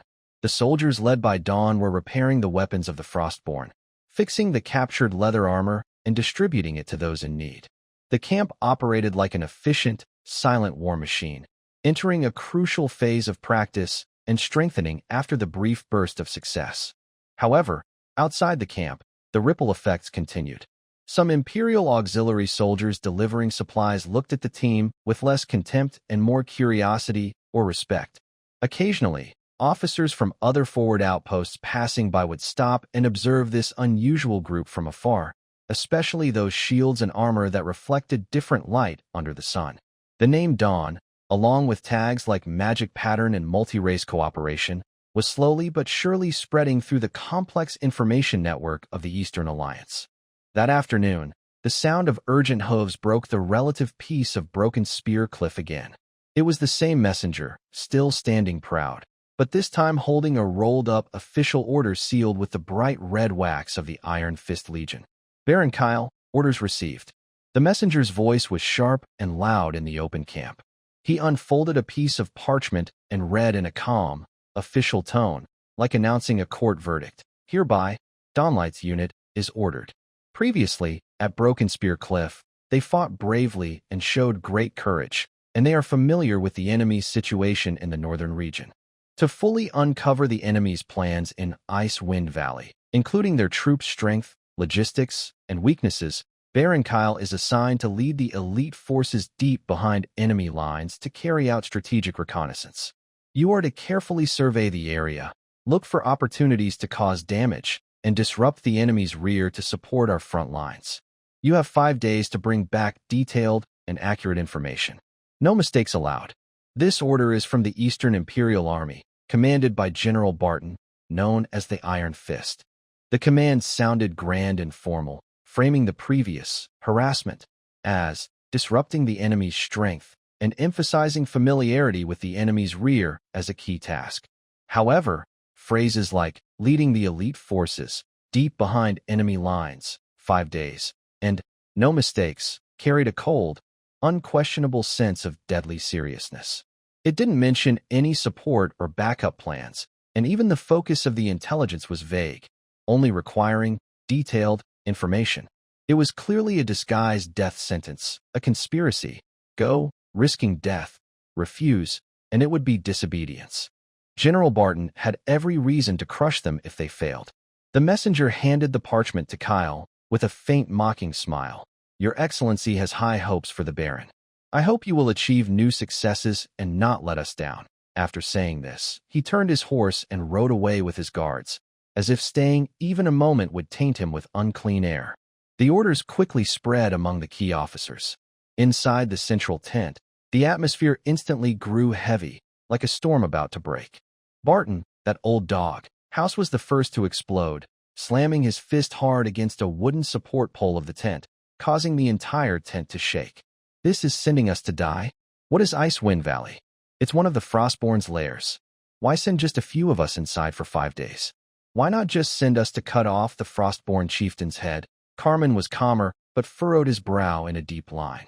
He moved to the map, pointing at the area marked Icewind Valley, and spoke in a low voice. Intelligence shows that the terrain there is dangerous and heavily guarded. Even if we find a small path to sneak in, reconnaissance will be very difficult.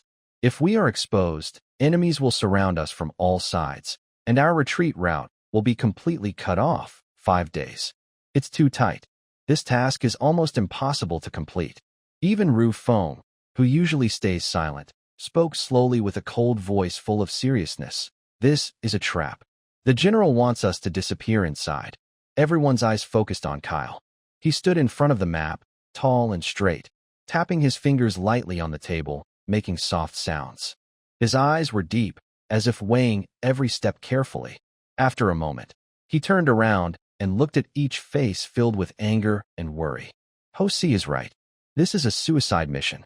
Carmen and Ru Feng's analysis is correct. The task is nearly impossible. Kyle's voice was calm but firm, with a strong sense of determination. But disobeying orders is also a dead end, and it would be a pointless death. It might even bring disaster to Chensey. He walked to the center of the tent and looked around at everyone. Batten hopes we are afraid, hopes we refuse, or hopes we foolishly send the whole army to crash into the strong walls of Bingfeng Valley. But we won't do that. He took a deep breath and made his decision clear. We can't refuse, but we can choose how to carry out the plan. Sending the entire 300 soldiers is too big a target, slow to act, and if we get surrounded, it will be total destruction. The outpost at Duanma Cliff will also be lost.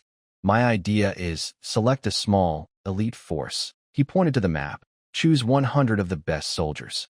Carmen's Shadow Wolf cavalry and scouts must go along for reconnaissance and warning. Ru Feng, pick 20 calmest and most accurate archers. Ho-Si, select 30 bravest and toughest infantry from the Rock and 6 squads. No heavy armor, just agility and endurance. The rest of the team should include necessary medics and demolitions experts. I will lead personally. He looked at a seasoned, steady human squad leader. Victor, stay behind to command the remaining 200 soldiers to defend Duanma Cliff. Remember, no matter if we return or not, the banner of Chensey must keep flying here. Your task is just as important as ours. There was a brief silence inside the tent. Kyle's plan divided the risks and responsibilities. The team faced the greatest danger, while the defenders bore the pressure of protecting their base. This was undoubtedly the most rational and cruel choice. Ho-Si opened his mouth, wanting to say something, but in the end, he just heavily pounded his chest. I listened to the boss. I will take people there. Carmen and Ruofing also nodded in agreement. Good, Kyle said firmly, seeing no one object. Immediately select the team, check the equipment, carry 5 days' worth of high-energy rations, arrows, and those little gadgets Miss Elise prepared, magical explosive devices. We travel light, focusing on speed and stealth. We leave at midnight. The team leaders received their orders and left. Inside the tent, only Kyle remained. He looked again at the map, at the area marked as dangerous, his eyes sharp like an eagle's. In the evening, Baron Ralph's trusted aide arrived again, like a ghost, bringing more detailed information and a message. Baron Kyle, my lord says that Barton's move is a trap. Icewind Valley is a dangerous place, with at least 1,000 defenders and complex terrain. But he once sent spies to explore the route and found a small trail used by hunters and herbalists. It can bypass the main fortress and approach the valley from the side ridge, possibly giving us a chance to see more. Here is the map. The aide handed over a simple sketch drawn on thin animal hide, showing a winding route with marked danger points and possible observation spots. Also, my lord said, the aide lowered his voice, that patrols in the valley change shifts at dawn and dusk. During these times, guards are most relaxed. Baron, seize the opportunity and be careful. Kyle tightly held the animal hide map, feeling its weight. It was more than just intelligence. It was Ralph's trust placed in him. Tell Baron Ralph, I will remember this. Night deepened. At the Broken Spear Cliff camp, everything was quietly and efficiently underway. 100 chosen warriors silently checked their gear, removing unnecessary burdens, giving their weapons one last care. No one spoke. The air was filled with a solemn and determined atmosphere. They knew the danger, but they also trusted their leader. As midnight approached, the cold wind blew fiercely. Kyle, dressed in light armor and carrying the steel sword of Northstream, stood in front of the assembled team. 100 eyes shone with resolve in the darkness. He did not give a passionate speech, only spoke clearly and softly. This mission is not for glory or fame. It's for survival. Use your eyes to see, your mind to remember, and then come back alive. Let's go. Orderly, the 100-strong team silently slipped out of the camp like melting snow, led by Carmen and Shadow Wolf. They quickly disappeared into the vast night and rolling hills, heading straight for the deadly place called Icewind Valley. Victor stood on the camp wall, watching their direction of disappearance, clenched his fist tightly. The midnight wind was like a cold knife, cutting across the barren snow-covered hills, blowing up tiny snowflakes that stung the face. The 100-man team, led by Kyle, moved like silent ghosts. Guided by Carmen and Shadow Wolf, they left the Empire's defenses quickly and quietly, diving into dangerous areas controlled by the Frost clan. Less than half an hour after leaving Broken Spear Cliff, the world around them changed completely. The noise and lights of the Empire camp were far behind. Instead, there was a cold silence and darkness. The ground was no longer firm paths trodden by horses, but deep, uneven snow with hidden pits and rocks beneath. The only light came from faint starlight filtering through thin clouds, barely outlining the shadowy mountain ranges ahead, like crawling beasts. Boss, this way. Carmen's voice was very low, almost drowned out by the wind.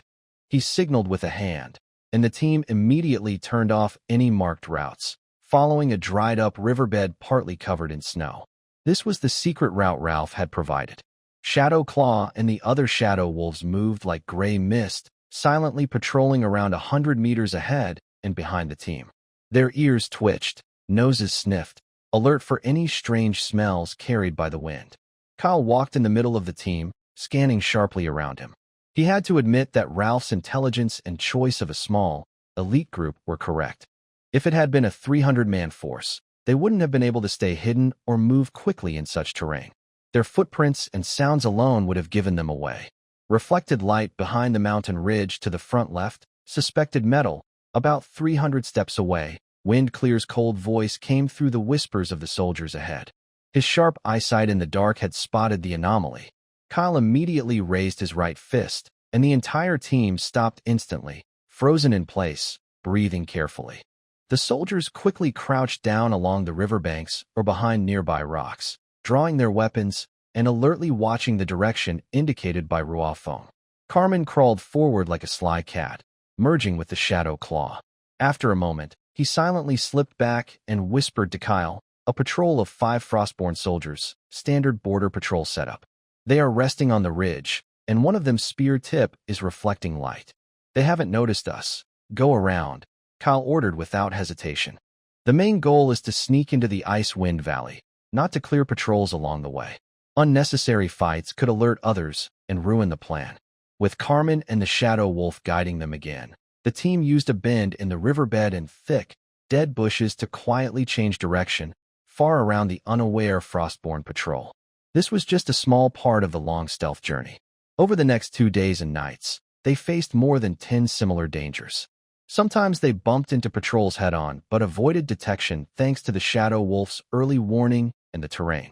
Other times, they nearly triggered simple alarm devices made from beast tendons and bone bells by the Frostborn, but sharp-eyed goblin archers spotted them in time.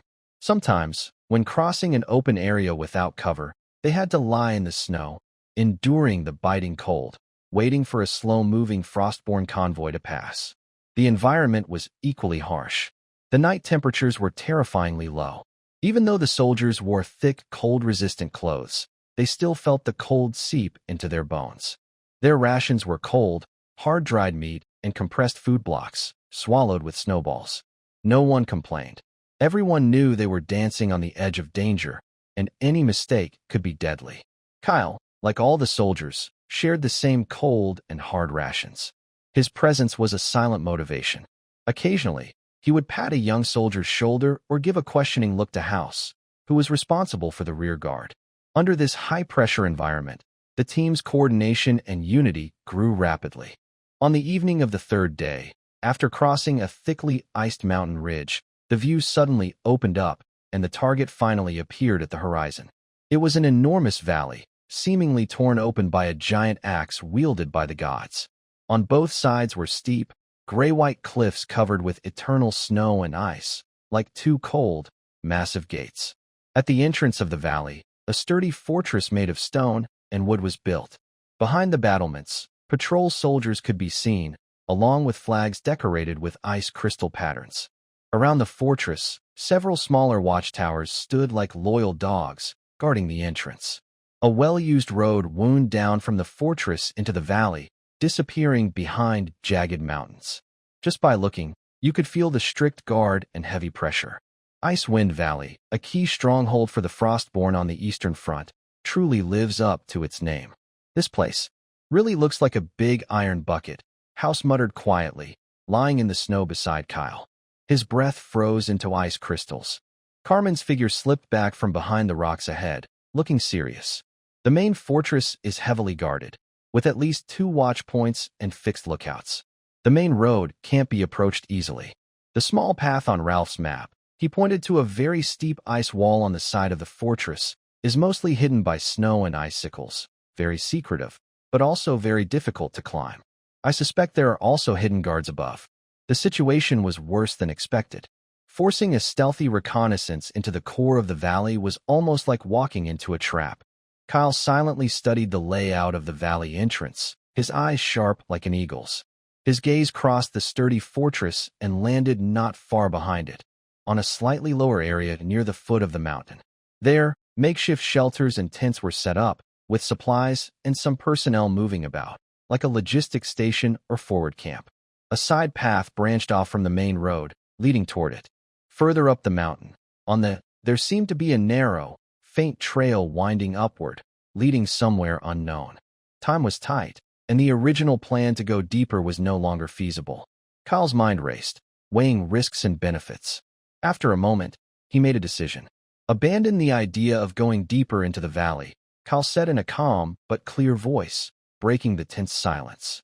Our new plan is, first, set an ambush near that logistics station to catch a valuable target, preferably an officer or a clerk. Second, try to confirm the purpose and guard details of that mountain trail. Third, if possible, sabotage the supplies at the station. He looked at the team leaders. We wait here. Carmen, lead your team further ahead to observe the patrol patterns at the transit station and the small mountain path. The others should hide nearby and not reveal themselves without my orders. Yes. The team responded quietly. Carmen merged into the shadows again and silently moved toward the fortress that looked like a giant beast lying at the valley entrance. Kyle and the other soldiers remained still like stone sculptures on the icy plain, blending into the cold snow. with only their alert eyes watching the dangerous area in the distance. They were patient hunters, waiting for the best moment to strike in the freezing wind. The waiting was very long. The cold wind at the entrance of Icewind Valley felt like countless icy knives piercing through their clothes, testing each Dawn warrior's willpower. Kyle crouched in a snow hole, feeling his limbs go numb, but he stayed still, eyes fixed on the frost-covered transit station below. Until the next afternoon, when the sun barely broke through the clouds and brought a false warmth to the cold valley, the opportunity finally appeared. A small convoy slowly entered the station along a side road. The team was pulled by a large, thick-furred ice plane beast, carrying wooden crates and bulging leather bags. The guards were only about 10 soldiers, relaxed and seemingly unaware of any danger at their fortress gate. However, the news brought back by Carmen, who slipped in like a ghost, made Kyle's spirit lift. "Boss, there's a big fish." Carmen's voice was excited but restrained. "There's someone in a deep blue robe with silver-embroidered ice crystal patterns. Not a soldier, not an ordinary craftsman. Looks like a mage or scholar. The soldiers are very respectful to him. A mage or scholar. Someone with such knowledge and intelligence is worth more than 10 centurions." Kyle immediately changed his plan. Target change. Focus on capturing the man in the blue robe first. Kyle's voice was firm. "You, Wolf, and your team, take the high ground behind us on those large rocks. When I give the signal, shoot and kill the officers and messengers first and suppress them." "Understood." Wolf responded and quickly led 20 of the best archers, moving silently like cats into the rocks behind, disappearing into the scattered stones. "House, you and 30 men go around from the right side and block their retreat back to the main fortress. If reinforcements come out of the fortress, hold on with all your might to buy us time to retreat. Leave it to me." House's eyes flashed with determination. He ordered his men, lowered his body, and quickly moved using the terrain for cover. "Carmen, the remaining people, follow me. The main attack. Your task is to quickly and at all costs capture that big fish alive." Kyle stared sharply at Carmen. "Yes." Carmen licked her dry lips, her eyes shining with a hunter's focus. After everything was arranged, everyone hid again, like a waiting venomous snake, ready to strike at the best moment. Inside the relay station, the convoy began unloading. The man in the blue robe, Ice Speaker Eslin, did not help with the work. Instead, he stood aside, looking up at the gray sky, as if checking the weather or thinking about something, with a calm and distant expression. "Now is the time." Kyle suddenly waved his hand. Whoosh, whoosh, whoosh, a sharp sound of breaking air suddenly rang out. From the top of a large rock behind the side, arrows like the Grim Reaper's mark shot out, instantly knocking down several Frostkin soldiers guarding the outside of the relay station. The arrows pierced through armor, hitting throats or eye sockets, and the soldiers didn't even scream. Enemy attack. The relay station was thrown into chaos. The remaining guards hurriedly raised their weapons, trying to find the enemy. "For Dawn Leader, kill!" Kyle shouted angrily, leaping out from his hiding spot first. His North Creek steel sword was drawn, shining coldly, rushing toward the chaotic enemy like a fierce tiger descending from the mountain. Carmen and over 40 elite fighters followed closely, shouting battle cries that sounded like a flood breaking the dam, crashing into the station's camp. Eslin was startled by this sudden attack. She quickly turned her head and saw the Dawn fighters rushing like wolves and tigers. Her cold eyes showed a hint of surprise, but she was not panicked. She quickly raised her hands, and blue light flickered at her fingertips. The air around her suddenly cooled. "Be careful of magic," Kyle warned sharply. Next, dozens of sharp ice spikes materialized out of thin air, whistling as they shot toward the charging Dawn fighters. "Raise your shields." The frontline soldiers immediately raised their shields to block. Most of the ice spikes were knocked away or blocked, but a few soldiers were still hit. Although their armor was not pierced, the biting cold made them freeze in place. Seizing the opportunity, the Frost soldiers nearby attacked. "Keep her suppressed," Care shouted as he blocked a Frost soldier's sword, then called out to Carmen. Carmen moved like lightning through the crowd, swinging his twin blades and leaving afterimages behind. He cut down the Frost soldiers trying to stop him. His shadow claws struck like a gray lightning bolt, knocking over an enemy about to attack from the side. Evelyn saw her first spell fail to push back the enemies. She muttered words quickly, then slammed her hands onto the ground. A thick fog of cold mist spread out from her, trying to block the view and slow the enemy's advance. Just as the fog rose, pop! A tiny sound. A dart coated with a strong anesthetic shot out from Carmen's unassuming blowpipe, piercing through the thickening fog and hitting Evelyn's exposed neck. Evelyn shivered suddenly, her spell stopping abruptly. She reached for her neck in disbelief, trying to pull out the small arrow, but a wave of dizziness flooded her mind. Her vision blurred and spun. She staggered and finally collapsed to the ground. "Got her!" Carmen shouted softly. Without hesitation, he rushed forward, quickly tying up the unconscious Evelyn with special ropes and slung her over his shoulder. Retreat. Care saw that their main goal was achieved and immediately gave the order, not hesitating to fight further. At the same time, loud fighting and roars came from House's side, indicating they had already engaged the first wave of reinforcements coming from the main fortress. "Detonate!" Care shouted to the soldiers responsible for the explosion. A few soldiers quickly threw their magic runes at the piled supplies and huts. Boom! Boom! Several explosions sounded, not very large but powerful enough to shake the area.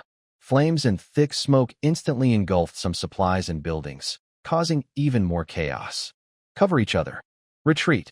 Care directed his team along the planned escape route, quickly leaving the battlefield. The archers on the high ground provided precise sniping, slowing down the scattered Frost soldiers trying to pursue. The whole process was as fast as lightning. Within just a few minutes, they launched the attack, captured prisoners, and retreated.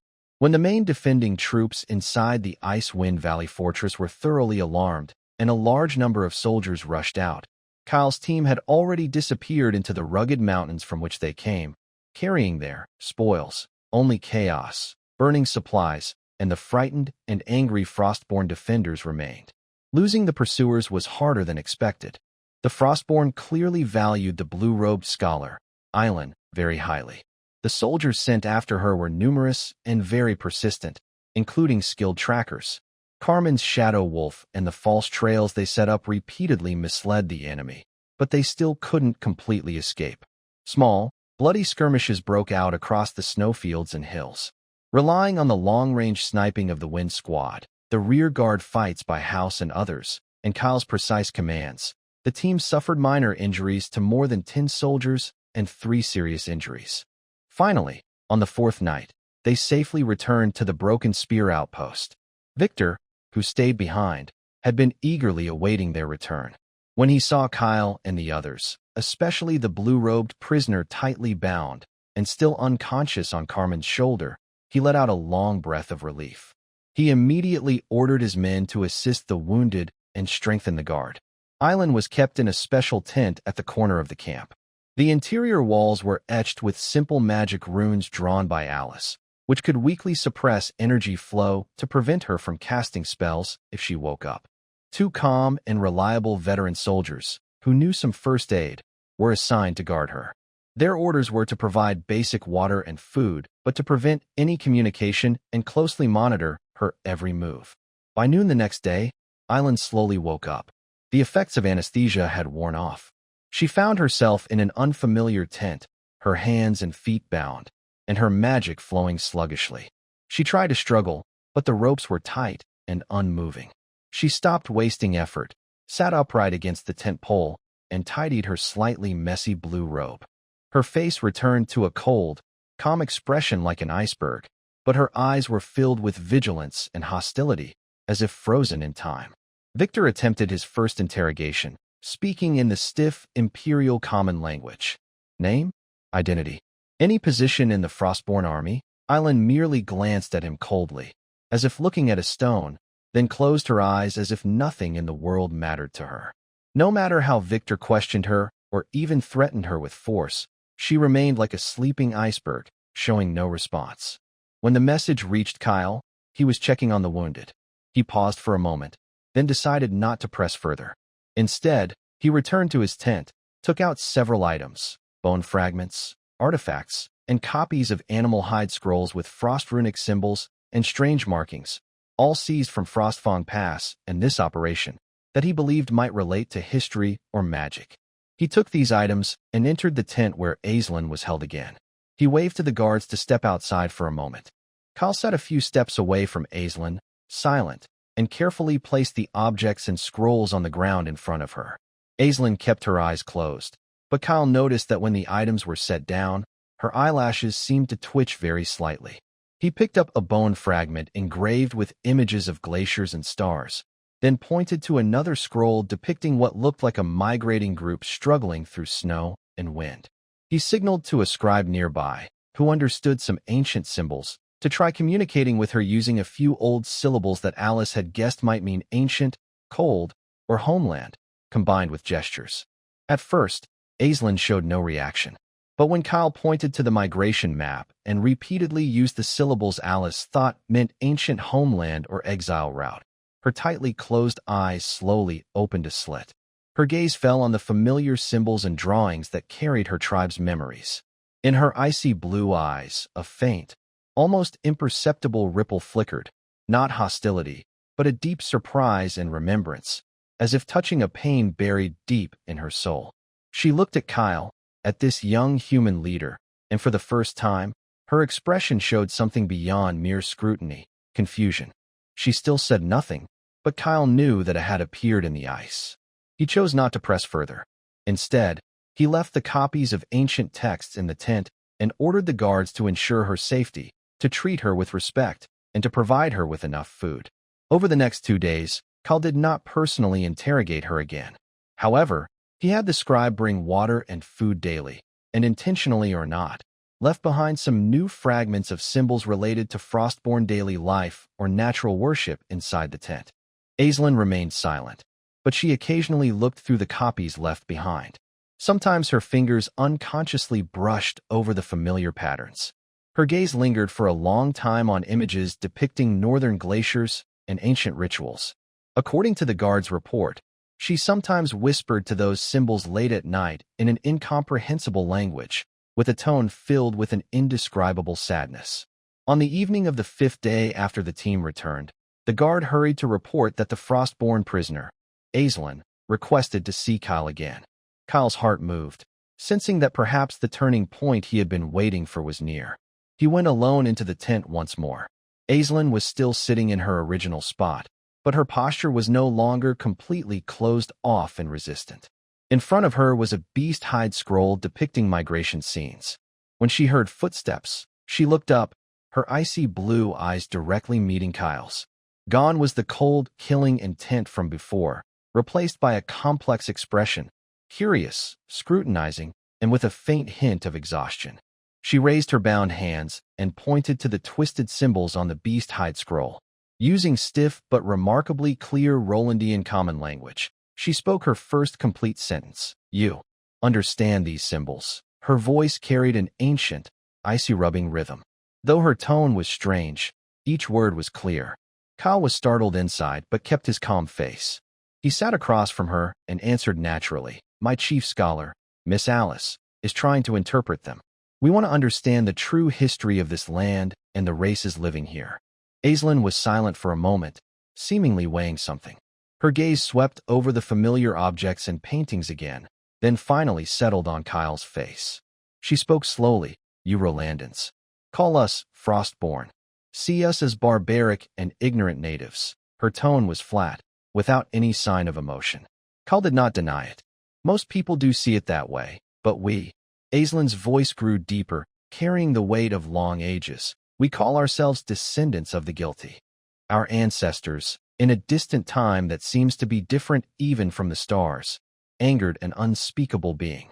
We were robbed of our homeland, exiled, crossing a barrier where time itself seems frozen, and finally, fell here. This ice sheet is both a prison trapping us and our only hope for survival, our new home." Inside the tent, everything was silent except for the occasional crackle of the charcoal fire. Kyle held his breath, finally touching a small part of the truth buried beneath thousands of years of ice and snow. The Alpha continent was not the original home of these races. Evelyn looked at him with sharp eyes, as if trying to see through his soul. "And your arrival? You Roland people, through those gates, referring to teleportation portals, that tear space. It's like throwing a stone into a still pond. You disturbed the silence, broke the fragile balance maintained for 1,000 years. She leaned forward slightly, speaking each word carefully, her voice solemn as if predicting the future.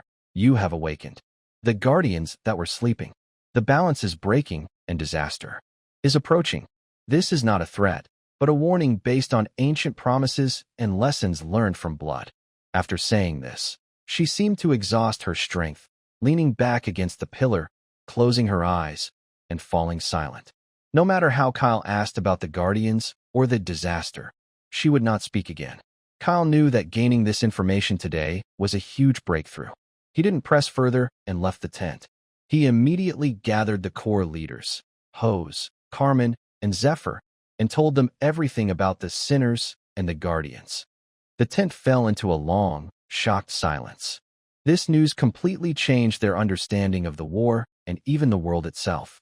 Boss, Hose was the first to react, speaking roughly. This news is so strange. Should we report it to the military headquarters right away? Let those big shots worry about it. Kyle shook his head, his eyes deep and calm. Report? With what? Just the word of a captured Frostborn? Barton is worried about finding a reason to target us. Would he believe such a myth-like story? He's more likely to accuse us of spreading rumors, shaking morale, or even slandering us for colluding with the enemy to justify poor performance. He looked around at everyone, his voice low but firm. Until we have solid evidence and understand what the Guardians really are and what disaster they might bring, this information must stay among us. We need to verify things with our own eyes, rather than leaving it to those who might see it as a political tool or even cause our destruction. Everyone looked at each other, then nodded heavily.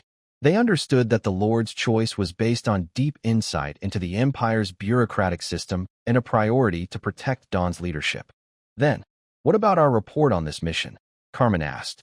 Write the military part truthfully, Kyle said firmly. Details like the defenses in Icewind Valley, fortress structure, patrol routines, these tangible pieces of information should be compiled into a perfect report and submitted. As for the descendants of the guilty and the guardians, he paused. They are to be kept secret for now, known only to us. The captains received their orders and began to work. Kyle walked out of the tent alone. Night had fallen, and the cold air made him shiver. He looked up at the starry sky, then turned his gaze toward Icewind Valley in the northeast. The parchment he held, about the military defenses of Icewind Valley, felt weightless in his hands. But the words, descendants of the guilty, and the guardians, weighed heavily on his heart, like a ton of lead. He realized that the war between the Empire and the Frostborn might just be a surface conflict. Beneath this continent called Alpha, deeper and more terrifying currents lurked. Dawn's leadership seemed to be involuntarily caught in the center of these dark waters. The area where the Empire's Joint Command was located always had a different atmosphere from the front lines. There was no clang of swords or smell of gunpowder and blood. Instead, a dull, oppressive silence filled the air, as if every tent was silently struggling. Kyle stepped on the muddy ground softened by spring rain, heading toward the largest tent, which symbolized the highest authority of the Iron Fist Legion. He was not wearing full armor, only a lightweight, reinforced leather armor suitable for movement. His steel sword from the North Creek swung gently at his side. Two guards, holding Dawn's battle flags with crossed swords and plows, silently followed him, their banners fluttering slightly in the damp air. He did not try to enter the heavily guarded core area. Instead, he stopped in front of a command tent on the outskirts, responsible for receiving and distributing official documents. Inside the tent, the atmosphere was dim. A young staff officer was leaning over a desk, writing by the light of an oil lamp. His face showed signs of exhaustion from staying up late and a dull numbness from routine. Morning, Dawn. Here is the reconnaissance report for Icewind Valley, Kyle's calm voice said as he placed a thick rolled parchment on the desk. The young officer didn't look up.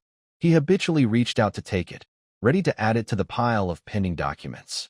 But when his eyes accidentally glanced at the summary at the top and the sketches attached at the back, his hand froze. His tired expression faded, replaced by growing surprise. The report was very detailed. It not only described the structure of the Icewind Valley fortress, estimated the number of defenders, and outlined patrol rotation patterns, but also included a carefully hand-drawn but very precise map.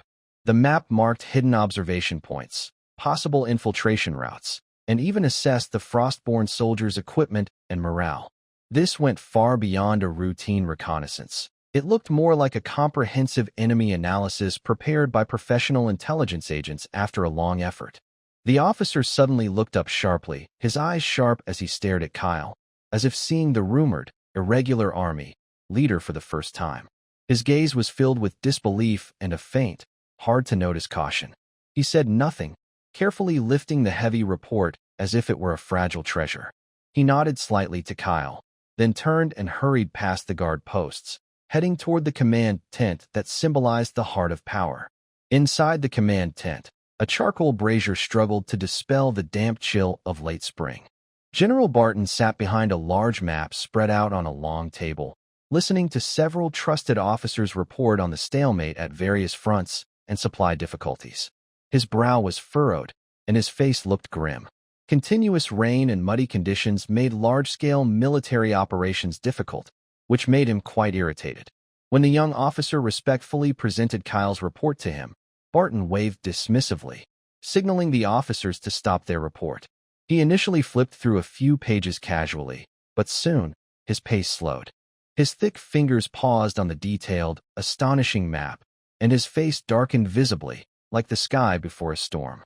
The more perfect the report and the richer the details, the more it feels like a silent but loud slap in the face, hitting his previous decisions, specifically his decision to send Kyle and his outsider team to the widely known graveyard at Broken Spear Cliff, intending to drain them using Frostborn's forces. However, not only did they hold their ground there, but they also completed an excellent reconnaissance mission, bringing back valuable intelligence that even the main reconnaissance team might not have obtained. This achievement feels like a fishbone stuck firmly in his throat. "But it's somewhat lucky," Patton said in a low voice, with a deliberately restrained anger. He casually tossed the report onto the desk and looked at a sharp-eyed aide beside him. To gather such intelligence so quickly and deeply behind enemy lines. "What do you think?" The aide, who had served Patton for many years, immediately understood his superior's hidden meaning. He slightly bowed and spoke cautiously. "General, the Icewind Valley is a key area for the Frostborn, with strict defenses. Baron Kyle's forces are brave but relatively new, with a complex composition. Such success is indeed thought-provoking. Perhaps some unconventional methods were used, or it was just luck?" He deliberately avoided clarifying what unconventional methods meant, planting seeds of doubt in the listener's mind. Patton snorted coldly. His resentment was not just for the easy achievement, but also for the extraordinary abilities Kyle and his team displayed, abilities beyond his understanding and control.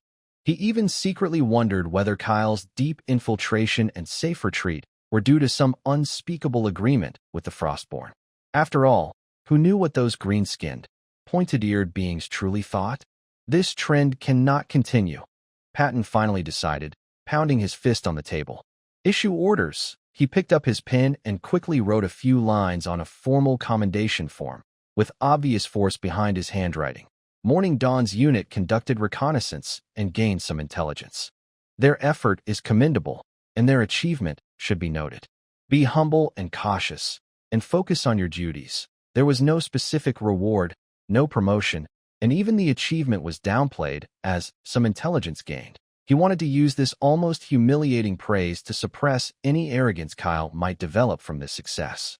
When the messenger, carrying a light parchment, read out the commendation order in a flat tone, even the slowest soldier in the corner of the camp, a green beast who was sharpening his axe, stopped moving and blinked in confusion, as if he didn't understand the formal words. House stood behind Kyle, his cheeks trembling with anger, and let out a low growl. However, Kyle's calm, steady gaze stopped him. Night fell as expected, and the damp coldness covered the camp. Inside the main tent, the oil lamp cast flickering shadows on the walls. Kyle, House, Carmen, and Ruofeng sat around a simple wooden table, where a copy of the Imperial Reconnaissance Report was spread out. It House finally couldn't hold back and slammed his fist on the table, causing the lamp flame to flicker. Our brothers risked their lives outside Icewind Valley, and this is all we get? Just some meaningless words? Old Barton is clearly jealous. Carmen stayed calm, carefully wiping his curved sword with a soft cloth. The blade reflected a cold glow under the light. The more he reacts like this, the more it shows we've hit his sore spot. This report is like a thorn stuck in his eye. Rual Fong sat silently nearby, his fingers unconsciously tracing the fine wood grain on his bow arm. His cold face showed no emotion, but his sharp eyes seemed to hold a frozen coldness. Cal looked slowly at his three loyal captains. His face showed no anger or frustration from being humiliated, only calm and understanding. He dislikes us because we make him feel threatened and out of control, he said steadily, his voice clear in the quiet tent. This report is our voice. Even if he covers his ears and refuses to listen, the sound has already gone out. Someone will hear it. In the Alliance, Barton isn't the only one. He paused, leaning slightly forward, his tone serious and firm. From now on, we will operate both openly and secretly. On the surface, he looked at House, strengthened training, especially tactical cooperation between different races' squads, until it becomes second nature. Carmen, your reconnaissance range can't shrink because of Barton's attitude. It must expand and go deeper. We need to gather more valuable intelligence to make sure everyone cannot ignore our presence and importance. If wind, arrow consumption, and supplies are carefully managed, future battles may become more frequent and tougher. We must prepare for the long term. Yes, the three of them replied in unison, their eyes becoming firm again. As for the secret mission, Kyle's gaze shifted to Carmen. His voice lowered slightly, carrying a tone of seriousness about exploring the unknown. You and your most trusted brothers will add a secret task during routine reconnaissance missions. He pointed to the report copy on the table, which described the terrain around Icewind Valley. Pay attention to anything unusual, not just military camps or fortifications built by the Frostborn, but older things, like ruins of different styles that don't belong to any known civilization, strange energy fluctuations that defy logic, or large stones carved with unknown symbols and patterns. Especially any clues related to the ancient history mentioned by Valen, the descendants of sinners. He looked at Carmen intently. Record everything, mark the locations precisely, and describe the features in detail. Do not investigate further without my orders, but make sure to bring back all information and evidence. Carmen's eyes showed understanding and excitement, like a hunting dog catching a strange scent. He nodded seriously and pressed his right hand to his chest. Understood, boss. We will be your eyes, seeing what others cannot see or choose to ignore. Kyle nodded slightly, stood up, and walked to the tent's entrance. He lifted a corner of the flap and looked out into the dark night, where stars were hidden. Whether the Empire rewards him or not, or whether Barton likes or dislikes him, no longer mattered. What was important was that he was slowly taking control of his destiny. Exploring the deep truths of this world might be more important and urgent than winning a battle or gaining the approval of a proud general. The silent thunder had already exploded in his heart, guiding him onto a completely different path. The morning at Broken Spear Cliff always carries an unshakable cold, even in the depths of spring. The wind from the eastern wilderness remains fierce. Kyle stood outside his tent, watching soldiers train in the morning fog. His breath formed white clouds that lingered in the cold air. Suddenly, a messenger from behind hurried over, exhausted, and handed him a thick letter carefully wrapped in oiled cloth. Touching the familiar wax seal, Kyle felt a slight movement in his heart. This was a message from the sleeping riverbank, the most important connection he had with the homeland during this long war. He returned to his tent and, using the morning light shining through the tent flap, first opened Ryan's report. The parchment was written in steady, strong handwriting by the civil officer, clearly describing the recent situation of the territory. Thanks to Pete and Howard's efforts, the new population had been fully absorbed by Lenine Village and Pancher Town. The spring crops were growing well on the fertile land, indicating that as long as there were no major disasters, this autumn, Dawn Leader would have an unprecedented harvest. Seeing this, Kyle's tense mouth relaxed slightly. Stability behind him was his greatest confidence to act freely on the front lines. The main focus of the report was Pancher Town. Ryan described the progress of this new town in considerable detail. With the full help of the Rock Mountain Tribe allies, the mine was no longer just a simple open-pit excavation. They had begun to carve out preliminary underground tunnels, greatly improving extraction efficiency. More importantly, during the mining of the main iron ore layer, the miners unexpectedly discovered a vein of strange crystals that shimmered with a faint blue glow. The Rock Mountain Tribe artisans identified it as a rare mineral they called ice blue crystal. In the letter, Ryan described that this crystal felt icy to the touch, and even in the hot summer, it emitted a steady chill from within. It was not an ordinary mineral. The elders of the Rock Mountain Tribe believed that this crystal naturally contained stable and pure frost energy, making it an excellent material for magical support and a foundation for some special forging. The letter also included a small sample wrapped in soft cloth. Kyle picked up the irregular, deep blue crystal. The coldness transmitted through his fingertips seemed to seep into his skin and bones, reminding him of the icy feeling carried by frost mages' ice spikes. But the cold emitted by the crystal was more restrained and gentle, as if the power was perfectly locked inside its internal structure. Elise will definitely be very interested in this, he thought silently. Carefully, he stored the sample and turned to the next sheet of writing, which was more elegant but still filled with rational strength. Elise's research report. Elise's letter began with the joy of a researcher seeing her theories validated. She was happy about the victory on the front lines and also comforted that the magic rune equipment effectively protected the soldiers and helped them win. But immediately after, her tone became serious, filled with the carefulness and honesty typical of a researcher facing problems. Kale, the practical tests have revealed our biggest current problem: the durability of the magic runes. She openly pointed out in her letter, especially the core units like power runes and sturdy runes that require guiding and handling large amounts of energy. After intense, prolonged battles, the etched patterns heat up, warp, and eventually cause the microscopic structures to break down, greatly reducing their effectiveness or causing complete failure. This seriously limits their ability to fight continuously and their lifespan. I am trying to improve the rune structures for energy flow and the material's energy resistance, but this requires a lot of calculations, repeated experiments, and time. There's no rush. Seeing this, Kale's brow furrowed again. Rune equipment is their key advantage over the traditional Imperial Army, vital for survival and gaining an edge. If durability issues can't be solved, it's like a warrior's sword breaking at any moment, a deadly risk. However, Alice's next words brought new hope and direction.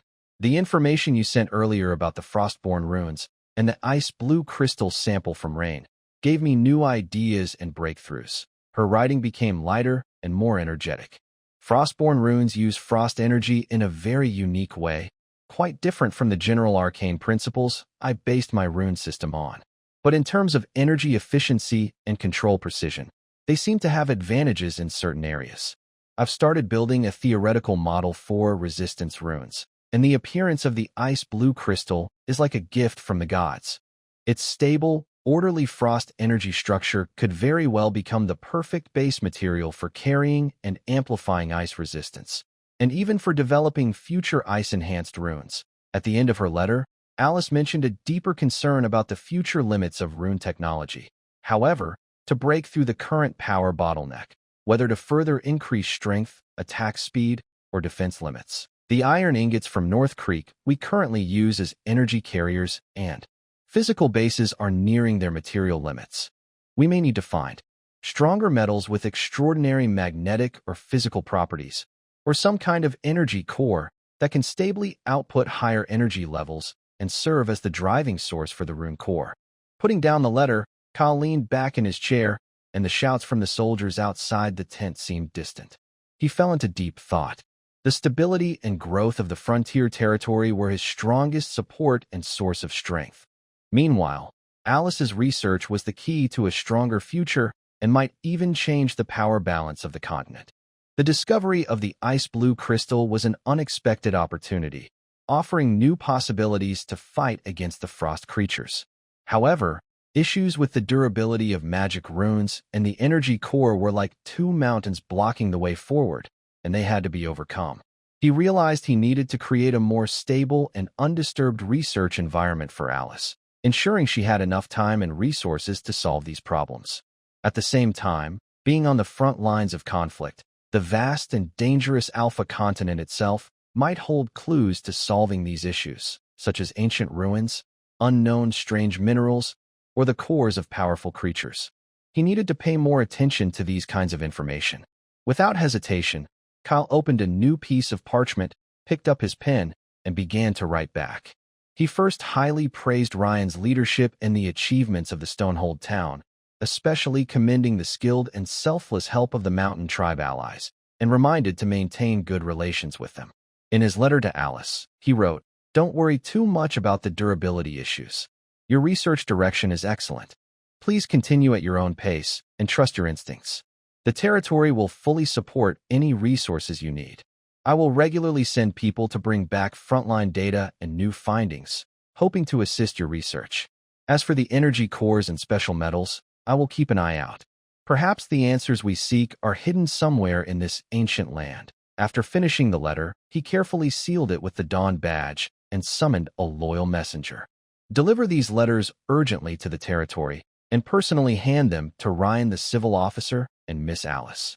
He paused, then added, "Also, inform all squad leaders to strengthen daily checks and maintenance of all equipment, especially magic rune gear. If any runes look dull or the energy flow is disrupted, report immediately. Do not force their use." After the messenger left, Kyle picked up the ice blue crystal again and spun it between his fingers. The cool touch continued to send a silent message about the wonder of natural creation. The results of research behind the lines must be closely connected with the urgent needs on the front. This is not only about winning or losing a battle, but also about whether Dawn's leadership can truly stand firm and grow stronger in this chaotic world. The path called development is just as important as the battles on the field, and it may even be longer. In late spring, the Eastern Front was caught in a muddy mess. Continuous spring rain and melting snow turned the already rough roads into muddy swamps. Soldiers' boots sank deep into the sticky mud, and each step took twice as much effort as usual. The wheels of supply carts often got stuck in the mud, needing several people to push them free. The whole front seemed slowed down by this thick mud, and large-scale fighting paused for now, but the tense atmosphere remained unchanged. On such a damp and gloomy afternoon, the sound of urgent horse hooves broke the quiet at the Breakpoint Cliff Camp. A rider burst through the rain and headed straight for Kyle's main tent. The rider was soaked, mud splattered on his cloak, and it was Baron Ralph of Iron Mountain. He didn't even have time to dismount before shouting to Kyle, who was coming out of his tent, "Kyle, something's happened. Walter is trapped." Kyle's face grew serious. He quickly stepped forward and steadied Ralph, who was almost slipping off his saddle. "Slow down. What happened to Baron Walter?" His calm voice helped Ralph regain his composure. "It's the Blackwater Swamp." Ralph panted, rain running down his face. He was patrolling with over 100 men when they were ambushed by elite Frostborn. "We lost more than 30 good men, and the rest had to retreat to a high, unnamed hill deep in the swamp. Now they're surrounded, and the situation is critical." Kyle frowned. He had heard of Blackwater Swamp from Carmen. The terrain there is extremely complicated, full of deadly mud pits and poisonous mists. Moving through it is very difficult, let alone fighting. "Did you find General Barton?" Kyle asked, already knowing the answer. Ralph's face immediately showed a mix of anger and helplessness. "Yes, that old," he said. "The weather is bad. The terrain is complex. It's not suitable to split our main force for small patrols. It would only cause unnecessary casualties. He just wants to use the Frostborn's sword to get rid of us, the rebellious border lords. Walter's Grey Pine banner is next to my territory.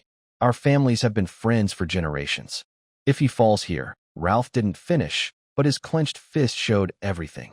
Kyle didn't hesitate for a moment. He patted Ralph's soaked shoulder and looked firm. "Baron, go back and prepare the people and medicines for support. Walter is my friend too. I will personally lead people to bring him back." Ralph suddenly looked up, full of disbelief and gratitude. In this moment, Facing Barton's approval and the danger of the Blackwater Swamp, Kyle's quick decision to help was very valuable. He firmly grasped Kyle's hand. Baron Kyle, this friendship, I, Walter, and our soldiers and civilians will never forget. Save the pleasantries until we rescue him. Kyle turned around. His voice suddenly became clear and strong, spreading across the camp. Give the orders. His gaze swept over the captains who had arrived. Carmen, gather all your Shadow Wolf riders and scouts. Wind, immediately select 30 calmest and most accurate archers. Check your bows and arrows. House, pick 20 bravest brothers who are not afraid of death. Light gear, only weapons, 3 days' rations, and necessary first aid supplies. In 15 minutes, I want your entire team ready. The orders were firm, and the entire Dawn camp quickly started working like a precise machine. No one questioned or hesitated. The soldiers silently checked their gear, removed unnecessary weight, sharpened their blades, and filled their quivers with arrows. In just 15 minutes, a quick response team of about 60 people stood in the heavy rain. They were soaked but had sharp eyes, like blades ready to strike. Carmen and his shadow wolves stood at the front. The gray wolves quietly stood in the rain, their green eyes shining with wildness in the dim light. Wind's elven archers silently checked their bowstrings to make sure the rain didn't affect their weapons. House grinned and patted a young green orc soldier's helmet, who responded with a fierce, battle-ready smile. Kyle walked to the front of the team, rain sliding down his determined face. He didn't give a long speech before battle, only spoke clearly and calmly. Our friends, Baron Walter of Grey Pine and his soldiers, are now trapped in the Blackwater Swamp, surrounded by Frostborn, and are in great danger. General Barton was reluctant to send troops, but we cannot just watch our allies die. Our mission is not to fight the Frostborn army directly, but to find them quickly, break through the enemy's encirclement, and bring our allies out alive. Is that clear? Understood, came the firm, steady reply, louder than the rain.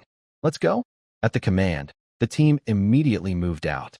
Led by Carmen and a pack of shadow wolves, this elite squad shot forward like an arrow, quickly and quietly leaving the Broken Spear Cliff camp and heading into the vast rain and muddy hills to the south. Traveling was hard. The rain blurred their vision, and the muddy ground seemed alive, trying to swallow their boots and drain their energy. But they didn't slow down. Carmen and his wolves acted as reliable guides, always finding solid or hidden paths. The shadow wolves' keen sense of smell and hearing warned them early, helping the team avoid patrols of Frostborn soldiers nearby. The closer they got to the Blackwater Swamp, the worse the environment became. The air was thick with the smell of marsh and decay, and the ground grew softer and slipperier. Puddles of murky water hid unknown dangers. Boss, Carmen whispered back like a ghost, lowering his voice, we're close to the target. Baron Walter's men are trapped about 2 miles southwest on a small hill. You can see their makeshift defenses. About 80 to 100 Frostborn soldiers are surrounding them, divided into 3 groups on dry high ground around the hill, attacking in turns to wear them down. The people on the hill looked bad, only about 60 left. He crouched and quickly drew a simple map of the enemy and friendly positions in the soft ground with his dagger. The weakest part of the enemy's circle is at the northeast corner. That area has the deepest, most treacherous mud. They only have a few guards there, probably thinking we can attack from such a place. Kale stared at the map, his mind racing. Attacking head-on would cause heavy losses and lead to a tough fight against the stronger enemy. The northeast corner was dangerous, but it could be a clever plan. Change of plan, Kale decided quickly, his voice low but clear. Carmen, take your team and the wolves, and find a way to sneak through the northeast mud patches. Do not force your way in. Use the terrain and your agility to sneak behind the enemy. Once you are in position, create chaos to draw the frontline enemy's attention. Understood, Carmen said with a cold look in her eyes. Ruffong, Kyle turned to the elf captain, quietly move your team to the rocky we passed earlier. The higher ground offers a good view.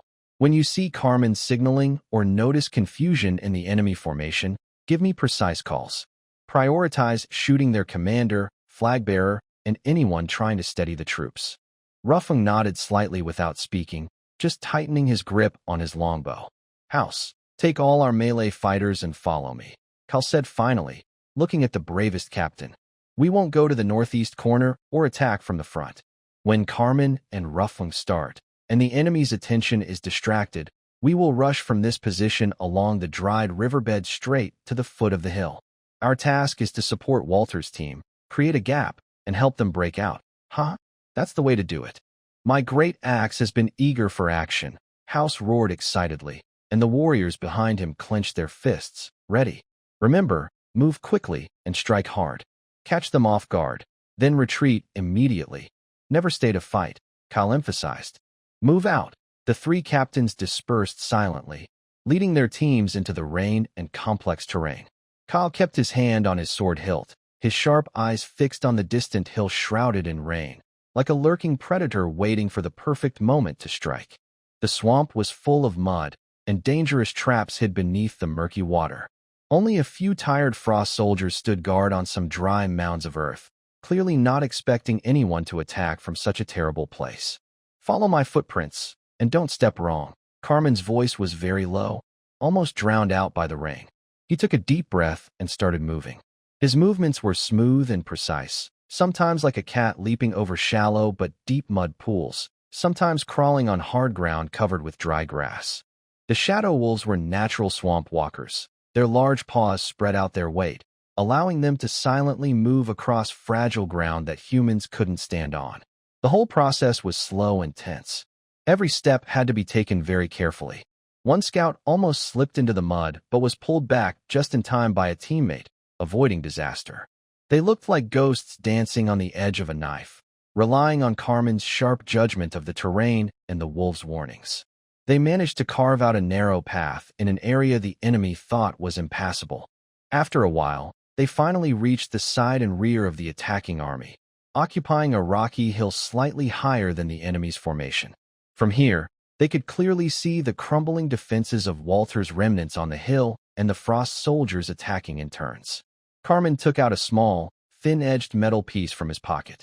Using the faint light through the clouds, he quickly flashed it 3 times toward the approximate direction of the ambush team. Almost at the moment the signal was given, whoosh! A sharp, almost tearing sound of breaking through the rain came from another direction. It was an arrow from the longbow of the wind, flying so fast and accurately that it crossed hundreds of steps in an instant and pierced the throat of a frost squad leader waving a battle knife and shouting loudly. The squad leader's fierce smile froze instantly. He clutched his bloodied neck in disbelief and fell backward. It seemed like a signal. In the next moment, a dense and precise rain of arrows poured down from the rocky hill where the wind squad was hiding. Their target was clear. Every frost soldier wearing different feathered headdresses, holding banners, or trying to horns. The gray elves shot calmly, their movements as precise as machines. Each arrow carried cold, killing intent, drawing deadly arcs through the rain and ruthlessly taking out command points one by one. The Frostborn's attack suddenly slowed down. The officer's angry shout was replaced by screams. The flag bearer fell, causing the flag to dip into the mud. The sudden precise strike left the frontline soldiers confused and scared. They instinctively looked back for orders, but only saw their comrades falling one after another from arrows. Now is the time.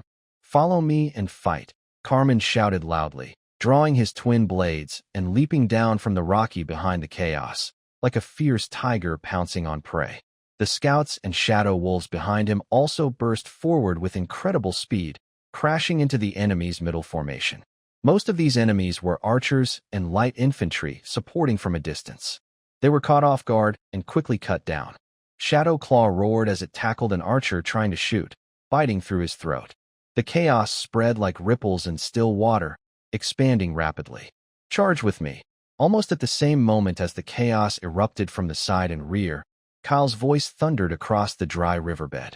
He led the charge, his steel sword shimmering with cold light, rushing swiftly toward the hill along the solid riverbed. House, like a human-shaped war machine, roared at the front, smashing aside 2 Frostborn soldiers trying to block him with his shield. His battle axe swung, knocking another enemy and his weapon away. The addition of this fresh force was the last straw that broke the camel's back.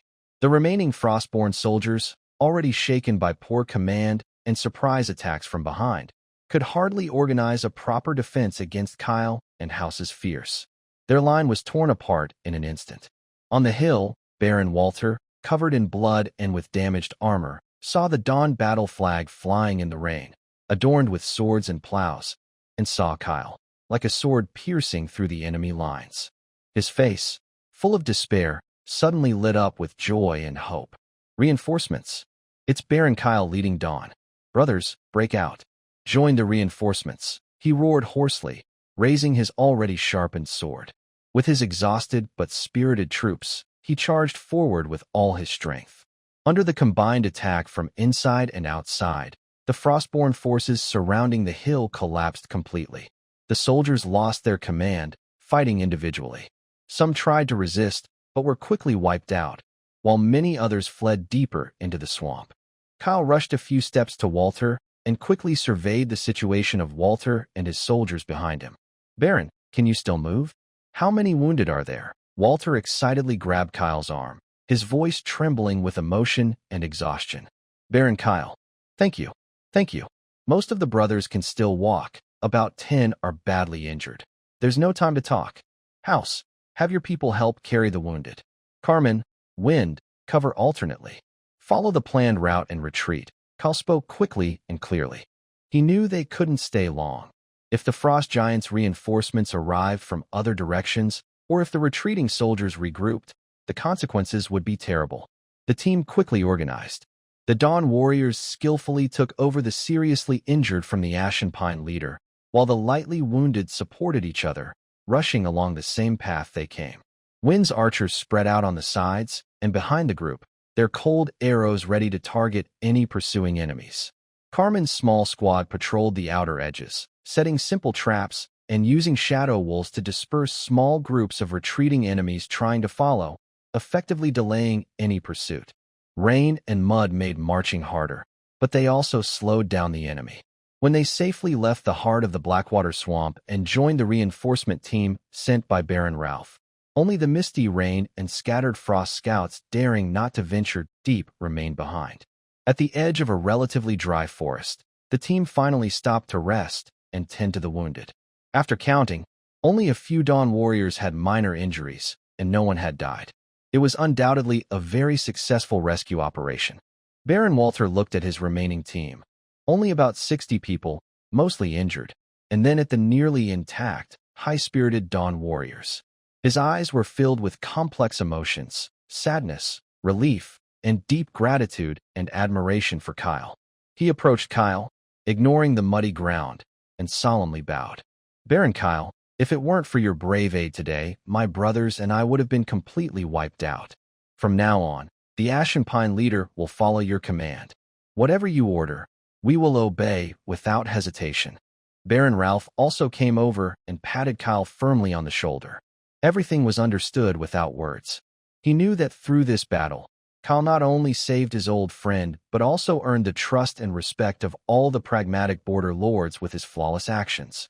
The invisible Border Mutual Assistance Alliance became stronger and more concrete because of this rescue in the ring. Baron Ralph's camp was much tidier than Broken Spear Cliff.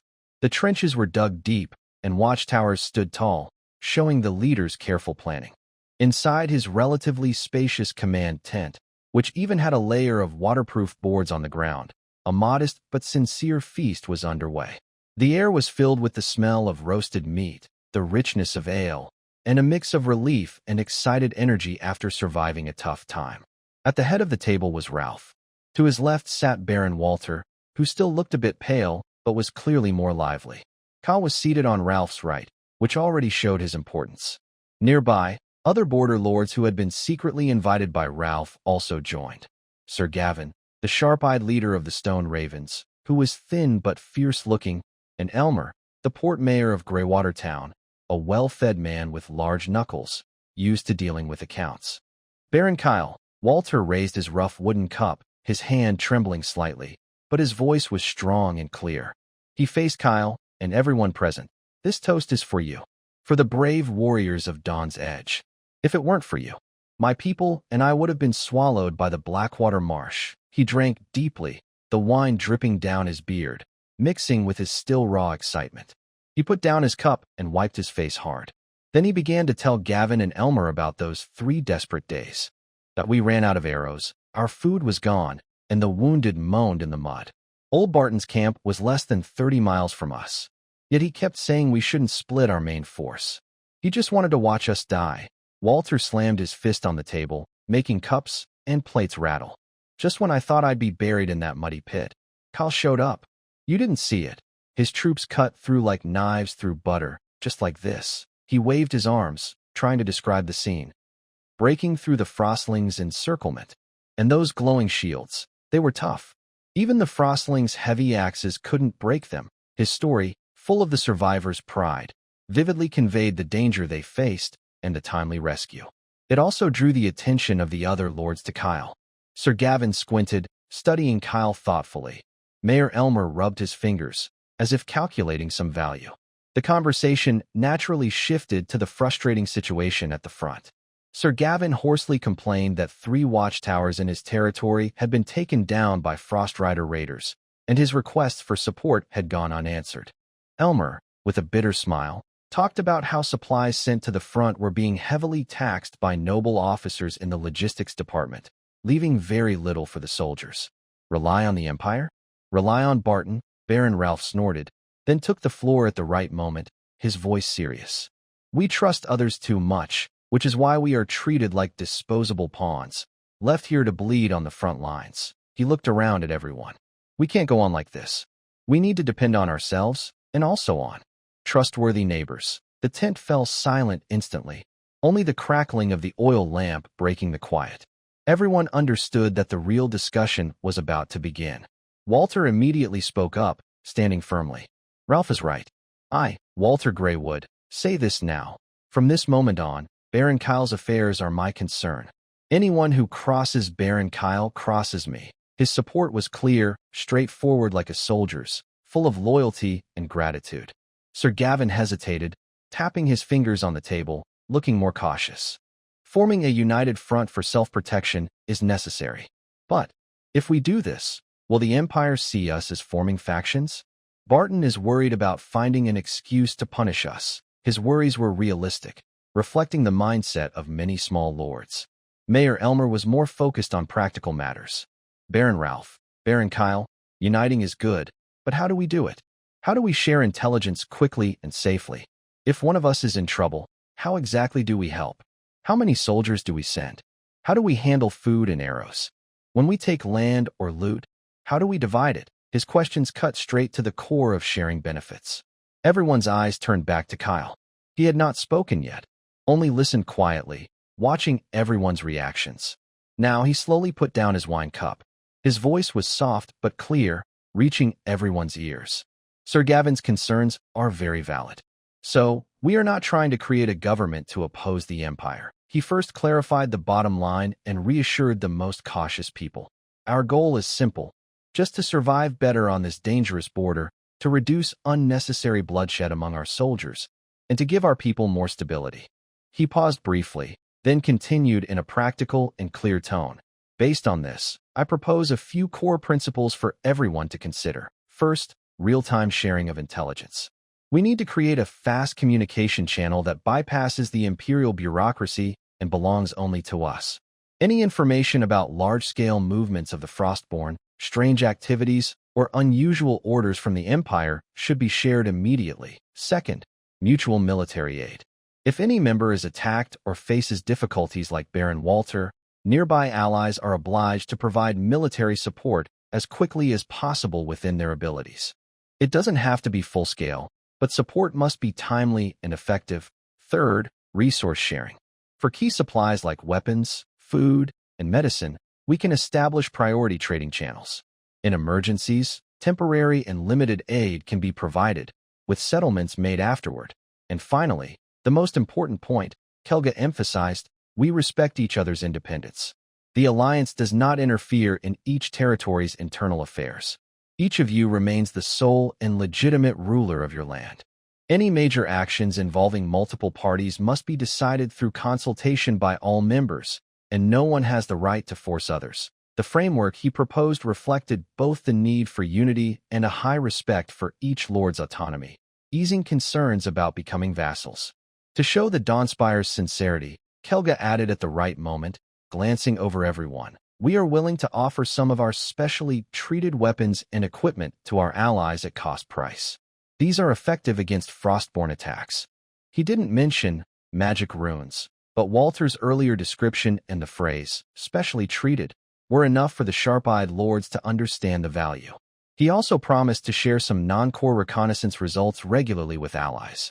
Practical principles, visible benefits, and sincerity deeply impressed the lords present. Sir Gavin nodded slowly, his doubts fading. Mayor Elmer's face showed a smile like a merchant seeing a good investment. Good. Baron Ralph slammed his hand on the table and stood up.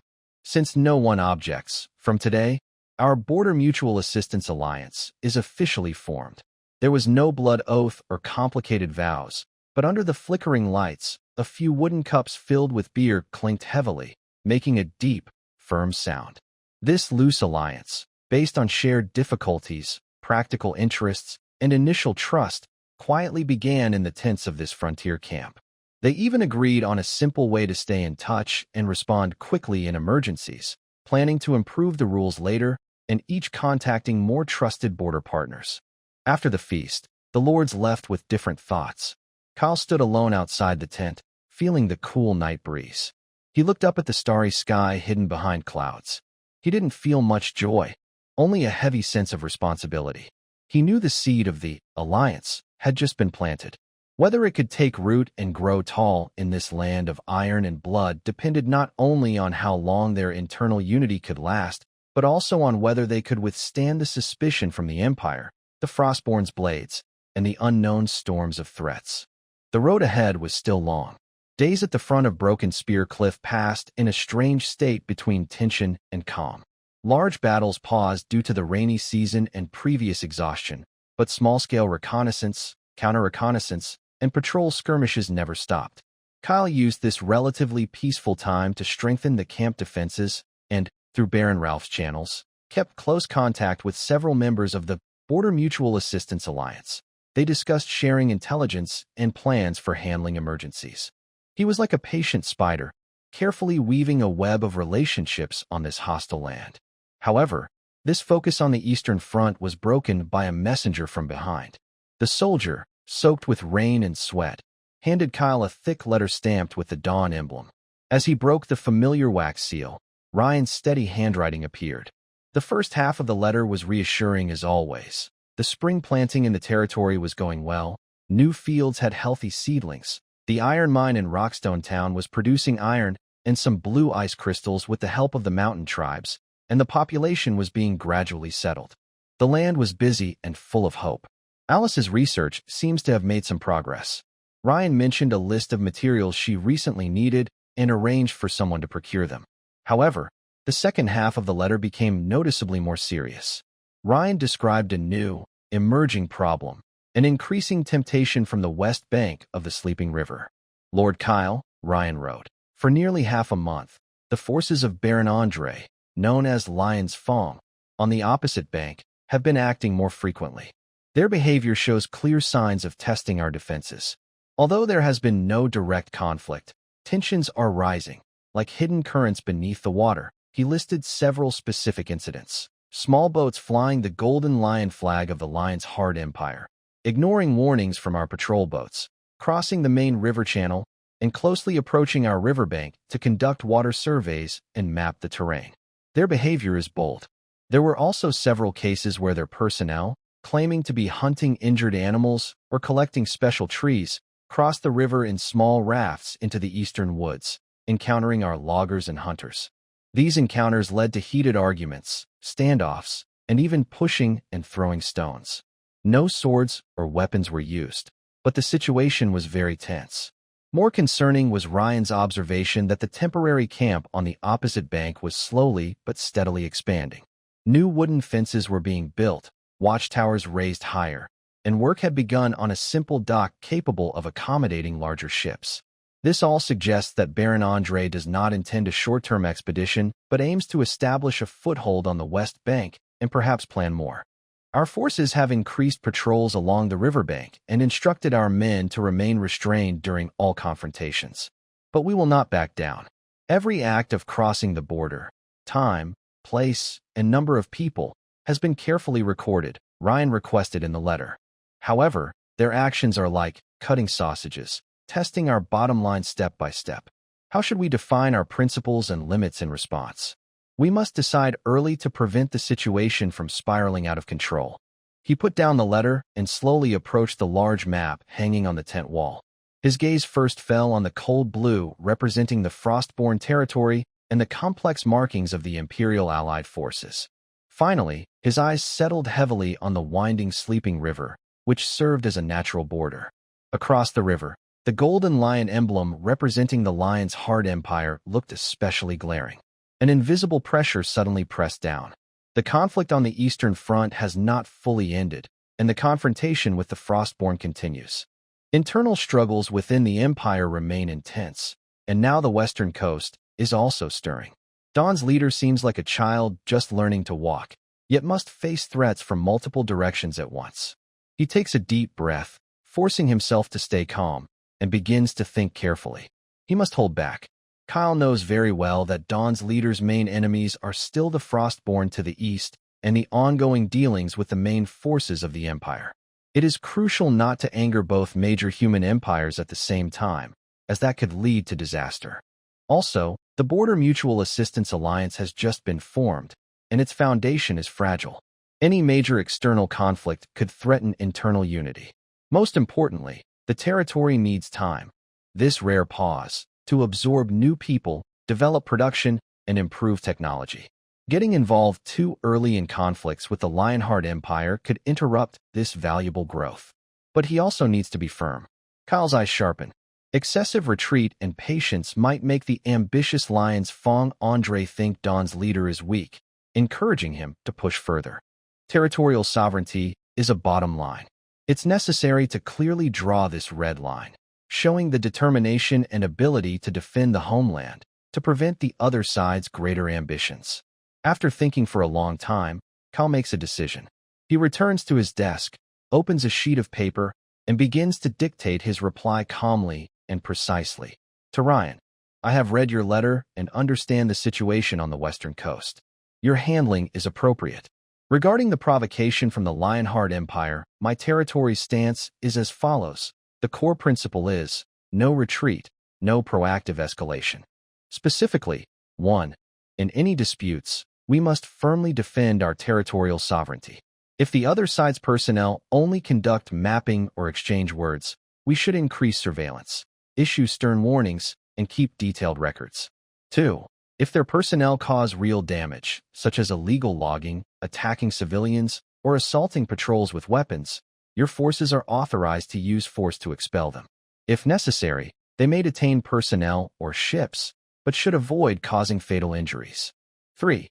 Continue strengthening border outposts and warning systems to prevent problems before they happen. 4. All incidents must be fully documented with witnesses and physical evidence, which could serve as future diplomatic leverage. Currently, my territory's focus is on digesting the Eastern Front's gains, strengthening alliances, and speeding up internal development. On the Western Front, the priority is steady defense and effective deterrence. There is no need for aggressive actions at this time. You bear a heavy responsibility. Please be cautious and keep proper boundaries. Always prioritize the long-term interests of the territory. After finishing the last sentence, Kyle put down his pen, sealed the letter, and handed it to the messenger waiting nearby. Urgent delivery back to the territory, personally handed to Rain. The messenger received the order and left. Kyle sat alone in his tent, feeling as if the burden on his shoulders had grown heavier. The pressure from both the east and west lines was like invisible shackles, reminding him of the complex and dangerous situation he faced. He realized that conflicts with the Lionheart Empire would not end easily. Baron Andre, known as Lion's Fong, was probably waiting for the right moment. Perhaps it was time to start discussing the potential threats from the Western Coast in private talks with allies, to prepare in advance. His eyes turned again to the map, focusing on the vast eastern region, where enemies and known challenges were clearly marked.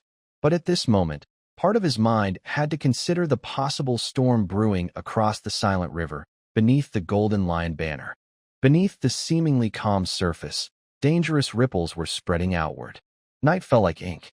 The light rain had just stopped, and the clouds still hung low, blocking out the stars and moon. The Bonebreaker Pass looked like a silent shadow, lying across the narrow throat between two hills.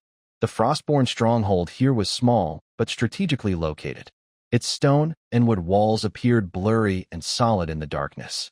Occasionally, torches moved along the walls, casting shadows of patrol guards. Near the windless hollow not far from the pass, a few figures gathered around a simple map spread on the rocks. The glow of an oil lamp lit Kyle's calm face, as well as Ralph's steadiness, Walter's urgency, Gavin's caution, and the focused expression of the sharp-eyed representative sent by Mayor Elmer. Intelligence has been confirmed. Carmen's voice was low. She pointed at the map, indicating the stronghold. The garrison is about 120 soldiers, a standard reinforced squad. 2 days ago, a transport team arrived and unloaded many supplies. They should be stored in the warehouses inside now. Their patrol routines and watch points are well understood. This is a good target, Baron Ralph said, looking around at everyone. Taking it out will allow us to seize supplies and let those Frostborn know that our flank isn't easy to attack. Baron Walter nodded firmly, still feeling the lingering anger from the last siege. It's just right for the brothers to stretch their legs. Sir Gavin was more cautious. Lord Kyle, what is your plan? Everyone's eyes focused on Kyle. He took a deep breath of the cold, muddy air, his fingers moving over the map. This is our first joint effort with the Alliance. We need to be quick and fierce and try to reduce casualties, Kyle said with a firm voice. Here's my plan. The main attack will be head-on. My deputy, House, will lead the Dawn Brigade's heavy infantry to force the gate. Archers from Wind will provide long-range cover to clear threats on the wall. Your task is to draw the main enemy force's attention. On the flanks, he looked at Walter and Gavin. Baron Walter, your troops will approach from the left forest to attack the left wing of the stronghold. Sir Gavin, your team is responsible for the right flank. Your job is to distract the defenders so they don't easily send forces to support the front. The most important part is at the back. Kyle pointed to the steep cliff behind the stronghold. Baron Ralph, your infantry, along with militia skilled at climbing from Elmer Town, led by Carmen's scouting team, will circle around from the back mountain trail. The goal is to infiltrate the stronghold, create chaos, and find a way to open the back door. He concluded, I will lead the reserve team to coordinate from the center. Everyone must act strictly according to the schedule. The signal will be 3 short and 1 long owl hoot, sent by Wind's team. When you hear the signal, attack the front and flanks simultaneously. The infiltrators will act when the time is right, and once inside, use fire signals to coordinate. No one objected. Kyle's plan was clear, detailed, and took into account everyone's strengths and abilities. A silent understanding based on shared goals and initial trust was reached among the leaders. They implicitly agreed that Kyle would be the overall commander for this operation. Under the cover of night, the teams moved like silent streams toward their designated positions.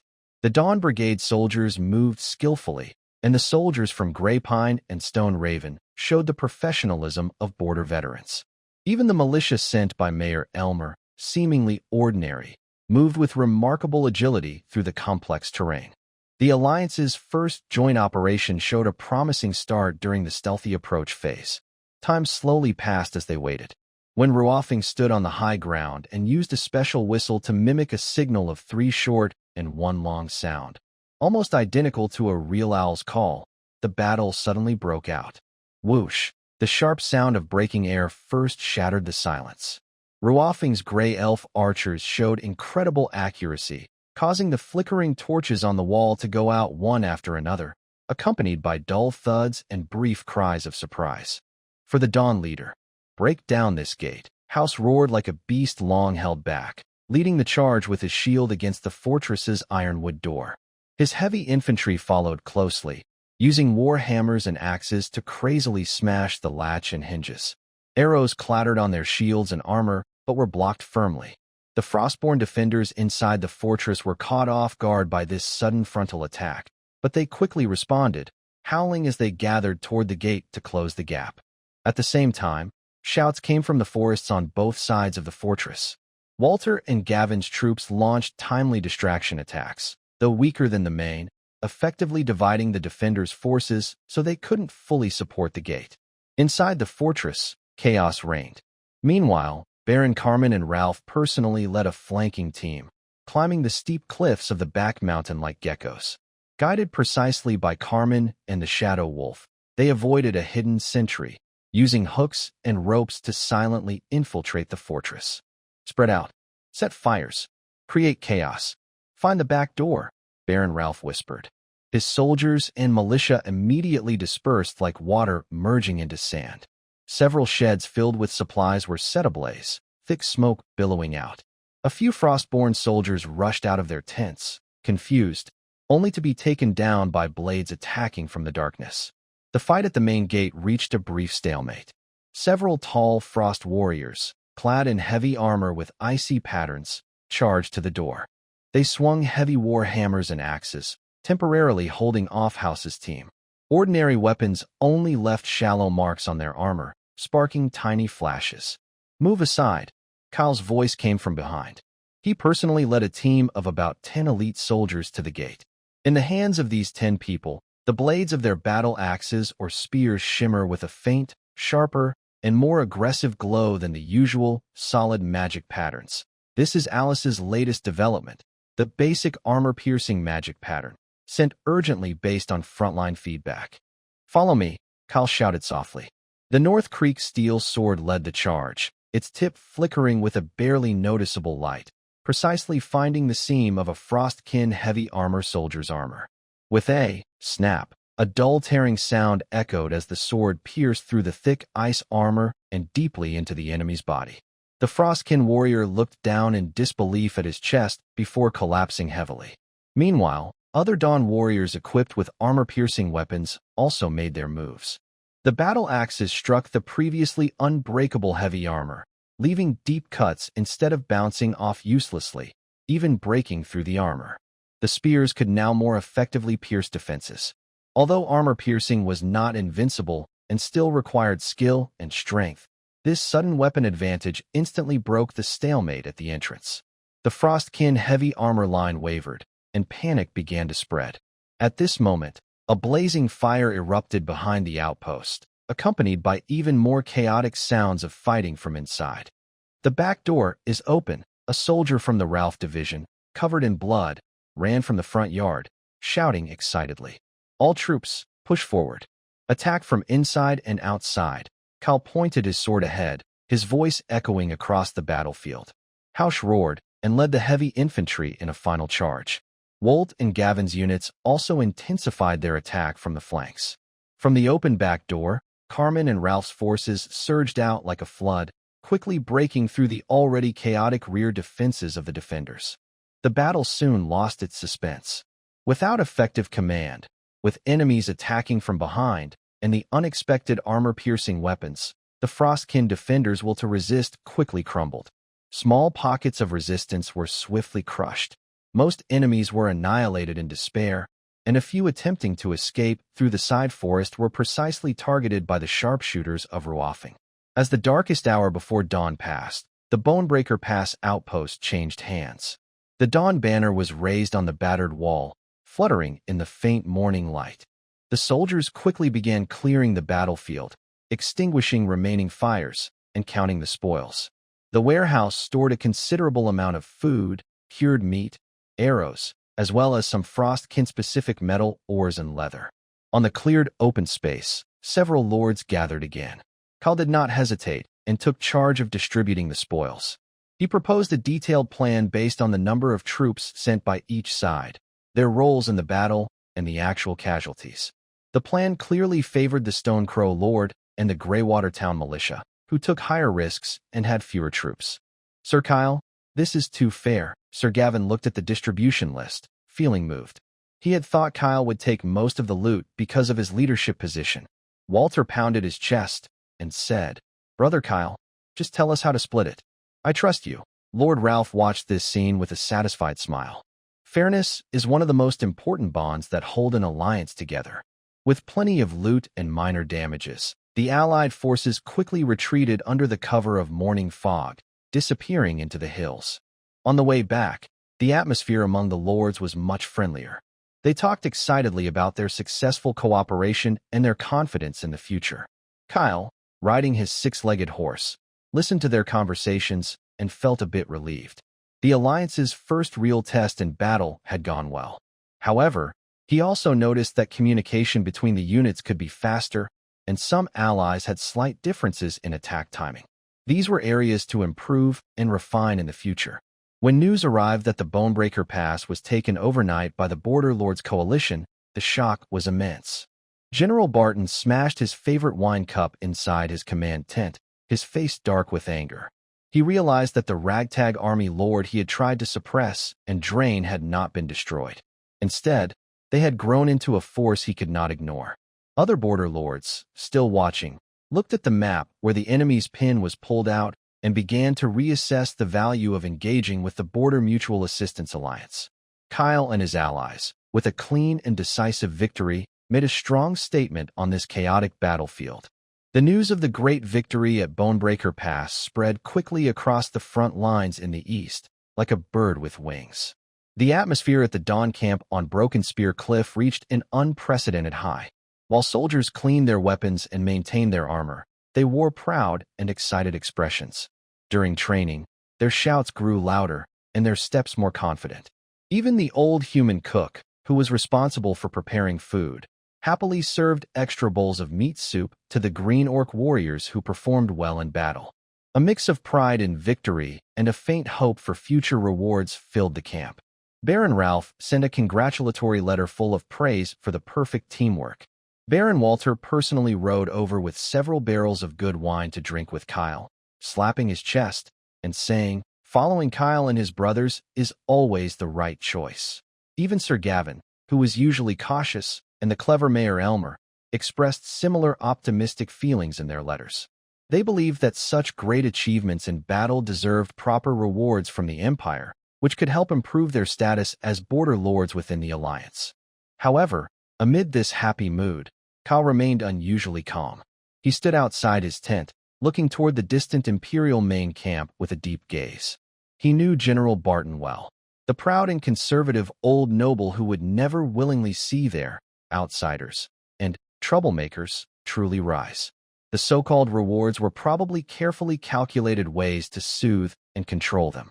A few days later, on a rare sunny morning after days of clouds, sunlight broke through and shone on the muddy ground.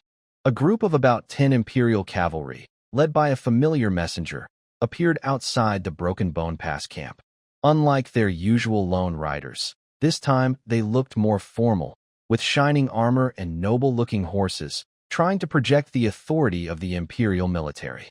The messenger sat upright on his horse, cleared his throat, and unrolled a decorated parchment with golden tassels. He began to read in a slow, deliberate voice, by order of the Emperor of the Empire and the Eastern Army Command. Kyle, the Guardian of the North, a new and somewhat flattering title, commands his forces and, together with brave allies, fought at the Bonebreaker Pass. He led bravely, defeated the enemy, killed over 100 foes, destroyed their strongholds, and seized many spoils. His courage and achievements are outstanding, showing the strength of the Imperial Army and inspiring soldiers at the front. To honor his deeds, this order is issued as a token of recognition. The beautiful words flowed like a stream, turning what could have been seen as a reckless military action into a shining achievement. The soldiers in the camp paused their work, listening carefully. The following awards are granted. The officer's voice raised slightly. First, bestow the title of Baron Kyle with the honor of the Imperial Thornflower Banner. Allow him to add the Thornflower emblem to the mourning flag, to honor his achievements and remember the Emperor's grace. Second, reward 150 sets of standard steel chainmail, 300 long spears, 100 wooden bows, and 5,000 arrows. Third, award 5,000 gold coins to support military supplies and reward the brave soldiers. After reading the list, the officer handed the commendation and a list of supplies to Kyle, wearing a formal, almost charitable smile. Congratulations, Baron Kyle.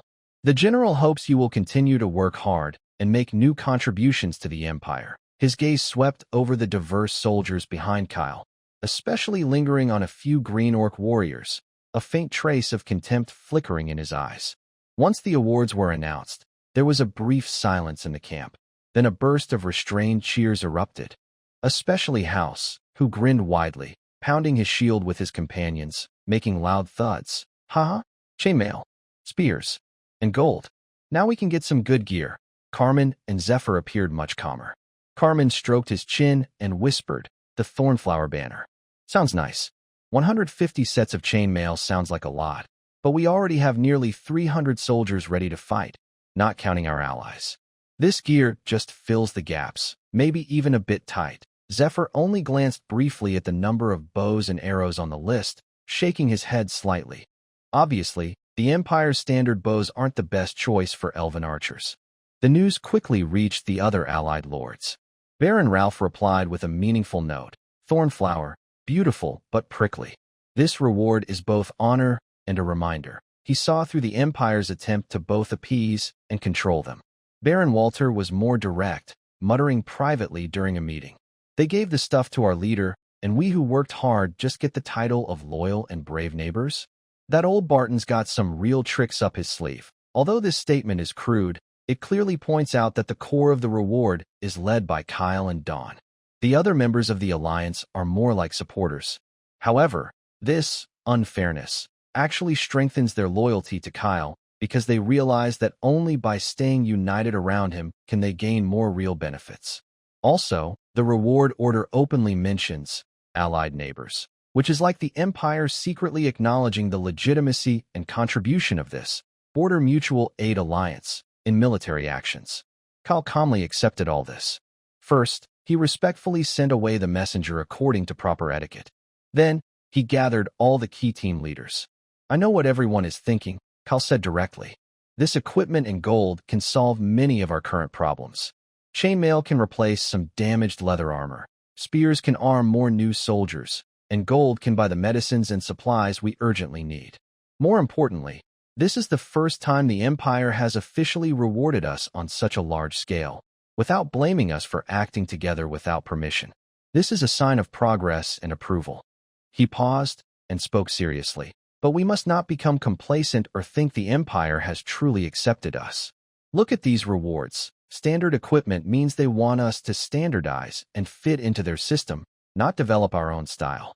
5,000 gold sounds like a lot, but to support our territory's long-term growth and military expansion, it's just a drop in the bucket.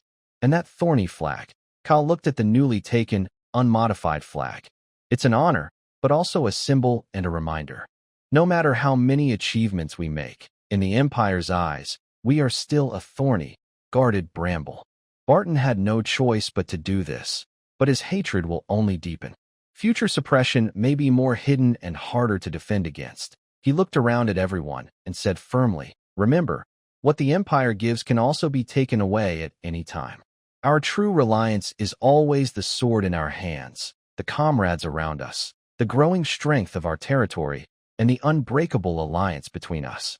After the meeting, Kyle made arrangements. From the awarded equipment, he allocated 50 suits of chainmail, 100 spears, and 1,000 gold coins. Baron Ralph was to deliver these items to the Stone Raven clan in Greywater Town, which had suffered the most in the recent battle and joint operation. The remaining resources were to be recorded and prioritized for arming the Dawn Patrol's army and supporting Alice's research. A few days later, a new Dawn battle flag was raised above the Broken Spear camp. The black banner featured crossed swords and plows, still prominent, with a thin red border of sharp thorny patterns added quietly along the edges. It fluttered in the wind, symbolizing hard-won honor and silently hinting at restraint and caution. The Empire's reward did not satisfy Kyle. Instead, it felt like a cold splash of water, awakening some of his deepest illusions. He realized more clearly that relying on the Empire would never grant true independence or safety. He needed to make Dawn Patrol stronger, faster. Late at night, he took out Alice's letter again, focusing on the words energy core and high-grade metal. The icy blue crystal from Rockstone Town was a pleasant surprise, but clearly still not enough. He needed a more powerful and stable energy source. Meanwhile, Raynor's latest letter mentioned that Andre Lyon's Tooth on the west coast was still testing the waters, and the trend was worsening. not easing, despite the victory on the Eastern Front. The thorny bloom on the Eastern Front had just opened, but dark clouds were gathering on the West Coast. Kyle knew that he and everything he protected were far from safe. The road ahead was still filled with visible and invisible thorns. Inside Eslin's tent, the feeling of energy stagnation caused by suppressing magic runes still lingered, but the atmosphere was completely different from months ago. Cold hostility, like early spring snow, had begun to melt gradually through ongoing cultural exchanges and mutual respect. Eslin still wore her deep blue robe embroidered with silver ice crystal patterns, slightly worn at the edges, but still neat. She sat upright on a simple fur-covered bed, showing the dignity and composure of a scholar and elder, rather than the despair of a prisoner. When Kyle pushed aside the tent flap and entered, she only slightly lifted her eyelids. Her icy blue eyes no longer held pure vigilance as before, but carried a subtle, indescribable scrutiny and a faint hint of curiosity. This time, Kyle did not bring direct questions for questioning. He held a few items, a frost metal bracelet engraved with complex spiral patterns, seized from the Bonebreaker Pass, and a simple notebook he had organized himself, showing the known mountain ranges and river routes in northern Alpha Continent. He placed these items between the two of them, just like before when sharing copies of ancient texts. These patterns on the bracelet seem related to some symbols I saw in the Frost Speech Pass. Kyle sat cross-legged, speaking calmly, as if discussing with a knowledgeable colleague. Could they represent a certain energy cycle or point to a specific place? Eslin's gaze lingered on the bracelet for a moment, but did not answer directly. Her fingers unconsciously brushed the edge of Kyle's simple geography notebook. Silence spread inside the tent, only faint sounds of soldiers training and the wind outside. After a long while, just as Kyle thought the conversation might end without results, Eslin slowly looked up. Her eyes seemed to see through the tent's fabric, gazing into a distant place. Her voice was low, carrying a sense of weariness that seemed to have traveled through many years. "You Rolanders," she began, her voice like the friction of ice and snow, "see us as enemies occupying this land, spilling blood for every inch. Your gaze only stays on this narrow battlefield." She paused slightly, her icy blue eyes turning to Kyle with a complex expression. "But do you know what exists to the east, near the stormy, raging East Sea, on those volcanic islands shrouded in smoke and fire all day long?" Kyle's heart trembled, but he kept his expression calm, listening more intently. He knew Eslin was about to touch on something truly important.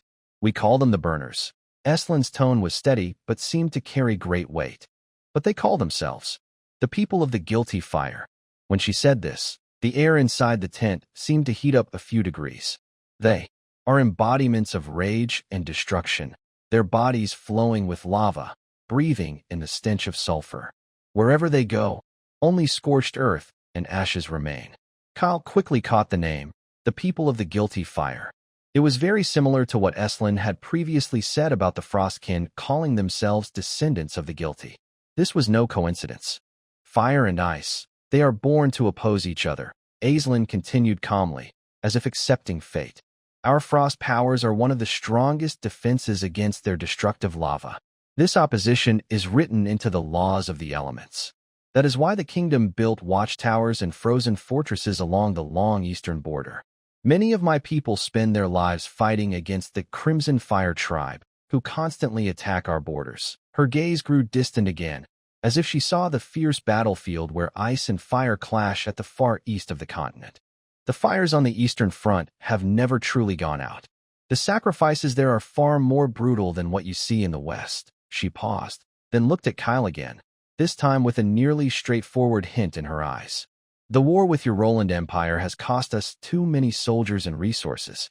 The kingdom's strength is tightly held back on two main fronts, West and East." She didn't say directly that they were overwhelmed, but her heavy tone and slightly furrowed brow revealed the strategic difficulties faced by the Frostborn kingdom. Kyle understood immediately why sometimes the Frostborn's attacks seem weak, why they suddenly switch to defense in some areas, and why their troop movements are so confusing. Turns out, they are fighting two wars at once. One is the defensive war against the expansion of the Roland Empire, and the other is to defend the Eastern Sea from the invasion of the Crimson Fire tribe. demons from the volcanic islands. Limited resources and divided forces prevent them from fighting fiercely on any one front. Where do these Crimson Fire tribe come from? Why do they fight? How strong are they? Cal couldn't help but ask, sensing this might be another key piece to understanding the true story of Alpha Continent. However, Aislinn slowly shook her head, closed her eyes again, and returned to her icy silence. That is another long and dark story, Lord Kyle. Knowing about the Crimson Fire tribe may be enough for you now. She kept her deeper secrets about exile, the Guardians, and the shared tragedy behind these two races branded with the name sins. Kyle knew that today's conversation had reached a critical point. He no longer pressured her, but simply looked deeply at Aislinn and said in a serious voice, "Thank you for telling me this." Then he stood up and quietly left the tent. The sunlight outside the tent was a bit dazzling. Kyle stood in the camp, but felt that the ground beneath his feet seemed to have changed a little. Beyond the eastern horizon, it was no longer just the unknown Frostland territory, but also an island chain burning with eternal flames and a terrifying group called the People of the Fire of Sin. The map of the world suddenly expanded many times in his mind and became very complicated. He quickly walked back to his tent, his thoughts racing. Aislinn's hint was extremely valuable. It not only explained the current military difficulties of the Frostlanders, but also revealed that there was a powerful and hostile mysterious force on the Alpha Continent. The titles, Descendants of the Criminal, and People of the Fire of Sin, are like mirror images, pointing strongly to a common, ancient origin, the secret of Aislinn's mysterious exile. The threat of the Empire conflicts with the Lionheart Empire on the western coast, the War of the Frostlanders, and the shadow of Eastern demons. Kyle felt a huge and dangerous web spreading over the entire continent. The northern border where he was located was one of the key points in this web. Carmen. He summoned his most trusted scout captain and, in a serious tone, shared information about the East Sea volcanic islands and the People of the Fire of Sin, details omitted, and asked to keep this as top secret. "I need you to start paying attention to everything about the East Sea." Kyle pointed to the vast, stormy, and dangerous ocean on the map. Any strange information from the east, even just a few words in ancient texts about eastern islands, volcanoes, or abnormal creatures, gather it all. "We need to know more." Carmen's eyes showed a hint of surprise, then turned into a hunter's focus. "Understood, sir. I'll have my brothers keep their ears open." After Carmen left, Kyle stood alone in front of the map, gazing at the unknown blue area in the east for a long time. Aislinn's words echoed in his mind. Could the Frostlanders' two-front war be an opportunity to use? What do the demons of the East Sea mean for the entire continent? Are they a greater threat, or some kind of variable that could break the current deadlock? He realized that merely surviving in the narrow space between the Empire and the Frostlanders was no longer enough.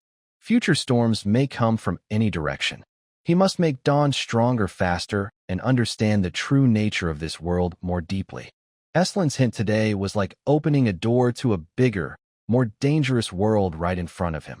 While the soldiers at the Broken Spear Cliff camp were still celebrating their victory at the Bonebreaker Pass and feeling mixed emotions about the Empire's reward, a group of people suddenly arrived.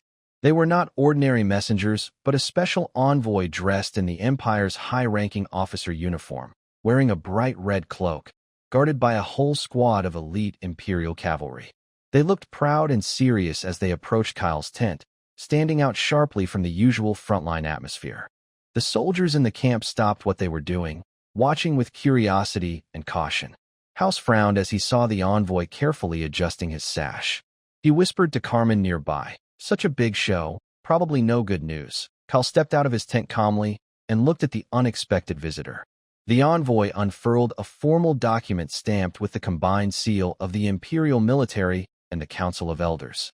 He read aloud in a clear, penetrating voice, "By order of the Emperor of the Empire and the Supreme Council of Elders, the Northland Guardian, Dawn's Lord Baron Kyle, has shown bravery and outstanding military achievement since serving on the Eastern Front, especially at Bonebreaker Pass, where he demonstrated our strength and subdued the border tribes.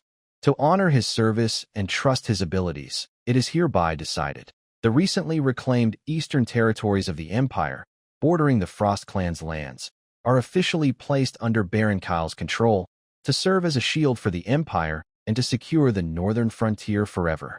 The envoy's voice echoed through the camp, and many soldiers showed expressions of surprise and pride. Expanding the territory was such an honor. He is ordered to lead his elite troops to this area and establish outposts at strategic points. The envoy continued, his tone firm. Your unit is responsible for guarding and scouting this region, developing it when possible, resisting Frost clan attacks, and protecting the new land of the Empire. Do not fail the Emperor's trust and make new achievements. After finishing, the envoy handed Kyle the command document and a rough map, smiling formally. Congratulations, Baron. You have been given this important task. We hope you will achieve great things on this new land. His gaze swept over the diverse soldiers behind Kyle, especially lingering briefly on a few non-human warriors. There was no sign of praise in his eyes. Instead, they looked like he was examining a tool about to be sent into danger. The envoy and his guards quickly left, as if staying even a moment longer would taint them with the strange atmosphere of this place. Kyle, holding the map and orders, turned back to his tent. The core team leaders immediately gathered around. Boss, are we being sent to the border? House was the first to shout. Kyle said nothing. He simply spread the rough map on the table. On the map, the so-called frontier zone was marked with thick lines. The area was quite large but flat and open, with only some low hills, making it almost defenseless. To the east and south, it bordered the Frost clan's controlled areas, sticking out like a lone wedge at the edge of the enemy territory. Behind it was a long, fragile supply line connecting to the Empire's main defenses. To the north, the land rose into mountains. I don't think it's just a simple assignment, Carmen sneered, pointing at the map. This place faces enemies on multiple sides.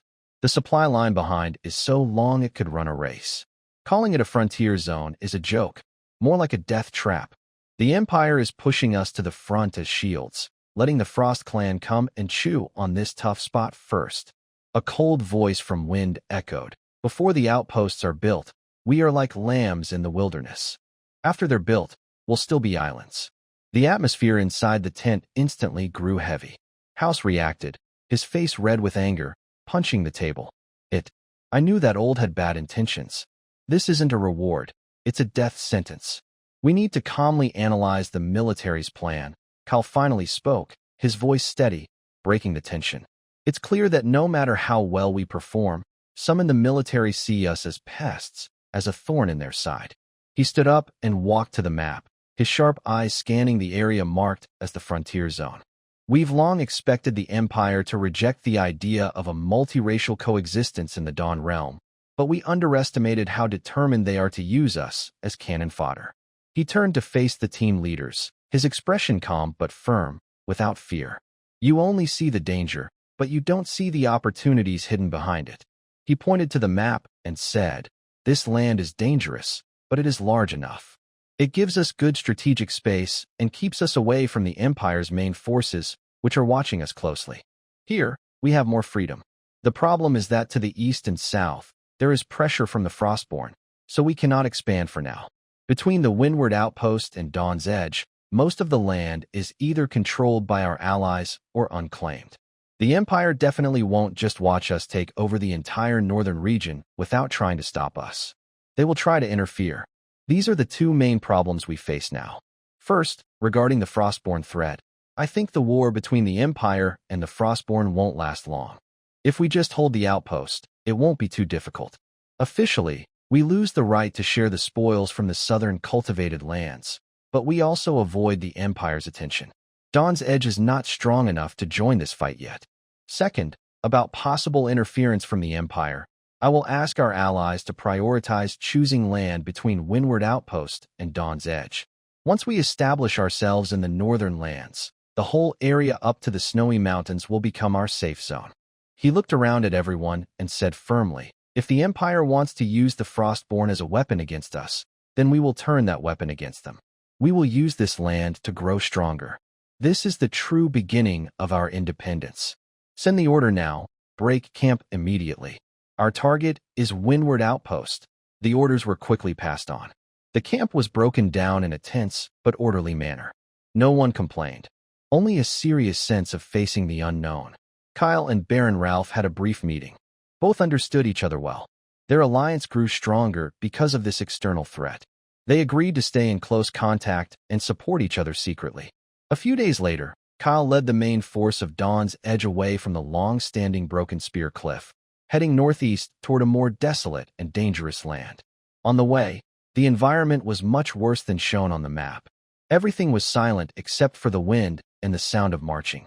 In the distance, on the horizon, small black dots, Frostborn scouts, moved like ghosts, watching the human troops that had ventured into their traditional territory. Finally, Kyle chose a place backed by a steep cliff and near a small stream that hadn't fully thawed. This location offered a good view, some protection from the rocks, and a water source, which was the biggest survival challenge. There was no grand opening ceremony. The soldiers put down their packs and started building right away. They cut down sparse trees around, took stones from the cliff, dug the foundation, and built fences and watchtowers. The camp turned into a busy construction site, with the sound of hammering and shouting replacing the quiet. At night, the simple wooden fence was finally finished. A campfire was lit, keeping out the cold. Kyle climbed a newly built watchtower to look around. To the south was endless darkness, home to the frost dwellers. To the east was an unknown area where even the stars seemed to be swallowed by darkness. He felt a heavy pressure, more intense than at the Broken Spear Cliff, as if many eyes were watching this small island lit by faint fire. He clenched his sword handle tightly. The gift from the Empire was a double-edged sword. This place was a dangerous trap, where every step could lead to disaster. But it could also be the starting point for him to break free and rise. A new challenge had begun in the cold wind of the northern frontier. His thoughts drifted further north, to the eastern islands described by Aislinn, where eternal flames burned. That land would test all his ambitions and struggles. In late spring, the northern wilderness showed a harsh scene very different from the eastern front. The cold hadn't fully gone away, especially at night when frost formed in the breath. During the day, the sun warmed the surface, melting the frozen ground and turning the land into a vast, muddy swamp. Looking around, there was no green, only yellowed grass remnants from last year's snow and wind, stubbornly poking through the mud. Mosquitoes had started to breed, swarming and bothering all living things. It wasn't silent ice anymore, but a damp, decaying wasteland. The frost watch was built in this muddy area. The wooden fence needed deep digging to resist the thawing ground, and each step was muddy and exhausting. Soldiers' boots and pant legs are always covered in mud. The cold, damp air seeps everywhere, making it harder to endure than dry cold. Fresh food is still a luxury. Supply teams come from the Empire, but the long, muddy roads make transportation very difficult and unpredictable. The supplies they bring are never enough. Kyle walks slowly around the camp, frowning. He watches soldiers struggle to lift stones from the mud to strengthen the camp walls. He also sees the quartermaster worried about the shrinking food supplies. "Boss, scouts from the east and south have been spotted again," House reports loudly. "They look like vultures from far away." He shakes mud off his pants. "Are we just going to watch? This place makes us feel uncomfortable all over." "No," Kyle answers quickly. His eyes look toward the southeast. "We are not strong enough yet. Any challenge could bring a big attack from their main forces. Send orders to stay at the watch posts. Do not provoke their scouts. Without my orders, no one is allowed to attack east or south. Keep your eyes open, fix the defenses, and leave them no chance." His orders are followed carefully. The watch post defenses are slowly improved in the muddy ground. The patrols stay alert, but all military actions are limited to defense and watchfulness. At this moment, a messenger from the Dawn leader arrives, muddy and tired, with a letter from Rune. Kyle goes back to his simple, damp command tent and opens the letter. The first part of Rune's report makes Kyle feel reassured, but the second part worries him. The Lion's Tooth, Andre on the west coast, is still causing trouble, and the risk of conflict keeps growing. More importantly, Rune mentions that, according to secret information from the Empire's Central Command, the royal family and the council are starting to discuss dividing and officially recognizing the new occupied lands, including the territory west of the Frost Howl outpost, recently taken from the Frostborn. Kyle quickly writes back. He doesn't focus much on the conflicts on the west coast. Instead, he explains his big plan for the northern border. The Empire's division and recognition are an opportunity for Dawn Leader. I will talk with Ralph, Walter, and others to find a way for our Border Mutual Aid Alliance to get priority in taking the northern lands, especially the large area west of the outpost. Think about it.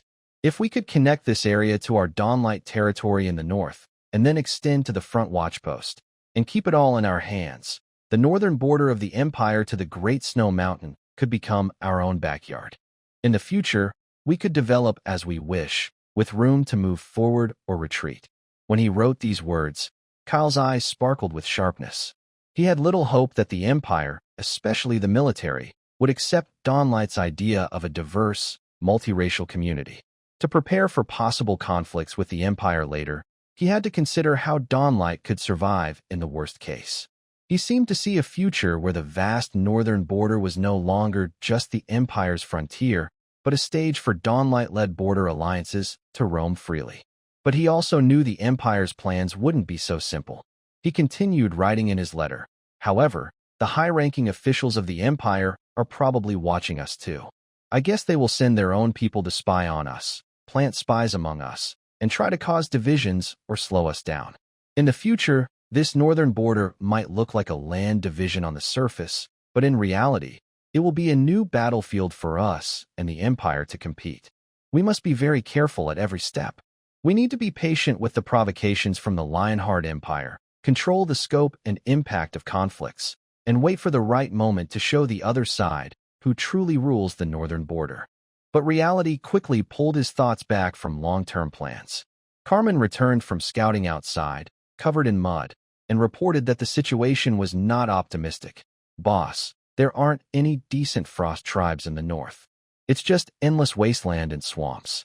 Besides rocks, mud, and some cold-resistant moss and lichens, there's almost nothing else. This place is so terrible, it's hard to find anything useful. Resources remained scarce, and supplies from the Empire were still far away.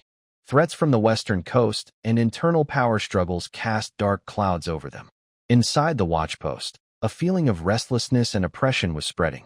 Kyle called all the key leaders together again. The damp air made the oil lamps flicker. We can't just sit here and wait to starve or be crushed by the Empire's schemes. Kyle's voice broke the silence, clear and firm. The Empire wants to trap us here, but we will find a way out. We will turn this dead land into our survival ground. He looked at everyone and began to give orders. Head north. He pointed to the blank area on the map. Carmen, organize a skilled team and keep moving north toward the Great Snow Mountain to explore. The goal is not fighting, but exploration. Find all possible resources, special minerals, cold-resistant crop seeds, tameable wild animals, and good locations for supply points or future villages. Get to know this wilderness well and create the most detailed map. This will be our future territory. I don't believe we can't find some good things in such a large area. To the east, his finger pointed to the part of the map representing the unknown ocean. His tone became more serious. Start secretly planning a long-range scouting team. The target is the East Sea and the volcanic islands. The mission is to verify the existence of the demon, the Fire of Sin people, assess their threat, and gather any valuable information. This mission is very dangerous and requires the best team members and full preparation. Remember, avoid all contact with the Frostborn forces. Our enemies are not them for now. Inside, he finished. Make the most of the land beneath our feet. Try setting traps and hunting animals adapted to swampy areas. Look for dry spots in the camp to experiment with planting cold-resistant tubers. We must do everything we can to increase our self-sufficiency. His commands were clear and firm, guiding the confused outpost.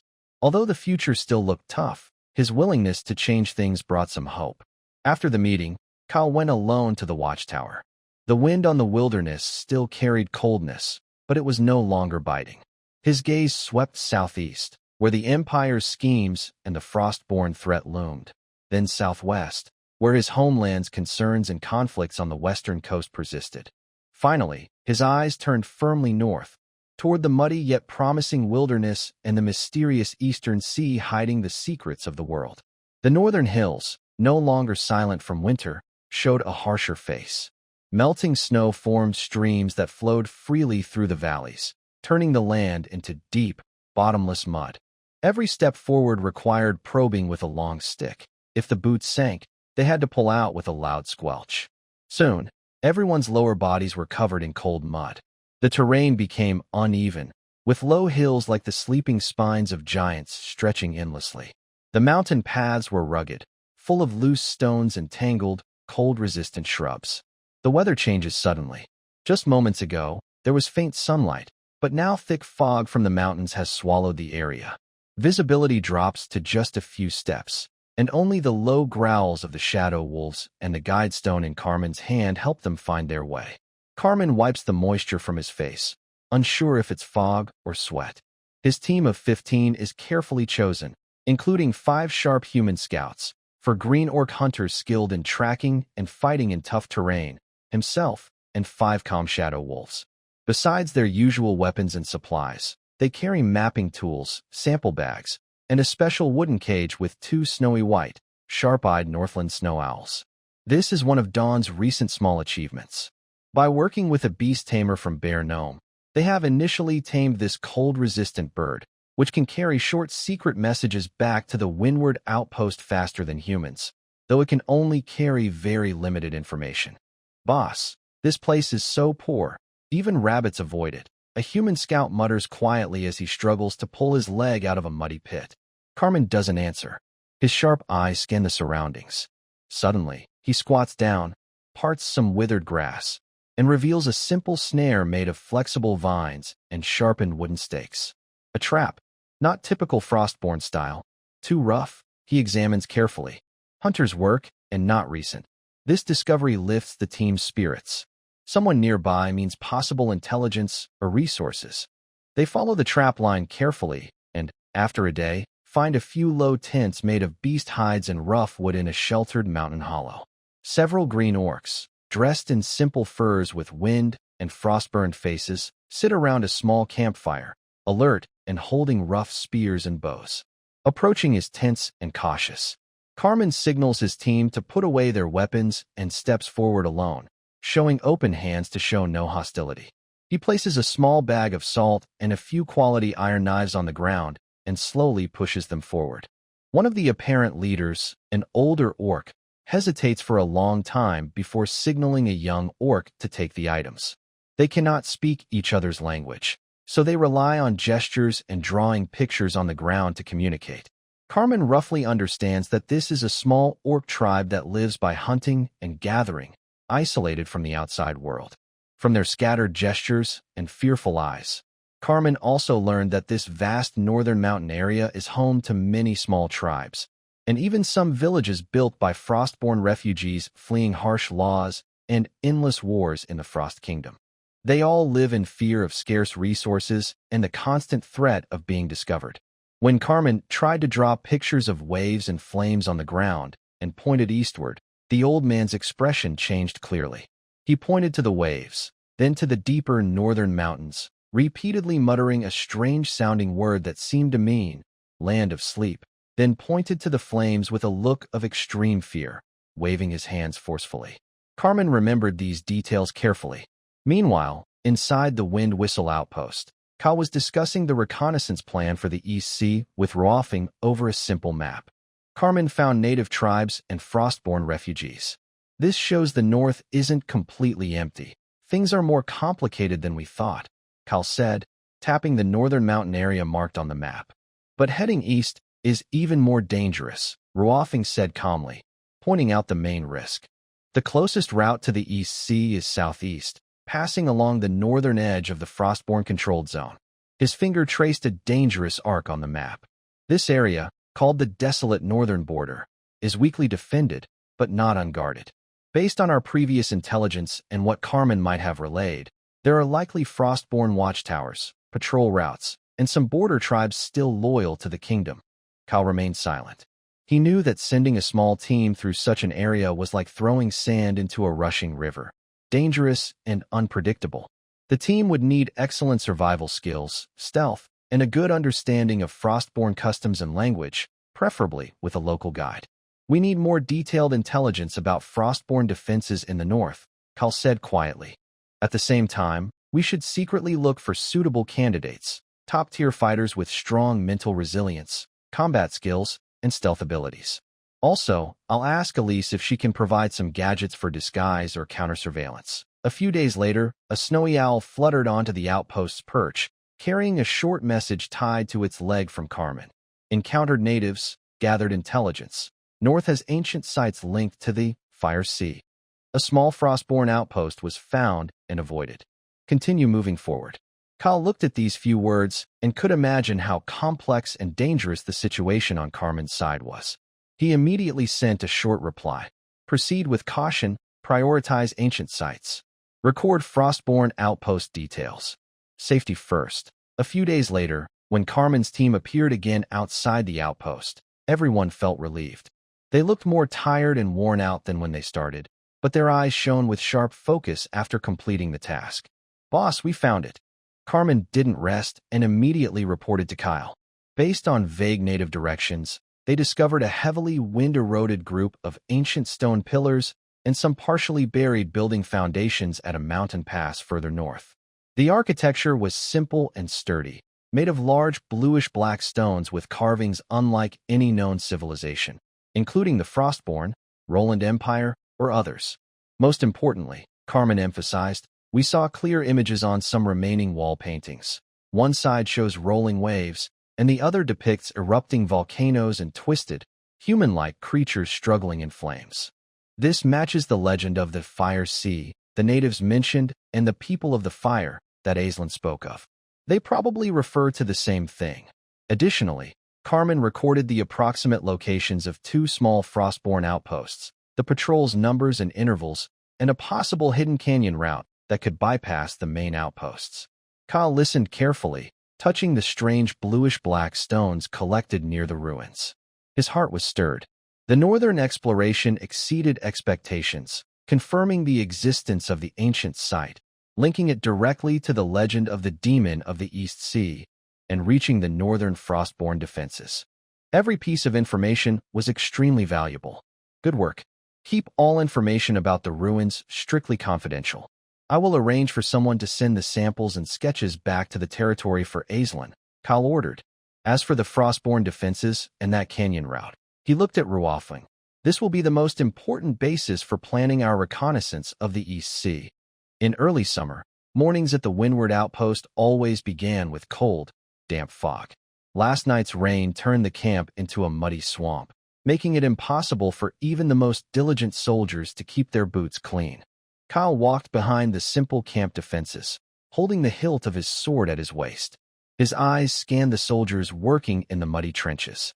Water droplets clung to his magic-patterned leather armor, and the cold seeped through the soft lining, silently lowering his body temperature. To the east and south, the hills appeared faint through the thick fog, like sleeping giants. Shadows of frostborn riders often flickered there, watching the lonely outpost beyond the Empire's border. The pressure was intense, colder than the northern chill. Suddenly, a sharp but not harsh cry broke the silence of the camp. A white shadow shot through the morning mist like an arrow, landing precisely on Kyle's outstretched arm, which was protected by a leather bracer. The bird was one of the Northland snowy owls trained by the dawn, called Silver Feather. Its white feathers were damp and a bit messy from the fog, but its amber eyes remained sharp. It carried a sealed, oil-treated small leather tube on its leg. Kyle's heart tightened with a mix of worry and hope. This was news from the sleepy riverbank, his most important link to the muddy frontier and the roots of the land. He gently stroked Silver Feather's head, skillfully unfastening the leather tube. The owl hopped onto a nearby wooden perch built just for it and began preening its feathers. Back inside his sturdy, damp command tent, Kyle carefully took out the tightly rolled, flexible animal hide paper from the leather tube, illuminated by the faint light through the vent. On it was the familiar, elegant handwriting of Elise, full of rational strength. The letter started with pure joy, like a researcher seeing her theories confirmed. Kyle, the victory at the front is inspiring. More importantly, there has been great progress in the study of ice blue crystals. Their stable and orderly frost energy structure is an almost perfect foundation for carrying specific magic patterns. Based on this, I have successfully developed a stable model of the basic frost-resistant magic pattern. Early tests show it can effectively deflect and absorb low-level frost spells and provide significant protection in extremely cold environments. The first batch of enchanted shields, 20-sided and reinforced, has been delivered to Rune, and the next supply team will bring more. May it protect our soldiers from the cold and ice. A faint smile appeared on Kyle's face, as if he could see Elise in her lab, her eyes shining with excitement over the successful data. This news was like a ray of sunlight breaking through clouds, promising that his soldiers would have better survival chances against the Frostborn.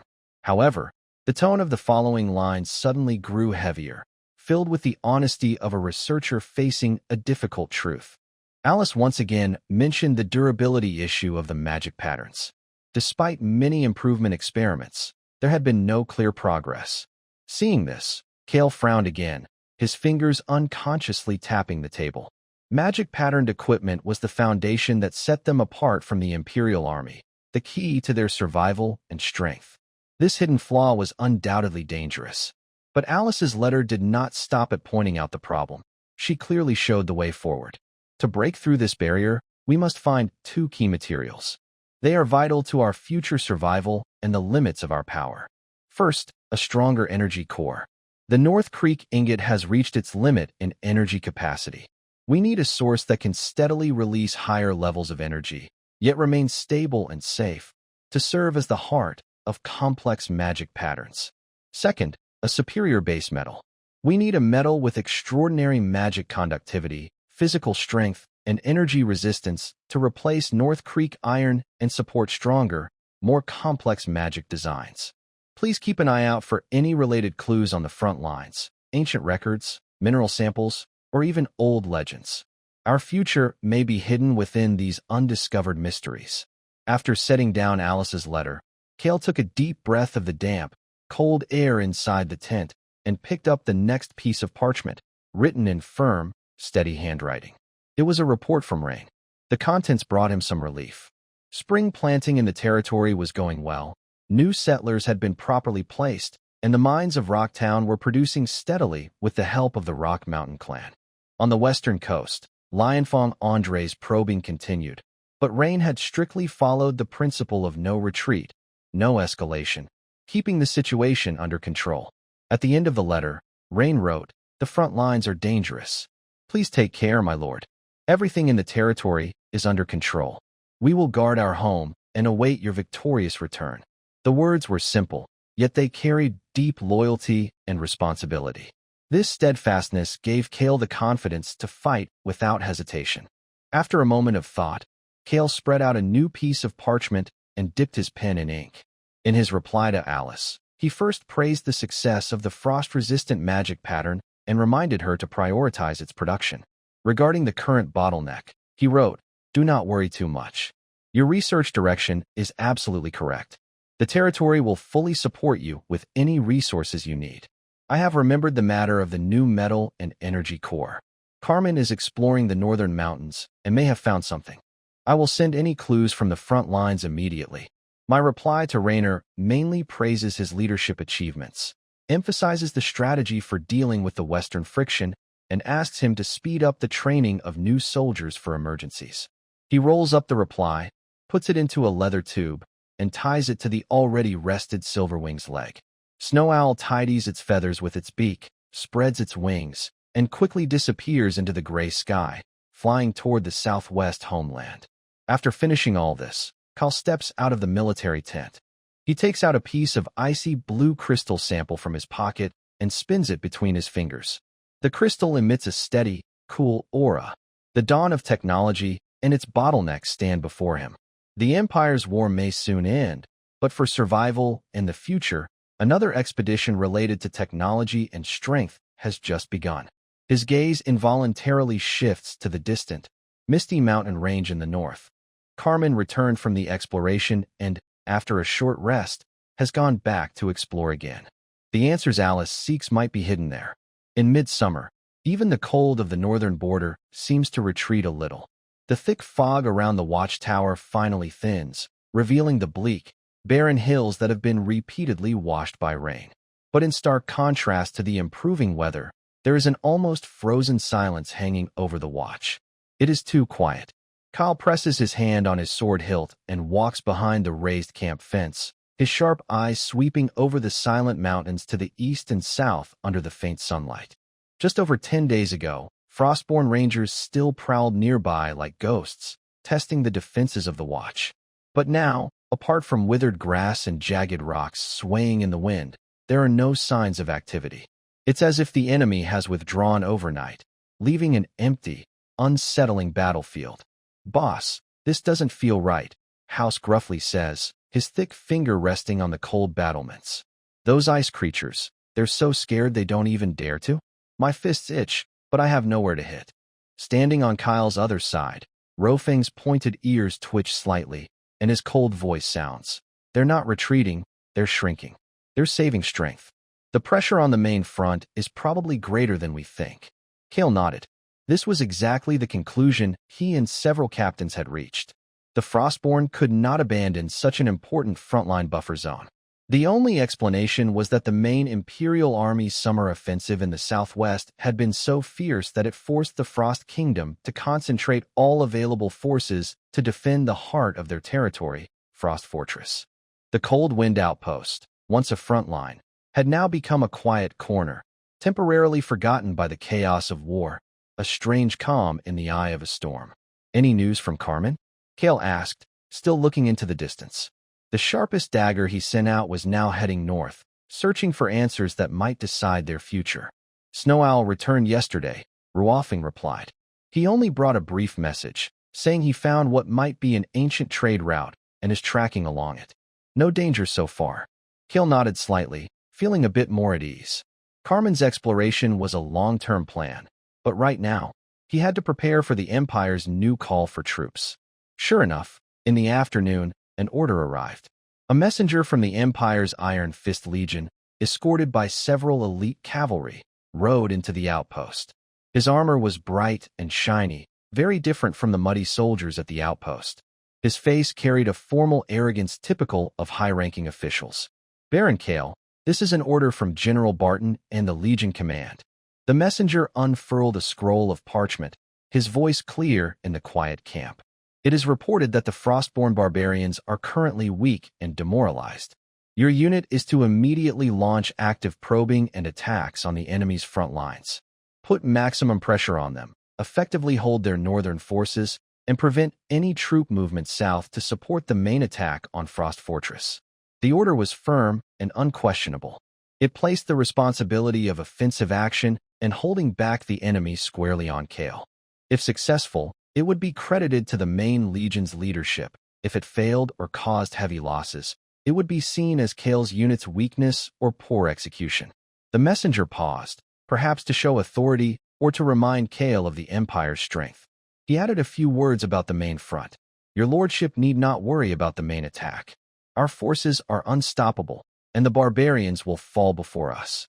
His tone was calm, as if describing an ordinary event. However, Kyle had already learned from the intelligence provided by Ralph that the Empire was forcing the conquered native tribes, as well as those indigenous groups like Green Beasts and Gray Elves who hesitated or resisted early in the war, to the battlefield. They were being used to drain the Frostborn's arrows and magic with their blood and flesh. This was not a battle. It was a slaughter, a raw, life-or-death struggle.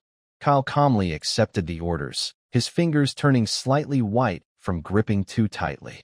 "Understood and obey the orders," Kyle said with no emotion in his voice. After sending away the messenger, he immediately called House and Ruofing. "The orders are to attack," Kyle explained simply. "Let's fight. We've needed to move around and get active." House said excitedly. Ruofing stayed calm. "They want to use our blood to help the main front succeed. How should we fight? Yes, but not the way they want," Kyle said, walking to a rough military map. He pointed to several known Frostborn outposts nearby. "We won't go deep or attack their strongholds directly. Ruofing, you take the archers to hold these high points for cover and warning. House, you lead 2 small squads to attack the wooden and stone outpost numbered 7. Quick strike, then retreat. The goal is to test their true defenses and see what's hiding beneath this silence. His orders were clear and careful. He wanted to follow the command, but also conserve their strength as much as possible. The battle began at dawn the next day. It went surprisingly well. House's heavy infantry faced little resistance and quickly reached the low wooden walls of Outpost 7. A few Frostborn soldiers left a few arrows in the air, but under Roafing's precise suppression fire, they soon retreated from behind the outpost and disappeared into the forest. The soldiers under Dawn's light easily took over the empty outpost. At that moment, a Green Beast soldier from House's team was tasked with damaging Outpost 7. He swung his engraved double-edged axe, which bore the symbol of strength magic, and struck hard at a thick wooden pillar supporting the outpost's center. The pillar broke, collapsing with a loud crash and kicking up a cloud of dust. The Green Beast soldier roared in pride, but then he paused, confused, and examined his axe carefully. The others nearby gathered around to see what was happening. The axe magic pattern, which should have been steadily emitting a faint glow, suddenly became very dim and flickered irregularly a few times, like a candle in the wind. It barely stabilized again, but the light was much weaker than before. "Captain," the Beastman soldier scratched his head and reported to House as he walked over. "This precious axe. It seems to have lost power just now." House took the battle axe, his rough fingers brushing over the carvings. He could feel the energy waves from the pattern becoming a bit chaotic and faint. He remembered Kyle's earlier order to closely monitor the magic pattern equipment. "Understood. Report for repairs immediately after returning," he said in a dull voice, but a shadow loomed in his mind. The warning from Miss Elise about the bottleneck had appeared again during the battle. Night fell. Kyle climbed alone to the highest watchtower. The southern sky was pitch black, and the distant battlefield's blood and fire couldn't light up the northern night sky. Cold wind blew through his hair, but couldn't lift the heavy weight in his heart. He tightly held the sword at his waist, his knuckles turning white from the grip. The Empire's war machine was crushing everything in a way he couldn't accept. He and the northern land he protected must not become just another stepping stone under this machine. He had to find his own strength, a new path beyond pointless killing and sacrifice. The lonely watchtower stood in silent darkness, but Kyle's gaze pierced through the night, looking toward a distant, unknown future. He knew that breaking away from the old order might be unavoidable. A few days later, following the retreat of the Frostborn, Kyle arrived at the front lines of the Empire's battlefield according to the latest orders from the military headquarters. The Bone Ridge Gorge, the last natural barrier leading to the Frostborn's heart, the Frost Fortress. On both sides were steep, gray-white cliffs, as if split open by a giant axe from the gods, barren and lifeless. The narrowest part of the gorge could only allow 5 riders to pass side by side, but now it was sealed tightly with barriers built from ice-cold stones and thick logs. What was even more terrifying was the defenses on the cliffs above. Following the mountain's contours, the Frostborn had built multiple layers of defenses, tall arrow towers like hedgehogs, faintly gleaming with cold light from crossbows, platforms poured with ice, on which small catapults were set up. All the natural caves and cracks have been turned into shooting holes. Countless cold, hostile eyes peer from the shadows over the crowded gathering of Allied troops at the valley entrance. The bodies left behind from previous Imperial probing attacks are still scattered at the muddy, wide-open space at the valley's mouth. No one has cleaned them up, serving as silent warnings. Kale and his Dawn Battalion's arrival caused a small stir. Soldiers from various places, with low morale, cast complex looks. Some hoped the fresh troops would bring new strength, while others doubted whether this ragtag army could handle the task. Many Imperial officers showed cold indifference and watched with sneers, eager to see a good show. There was no time for greetings or adjustments. A proud, well-dressed Imperial general's aide quickly found Kale and led him to a temporary command tent. Inside, the atmosphere was heavy. The general, Horn, one of Barton's trusted aides, stood in front of a simple map, frowning. When Kale entered, he simply raised his eyelids, showed no politeness, and used a whip to point at the valley's location on the map, speaking in a firm, commanding tone. "Baron Kale, you arrived just in time. Your troops will lead the first attack today. After noon, when our horns sound, Your unit must charge the front of the valley with all your strength. Leave no stone unturned, and tear open a gap in the barbarian defenses at all costs." He paused, then looked sharply at Kale, with a tone that carried pressure and a test. "Guardian of the North, the Empire needs to see your value and your loyalty to the royal family. I hope you and your multicultural forces will not disappoint His Majesty." Kale's heart sank. This was a scheme. The most dangerous, almost certain death attack was assigned to him. If he succeeded, it would be credited to the general's leadership. If he failed, it would be seen as Kale's incompetence. It was a perfect way to weaken his uncontrollable, alien force. He could imagine how the other Imperial officers in the tent were sneering. But he couldn't refuse. The consequences of disobeying orders were too much for him to bear now. "Understood, General," Kale said calmly, giving a standard military salute, then turned and left the tent. Behind him, several eyes looked at him with different meanings. Just after noon, the deep, mournful Imperial horns echoed like funeral bells across the valley. "Charge for the dawn." Forward, Kale drew his Northstream steel sword, its blade pointed directly at the entrance of the life-consuming rift. The battle had entered its most brutal phase from the very start. Raised shields, House's thunderous roar echoed across the front line. The heavy infantry of the Dawn Brigade immediately raised their shields, forming a tight shield wall, and slowly but steadily advanced toward the rift. The Grey Elves, led by Wind, took position on a few high ground behind, engaging in fierce and deadly crossfire with Frostborn archers on the cliffs, trying to suppress the enemy's long-range attacks. Whoosh, whoosh, whoosh, bang, bang, bang. Arrows rained down from both sides of the cliffs like locusts. Most were blocked by shields, but some managed to slip through gaps, causing sprays of blood. Even more terrifying were the Frostborn mages, chanting ancient spells. The air temperature dropped sharply, and countless sharp ice spikes materialized out of thin air, whistling as they struck the advancing formation. However, this time, the Dawn forces showed everyone watching a shocking scene.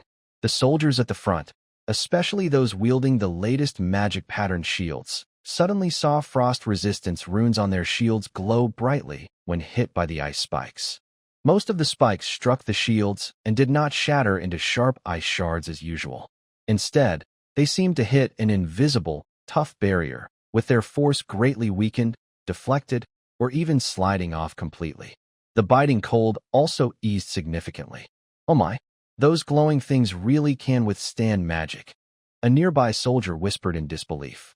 The advantage of the magic runes became clear at this critical moment, greatly reducing casualties during the approach. The shield wall remained mostly intact, allowing the troops to push forward beneath the Frostborn defenses at the rift's entrance. The real brutal melee began now. "Smash it open." House's eyes turned red as he swung a massive battle axe engraved with powerful runes, striking the ice-covered stone barrier with force. Boom! Debris and shards of ice flew everywhere as the barrier was split open with a deep. Other warriors roared and followed suit, swinging axes and hammers wildly at the obstacle. The rune-etched weapons unleashed incredible destructive power, rapidly breaking the sturdy barrier. But amidst this relentless, a hidden danger suddenly emerged. A frontline green orc warrior was swinging his beloved magic rune-etched battle axe, trying to cut through a wooden barrier. After a powerful strike, the wood broke apart, but his axe emitted a faint, glass-breaking sound. The steady glow on the axe suddenly dimmed and flickered violently, as if about to go out. The orc warrior froze for a moment, then instinctively swung again. But the axe blade didn't cut as deep as before, and the recoil made his arm numb. His magic-enhanced strength was quickly fading. At almost the same time, a terrified scream came from the side. A human officer holding a sturdy magic rune shield quickly stepped in to protect his comrades, blocking a heavy from a Frostborn warrior's hammer. The shield's rune glow flashed brightly, then flickered like a dying candle. Suddenly, tiny cracks appeared in the center of the shield, which had previously withstood a Frost warrior's axe without damage. Though not broken, its defense was clearly weakened. As the officer hesitated in surprise, a spear from the side easily pierced his unenhanced armor and stabbed into his side. "Medic, over here!" A nearby comrade shouted in panic. The failure of the magic rune gear was expected, but the more brave and heavily attacked warriors were, the faster their weapons and armor showed overloads, flickering, or complete failure. The once unstoppable suddenly slowed. Without their magical strength, the warriors couldn't break through the defenses easily. The soldiers' defenses weakened, and under the precise, ruthless counterattacks of the frost enemies, casualties rose sharply. Blood spilled more on the cold rocks and frozen ground. Kale watched the chaos with rage. He saw an old soldier, who had fought with him for a long time, suddenly lose his strength when his axe failed, and was knocked open by the recoil. A frost warrior's blade then cut into his neck. Kale roared and charged forward, his North Stream steel sword flashing coldly, killing the frost warrior. He caught the falling old soldier and saw the shock and unwillingness still in his eyes. Fall back. Cover each other. Retreat. Kale's voice was hoarse with anger and grief. The sound of a golden bell, signaling retreat, echoed from behind the Empire's lines. The soldiers of the Dawn Battle Group, covered in blood and exhaustion, supported the wounded as they painfully withdrew from the land of death. They managed to hold a small, barely defensible position at the valley's entrance, but this minor achievement came at a great cost in lives. In the temporary camp, the atmosphere was heavy and suffocating. Medics hurried back and forth, their ears filled with the muffled groans of the injured. The bodies of the fallen were neatly arranged in rows, covered with mud-stained cloaks. The numbers were shocking. 47 soldiers had fallen, over 100 were seriously wounded, and almost everyone had minor injuries. More importantly, over 30% of the magic rune equipment showed signs of reduced effectiveness or had completely failed during the battle. House angrily slammed his fist into a nearby wooden stake, causing his hand to bleed, but he seemed unaware of the pain. Strangely, he said nothing this time. Feng silently cleaned his longbow, his usually cold eyes now showing signs of fatigue and seriousness. Kale stood alone outside his temporary tent, looking at the scene before him. Thinking about the Empire's plans, his heart felt like it was being torn apart. A messenger ran up and delivered General Horn's message. The general regrets that the strategic goal was not achieved. Please have the Baron's troops rest and resupply arrows quickly. At dawn tomorrow, they will join the second attack. The messenger spoke calmly, as if delivering routine news. Kale didn't respond. He simply waved him away. Regret? He sneered inwardly. The Empire never cared about victory. They only wanted their blood, used to fuel the Empire's climb to power, just like those native soldiers. He returned to his tent, took a cloth, and silently wiped the dried, blackened blood on his sword's blade. Outside, the eternal cold wind of the northern night blew, mixed with the painful breaths of his brothers. The Bone Ridge Valley was like a sleeping frost giant, coldly stretching across the land, devouring lives. The Empire's orders were even more piercing than the biting northern wind. At this moment, Kale realized more clearly than ever that the road ahead was destined to be thorny from the start. He could not walk alongside the vast golden empire behind him. He had to, and could only, rely on himself to carve a bloody path. The deadlock in the valley symbolized that there was no longer any room for negotiation between him and the old order. While Kale and his Dawn Battle Group fought fiercely for every inch of land in the Bone Ridge Valley, another silent exploration was taking place far to the north on the snowy mountain peak, uncovering the deepest secrets of this continent. Carmen's breath quickly froze into ice crystals in front of him. He pulled his thick fur hood tighter, squinting as he looked at the snow-covered mountain pass that seemed split open by a giant axe. They had already reached above the snow line, where the air was so thin it hurt their lungs. Every breath felt like a sharp cold blade. Beneath their feet was endless snow hiding deadly ice cracks, and each step required careful probing with a long staff. "Boss, the tracks are clearer here." A heavily wrapped gray elf scout crouched down, brushing away fresh snow to reveal a faint stone path worn smooth by time. "This path really leads into the pass." Carmen nodded. His elite team of 15 had been wandering the northern wilderness and mountain edges for many days. Relying on the extraordinary sense of smell and danger awareness of their shadow wolves, they avoided avalanche zones and packs of hungry ice predators. Following clues from ancient trade routes and native hints, they finally reached a place called the Silent Gate by locals. On both sides of the pass were nearly vertical icy cliffs, with wind whistling through cracks, making mournful sounds. Several large, unnaturally dark blue stone pillars stood silently on either side, like giants frozen in time. Half of them were covered in snow, but the exposed parts showed unnatural, orderly shapes. These stones. Carmen approached one pillar, scraping off the ice with his dagger. Beneath was a cold, hard material unlike any known rock or metal. It felt more like a crafted object, with a uniform texture. Faint carvings covered its surface, straight lines and precise turns, giving off a cold, geometric beauty. This was very different from the natural, worshipful runes of frost giants or the ornate decorations of Roland. "This isn't frost giant stuff," a seasoned human veteran whispered with awe. "It's ancient and very strange." Carmen made a hand signal. The team formed a cautious guard and slowly moved through the pass. As they were about to pass through the group of stone pillars, Shadow Claw, Carmen's lead wolf, suddenly stopped. It let out a low warning growl, its green eyes fixed on the area behind the pillars, where a mountain wall was buried under heavy snow and fallen rocks. "Something's there," Carmen immediately warned, signaling the team to spread out.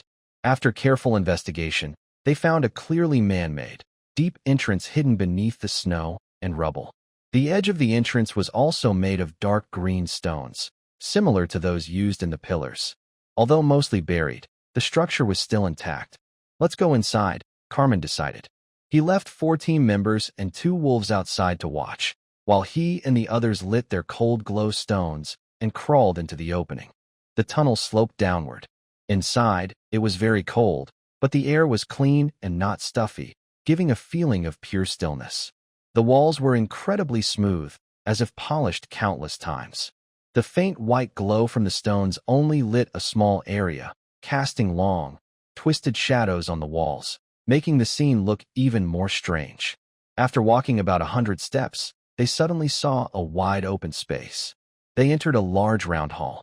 The glowstone's light was too weak to banish all darkness, but enough to see what was around. The ceiling was very high and disappeared into the darkness. The most impressive part was the walls, covered with well-preserved murals. The colors had faded over time, but the outlines were still clear. The walls also had strange writing made of straight and curved lines. "Above the gods," a young green orc hunter whispered in awe, his voice echoing slightly in the empty hall. Carmen signaled everyone to stay quiet. He held his glowstone and carefully approached the walls, examining the murals closely. The first set of murals was on the left side of the entrance. They showed a frightening scene. In the vast starry sky, several huge beams of light, like chains, bound different kinds of creatures. These creatures were dragged from the depths of space and forcefully thrown onto a primitive land. The shapes of the bound beings were faintly visible, tall, frost-like figures, with demon horns and flames. "Exile," Carmen muttered to himself. The whisper of "descendants of sinners" from Aislinn in the cage seemed to echo again in this silent hall. The mural clearly shows that what is depicted is not a myth, but a real event from history. His gaze shifted to the right. The second set of murals shows how these exiled people struggled to survive on this continent and eventually built a great civilization. There were tall cities reaching the sky, energy-filled towers, and trade caravans crossing the land. It was a time of prosperity far beyond what any current race could imagine. However, the third set of murals destroys all that glory. Suddenly, the scene turns dark and chaotic. The symbols of civilization, like totems and tall towers, are ruthlessly swallowed and erased by a shadow that looks like a sandstorm or pure darkness. Wherever the shadow passes, everything turns to ruins, leaving only the basic landforms. Then, the murals show scenes of life starting again. The traces of civilization are completely wiped out, as if they never existed. Next to these shocking murals, a unique symbol appears repeatedly, a complex gear with a cold, emotionless eye in the center. A cold feeling runs through Carmen's spine, colder than the snow-capped mountains. This is not a natural disaster. It is a cycle, a cruel, regular, pruning, or formatting. The warnings of Aislinn about guardians and disasters are revealed here in the murals, an icy, mechanical truth. It is a purification system that periodically removes advanced civilizations for some purpose. Copy. Copy these images. Quickly. Carmen's voice is hoarse with shock. He orders the skilled artists in his team, focus on copying that symbol, and the scenes of exile and purification. He then takes out a dagger, carefully pries off a few pieces of dark green stone with clear patterns from a corner of the wall, wraps them in soft cloth, and puts them in his bag. These are undeniable evidence. They don't have time to study all the murals and texts carefully. The ruins might hide unknown dangers, and their supplies and light sources are limited. Most importantly, they must get this discovery, one that could overturn the entire continent's understanding, back to Care as soon as possible. Leaving the ruins, they return to the snowstorm-blown pass. Everyone remains silent, deeply shocked by what they saw. It's no longer excitement about exploring the unknown, but a heavy burden of harsh truth. Carmen immediately found a thin, tough beast hide and used a special charcoal pencil to write a secret message with simple strokes. Head. An ancient ruin was found in the northern snowy mountains. The murals show exile and cyclical purification, with a drawing of returning. Carmen, he rolled up the beast hide and packed it along with his sketches of the gear and eye, symbol and diagrams of exile and purification scenes into a waterproof leather tube, then securely tied it to the foot of the snow owl, Silver Feather. Take it back as quickly as possible to the Cold Wind outpost, and give it to Lord Care. Carmen gently stroked the cold feathers of the snow owl, speaking seriously. Silver Feather let out a short cry, flapped its wings, and transformed into a white shadow, rushing through the snowstorm toward the south. Carmen stood at the narrow pass, looking back at the deep entrance of the ancient ruins, as if he could feel the invisible sword hanging over all living beings on the Alpha continent, symbolized by the cold symbol behind him. The battles in the Dragonbone Rift and the hatred between the Empire and the Frostborn now seemed so small and ridiculous. What they brought back was not treasure, but the ultimate truth about captivity and destruction. This evidence could ignite the first spark in the cycle of despair, hoping that all of this was just a fantasy painted on a wall by some race. In the summer of the sacred calendar year 585, a season of growth, only death kept spreading in front of the Dragonbone Rift. In the temporary camp of the Dawn Battle Group, a silence colder than the northern wind filled the air. The wounded tents were crowded, with muffled groans and painful breaths echoing, pounding into every survivor's ears. The heavy smell of blood and medicinal herbs mixed in the hot, oppressive air. Care moved among the wounded, his face as hard as the frozen ground beneath him. He stopped beside a young green beastman soldier named Stoneclaw, whose abdomen had been torn open by an ice spike, and the simple bandages were soaked with dark red blood. Nearby, a medical officer in imperial robes glanced at him briefly before turning to another slightly less injured human soldier.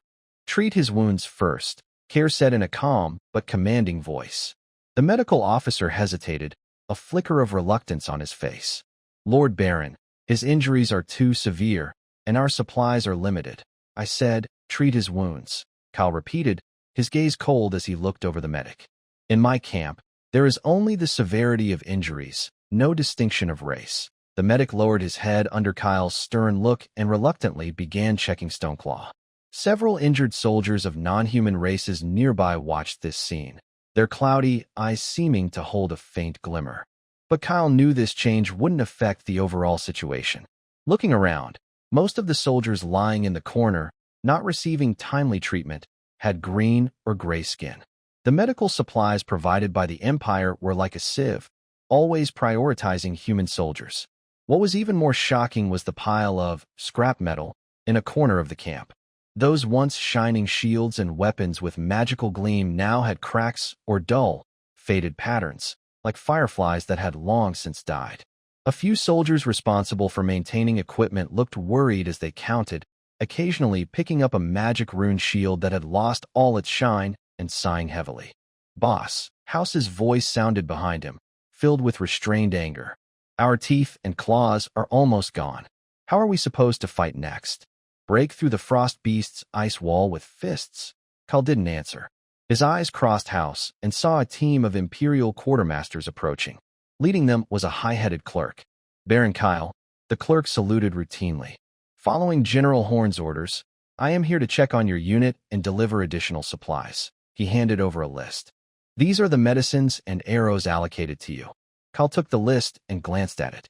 The quantities were pitiful, especially the medicines for serious injuries, which were almost symbolic.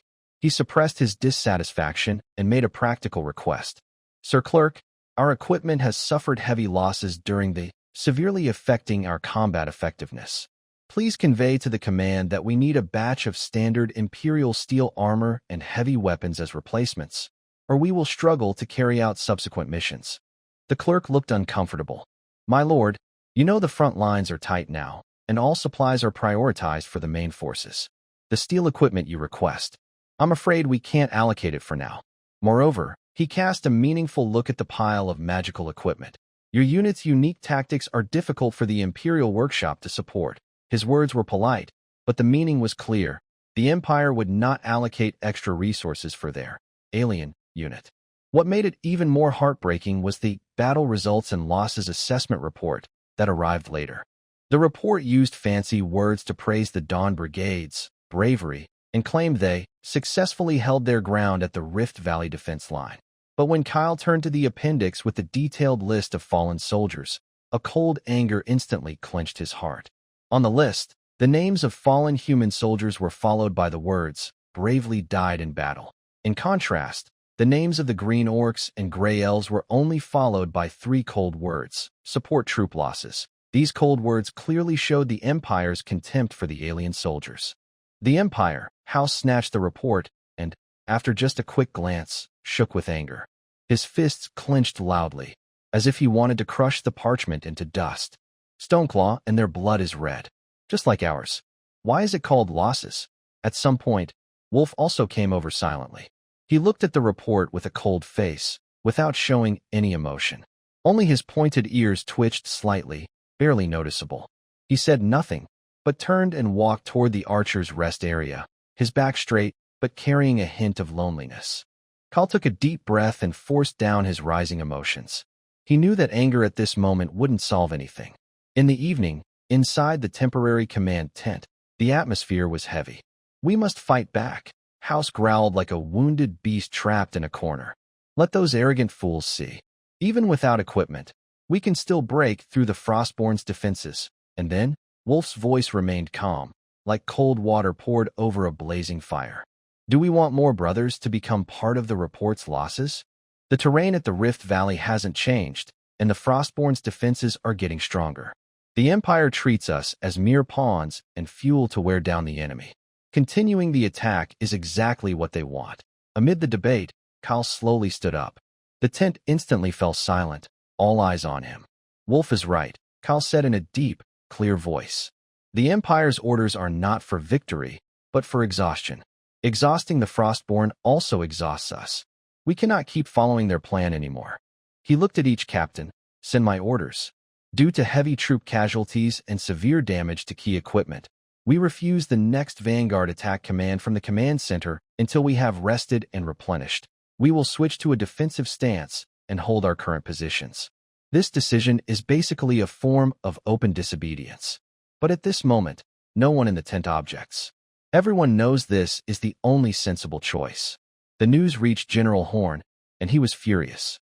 The messenger he sent was very stern, almost scolding Kyle directly for being afraid to fight and for betraying the Empire's trust. But Kyle simply listened calmly and repeated his decision. In the end, Horn could only reassign them to the reserve forces and order them to reflect deeply. Meanwhile, he sent another unlucky Border Lord's troops into the meat grinder at the Blood Gutter. As night fell, Kyle stepped out of his tent alone, gazing at the pale outline of the Blood Gutter in the moonlight. The sounds of distant fighting still reached him, and he wondered whose sons and daughters were sacrificing themselves for the country. He still held the list of fallen soldiers in his hand. The words bravely fallen and support troops lost burned like brands into his palm. The Empire's path has come to an end. There is no place for him and his followers on this road, and no future. He lifted his head, his gaze seeming to pass through the mountains, toward the direction of the sleeping river, his homeland and the land of allies like Ralph and Walter. He also looked north, toward the vast, snow-covered mountains he had yet to explore. Only by truly controlling the northern border, uniting like-minded people, and establishing a self-sufficient base there could he gather enough strength. When his wings are strong enough, he will stand tall against all injustice and oppression and say no. The deadlock at the blood gutter may not be broken immediately, but a new path has become clear in his mind. The battle before the Bone Ridge was like a beast stuck in quicksand. Every struggle only made it sink deeper. Inside the Empire's command center, a tense atmosphere of anxiety and exhaustion filled the air. On the large battle map, the golden marks representing Empire-controlled areas had not advanced for months, especially in front of the heavy blue line, representing the Frostborn. General Horn rubbed his aching temples, listening to reports about supply needs and rising casualties from his subordinates. Food, arrows, medicine, especially the special fuel used to counter frost magic, were running low. Even worse, a messenger from behind brought a vague inquiry from the Senate, expressing serious concern about the heavy losses and slow progress on the Eastern Front. The tiredness of war spread like a plague among the soldiers and middle-level officers, and many began to secretly discuss how much more blood must be shed before it ends. Amid this gloomy atmosphere, an unexpected message arrived quietly. General, frontline patrol reports urgently. A messenger rushed into the tent, kneeling on one knee. We encountered a Frostlander in the 7th Patrol Zone. He carried no weapons, only a flag made of white cloth. A makeshift flag. The tent instantly fell silent, and all the officers focused on the messenger. What did he say? General Horn asked in a deep voice, frowning. He said he was sent by the king to meet the highest commander of the Imperial Army with an important message. A low murmur spread through the tent. A Frostlander envoy? This was the first time in the entire war. Was it a surrender? A delaying tactic? Or are they truly out of options? General Horn and a few trusted aides quickly exchanged looks. No matter their intentions, meeting him wouldn't hurt. He immediately ordered, "Bring him in, keep a close watch. Also, this must be kept secret. No one is to share it." Soon, a Frostlander envoy was brought in. He was tall, and, even without weapons and with a white flag, maintained a cold, soldierly stance. His blue eyes scanned the high-ranking Imperial officers without fear, only giving a slight nod in a simple Frostlander greeting. "I am Aaron, sent by the Ice Frost King and the Elder Council," he said with a strong northern accent, but clearly. "I bring the kingdom's will to end this pointless bloodshed." Pointless bloodshed? General Horn snorted. "It was your savage invasion that started the war. The Empire is only defending its land and honor." Aaron responded calmly. "The cause of the war is disputed by both sides. Arguing is pointless. I am here only to deliver the kingdom's terms." He paused, then clearly stated, "The Frostlander kingdom is willing to make peace with the Roland Empire." A slight stir ran through the tent. Although it was somewhat expected, hearing the other side say the word, peace, personally still gave many people a boost of hope. However, Aaron's next words were like a bucket of cold water, extinguishing the hope that had just been kindled. The conditions for peace are as follows.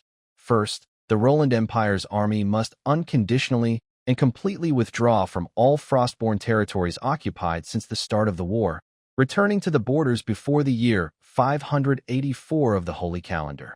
The tent instantly erupted. Withdrawing from all occupied areas?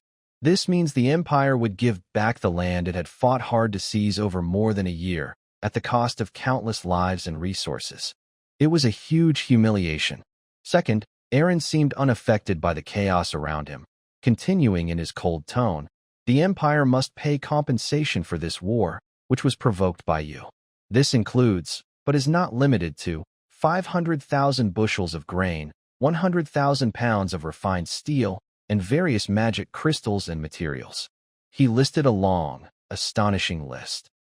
Third, the Empire must clearly acknowledge that all lands north of the Ashen Corridor in the northern border, up to the foot of the Snowy Mountains, are sacred and inviolable territories of the Frostborn Kingdom, and must abandon all claims and military presence in this area. This third point almost directly targeted the newly established Windfrost Outpost and its surrounding areas.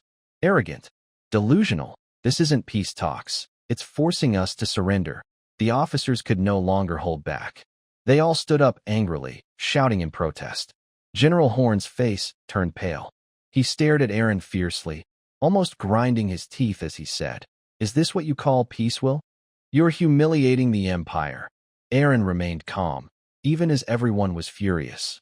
"I am only the messenger of the conditions. This is the proposal from the kingdom based on the current situation. If accepted, the fighting will stop. If not..." He didn't continue, but the implied meaning in his unfinished words was clear. "Get out." General Horn suddenly waved his arm, pointing outside the tent. "Go back and tell your king that the Empire's soldiers will get what they want with their swords on the battlefield, not by accepting such shameful terms at the negotiation table. Peace.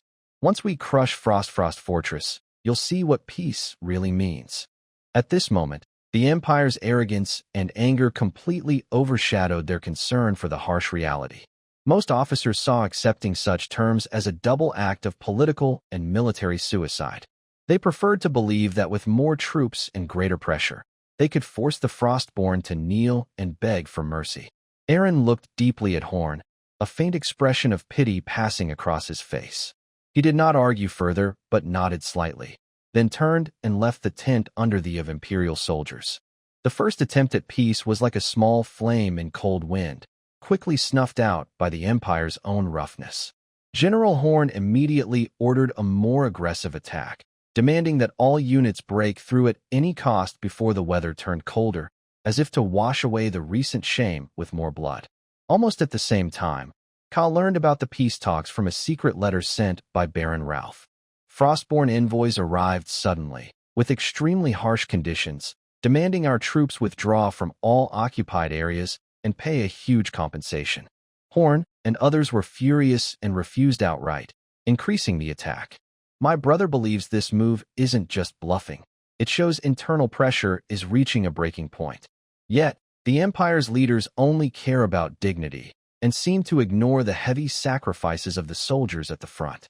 Kyle put down the letter and stepped outside the tent, his gaze fixed on the southern front lines, his brow furrowed. Withdraw from all occupied areas. Huge compensation. He repeated softly.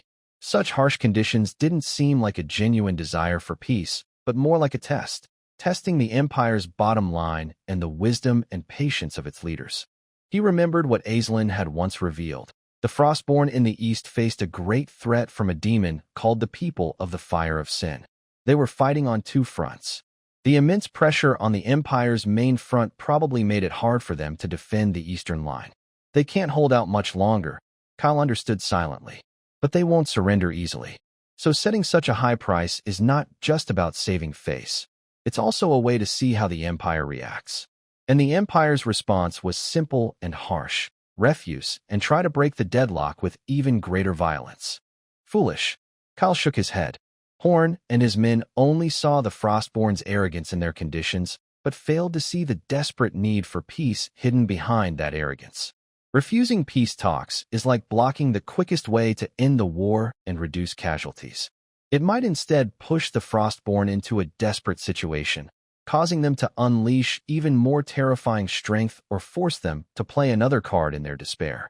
Kale was almost certain this wouldn't be the Frostborn's last attempt. When they realize they can't end the Western Front war in a decent way, what will they do to break the deadlock? Will they directly show the Eastern threat to the Empire? Or, he had a vague feeling that the current military stalemate might soon be broken in an unexpected way. He and his northern forces needed to stay alert and seize the fleeting opportunity in this coming change.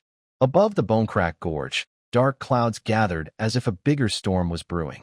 The Empire's drums of war still beat loudly, but amid the noise, a different undercurrent, something that could change their fate, was quietly beginning to stir.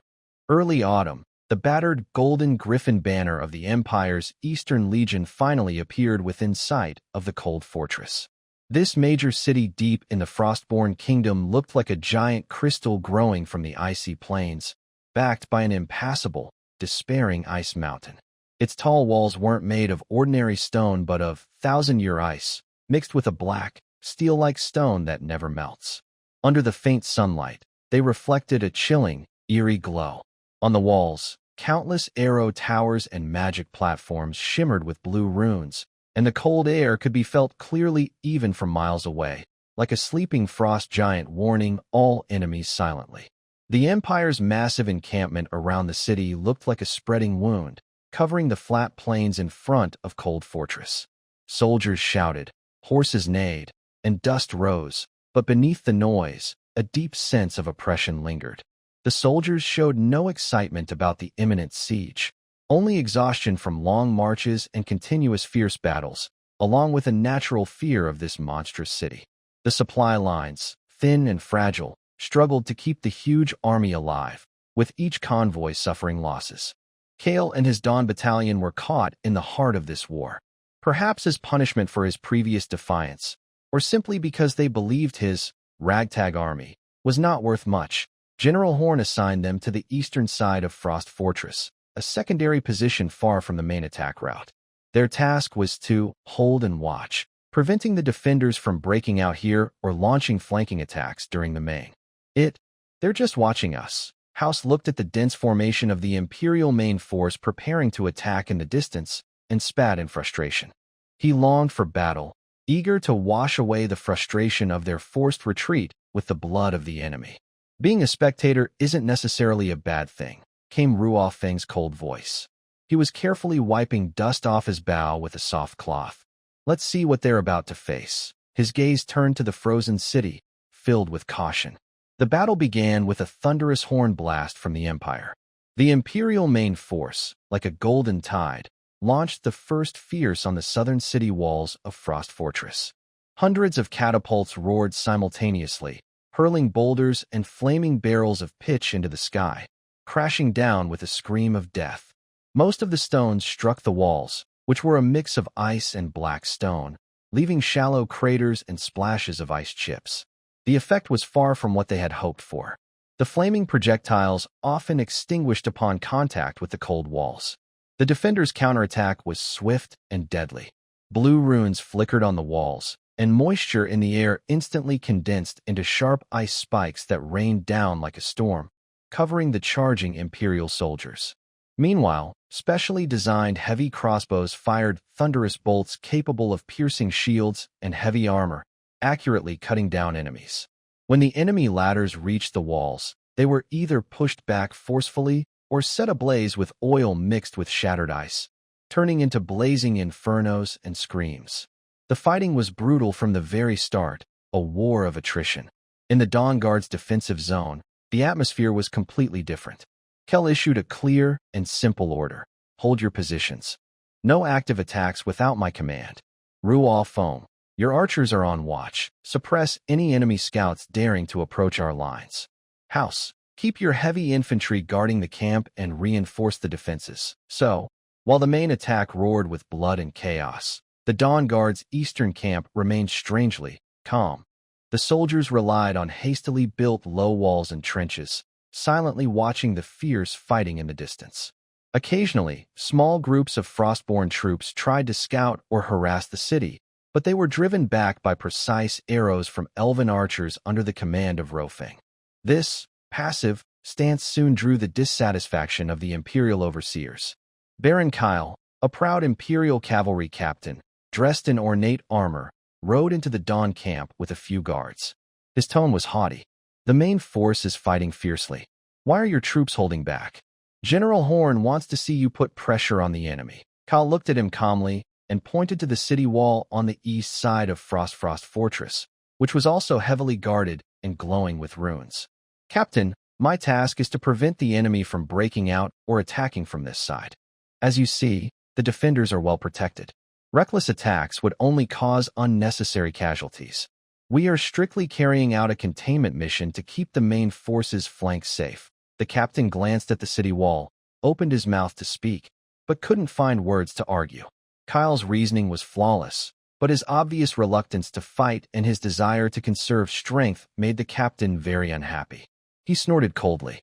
I hope the Baron remembers his duty. After saying that, he turned his horse and left, visibly angry. Bah? What a fool, House muttered bitterly behind the captain. He's right. We are indeed conserving strength. Kyle's voice was soft but clear enough for the nearby captains to hear. The glory of the Empire requires countless soldiers' lives to build. But every life of our Dawn's soldiers is more precious than empty glory. This city cannot be taken by brute force. His judgment was soon confirmed. Over the next few days, the Empire's attacks hit like waves crashing against rocks. Although fierce, they were repeatedly shattered by Frost Fortress's unbreakable defenses, leaving behind countless broken bodies and damaged weapons on the beachhead. The casualties in the camp rose daily, and morale visibly declined. Worse still, the weather began to change. In early autumn in the northern lands, the cold suddenly deepened. The sky turned gray, and the first light snow quietly fell. Though it melted upon landing, it served as a merciless warning. A deadly winter was approaching step by step. For the Empire's armies, which relied on long supply lines, this was an additional. Baron Ralph's secret letter arrived once again, confirming Kyle's worries. The letter describes the difficulty of supplying the rear lines and the intense arguments and accusations among the Empire's leaders caused by setbacks in the siege. It also hints, through secret channels, that the Frostborn Kingdom has pulled some of its elite forces from the Eastern Front to deal with the mounting pressure on the Western side. This suggests their defenses against the Fire of Sin are weakening. The siege has become a hopeless stalemate. The Empire is caught in a difficult position, unable to advance or retreat easily, facing many hardships. Although the Frostborn have temporarily held Frost Fortress, their strength is likely to weaken soon due to the ongoing drain from both the Western Front and potential threats from the East. Amid this tense atmosphere, a familiar snowy owl flies through the thickening snow and lands on Kale's shoulder. It is a message from Carmen. Kale quickly unrolls a leather scroll. The message is brief but more impactful than ever. Head, an ancient ruin has been found in the northern snowy mountains. The murals depict exile and cyclical purification, with a drawing that means return. Carmen, after reading Carmen's message and the simple sketch sent with it, Kale clutches the leather tightly, his knuckles turning white from the grip. Carmen's discovery has elevated his view of the war to a new level, one that concerns the survival of the entire continent. The Empire and the Frostborn are bleeding for territory and pride, unaware that a potentially civilization-destroying threat is counting down. He lifts his head and looks at the distant shadow of Frost Fortress in the snowstorm, then at the soldiers still blindly preparing for the next attack in the Empire camp. A wave of absurdity and urgency floods his mind. This war must end quickly. Everyone, including the proud Empire and stubborn Frostborn, must realize who the true enemy is. Frost Fortress, like a giant icy tomb, has frozen the chaos of the battlefield and extinguished hopes for peace. But in Kale's heart, a new storm is brewing, not for conquest, but for survival. He knows that the force capable of breaking this deadlock may soon arrive in an unexpected way, descending upon this blood-soaked icy plain. Outside Frost Fortress, the Imperial camp has long lost its sharp edge from the initial siege. Instead, it is filled with exhaustion and restlessness after a long blockade and heavy casualties. The continuous autumn rain brought a biting cold, turning the camp into a muddy swamp and extinguishing the soldiers' last hope for victory. The siege equipment left few marks on the solid, icy walls of the Frostborn city, but the precise and deadly frost magic and crossbow arrows of the defenders caused daily casualties for the Imperial army. General Horn paced back and forth inside the central tent, the mud under his feet crackling with each step. The letters from behind the front lines grew more and more stern, and reports of supplies and casualties piled up on his desk like snowflakes. The winter shadow hung over him like a sharp sword, and each falling snowflake reminded him that time was not on the Empire's side. Yet, the Empire's dignity was like an invisible chain, preventing him from suggesting the unspoken option, peace talks. Amid this suffocating despair, suddenly there was a commotion outside the tent. "General, the Frostborn envoy has arrived again," a guard officer reported with disbelief. All the officers inside the tent looked over immediately. Again? After the first time they rejected such absurd conditions, how dare they come back? This time, the Frostborn envoy was not alone. A small team of well-equipped Frostborn guards, wearing fine wolf fur armor and looking stern, escorted a messenger dressed in a deep blue robe embroidered with silver patterns. They passed through the hostile and curious gazes of the Imperial soldiers and reached the command tent. Their banners were more formal now, no longer makeshift white cloth, but a blue banner embroidered with ice crystals and mountain patterns. It seems the Frostborn barbarians have finally learned manners, a noble Imperial officer muttered sarcastically, but many others looked with deep suspicion. General Horn suppressed his chaotic thoughts, adjusted his armor, and signaled for the envoy to enter. He was eager to see what tricks the Frostborn would play this time. The lead envoy still wore a cold, mountain-like expression. After saluting, he did not exchange pleasantries but went straight to the point. Your Excellency, I am here on the king's orders to bring a message of peace. A suppressed snicker echoed inside the tent.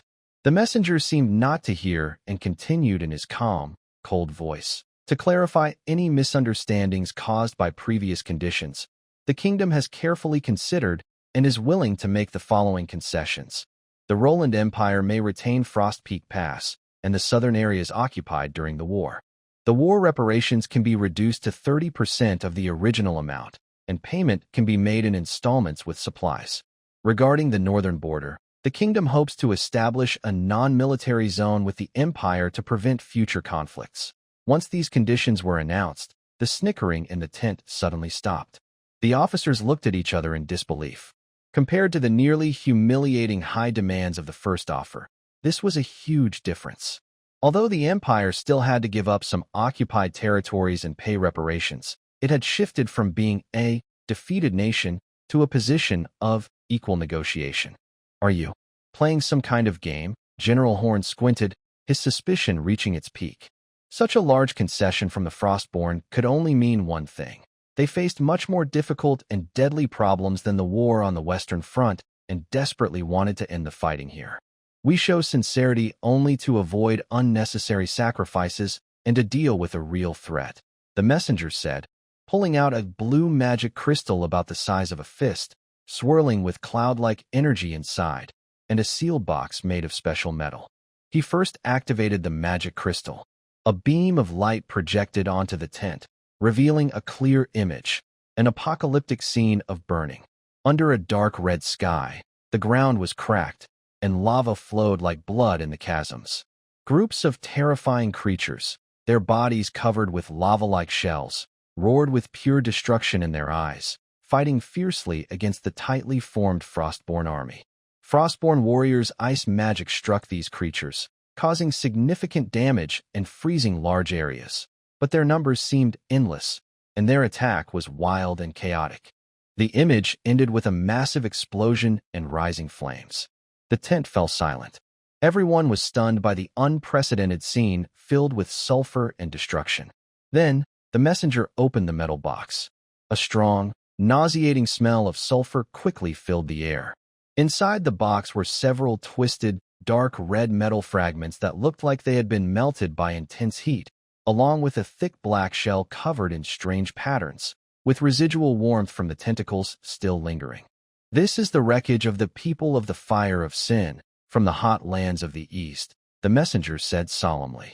Every drop of blood we shed here weakens our defenses against these true destroyers. If Frost Fortress falls and the kingdom collapses, the barrier to the east will vanish.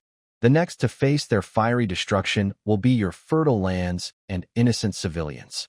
Only our Frost clan's icy powers can effectively control their madness. We are not here to ask, but to state a fact that concerns everyone's survival. The evidence was clear and undeniable.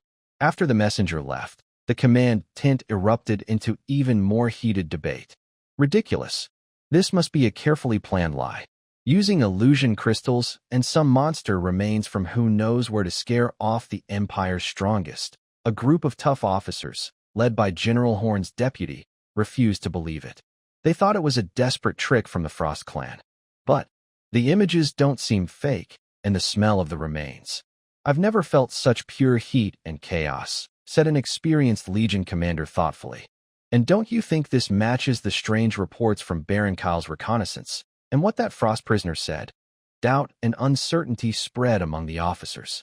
Even the most stubborn ones started to waver when faced with such shocking evidence and the looming winter crisis. General Horn's face turned pale as he sat silently at the head of the table. As the leader, he couldn't speak easily. To believe might mean the Empire has to accept the failure of its efforts, with huge political pressure. To disbelieve, and if the evidence is true, the Empire would have to face the terrifying demon army shown in the images alone. He couldn't bear that responsibility either. Almost as soon as the messenger left the command, Baron Ralph's secret message was delivered through hidden channels to Kyle at the besieged camp.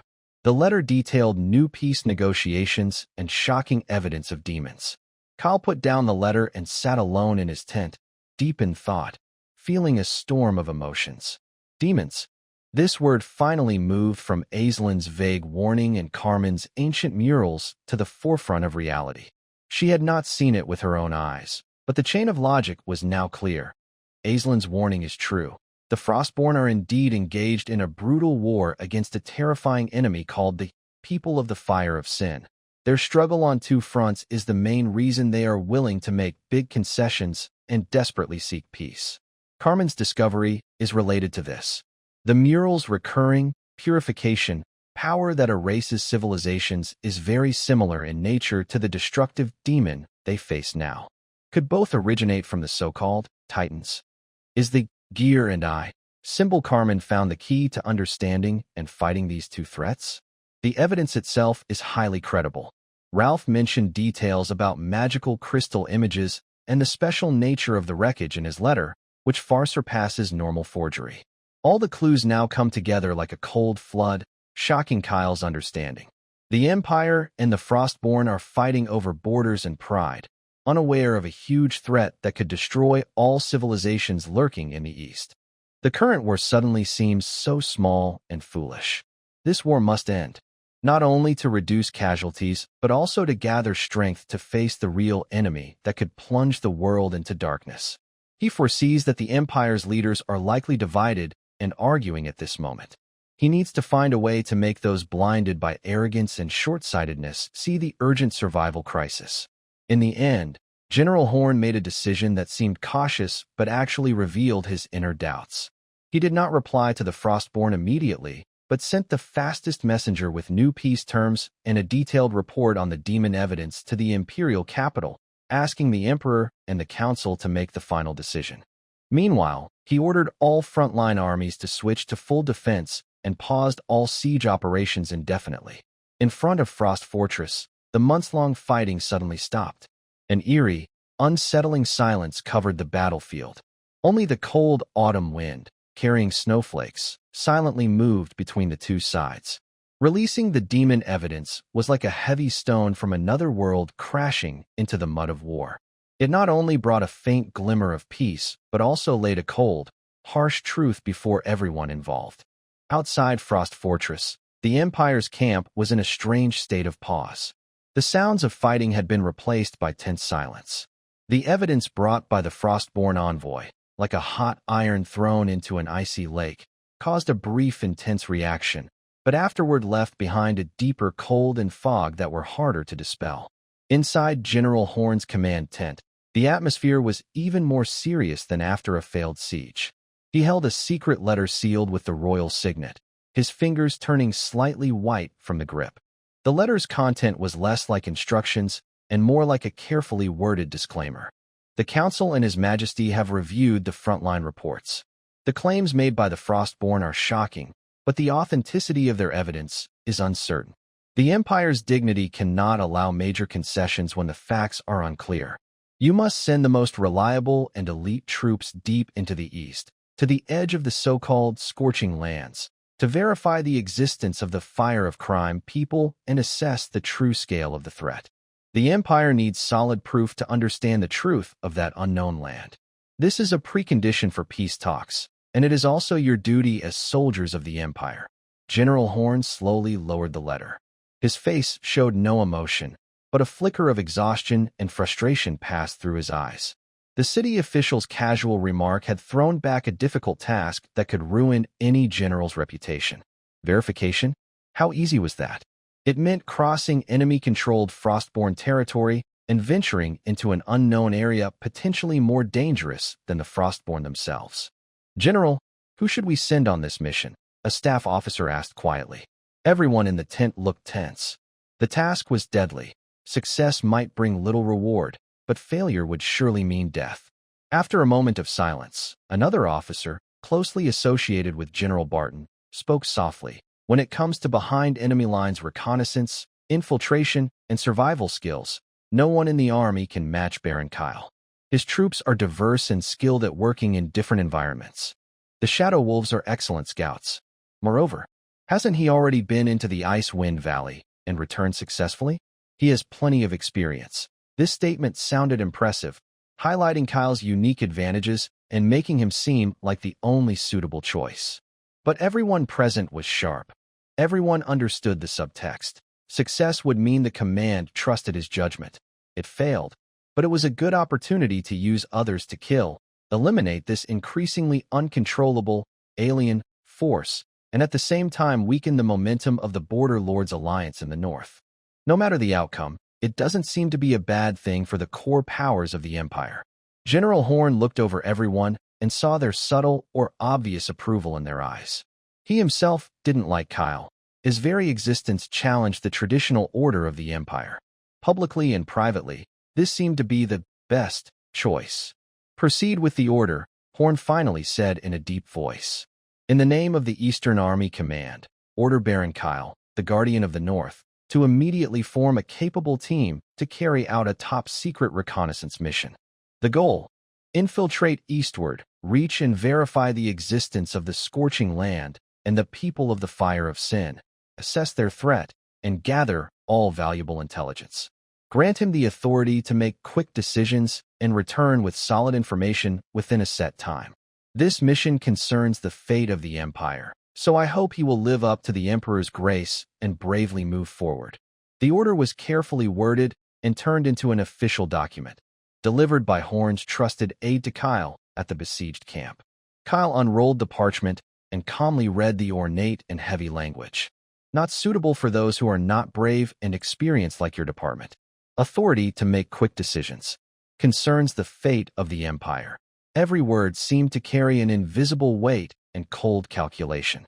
He could almost see through the paper the indifferent faces of Horn and the high officials of the Imperial Council. This was a scheme, using his abilities to seek the truth while pushing him into the most dangerous situation. If successful, they would be wise decision-makers. If failed, he would be a martyr for the country, or a defeated general lacking ability and bearing the blame. "Boss, this is sending us to die," House shouted low beside him. Though rough, he understood the danger involved. Wind, more practical, asked, route, supplies, enemy defenses. Going deep into the east, we face not only unfamiliar terrain, but possibly those things. He hesitated briefly, clearly impressed by the magical crystal images shown by the Frostborn. Kyle gently placed the order document on the table, then looked up, his gaze sweeping over his loyal companions. "I understand," he said calmly. "The Empire's plans, I get it. But," he changed his tone, his eyes sharp, "we also need to know the truth. Island's warning, the evidence shown by the Frostborn, and Carmen's ongoing return with information about an ancient purification cycle. All these clues seem to point vaguely east, toward the so-called Fire of Sin people. Are they the ones who periodically erase civilizations in the murals? Or are they connected? We must see for ourselves and confirm with our own eyes.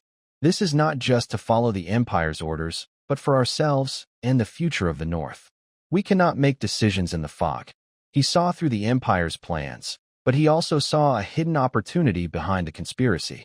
Getting first-hand information about the potential threat of destruction has a strategic value far greater than any reward from the Empire. "Get ready to leave," Kyle declared with determination. The order was immediately passed down. Though the camp was tired, the core team quickly moved into action. Kyle personally led the team. Carmen had not yet returned, but his most elite scouts and 5 of the best Shadow Wolves, led by his quiet but very experienced Gray Elf Scout Lieutenant, joined the team. Wind selected 5 elf archers with the best aim and calmest minds. House chose 4 of the bravest and most durable heavy infantry, including himself. In total, there were 16 people, aiming for maximum efficiency and agility.